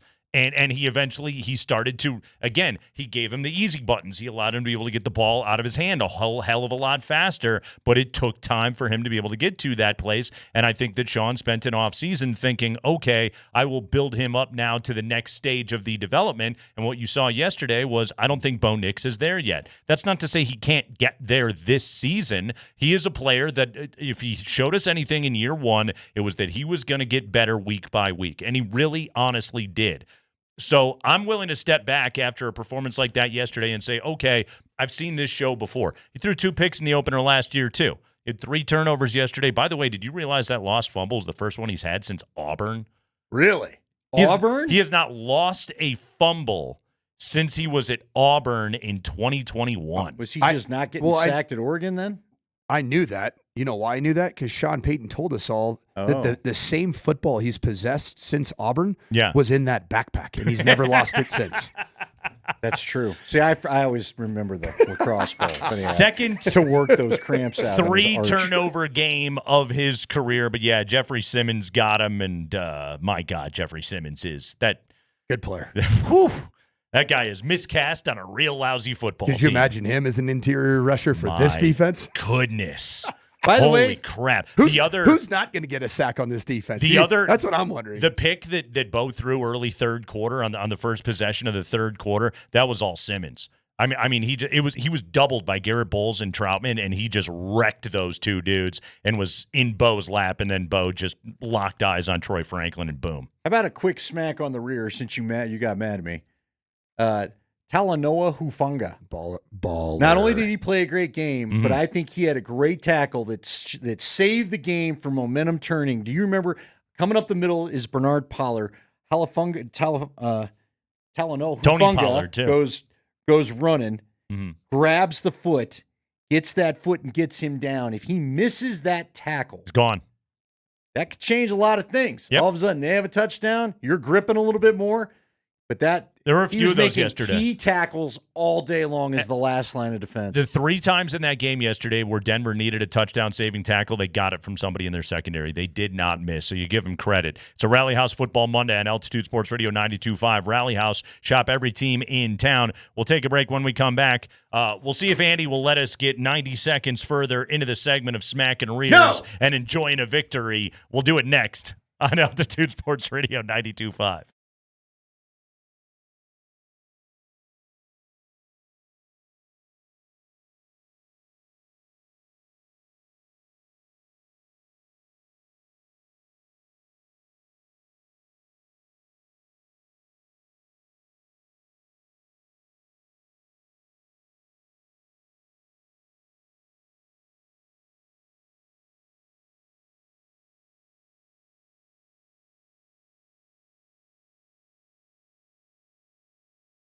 Guys, Andy Lindahl for the Rocky Mountain Men's Clinic. Oh, the leaves will be turning soon. It's fall. Have you accomplished your goals so far into the year? Maybe for summer. Has getting your erectile dysfunction handled been one of those goals? If you're dealing with ED, there's no need to live with this problem. There's no need to put off getting that first appointment, going to talking to the good folks over at the Rocky Mountain Men's Clinic. You could be getting this handled and then either enjoying your life better with your partner already or maybe seeking out a new romance if that's what your situation calls for. Get on over to the Rocky Mountain Men's Clinic where they can help you. They don't have just one treatment option for you. That's the big deal. They have treatments that work when pills and herbals fail and treatments with success rates well over 90%. Some treatments will have you lasting an hour or more. At the Rocky Mountain Men's Clinic, they've served the Front Range of Colorado for nearly a decade. They've successfully treated tens of thousands of men. You can schedule your consult today at the Rocky Mountain Men's Clinic. No need to put this off. Again, the year's getting away from you. If this is something you've been dealing with for a while, don't put off getting treatment. Your initial visit is only $99 and includes a medical consult with a Colorado licensed medical provider. You'll have a T and a PSA test, and if you're medically advised, they'll give you a test dose. And if the test dose doesn't work in the office, your visit is free. They have an expert staff, and if you're like a lot of men, you could be feeling your old self the day after your appointment. They have 5 locations in Colorado to serve you, including Fort Collins and the Springs. And they've got a revamped location in Castle Rock. So you want to get down there, get up there, whatever, and go and see the good folks at Castle Rock if you're looking for a great location to serve you. They can't wait to welcome you in and help you with whatever you need their services for. There's also locations in North and Central Denver. Call them today, 720-440-7900, or go to RockyMountainMen'sClinic.com.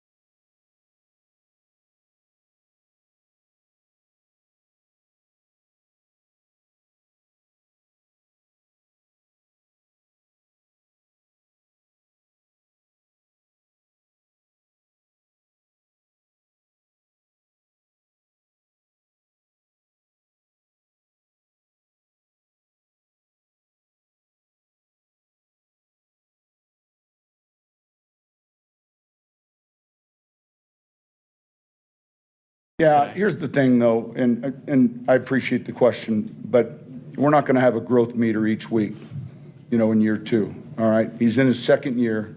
I love the player, all right? I get a chance to see him every day, all right? We can win. He can be a huge reason why we win games. And so we're not going to have that weekly meter. And so that's the first refused growth meter in week 1. I mean, that's crazy. No weekly meter.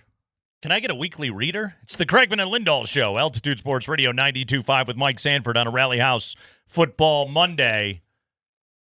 Bo Nix, not good in game number 1 of the 2025 season, but a long way to go. That's all right. We're smacking rears here on the Kreckman and Lindahl Show right now, and let's stay on the defensive side of the football. Andy, I felt as though you made a good effort at a palate cleanser there at the end of that last segment, getting Talanoa. Tried to help you out. I mean, look, I love that guy. You do. How can you not love? I love safety play. Do you want me to give you another one? Brandon Jones. Oh, really? Brandon Jones.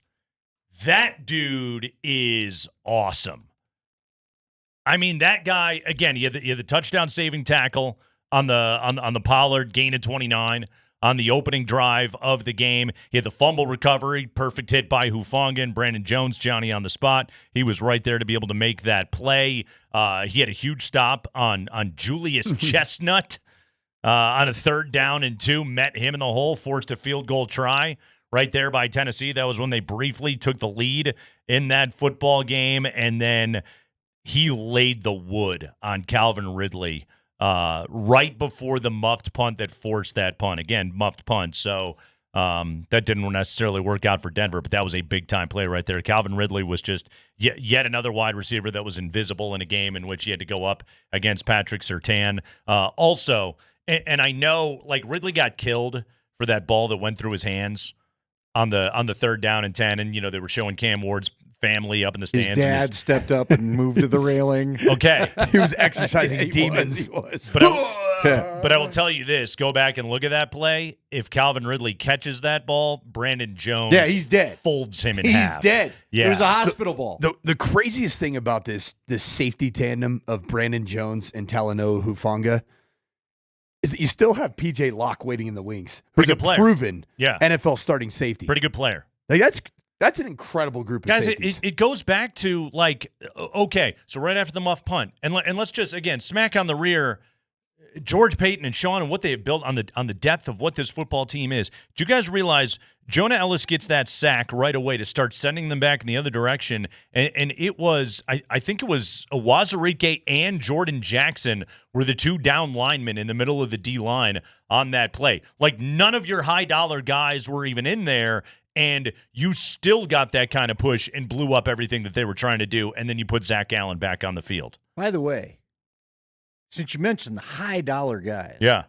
How about a big smack on the rear to Nick Bonito? Because that's how you come out and you show you're worth the contract. But then I also want to pair it with Jonathan Cooper. Jonathan Cooper is the less ballyhooed. I love it, Spring. We're just walking down a hallway catching everybody. We're car washing this defense. That's right. Was that? That's what Did you we're walk? doing. Did you just walk between Cooper and Bonito and give a left-handed? Yeah, it was a left-handed smack on Cooper, right-handed on You Nicky have B. to be ambidextrous in the world I come from. Yeah, all Gotta have a kinds. left hand or right hand. Yeah, especially when you're talking about the Broncos defense. Let me go advanced stats on you right here on Nick Bonito. A 43% pass rush win rate. Top 2 among edge defenders coming into the Monday night game here in the entire NFL.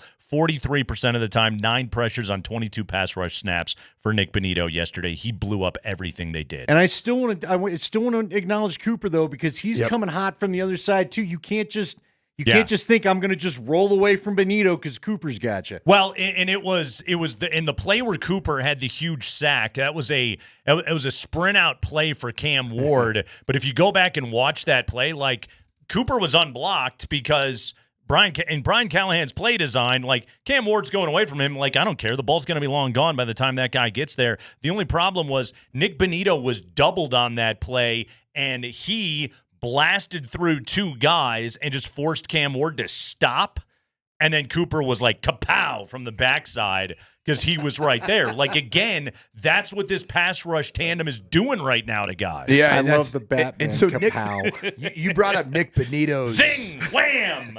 Nick Benito's had 22 official pass rushes according to NFL Next Gen stats. He brought up a 43% pressure win rate. Yeah. This is the one that's even more impressive that I think led to more sacks by other players, is that 5 of those rushes were considered quick pressures, Right. under 2.5 seconds, which almost all of these were against left tackle Dan Moore. Dan Did Moore you see this? was a good veteran player. He yielded the 6th most pressures amongst left tackles last year with the Steelers, but this is where my smack in the rear comes to. It goes to Vance Joseph.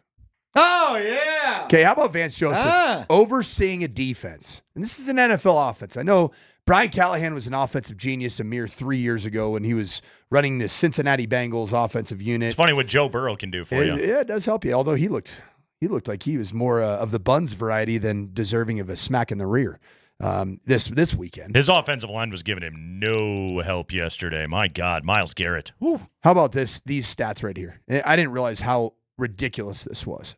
Total yards for Brian Callahan's Tennessee Titans offense, 133. In an NFL game. Team passing, 66. Yeah. Because you have to take those yards off for the sacks. The sacks. In college football, those come off the rushing stats. In pro football, which is the right way to do it, it comes off of the passing. And rushing 71 yards. How about this? Third down efficiency. Vance Joseph's third down package. They got off the field 12 out of the 14 snaps. Pretty good. 2 of 14 Yeah. efficiency for the Tennessee Titans. And the first one that they converted was just a prayer. And then the last one, man, yards per play. Mm-hmm. They averaged 2.4 yards per play. That is as dominant as a performance as you'll see in the National Football I mean, League. guys, we talked about coming into this game, and it's really what we've been talking about since the moment we held that schedule in our hands is that's a tough spot for Cam Ward. Oh, yeah. That's going to be a rough one for his first NFL game. And it became a must-win. And guess what? The Broncos clowned around for a minute. Did he not look sweet in the first drive, though? Cam Ward, when he made the no-look pass. Look, he had some moments The now. pocket was collapsing, and he gives the no-look swing out there to Tony Pollard. I'm like, oh, gosh. He, again, too many fastballs up the seam, which that's – and Coach, you can talk to this a little bit. Like, when you throw that pass with too much juice on it and there's that much traffic in the middle of the field, I know people were killing Calvin Ridley for it yesterday for those drops, but, those are tough catches to make. You got to give those guys some feel on those throws a little bit. That's one of those things Cam is going to have to develop. Clearly, he can't take bad sacks when his team is in field goal range. Again, tough matchup going up against Denver. I think Cam Ward's going to be a good NFL quarterback. You know what Calvin Ridley has that Cam Ward doesn't right now?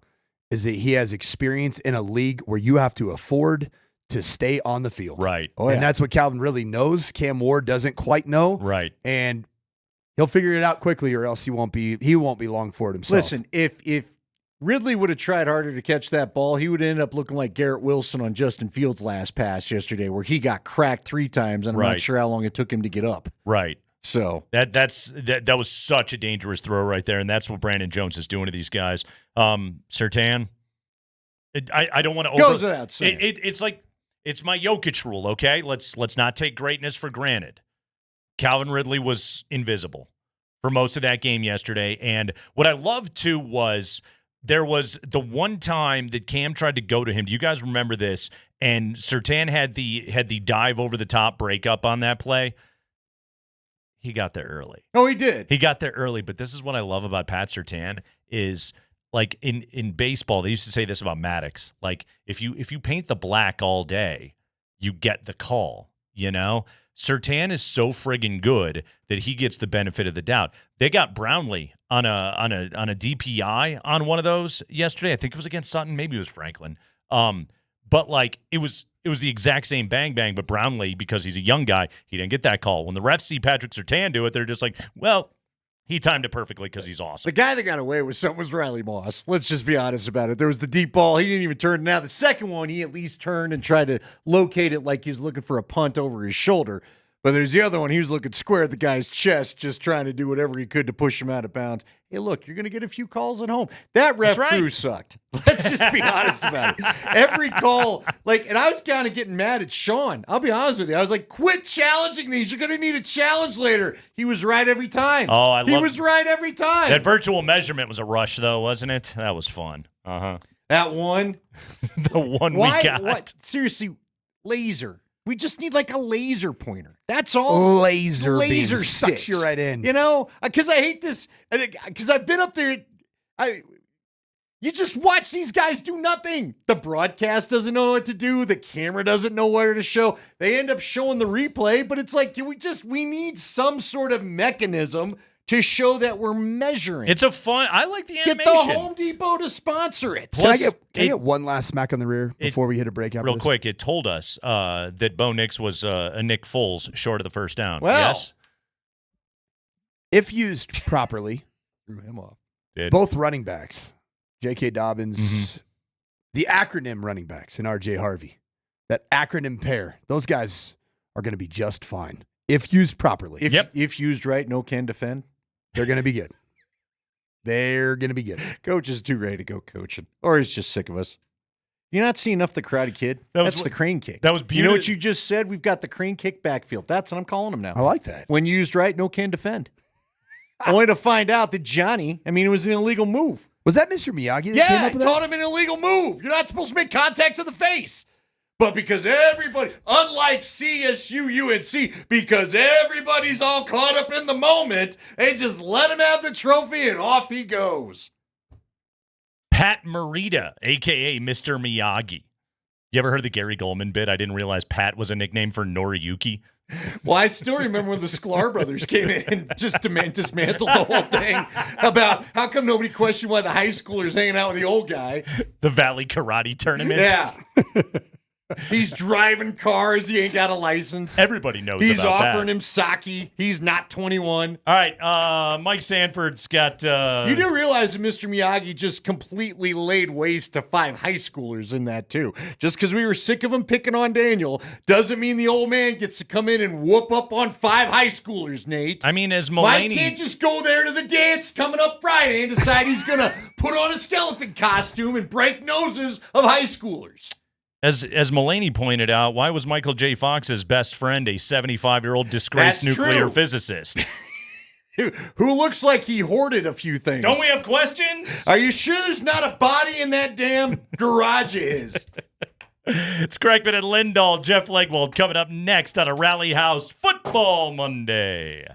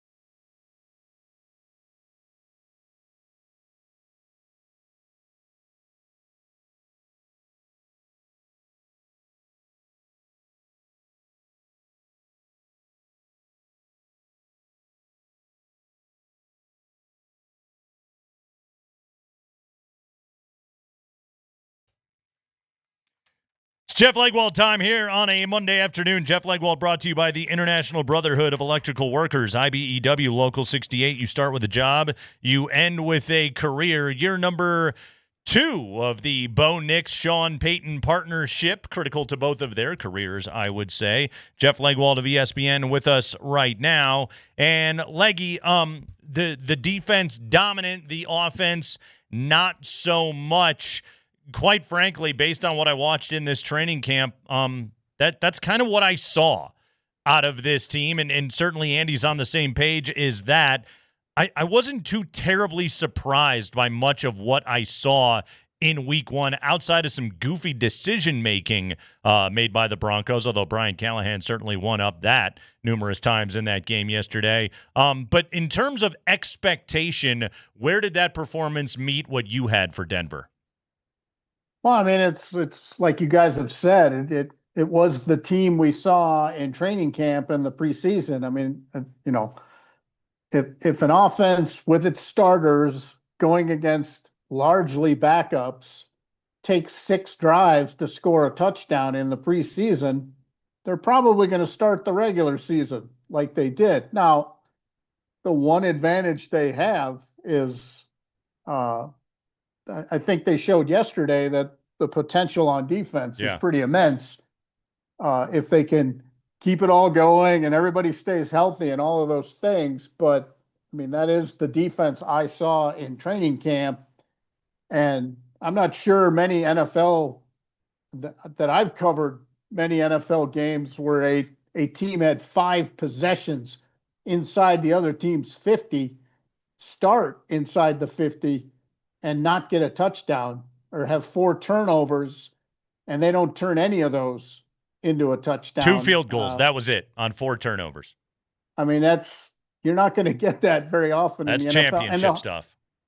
To hold any NFL team to 133 yards or whatever is, in this day and age, I mean, those are really difficult things to do in today's modern NFL.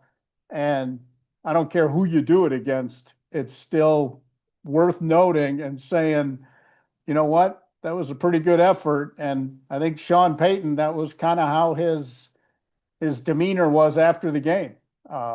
He's obviously going to come to the defense of Bo Nix and the offense, because that's where there's an awful lot of him invested there. But even Sean had to basically say, that was one for the defense yesterday.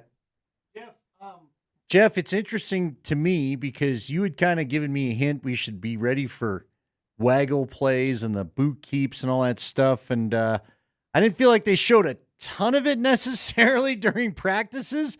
Why were the Titans so ready for that? It felt like all the stuff I thought would be a surprise yesterday, the Titans were sitting in wait on that. Do you know what happened there? Well, I think young Mr. Callahan has a pretty good handle on that sort of thing, given his history here, for one. I mean, he worked on a staff that was very good at those plays. So I think when they saw some of the setups and, when the Broncos did it early in the game, I think they sort of made quick adjustments to it. And, I'm not sure the Broncos were as smooth there as they want to be. And I think some of that is you don't get those live reps in training camp and as many in the preseason as you used to. And, I think what I saw, especially in the first half from the Broncos offense, is I kind of saw a team working through the kinks like you would normally do in a third preseason game when all the starters play through the half, the old way.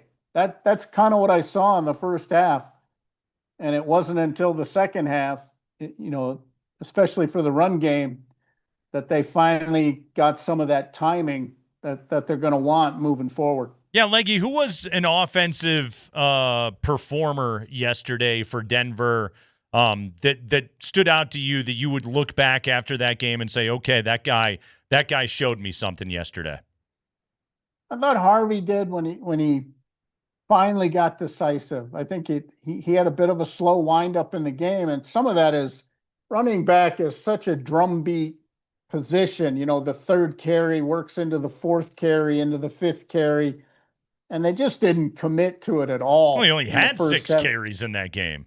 I mean, you know, last year I thought it was a mistake when Bo Nix in his first start in the opener had 22 pass attempts at halftime against Seattle. And then yesterday, 22. He had 22 pass attempts at halftime. And I still, you know, struggle to wrap my head around it. I ask everybody I can ask with the team, but that seems to be the tempo they want with him early in games.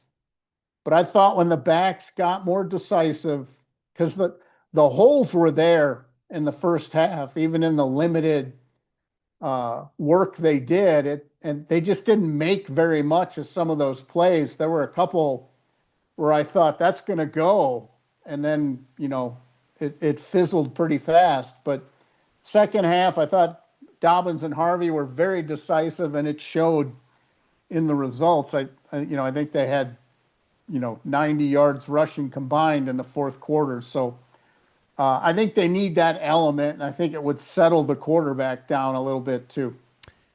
Jeff, how concerned should we be about some of the injuries we know? I mean, obviously Malcolm Roach is on the injured list there for a bit, so you won't see him for 4 weeks. But what about any idea? It felt like that calf strain got announced a little bit late yesterday for Evan Ingram. Are there concerns there? What do you know about Greenlaw? Do you think Greenlaw? I know that they haven't had a practice yet. Could he be any closer to coming back? I know Sean would answer it. What do you know about this injury? This team that was so healthy feels a little banged up all of a sudden. In other words, Andy is checking the injury report powered by Ramos Law, the official injury law firm partner of Broncos country, Jeff. Well, I would, again, from what I'm told after making the rounds last night a little bit, I think they will be surprised if Greenlaw doesn't practice at minimum this week. Maybe they get a little more than that, but I think they're very hopeful he'll practice. The Ingram injury, I think, will bear watching.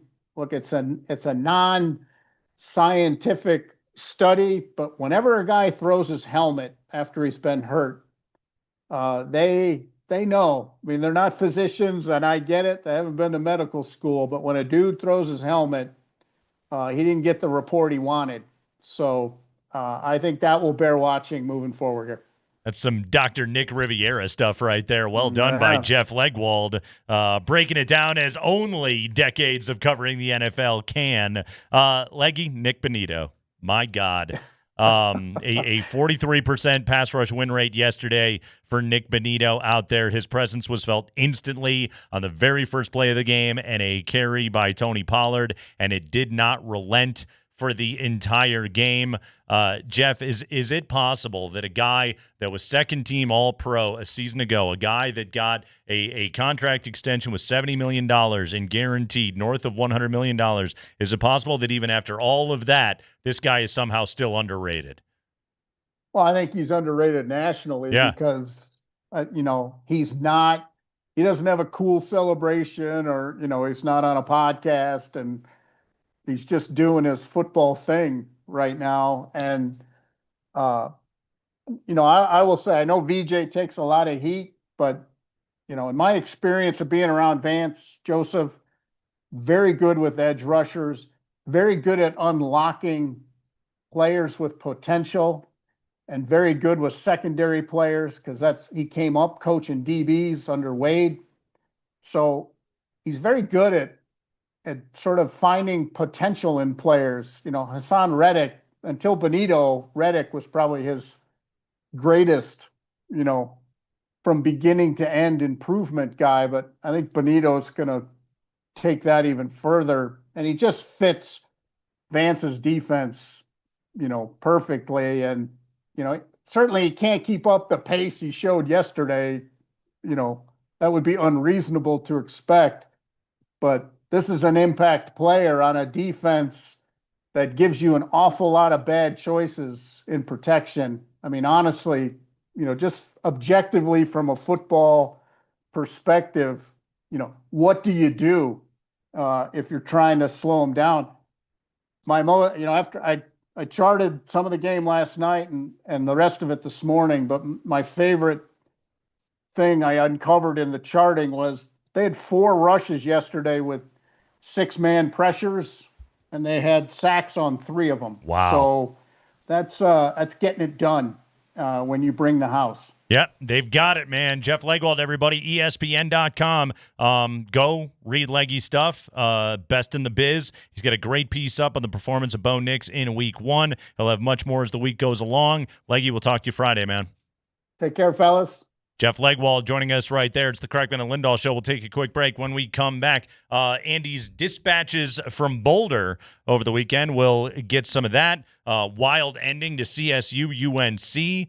And last night, one of the great Sunday night football games we've ever seen in our life. Who was the GOAT of that game? Is there a GOAT to that game? We'll talk about that next.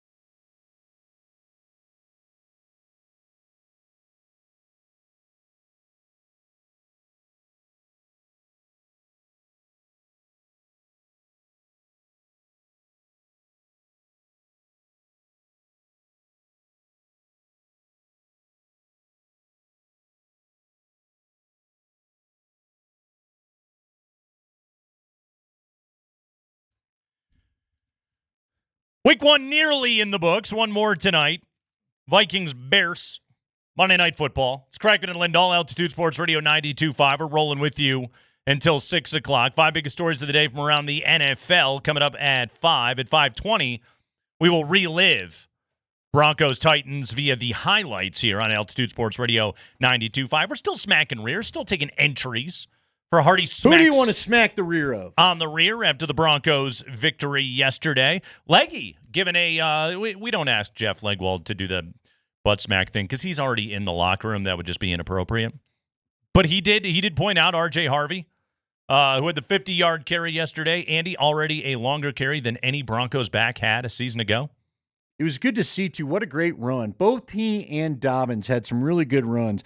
Dobbins had the one where he just saw that veteran patience, and then he was slow. He followed his lineman. Boom, they cleared their guys out, and he went right through. Yep. So it was good to see. It was good, like patient you run. said, Harvey having that feel. I think that's what they were talking about. He cut inside, started off to the right side, and then just kind of felt it, went back left, and boom, wide open spaces. He gets that. If he can get that feel down that we saw in that particular long run, then he's going to be a stud. So. At the half, Broncos run game, 9 carries for 25 yards, and Bo Nix had thrown the ball 22 times. But yeah, I was about to say, 9 carries, not enough, man. It's just not enough. Even things out, and help Bo Nix out by evening things out is one of the biggest things that they have to do. Like Leggy really, he pointed this out on ESPN.com today. I mean, the Titans, number one, they kept Bo Nix in the pocket. You mentioned some of the rollout stuff, but that was all the design stuff. Like when it came to scrambling, Bo didn't have a real big day running the football. They had pressure. They had off-balance throws that they were getting forced. And again, they were forcing Nix's reads outside the numbers, which is generally where he's not confident. Both of his interceptions came outside the numbers yesterday, and that casual over-the-middle stuff that gets Bo Nix into his rhythm, they took away. And Andy, like we know this. This is the adjustment that the league was going to make to Bo Nix this season, and Sean Payton's play calling for him. And now it's on to Bo to be able to get better at what defenses are forcing him to do. Yeah, I thought I was told that doesn't happen though a couple times. Yeah, mm-hmm. Turns out it does. Yeah. Look, they were ready. If you get the run game going and keep them off balance, you know what's so funny about this? If you would just run the football, I think a lot of the league seems to know Sean doesn't want to commit to the run sometimes. Yeah. 57 rushing yards first 3 quarters, 91 in the fourth. Hell of a concept. And again, like I think Tennessee's defense was a little broken by then. Sure. Well, they were both tired. No one's in game shape. No. I'll be honest with you. There was a point in the third quarter where I started getting worried. I thought to myself, is Tennessee actually going to be the team that commits to the run and uses? I mean, it was hot enough yesterday. It wasn't like it was some Florida day, but it was hot and you got the altitude. No one's in game shape yet. I thought Tennessee was going to do what the Broncos should have done to tire an opponent out. They almost were until the very end of the half when it was just like, okay, well, we're going to have Cam Ward chucking around a lot. And it's like, dude, he's not ready for this. You are trying to get him killed right now. Yeah, I'm a little surprised Callahan went there, but, you can't, again, offensive guys can't help it. They want to show you the pass plays they've been working on all season. By the way, how about this? From the 5-2-3. Okay. A smack on the rear to Crawshaw. No Crawshank yesterday. It was all Crawshaw. He had a very good game. He did. He was better than Johnny Hecker was on the other side. Yeah, Crawshaw was great. All our consternation over Crawshank, and he was booting cross shots all over the place yesterday, Andy. He had a very good day. Good call on that one. I know it wasn't a huge game, and it was 4 catches for 44 yards. I thought Troy Franklin played well yesterday. Okay. I really did. He looked like the possession guy that they've got to be able to find in this offense. And that was how he played. Now, there was nothing deep downfield, but like there was so much safety help out there, there was never going to be anything deep downfield yesterday. I thought Troy Franklin, for what he was asked to do within the game plan, I thought he played well yesterday. Yeah, okay, he did. It was nothing epic. Sure. But 4 catches for 44 yards for the Broncos' number 2 receiver? Okay. And the pick that Bo threw, that wasn't on Troy Franklin. That was Bo staring at him on a crossing route, and then Xavier Woods just jumping in front of the pass because he was sitting back in zone just going, thank you very much. Yeah, that is going to have to be a throw that Bo's got to be smarter about. Right. Bo threw a couple yesterday that just weren't there. And he was very good in his rookie year about not forcing that. What do you think? Look, Bo just seemed kind of, well, you could feel the bad mood through the TV. How about I put it that way? I used the word jittery. Jittery's probably earlier in the show. I thought he played jittery yesterday, which I think Sean Payton coached jittery yesterday. Yeah. No, there's no doubt about that. And the shaking on the sideline showed some of that too. But I mean, Andy, for all of the Bo Nix is ready to be a top 4 or 5 quarterback in the NFL and Super Bowl expectation and everything else like that. And we come out of week 1 and going into tonight, 30 quarterbacks have played so far in the NFL here in week 1. And by QBR, Bo Nix is 28th. Yeah, that's got to improve. Yeah. But see, again, I also don't. I just feel like they try to do some things that weren't necessarily Bo's strengths. Let's just not get carried away. I agree. Don't get carried away. Keep doing what you did last year. But we've said it. It starts with the run game. It starts with some balance.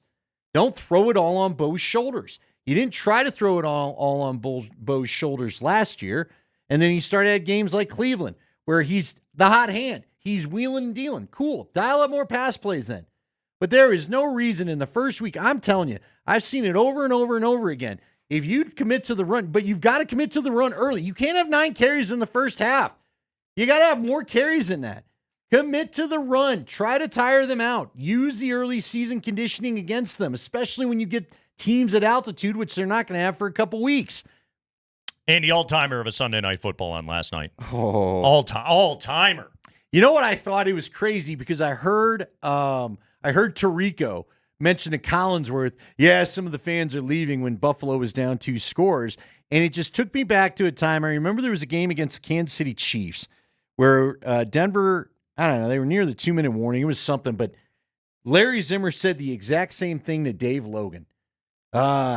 Fans are leaving early. And it was against the Chiefs of all people. Like Elway, I think, had most of his comebacks against the Chiefs and Marty Schottenheimer. And Larry just made a comment to Dave where he goes, you think they'd have learned by now, wouldn't you? You don't leave this stadium early. You don't leave a Josh Allen game at home early. This thing's going down. I'm like, where are all those Buffalo people? Are you trying to get back in? What are they doing? Okay, so the way that game ended, and it's 40-25 with inside 4 minutes to go. And it's late. It's okay. Like, here's what I'll kill John Harbaugh for. You should not have punted on 4th and 2. You have Lamar Jackson and Derrick Henry. And your defense is not good Your right defense now. isn't stopping anybody. Here's the other thing. Maybe their defense is good, and Josh Allen is just that awesome. Good. Fair enough. But, like, you should not have punted right there. Like, that, it was sort of like, do you remember when Belichick went for it on a 4th and 2 at his own 29 because he didn't want to give the ball back to Peyton Manning because he just knew he'd lose if he did it? That's what that situation called for right there. But he punted the ball back, and not surprisingly, Allen took the ball right down the field. But also the amount of unlucky that had to happen to Baltimore for them to blow that game. Derrick Henry's fumble. I mean, he's not going to cough that ball up. The touchdown to Keon Coleman that deflects off of the tight end and then gets caught in the end zone. You're just like, what the? I mean, that thing was just slapstick on a 4th down and 2, and it gets caught for a touchdown. So there was a bunch of goofy that had to happen. But it happened. And it feels like it happens to Baltimore sometimes like that. Because I thought this would be their year, but I thought they needed that game. Now they're chasing the Bills.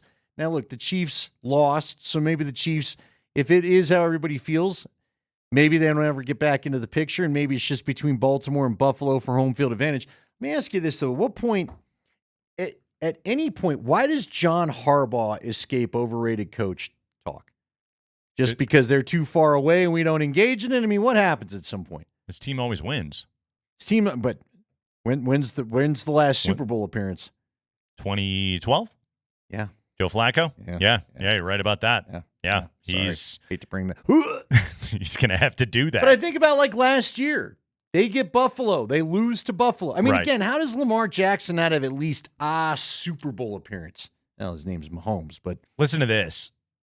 Teams with 40 or more points and 235 or more rushing yards in a game were 277-0. Yeah. Entering last night, they Yeah. are now 277-1. You sent us that. After Baltimore lost that game last night. Unbelievable. Oh, just that game had everything. What would have happened? Wasn't it Coleman that got tripped up and almost scored? Do you think he would have had to remember where he got tripped up, fell down, and they were able to take 2 knees and then kick the field? By the way, Prater's kick was almost blocked too. Did you see how close the Baltimore player was to it? Actually, there's angles that show Hamilton got a fingertip on it. Well, I don't doubt it. And it still went I in. don't know how he didn't get the whole thing. 41-year-old Matt Prater showing up in Buffalo this week after they put Bass on IR and kicking the game winner. And by the way, didn't even get to go out on the field with a stopped clock. Yeah. Had to run out there with a running clock. And for a minute there, weren't you kind of like, you guys need to hurry up a little bit? Like, that is a casual backing up right He has now. not done that before. Out of Matt Prater. You know, I think I've told you the story, but he told me one time he doesn't pay attention to the game. He just kind of, now I don't know if this is still his process. He was here in Denver. He used to come and do our Broncos show all the time at the other place. Okay. And he'd hang out. And so we get to talking about all kinds of stuff. But there was a kick, and it was in San Diego at the time, so I'm not mislabeling it. But there was one time where the Broncos had like an immediate change of possession to start the game, and they needed him to go kick the extra point. And Matt said he just was off kind of chilling out, thinking about other stuff. He's trying not to get in too intense. Yeah. And Colquitt's his holder. Britton Colquitt runs over. He's like, dude, we got the extra point. What are you doing? And he didn't know where his helmet was. They couldn't find his helmet because he wasn't even locked into what was happening. He had no idea there had been a sudden change of possession. And the Broncos started the game with like a score or whatever. Awesome. That's great. Now, that clearly wasn't the case last night. They knew to get out on the as he field. was there starting to kick against, the net and stuff. But he's such a different cat. I feel so good for him. Josh Good for Allen him. throws for 394 last night. 2 passing tutties, 2 rushing tutties. Lamar Jackson was no slouch himself, all-timer of a game. That DeAndre Hopkins catch. Oh, awesome. it was so ridiculous. Phenomenal. Just so damn good. Oh, man. What a football game last night. Perfect way to end that. There's no way Vikings What Bears about you and I talked about it in the car? How about the Steelers Jets? I woke up upset. I'm like, first off, why don't I have 2 games on a Sunday morning? Come on, it's the opening weekend. Secondly, you're going to stick me with Steelers Jets? Yeah. That ended up being a hell of a game. 34-32. Quite entertaining. Yeah. Rodgers, 4 tutties last night. By the way, Justin Fields, listen to this. EPA per dropback and success rate led all quarterbacks in week 1. He averaged 9 yards per dropback. Yeah, Justin Fields isn't too much of a slouch right now, apparently, in that Jets offense. Yeah, a lot of fun going on in that game. What a week 1 that it was. Let's dive into some of this college stuff, Andy. Before we get to what happened in Boulder. The end of CSU-UNC. Yeah. All right, Spring, you got the highlight? Can you put it up? Yeah. Brian Roth, friend of the program, Brian Roth was calling the game for Altitude Television last night. This is after BFN had gone down and scored on the 12-yard run with inside a minute to play. And I give Roth credit because he said after that touchdown, like CSU hoping to exhale, but still plenty of time left on the clock. And sure enough, UNC goes all the way down, and this was what it sounded like when everybody thought it was a disaster at Canvas Stadium. Rams will only bring 4. Deep ball, near side, jump ball, end zone, caught. Cheeks, touchdown. Wow. Only it wasn't. Upon further review and all scoring plays reviewed within 2 minutes left in the half or in the game, they determined that Carver Cheeks did not hang on to that football, did not possess it all the way to the ground. Andy, I sent you the clip. It was a TikTok that our buddy Justin Michael at DNVR had sent out. That's probably the best angle that you will see as Cheeks goes up over the defender, comes down with the football. Andy, does it move? Yeah. Was it the ground? I don't know. This is my problem with it. It was called a touchdown on the field. You're telling me definitively, without question, that was not a catch? You're comfortable overturning that call right there, again, Andy, if they had called it incomplete on the field, I think the video could show you it was incomplete. And if they called it a catch on the field, I think the video could show you that it was a catch too. Okay. So I spent first off, my wife's a UNC alum. Okay. And she doesn't tend to care about football games, and she was all big mad about that. And then I showed her some tweets from Moser and Vic and Kane, and then she went off the rails, and how could they take that from us? And that's not fair. We've never beat them, and da-da-da-da-da. Yeah, still never beat them. So I will say I'm going to hand you this pic. I'm going to hand you the video, because this is what I do when I'm on the sidelines and I get video like this. Yeah. You go to the little slider on the video. Yep. I paused it to the point where this is the only way in Justin Michaels' video. Yeah. I paused it, taken the screenshot, and zoomed it in. The ball, it looks like the full, and I'll show it to Twitch and YouTube in a minute. The full belly of the ball does appear like it is somehow touching the ground. The thing that threw me off is this, Nate. How the hell can you tell? It never popped away from his body. No. But here's what I will say to you. I'm not convinced they had. We always get told you have to have absolute, no doubt evidence to overturn a call. Right. And I don't see how they had that. I don't even either. there. Because here's what's weird about this. So I stopped, take the picture. You go back to the video, though, and what happens at the end is he rolls over and still has the ball. Like, the ball never clearly pops away from his body. There never appears to be a regather, even in Justin's video. It's like it's just stuck to him. So, do you remember yesterday in the Bronco game, Gunnar Helm, Cherry Creek kid, his first catch that was overturned on a challenge? Clear evidence. 2 feet down, the ball, there's a slight juggle as he goes out of bounds, and then the foot touches out. I hate that call. I'm with you. I hate it. I am with you. That's just like, what is it? The definition of pornography, you know it when you see it. That's a catch. That's a freaking catch. Like, we've gotten so enamored. And again, this is one where social media has, like so many other things, made it lame. Yes. Because everybody will just slow everything down. And it's, again, if you want to show me, and I saw plenty of CSU fans on Twitter over the weekend of just like, oh, here's the shot, without a shadow of a doubt. And it's like, yes, whatever confirmation bias you're looking for, you can find it by pausing that play. UNC fans can do the exact same thing, okay? Like, you can do that on that play. Did it look like a catch? Sure did. Sure did. Because, again, the ball never left his body. Right. Never, rolled away. I'm with you. I would go back to the days of, again, if we saw that in the playground, that'd be a catch. Okay.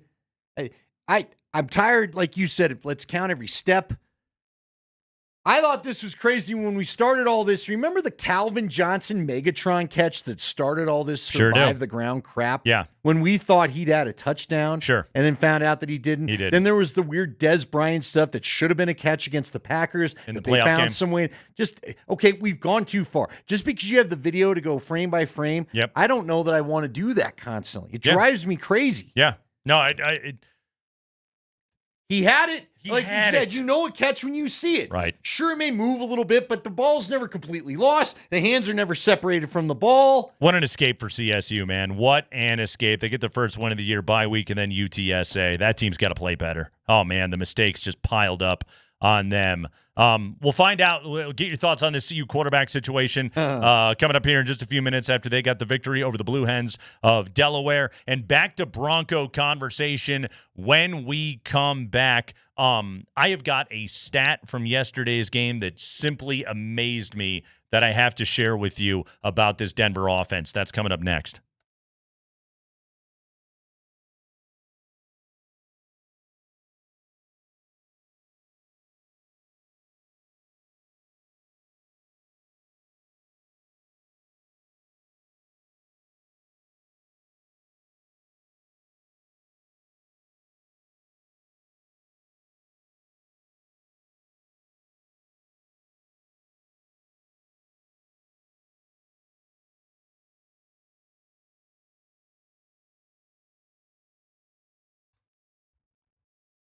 Kreckman and Lindahl rolling with you on a Rally House Football Monday, and I got to tell you about what my friends over at Roller Auction have got going on right now. Several auctions available for you to be able to bid. In fact, 5 in total, including City of Loveland vehicle auction happening right now. These are well-maintained vehicles from the City of Loveland, selling at public online auction.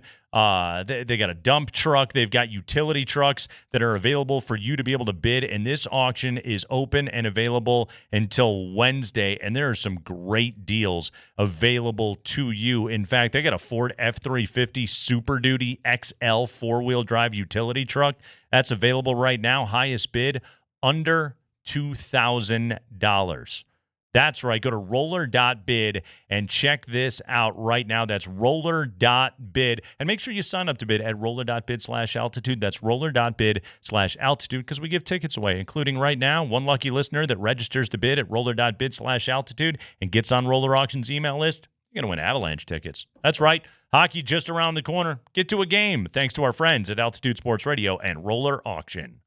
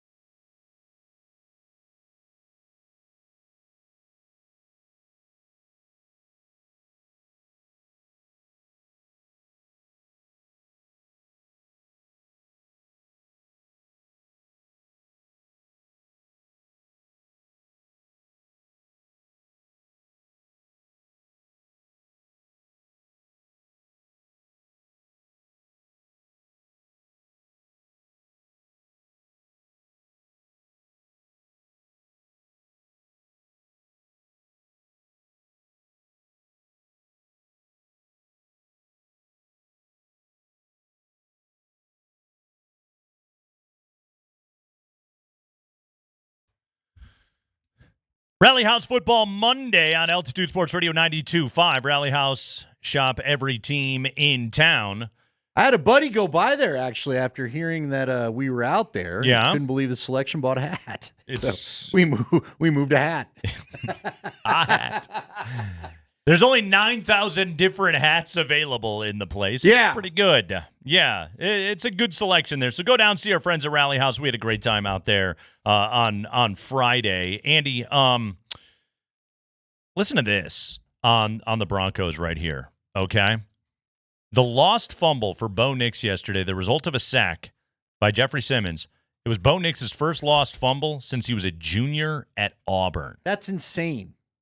When Simmons got to him on that play.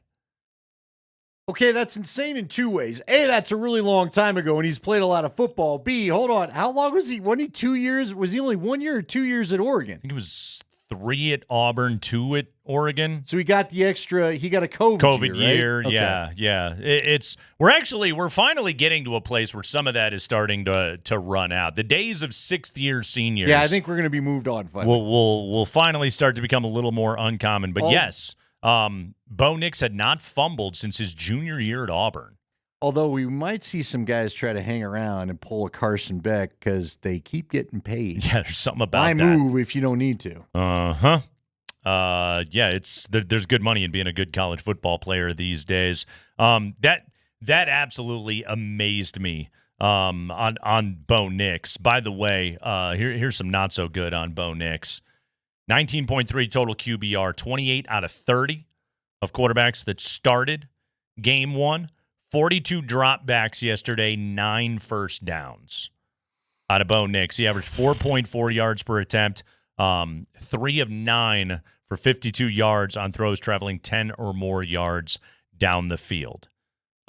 Really struggled under pressure yesterday, just 2 of 7, and threw both of his interceptions while he was under duress yesterday. And that, by the way, is probably his greatest weakness as a quarterback, is being able to operate without pressure when under pressure. Well, but you and I talked about that a couple weeks ago. They were going to mush rush him. Yeah. That is something they're going to adjust. Keep him in the pocket. And they're going to keep a spy out there likely. See, the thing that is disappointing, I mean, there's a lot of disappointment to the stats, but look, it's the first game. I don't think they played enough in the preseason. I'm just going to say it, even though I say that. In 2 of the games, they weren't supposed to really play at all. They played extended time because they couldn't get anything going.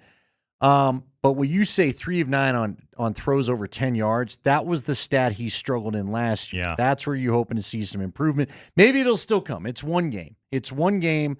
I don't want to freak out. You know what I mean? Right. And the Broncos are they're one of the biggest things that they need to do is establish some kind of run game to try and force defenses to put more defenders in the box that might open up something down the field. Outside of that, Tennessee generally yesterday was just like, okay, we'll load you up with safeties and we'll clog up the middle of the field and good luck, my guy. And that's what they did. Outside the numbers. Right. Nix was not able to beat them in that game. Like, that's number one. That's the thing that Bo has to be able to figure out. But number two, like, that's where Sean Payton, again, with a better run-pass ratio, could help his quarterback out a ton. Well, and that's, again, I had guys tell me outside the numbers is the problem area. Both the interceptions came outside the numbers on the throws. Did you, the Indianapolis Colts, the Broncos' next opponent, they blow out the Miami Dolphins yesterday 33-8. We talked about the Dolphins last week, and they lived down to all of our expectations. Danny Dimes, 22 of 29, 272. That's 9.7 yards per attempt. He had a touchdown. He also had 26 yards rushing. And it's like, oh, is Daniel Jones this year's Sam Darnold? Did that guy just need a change of scenery and get a little bit better, or was he simply just playing the Miami Dolphins, who appear as though they're playing like they want to get their coach fired? One of the great moments of the game yesterday, Cam Bynum used to play for the Vikings. He picked off Tua. And, he went down, and then he went to the end zone to do a little celebration. And we've got it, if you're watching on Twitch right now, we've got it going on behind us right now. What is that? The Cam Bynum celebration that he went with yesterday. First off, he waved off all of his teammates that wanted to go celebrate with him because he was like, "No, man, I got a thing I'm going to do. I got a bit." Grabs his hamstring. He slows down and grabs his hamstring like he's hurt. And then he lays down on his back and does like a shuffle. Yeah. Like on he's his popping back. his shoulders, but he's on his back. Right. So here's what I know about this, Andy. First off, it will surprise you not the least to find out this is a TikTok thing. Oh, okay. Yeah. And apparently the dance originated from a 2011 Indian Tamil language action comedy film called Osthe. So it's okay. So it's from Bollywood, basically, is what they're telling us right there. Thank you, Joker. Uh-huh. Mm-hmm. By the way, Joker got eliminated over the weekend. Well, I don't need to talk about that. Lost to Lowry Markkinen and the Flying Finns. Disappointing finish for Serbia in Eurobasket. Finns must be taller than the Swedes. Yeah. Well, Lowry Markkinen's tall. He's tall enough. Yeah. Andy, you can do the worm. Could you do the Cam Bynum celebration? No, this looks like something I'd separate a shoulder. First off, I don't even know how to mimic the movements that I'm seeing. You know, and you're very good at doing the worm. You do one of the better it does worms. Surprise people. You do a stunningly good worm. Yeah. Wait till I get thin. Be worming all over the place. Well, then it's not as fun though. Plus, you like a fat guy worm. Well, you'll lose a little bit of the momentum on the roll. You won't be as spherical. Yeah, but I might pop and lock more. There might be a little more. You know, it'll be something to behold. By the way, fat guy tutties. Yeah. Terrible weekend against Springs team. Yeah, Terrible weekend. Yeah. Hey, I pulled the old Andy for everybody. Everybody ought to all be thankful to me. I drafted Brock Bowers, immediately hurts his knee. And he's hurt. I did that. Uh-huh. The kickers didn't do much better. No, we had you know what my team is? You know what I'm going to change my team name to? Cincinnati Bengals. You know why? I'm only Joe Burrow. That's like it. That's all I got. Joe Burrow. That's it. Marky kicked the ever-living crap out of me, but she's got ETN. She put ETN in the flex. I'm like, all right, cool. That's kind of a luck move. That's not the production I got out of my flex, I'll tell you that. How's Boulder? Okay. Nice victory over the Blue By Hens. the way, Sincere Brown. Yeah. Fun interview. Good player, too. Great kid. Yeah. So I asked him about the catch. touchdown. I was asking about the touchdown stop through at the start of the quarter. Yeah. Third quarter. I go, what happened there? How'd you get so wide open? And he looks at me and goes, I don't know. And I said, what do you mean you don't know? I said, there wasn't a move or something. He goes, no, I just ran my route. I didn't realize I was that open. He said he got back to the bench and Coach Prime was like, all right, what move? Was it an out and up? Was it a little shimmy? He goes, no, Coach, I just ran. I don't know. He said until he caught the ball and looked back, he didn't realize that there was literally nobody around him. And then the other great thing about it was that wasn't even the play. He said he got to the line, took a look over at Staub. They saw press coverage, and Staub basically just said, just go. Just go, my guy. So what was he it threw like the touchdown to see the fever for Ryan? Yeah, weird as hell. Don't call me Rusty Staub. It just was. It was. I don't know what was going on. It was a strange game. Caden Salter. I know everybody's convinced Caden Salter's done. I don't think he is. They but he's got to get back to being whatever the quarterback was that got him there. Yeah. The young kid, Julian Lewis. Lewis. I cannot get Juju Smith-Schuster out of my head. You're gonna have to help me literally every time. But just don't do it on the broadcast. I know. I'm scared to death, and I'm going to talk to him one day. He's going to have some great game, and I'm going to go, I'm here with Juju Smith-Schuster. Luckily, it's Mark's job to talk to the QBs. Lewis is not ready, and we shouldn't be shocked. He's 17 years old. Yeah. Okay. He's 17. He's a young guy. He's not seen everything he needs to. But I think Salter's got a nice arm. Gary Barnett keeps talking about it. He's not following through properly on his throws, and it's leading to shorthanded. He's shorthanding it, and he's airmailing guys. And he's airmailed a couple guys each in the last 2 weeks that would have had walk-in touchdowns. Yeah. He had one the other day where there was nobody on that side of the field. So it was a weird day. But here's where it gets even weirder. You know how this is going to these events.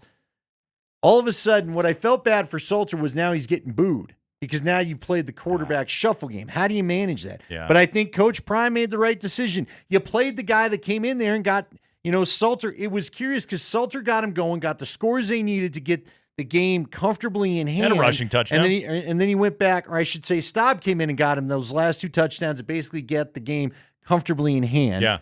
And then he went back to Salter, I think, because I do think they're telling you they would like the experience of Salter to be the guy, but I don't have any idea what to expect from this rotation coming. I don't think we have an idea who's even going to be first out. My gut tells me it's Salter. And I'm going with the team to Houston. I'll have to give you a check-in from there. But Yeah. I don't know, Nate. I don't know. Have you ever seen 3 guys rotated? Coach Barnett told me in the broadcast he's never dealt with 3 guys in a rotation. It had a certain degree of throwing a dart at the wall.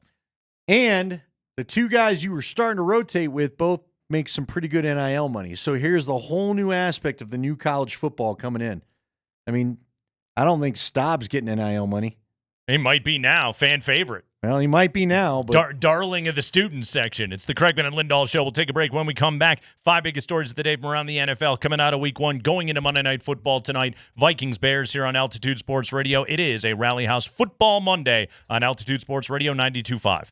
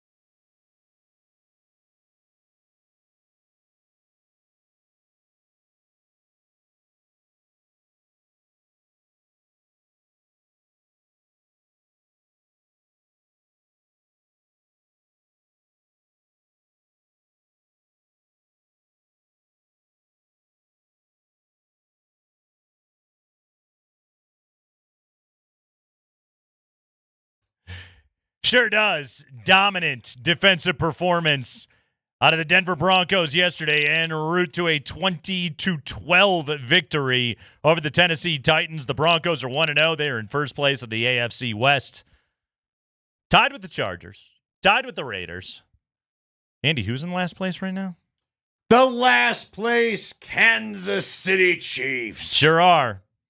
By the way, fun Brazil game on Friday night. Yeah, but I'm seeing this. Okay, I didn't really get to watch it because I was calling high school football. I always love calling high school football. I was listening to the game here on Altitude Sports Radio 92.5 as I was driving to beautiful Laramie, Wyoming. You were on your way up there.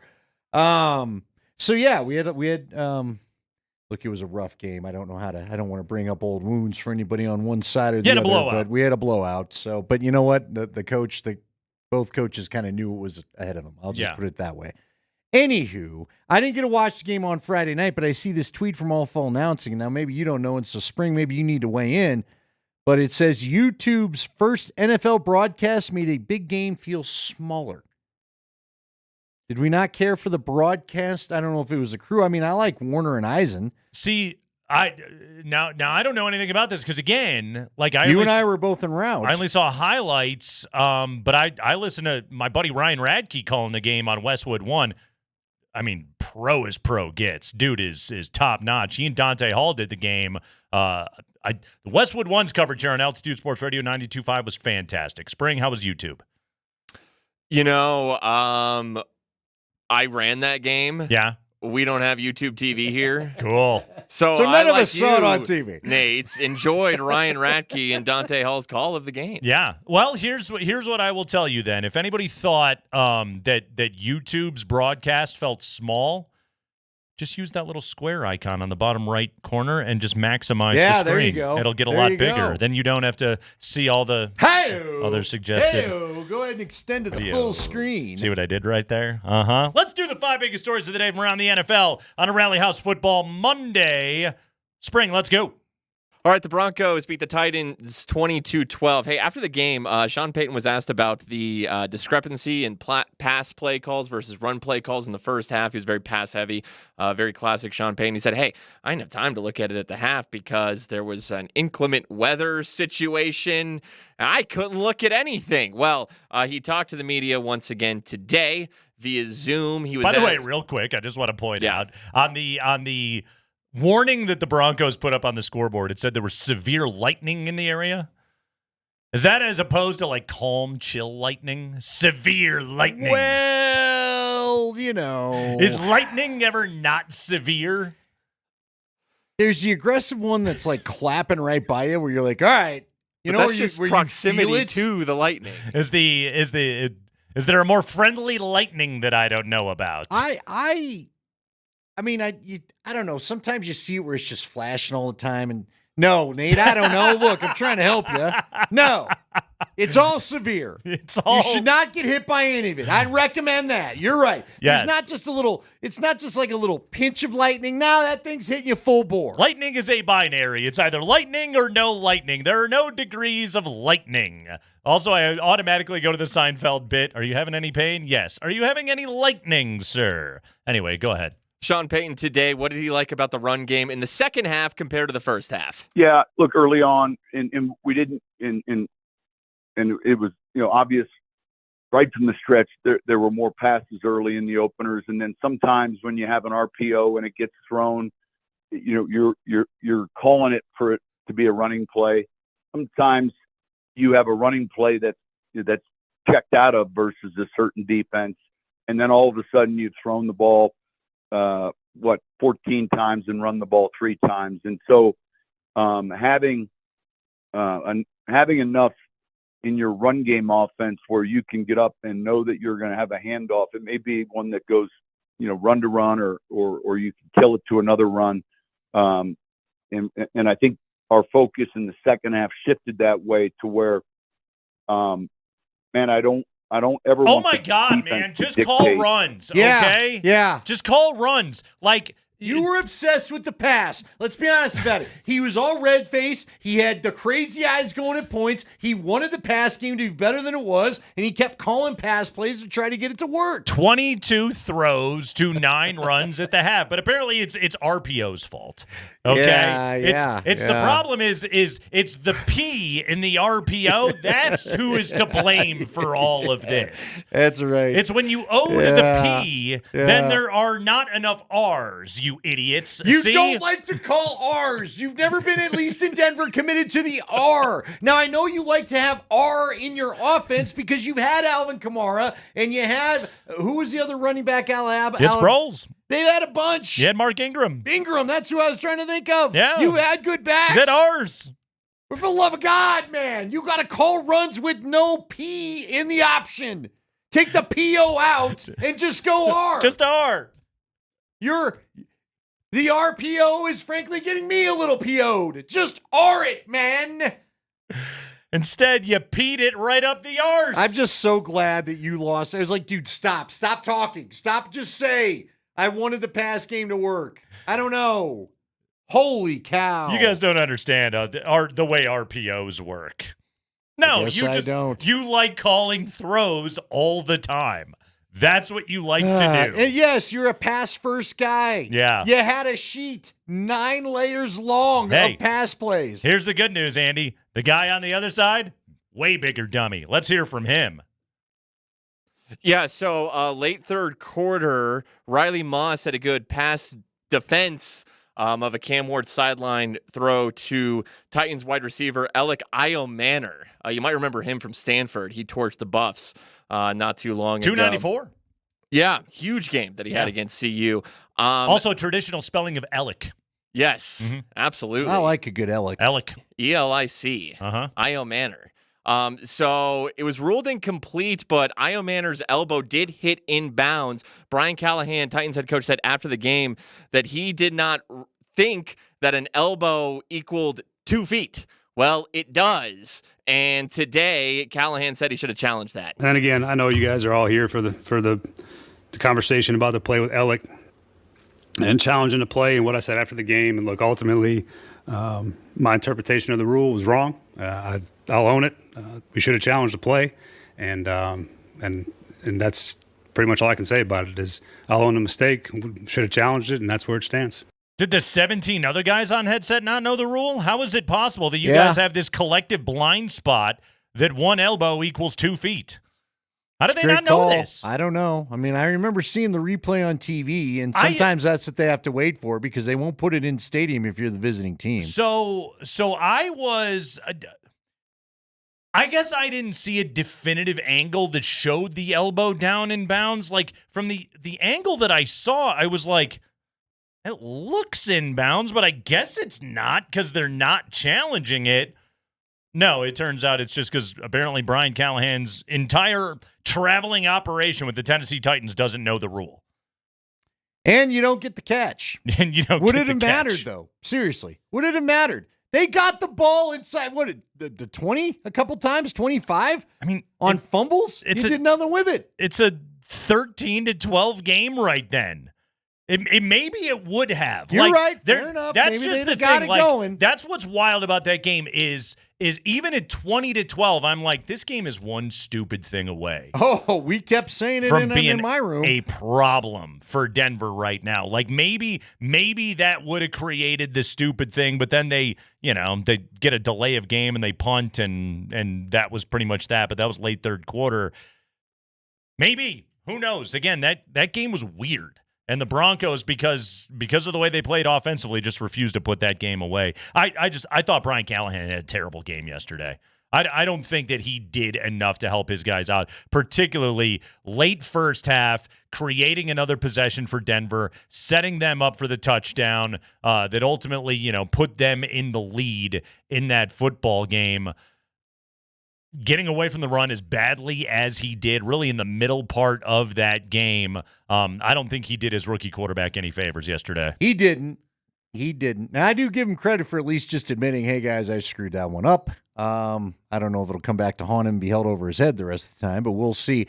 Yeah, I was with you. I thought at one point, I said to the guys I was watching the game with, I was like, I'm a little worried this is going to be the Dre Greenlaw game if this doesn't turn around. Right. You apparently need him in the middle a lot more than I thought you did because they were gashed in the middle. It felt like they're, what was it, the third quarter? See, that's where I felt like the Titans had run enough where they're actually starting to wear down the Bronco defense a little bit, and then they kind of got things solved. And as you said, I don't know, maybe they didn't get things solved. He just quit calling runs. He decided he had to throw the football too. Yeah. That was a weird when game. the game was still close, when the game was still, hell, when they had a lead at one point. Go ahead, Spring. Elsewhere in the NFL, I can't believe it. My guy, Russell Wilson. Your guy. Let me down yesterday. The Commanders beat the Giants 21-6. Russell Wilson, 17 of 37, 168 yards. Didn't throw a pick. Didn't throw a touchdown. 2 sacks, 11 yards. Didn't throw to his receivers. Yeah, he sure didn't throw a pick because he airmailed about 5 guys in the action I saw. By the way, listen to this. Third straight year, the Giants did not score a touchdown in week 1. Imagine rooting for that team. Well, Malik Neighbors, by the way, 5 catches on 12 targets. Oof. You see his dust up with Dable? Yeah, it's not surprising. Well, now people are asking, hey, should you go to Jackson Dart? Today, Brian Dable addressed that. Yeah, I have confidence in Russ. No, you don't. And we're doing everything we can do each week to develop Jackson. He spends a lot of time in the building. He spends a lot of time after practice going through things that he needs to go through to prepare himself to be, if he gets called upon, to be ready to go. And that's what we'll continue to do. He's inside. He is within the 4 walls of the facility. That's what I'm looking for out of my rookie quarterback right now. Listen, I get that maybe you don't want to go to the Rook just yet. That's fine. I understand that. But you're not going to at least try Jameis? Who do you think? Is there any chance? Because I know the depth chart says otherwise. But is there any chance if you decide this Russ thing is going to work? And I told you, Nate, we were talking in the car. I told you, man, I couldn't believe it. Russ, every year in preseason since he got traded out of Seattle, he had points in Pittsburgh where it looked like, all right, maybe he figured it out. Then he gets to the first game, he doesn't kind of have it figured out. Then yesterday, he had some moments during the preseason in New York where I saw Giants fans immediately, old Russ from Seattle. Daboll's unlocked it. Then yesterday, nope, running around, panicked, overthrowing guys in the end zone, taking sacks. He can't get away from anybody. No, you're right. He lost his mobility. He has no escapability. He's not a magic man anymore. No, and because he's a little guy that can't see over anybody and he can't move, he's just a sitting duck back there. There's no way that this doesn't end. So would you go to Winston? Look, if I was Dable, I could understand why you'd want to maybe get past that Denver D we saw yesterday before you get Jackson Dart in there. I would before I played Jackson Dart. Because Jackson Dart would have to come in here and deal with the same thing Cam Ward dealt with yesterday. Yeah, but you're just delaying the inevitable right now. You're going to have to play Dart. You're going to have to play him this year, and you're going to get fired. And that's tough luck for Brian Dable. Spring. All right, fallout from last night's epic Sunday Night Football game. After the Ravens blew that 15-point lead with just over 4 minutes to go, when that game finished, DeAndre Hopkins, Lamar Jackson walking off the field, a Bills fan pushed both of them. Lamar Jackson retaliated by pushing that fan. Doesn't seem to be any consequence for him, but that fan has been indefinitely banned from not just the Bills stadium, but all other NFL stadiums. By the way, bad matchup. That fan versus Lamar Jackson. Did you see that kid disappear into the seats? Man. I mean, maybe don't take on the pro player. I don't know what to tell you. It doesn't end well. Don't take on an adrenaline-pumped NFL player. Bad matchup. None of them. Lamar threw that guy. That was yet another sidebar to what was a massively entertaining game. By the way, Derrick Henry on his last touchdown was a water bottle going flying past him. The behavior was not great yesterday. What else you got, a lot Spring? of day to drink and eat wings. Sure is. Well, you heard that Sunday night game on this very station last night. Tonight you'll hear Monday Night Football. Yeah. The Bears hosting the Vikings, and reports out of Chicago are that the playing surface is not very good at Soldier Field. This from Courtney Cronin of ESPN.com. Several members of the field crew at Soldier Field are surveying the turf right now and placing a sand/seed mix in areas that need to be filled on the playing surface. The field was resodded after a stretch of 5 concerts at the end of August. This is all Oasis's fault. Oasis. Oh, did they play Chicago They before did. the Rose Bowl? Yeah, that All was their. I think that was their first U.S. shows. I had a lot of friends that went to that show. Andy, this is why you tip a cap to the Penners, right? I grew up a Bears fan. My entire life, this was all you heard about Soldier Field. It was either the grass was dead and they were painting the dirt green. They were loading it up with kitty litter. I don't know what it is about that football field. They have not been able to get the grass right forever. Forever. Do you grow grass in your do you have lawns in Chicago? You do. It's very, very, very moist area, Andy. It's people have very healthy lawns in that part of the country, and yet for whatever reason, that franchise cannot figure out a way to have a good playing surface. They just never have been able to. It's so bizarre. It's the Kreckman and Lindahl show. We'll take a break when we come back. You want to relive that Broncos victory over the Tennessee Titans? Every minute of it. We have got the highlights next here on a Rally House Football Monday on Altitude Sports Radio 92.5.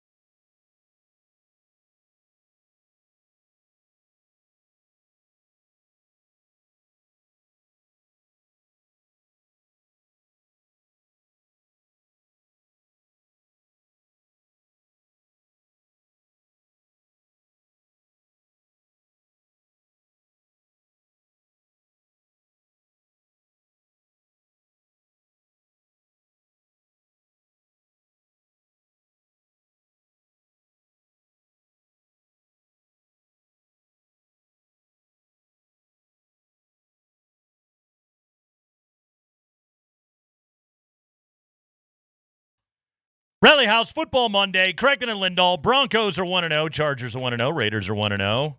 Chiefs are in last. Last place, Kansas City Chiefs. Is 1 week too early for an I told you so on the Chiefs, Andy? Yes. Okay. All right.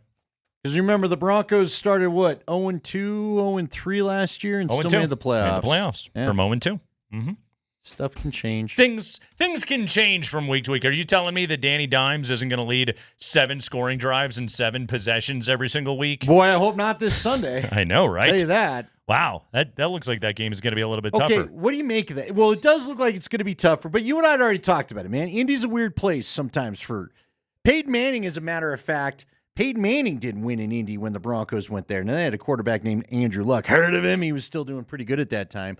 But I'm just saying, it's one of those weird places for Denver. I don't always know why. We had Angry Joe Flacco. We had the Jacoby Brissett game, all that kind of weird stuff. But that said, Miami, look, I don't think Miami is Denver's defense, so I expect a much different result still Sunday. But what the heck is going on in Miami? So let's veer back to Daniel Jones. Danny Dimes. So this morning, Danny Flat Pennies. I'm listening to a little Moser, Lombardi, and Kane. Sure. By the way, shout out to our guy, Vic. But Adam Schefter is on the program. And Adam Schefter was asked, what do you make of this Daniel Jones performance? Listen to the insight that was provided this morning here on Altitude Sports Radio 92.5 from the man as connected as any inside league circles about Daniel Jones, the Colts quarterback. When free agency was opening last year, there were a couple of people whose opinions I hold in high regard on teams who told me that they had an interest in going to sign Daniel Jones as a potential starting quarterback. And I was like, really? And they're like, yeah, he's good. Now, I'm not, we're not putting him into one of these elite but like, he's good. You can win with him. I'm like, okay. And by the way, the Colts gave him $14 million. They paid him more than the Steelers paid Aaron Rodgers. And I just thought, wow, I didn't realize that people had this opinion of Daniel Jones. But they did. And he went out yesterday. And they have some weapons on offense, too. Jonathan Taylor can run the ball. Michael Pittman, Josh Downs, and the rookie tight end Tyler Warren targeted him 9 times yesterday. And it looks like, I'm not going to make the comparison there, but it looks like he could have a similar kind of effect to what Brock Bowers had in his rookie year in Vegas. Adam Schefter today. Again, take that for what it's worth. Daniel Jones and the Colts have seen nothing like Denver's defense so far, but my ears certainly perked up when Adam Schefter made that explanation for Daniel Jones' performance. Yeah, let's we got to get past a couple of weeks, though. You know what I mean? What do you think? Remember do you last think year when the New Orleans Saints were the best offense in the NFL in the that first was 2 weeks? Yeah, that is. But that had Derek Carr, right? That was before Derek Carr got hurt. That's right. Carr was cranking it out, and then it all went to hell, and then everybody got fired. Yeah, like the early season NFL has blips, but also like that also makes a team like the Colts kind of dangerous in a spot like this because early season NFL has blips. Okay. Listen, we've seen some of this out of Daniel Jones before. Remember when he had the nice season in New York and got paid? Sure. He finds a way every 3 years to do this. Couple years you don't ago, completely just push him out of the league. He was pretty right? good. He went to the playoffs a couple of years ago. He was pretty good. So Yeah. I'm not going to. I don't think anyone's anointing Daniel Jones an MVP right now. But that was a good performance for him yesterday. Listen, there's no doubt this thing all of a sudden looks a lot tougher than you thought. Here's the thing. I don't know. Are you more worried about Daniel Jones or Jonathan Taylor based off yesterday? Well, I will remind everybody that the Colts had something going last year in Denver, and then Jonathan Taylor decided to chuck the ball before the goal line. Ooh, that was hilarious. If you're a Denver fan, it couldn't have been more funny. It's a Rally House Football Monday on Altitude Sports Radio 92.5. Rally House, shop every team in town. Let's dive into it, Andy. Broncos. Hold on. I want to know, do you think he's the next Sam Darnold? We shall see. I will quote. I'm with you. 1 week is too early to decide. I will quote you to you. We'll see. We'll see. Fair enough. If I didn't do it to you all the time, I wouldn't allow it. He's got a chance to do it. Could be. I don't know. Do you really think Steichen supposed to be that good of a of a quarterback guru. Doesn't have to be good for 17, Andy. He's just got to be good for 1 week. Well, okay. By the way, my guy Latu had an interception yesterday, too. That was a guy I wanted the Broncos to take instead of Bo Nix. Latu, what? Pass rusher out of UCLA. That was my dude. No, I remember him. You're right. And that's not revisionist history. That was your guy. Mm-hmm. Good player. All right. We all had a guy. Late first quarter yesterday, Denver's second offensive possession on a 2nd down and 18 following a Ben Powers hold. Here's Adam Amin and Mark Sanchez on the call yesterday on Fox. Nick's rolling out to his left, away from the arm side. Floats downfield. Dangerous pass. 50-50 ball is taken away by Roger McCreary. Yeah, Carlos Watkins was closing on him. Carlos Watkins. And Bo just locked on Cortland Sutton. Pass was a lollipop, and McCreary went up there and snagged it. Bad, Andy. That was a roll left play.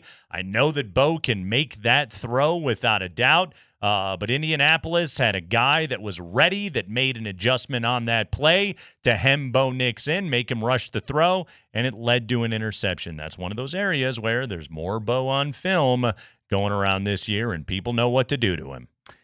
Yeah, he's got to know he can't make that throw. I don't know what else to say. He's got to know that he cannot make that throw. And all right, was Sean asking him though to do too much? Maybe was out of the comfort zone at times. Why was it all roll left? Because I think he was trying to throw across the body. Didn't Sanchez praise him for that though? At some point, that they're really fooling him with all that roll left stuff and all that. Let's go second quarter now. 2nd down and 9. Jeffrey Simmons talked some trash, and let's be honest, Jeffrey Simmons backed it up yesterday. He's looking deep downfield. Lost the ball as he banged into Simmons, and Tennessee may have it. Joseph Day's on top of it. And Jeffrey Simmons makes the impact.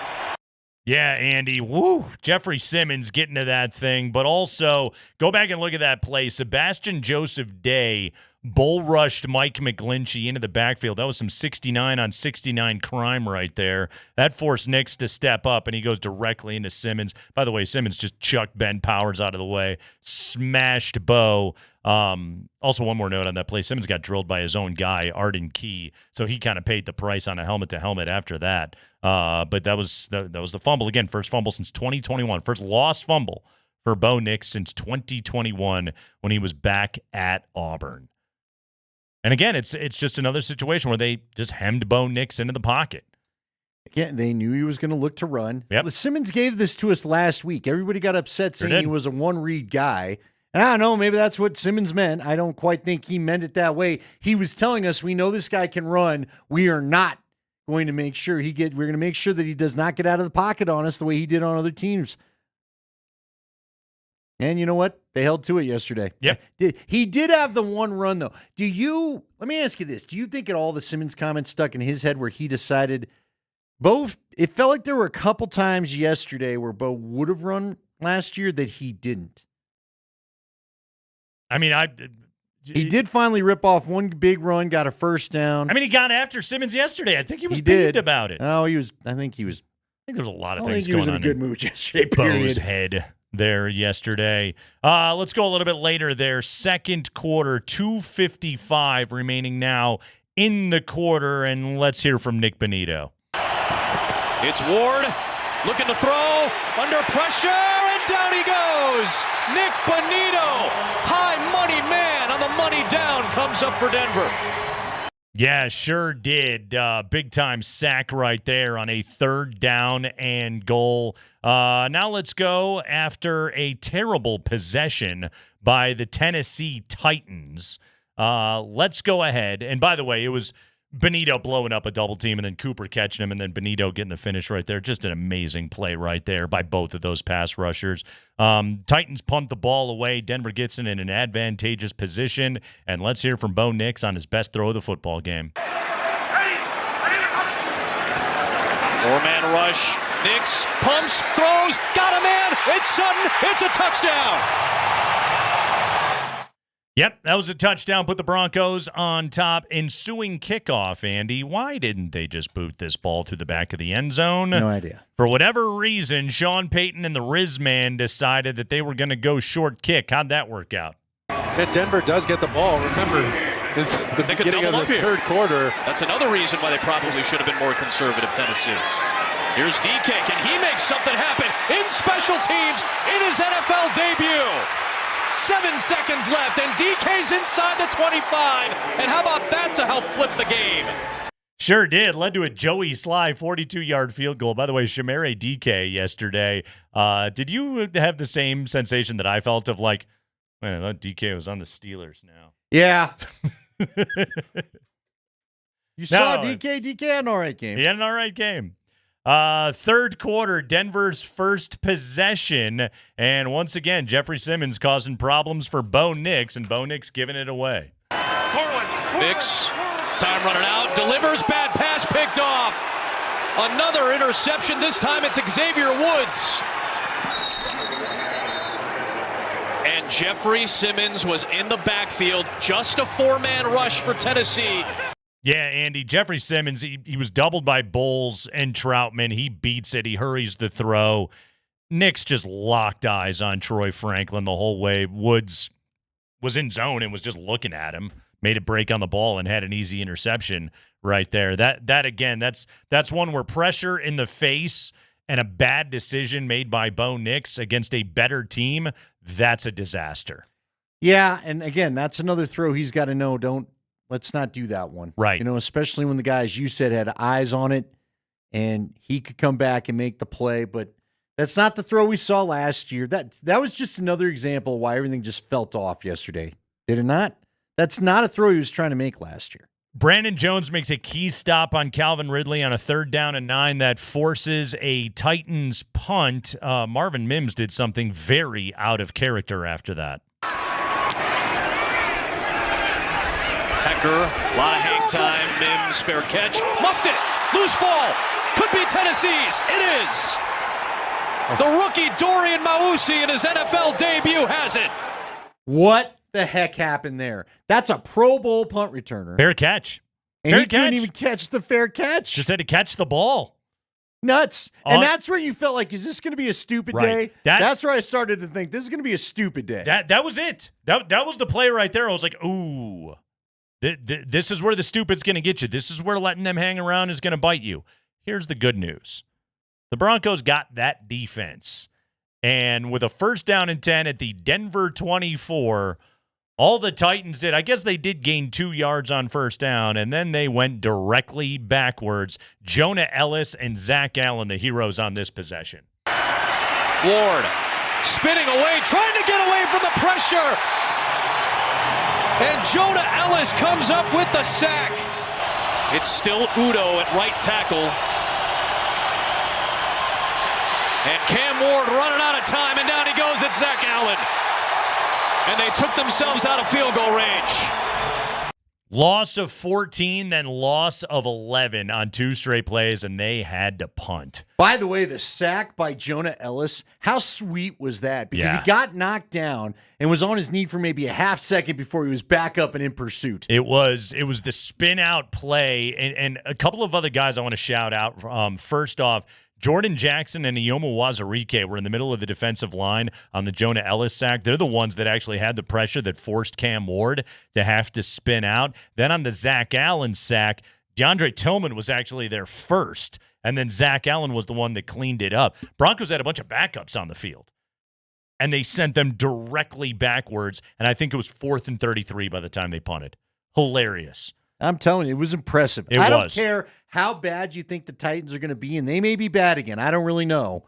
They are. I know. But at 133 yards. That's still an NFL team, and you just push them back out of field goal range when they got it at, the 25? Phenomenal. Touchback after the punt, and then here's a novel concept. The Broncos actually committed to the run on the next drive. And ball security out of premium.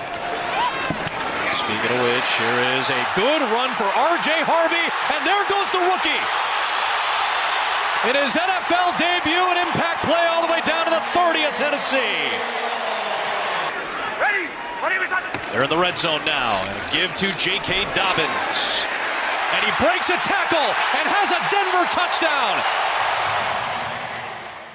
R.J. Harvey busts out a 50-yard run, longer run than any Denver back had last season. The tutty by J.K. Dobbins, a 19-yard carry. Some really poor tackling there by the Titans. Nice job by J.K. to bust that. Broncos. How about the guy going in with the shoulder? Would you talk about the poor tackling? Let me just highlight that because my buddy was like, how do you get out of that tackle? I was like, well, he just threw the shoulder. So that's how he got out of it. That was on Cortland Sutton, too. Yeah. Yeah, you might want to wrap. Okay? Yeah. Might want to try that a little bit.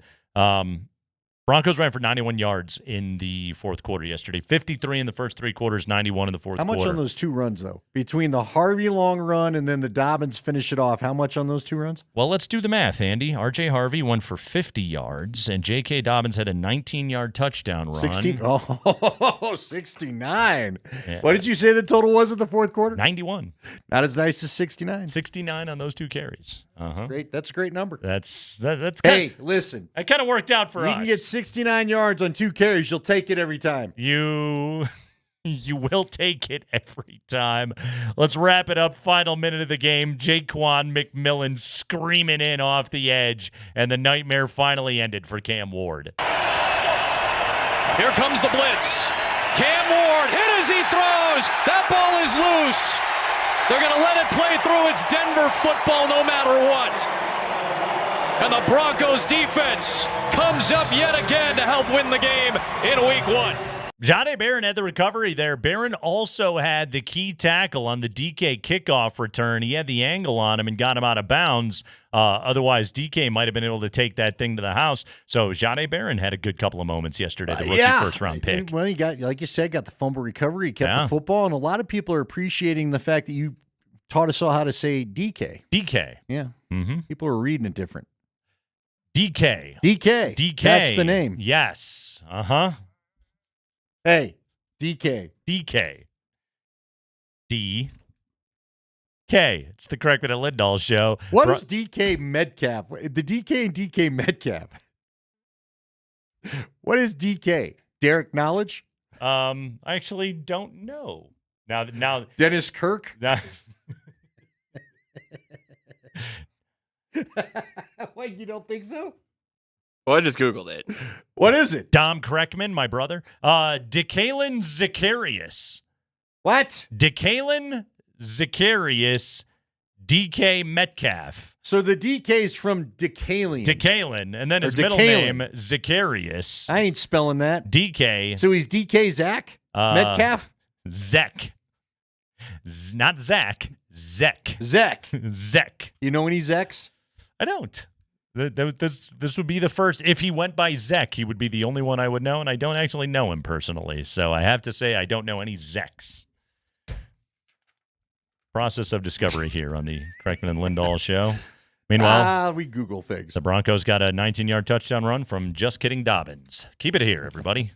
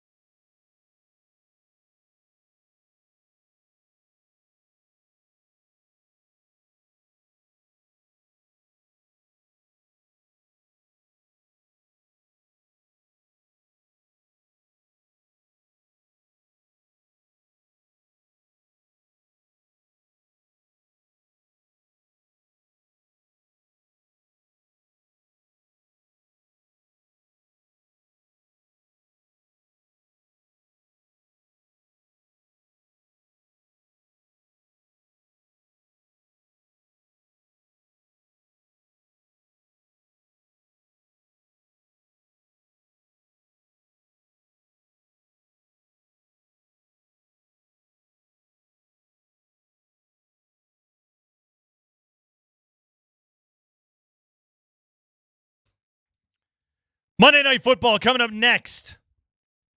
Vikings Bears here on Westwood 1. Get the NFL right here on Altitude Sports Radio 92.5. Andy, by the way, Friday night, I had Chiefs-Chargers game on 92.5. I had it all the way into Cheyenne. Nice. Yes. Sounded great. It wasn't until I got into, rural middle of nowhere Wyoming between Cheyenne and Laramie where the signal started to get a little iffy right there. But no, I had it the entire way. Sounded great. It was great to be able to listen to that game. Had to be on the road, but I had an opportunity to stay up on what was going on in the NFL. And, I got in and I watched the highlights of my hotel and everything else like that. Justin Herbert was awesome in that game. His decision-making was phenomenal. It did have the look to me like Jim Harbaugh is going to cut him loose a little bit. And last year, I think he tried to keep a lot of things conservative with Justin Herbert. I don't think he's going to do as much of that anymore this year. I think finally Harbaugh is sort of backing up his insane admiration for Herbert. By the way, did you see Harbaugh's postgame? I did. He went in hard. He went after Ryan Clark in particular. Yeah. Good plenty to say about that. Yeah. He loves his dude. But, man. He trusts his dude. You know what you're talking about, that a year together? Yeah. He probably trusts him to do a few things. Yeah, certainly does. So, and Omari and Hampton look good. Their run game looked good. Chargers, they got something, man. This is going to be fun. Yeah, don't count them out. It's going to be fun. And hey, Geno played really well yesterday for the Raiders.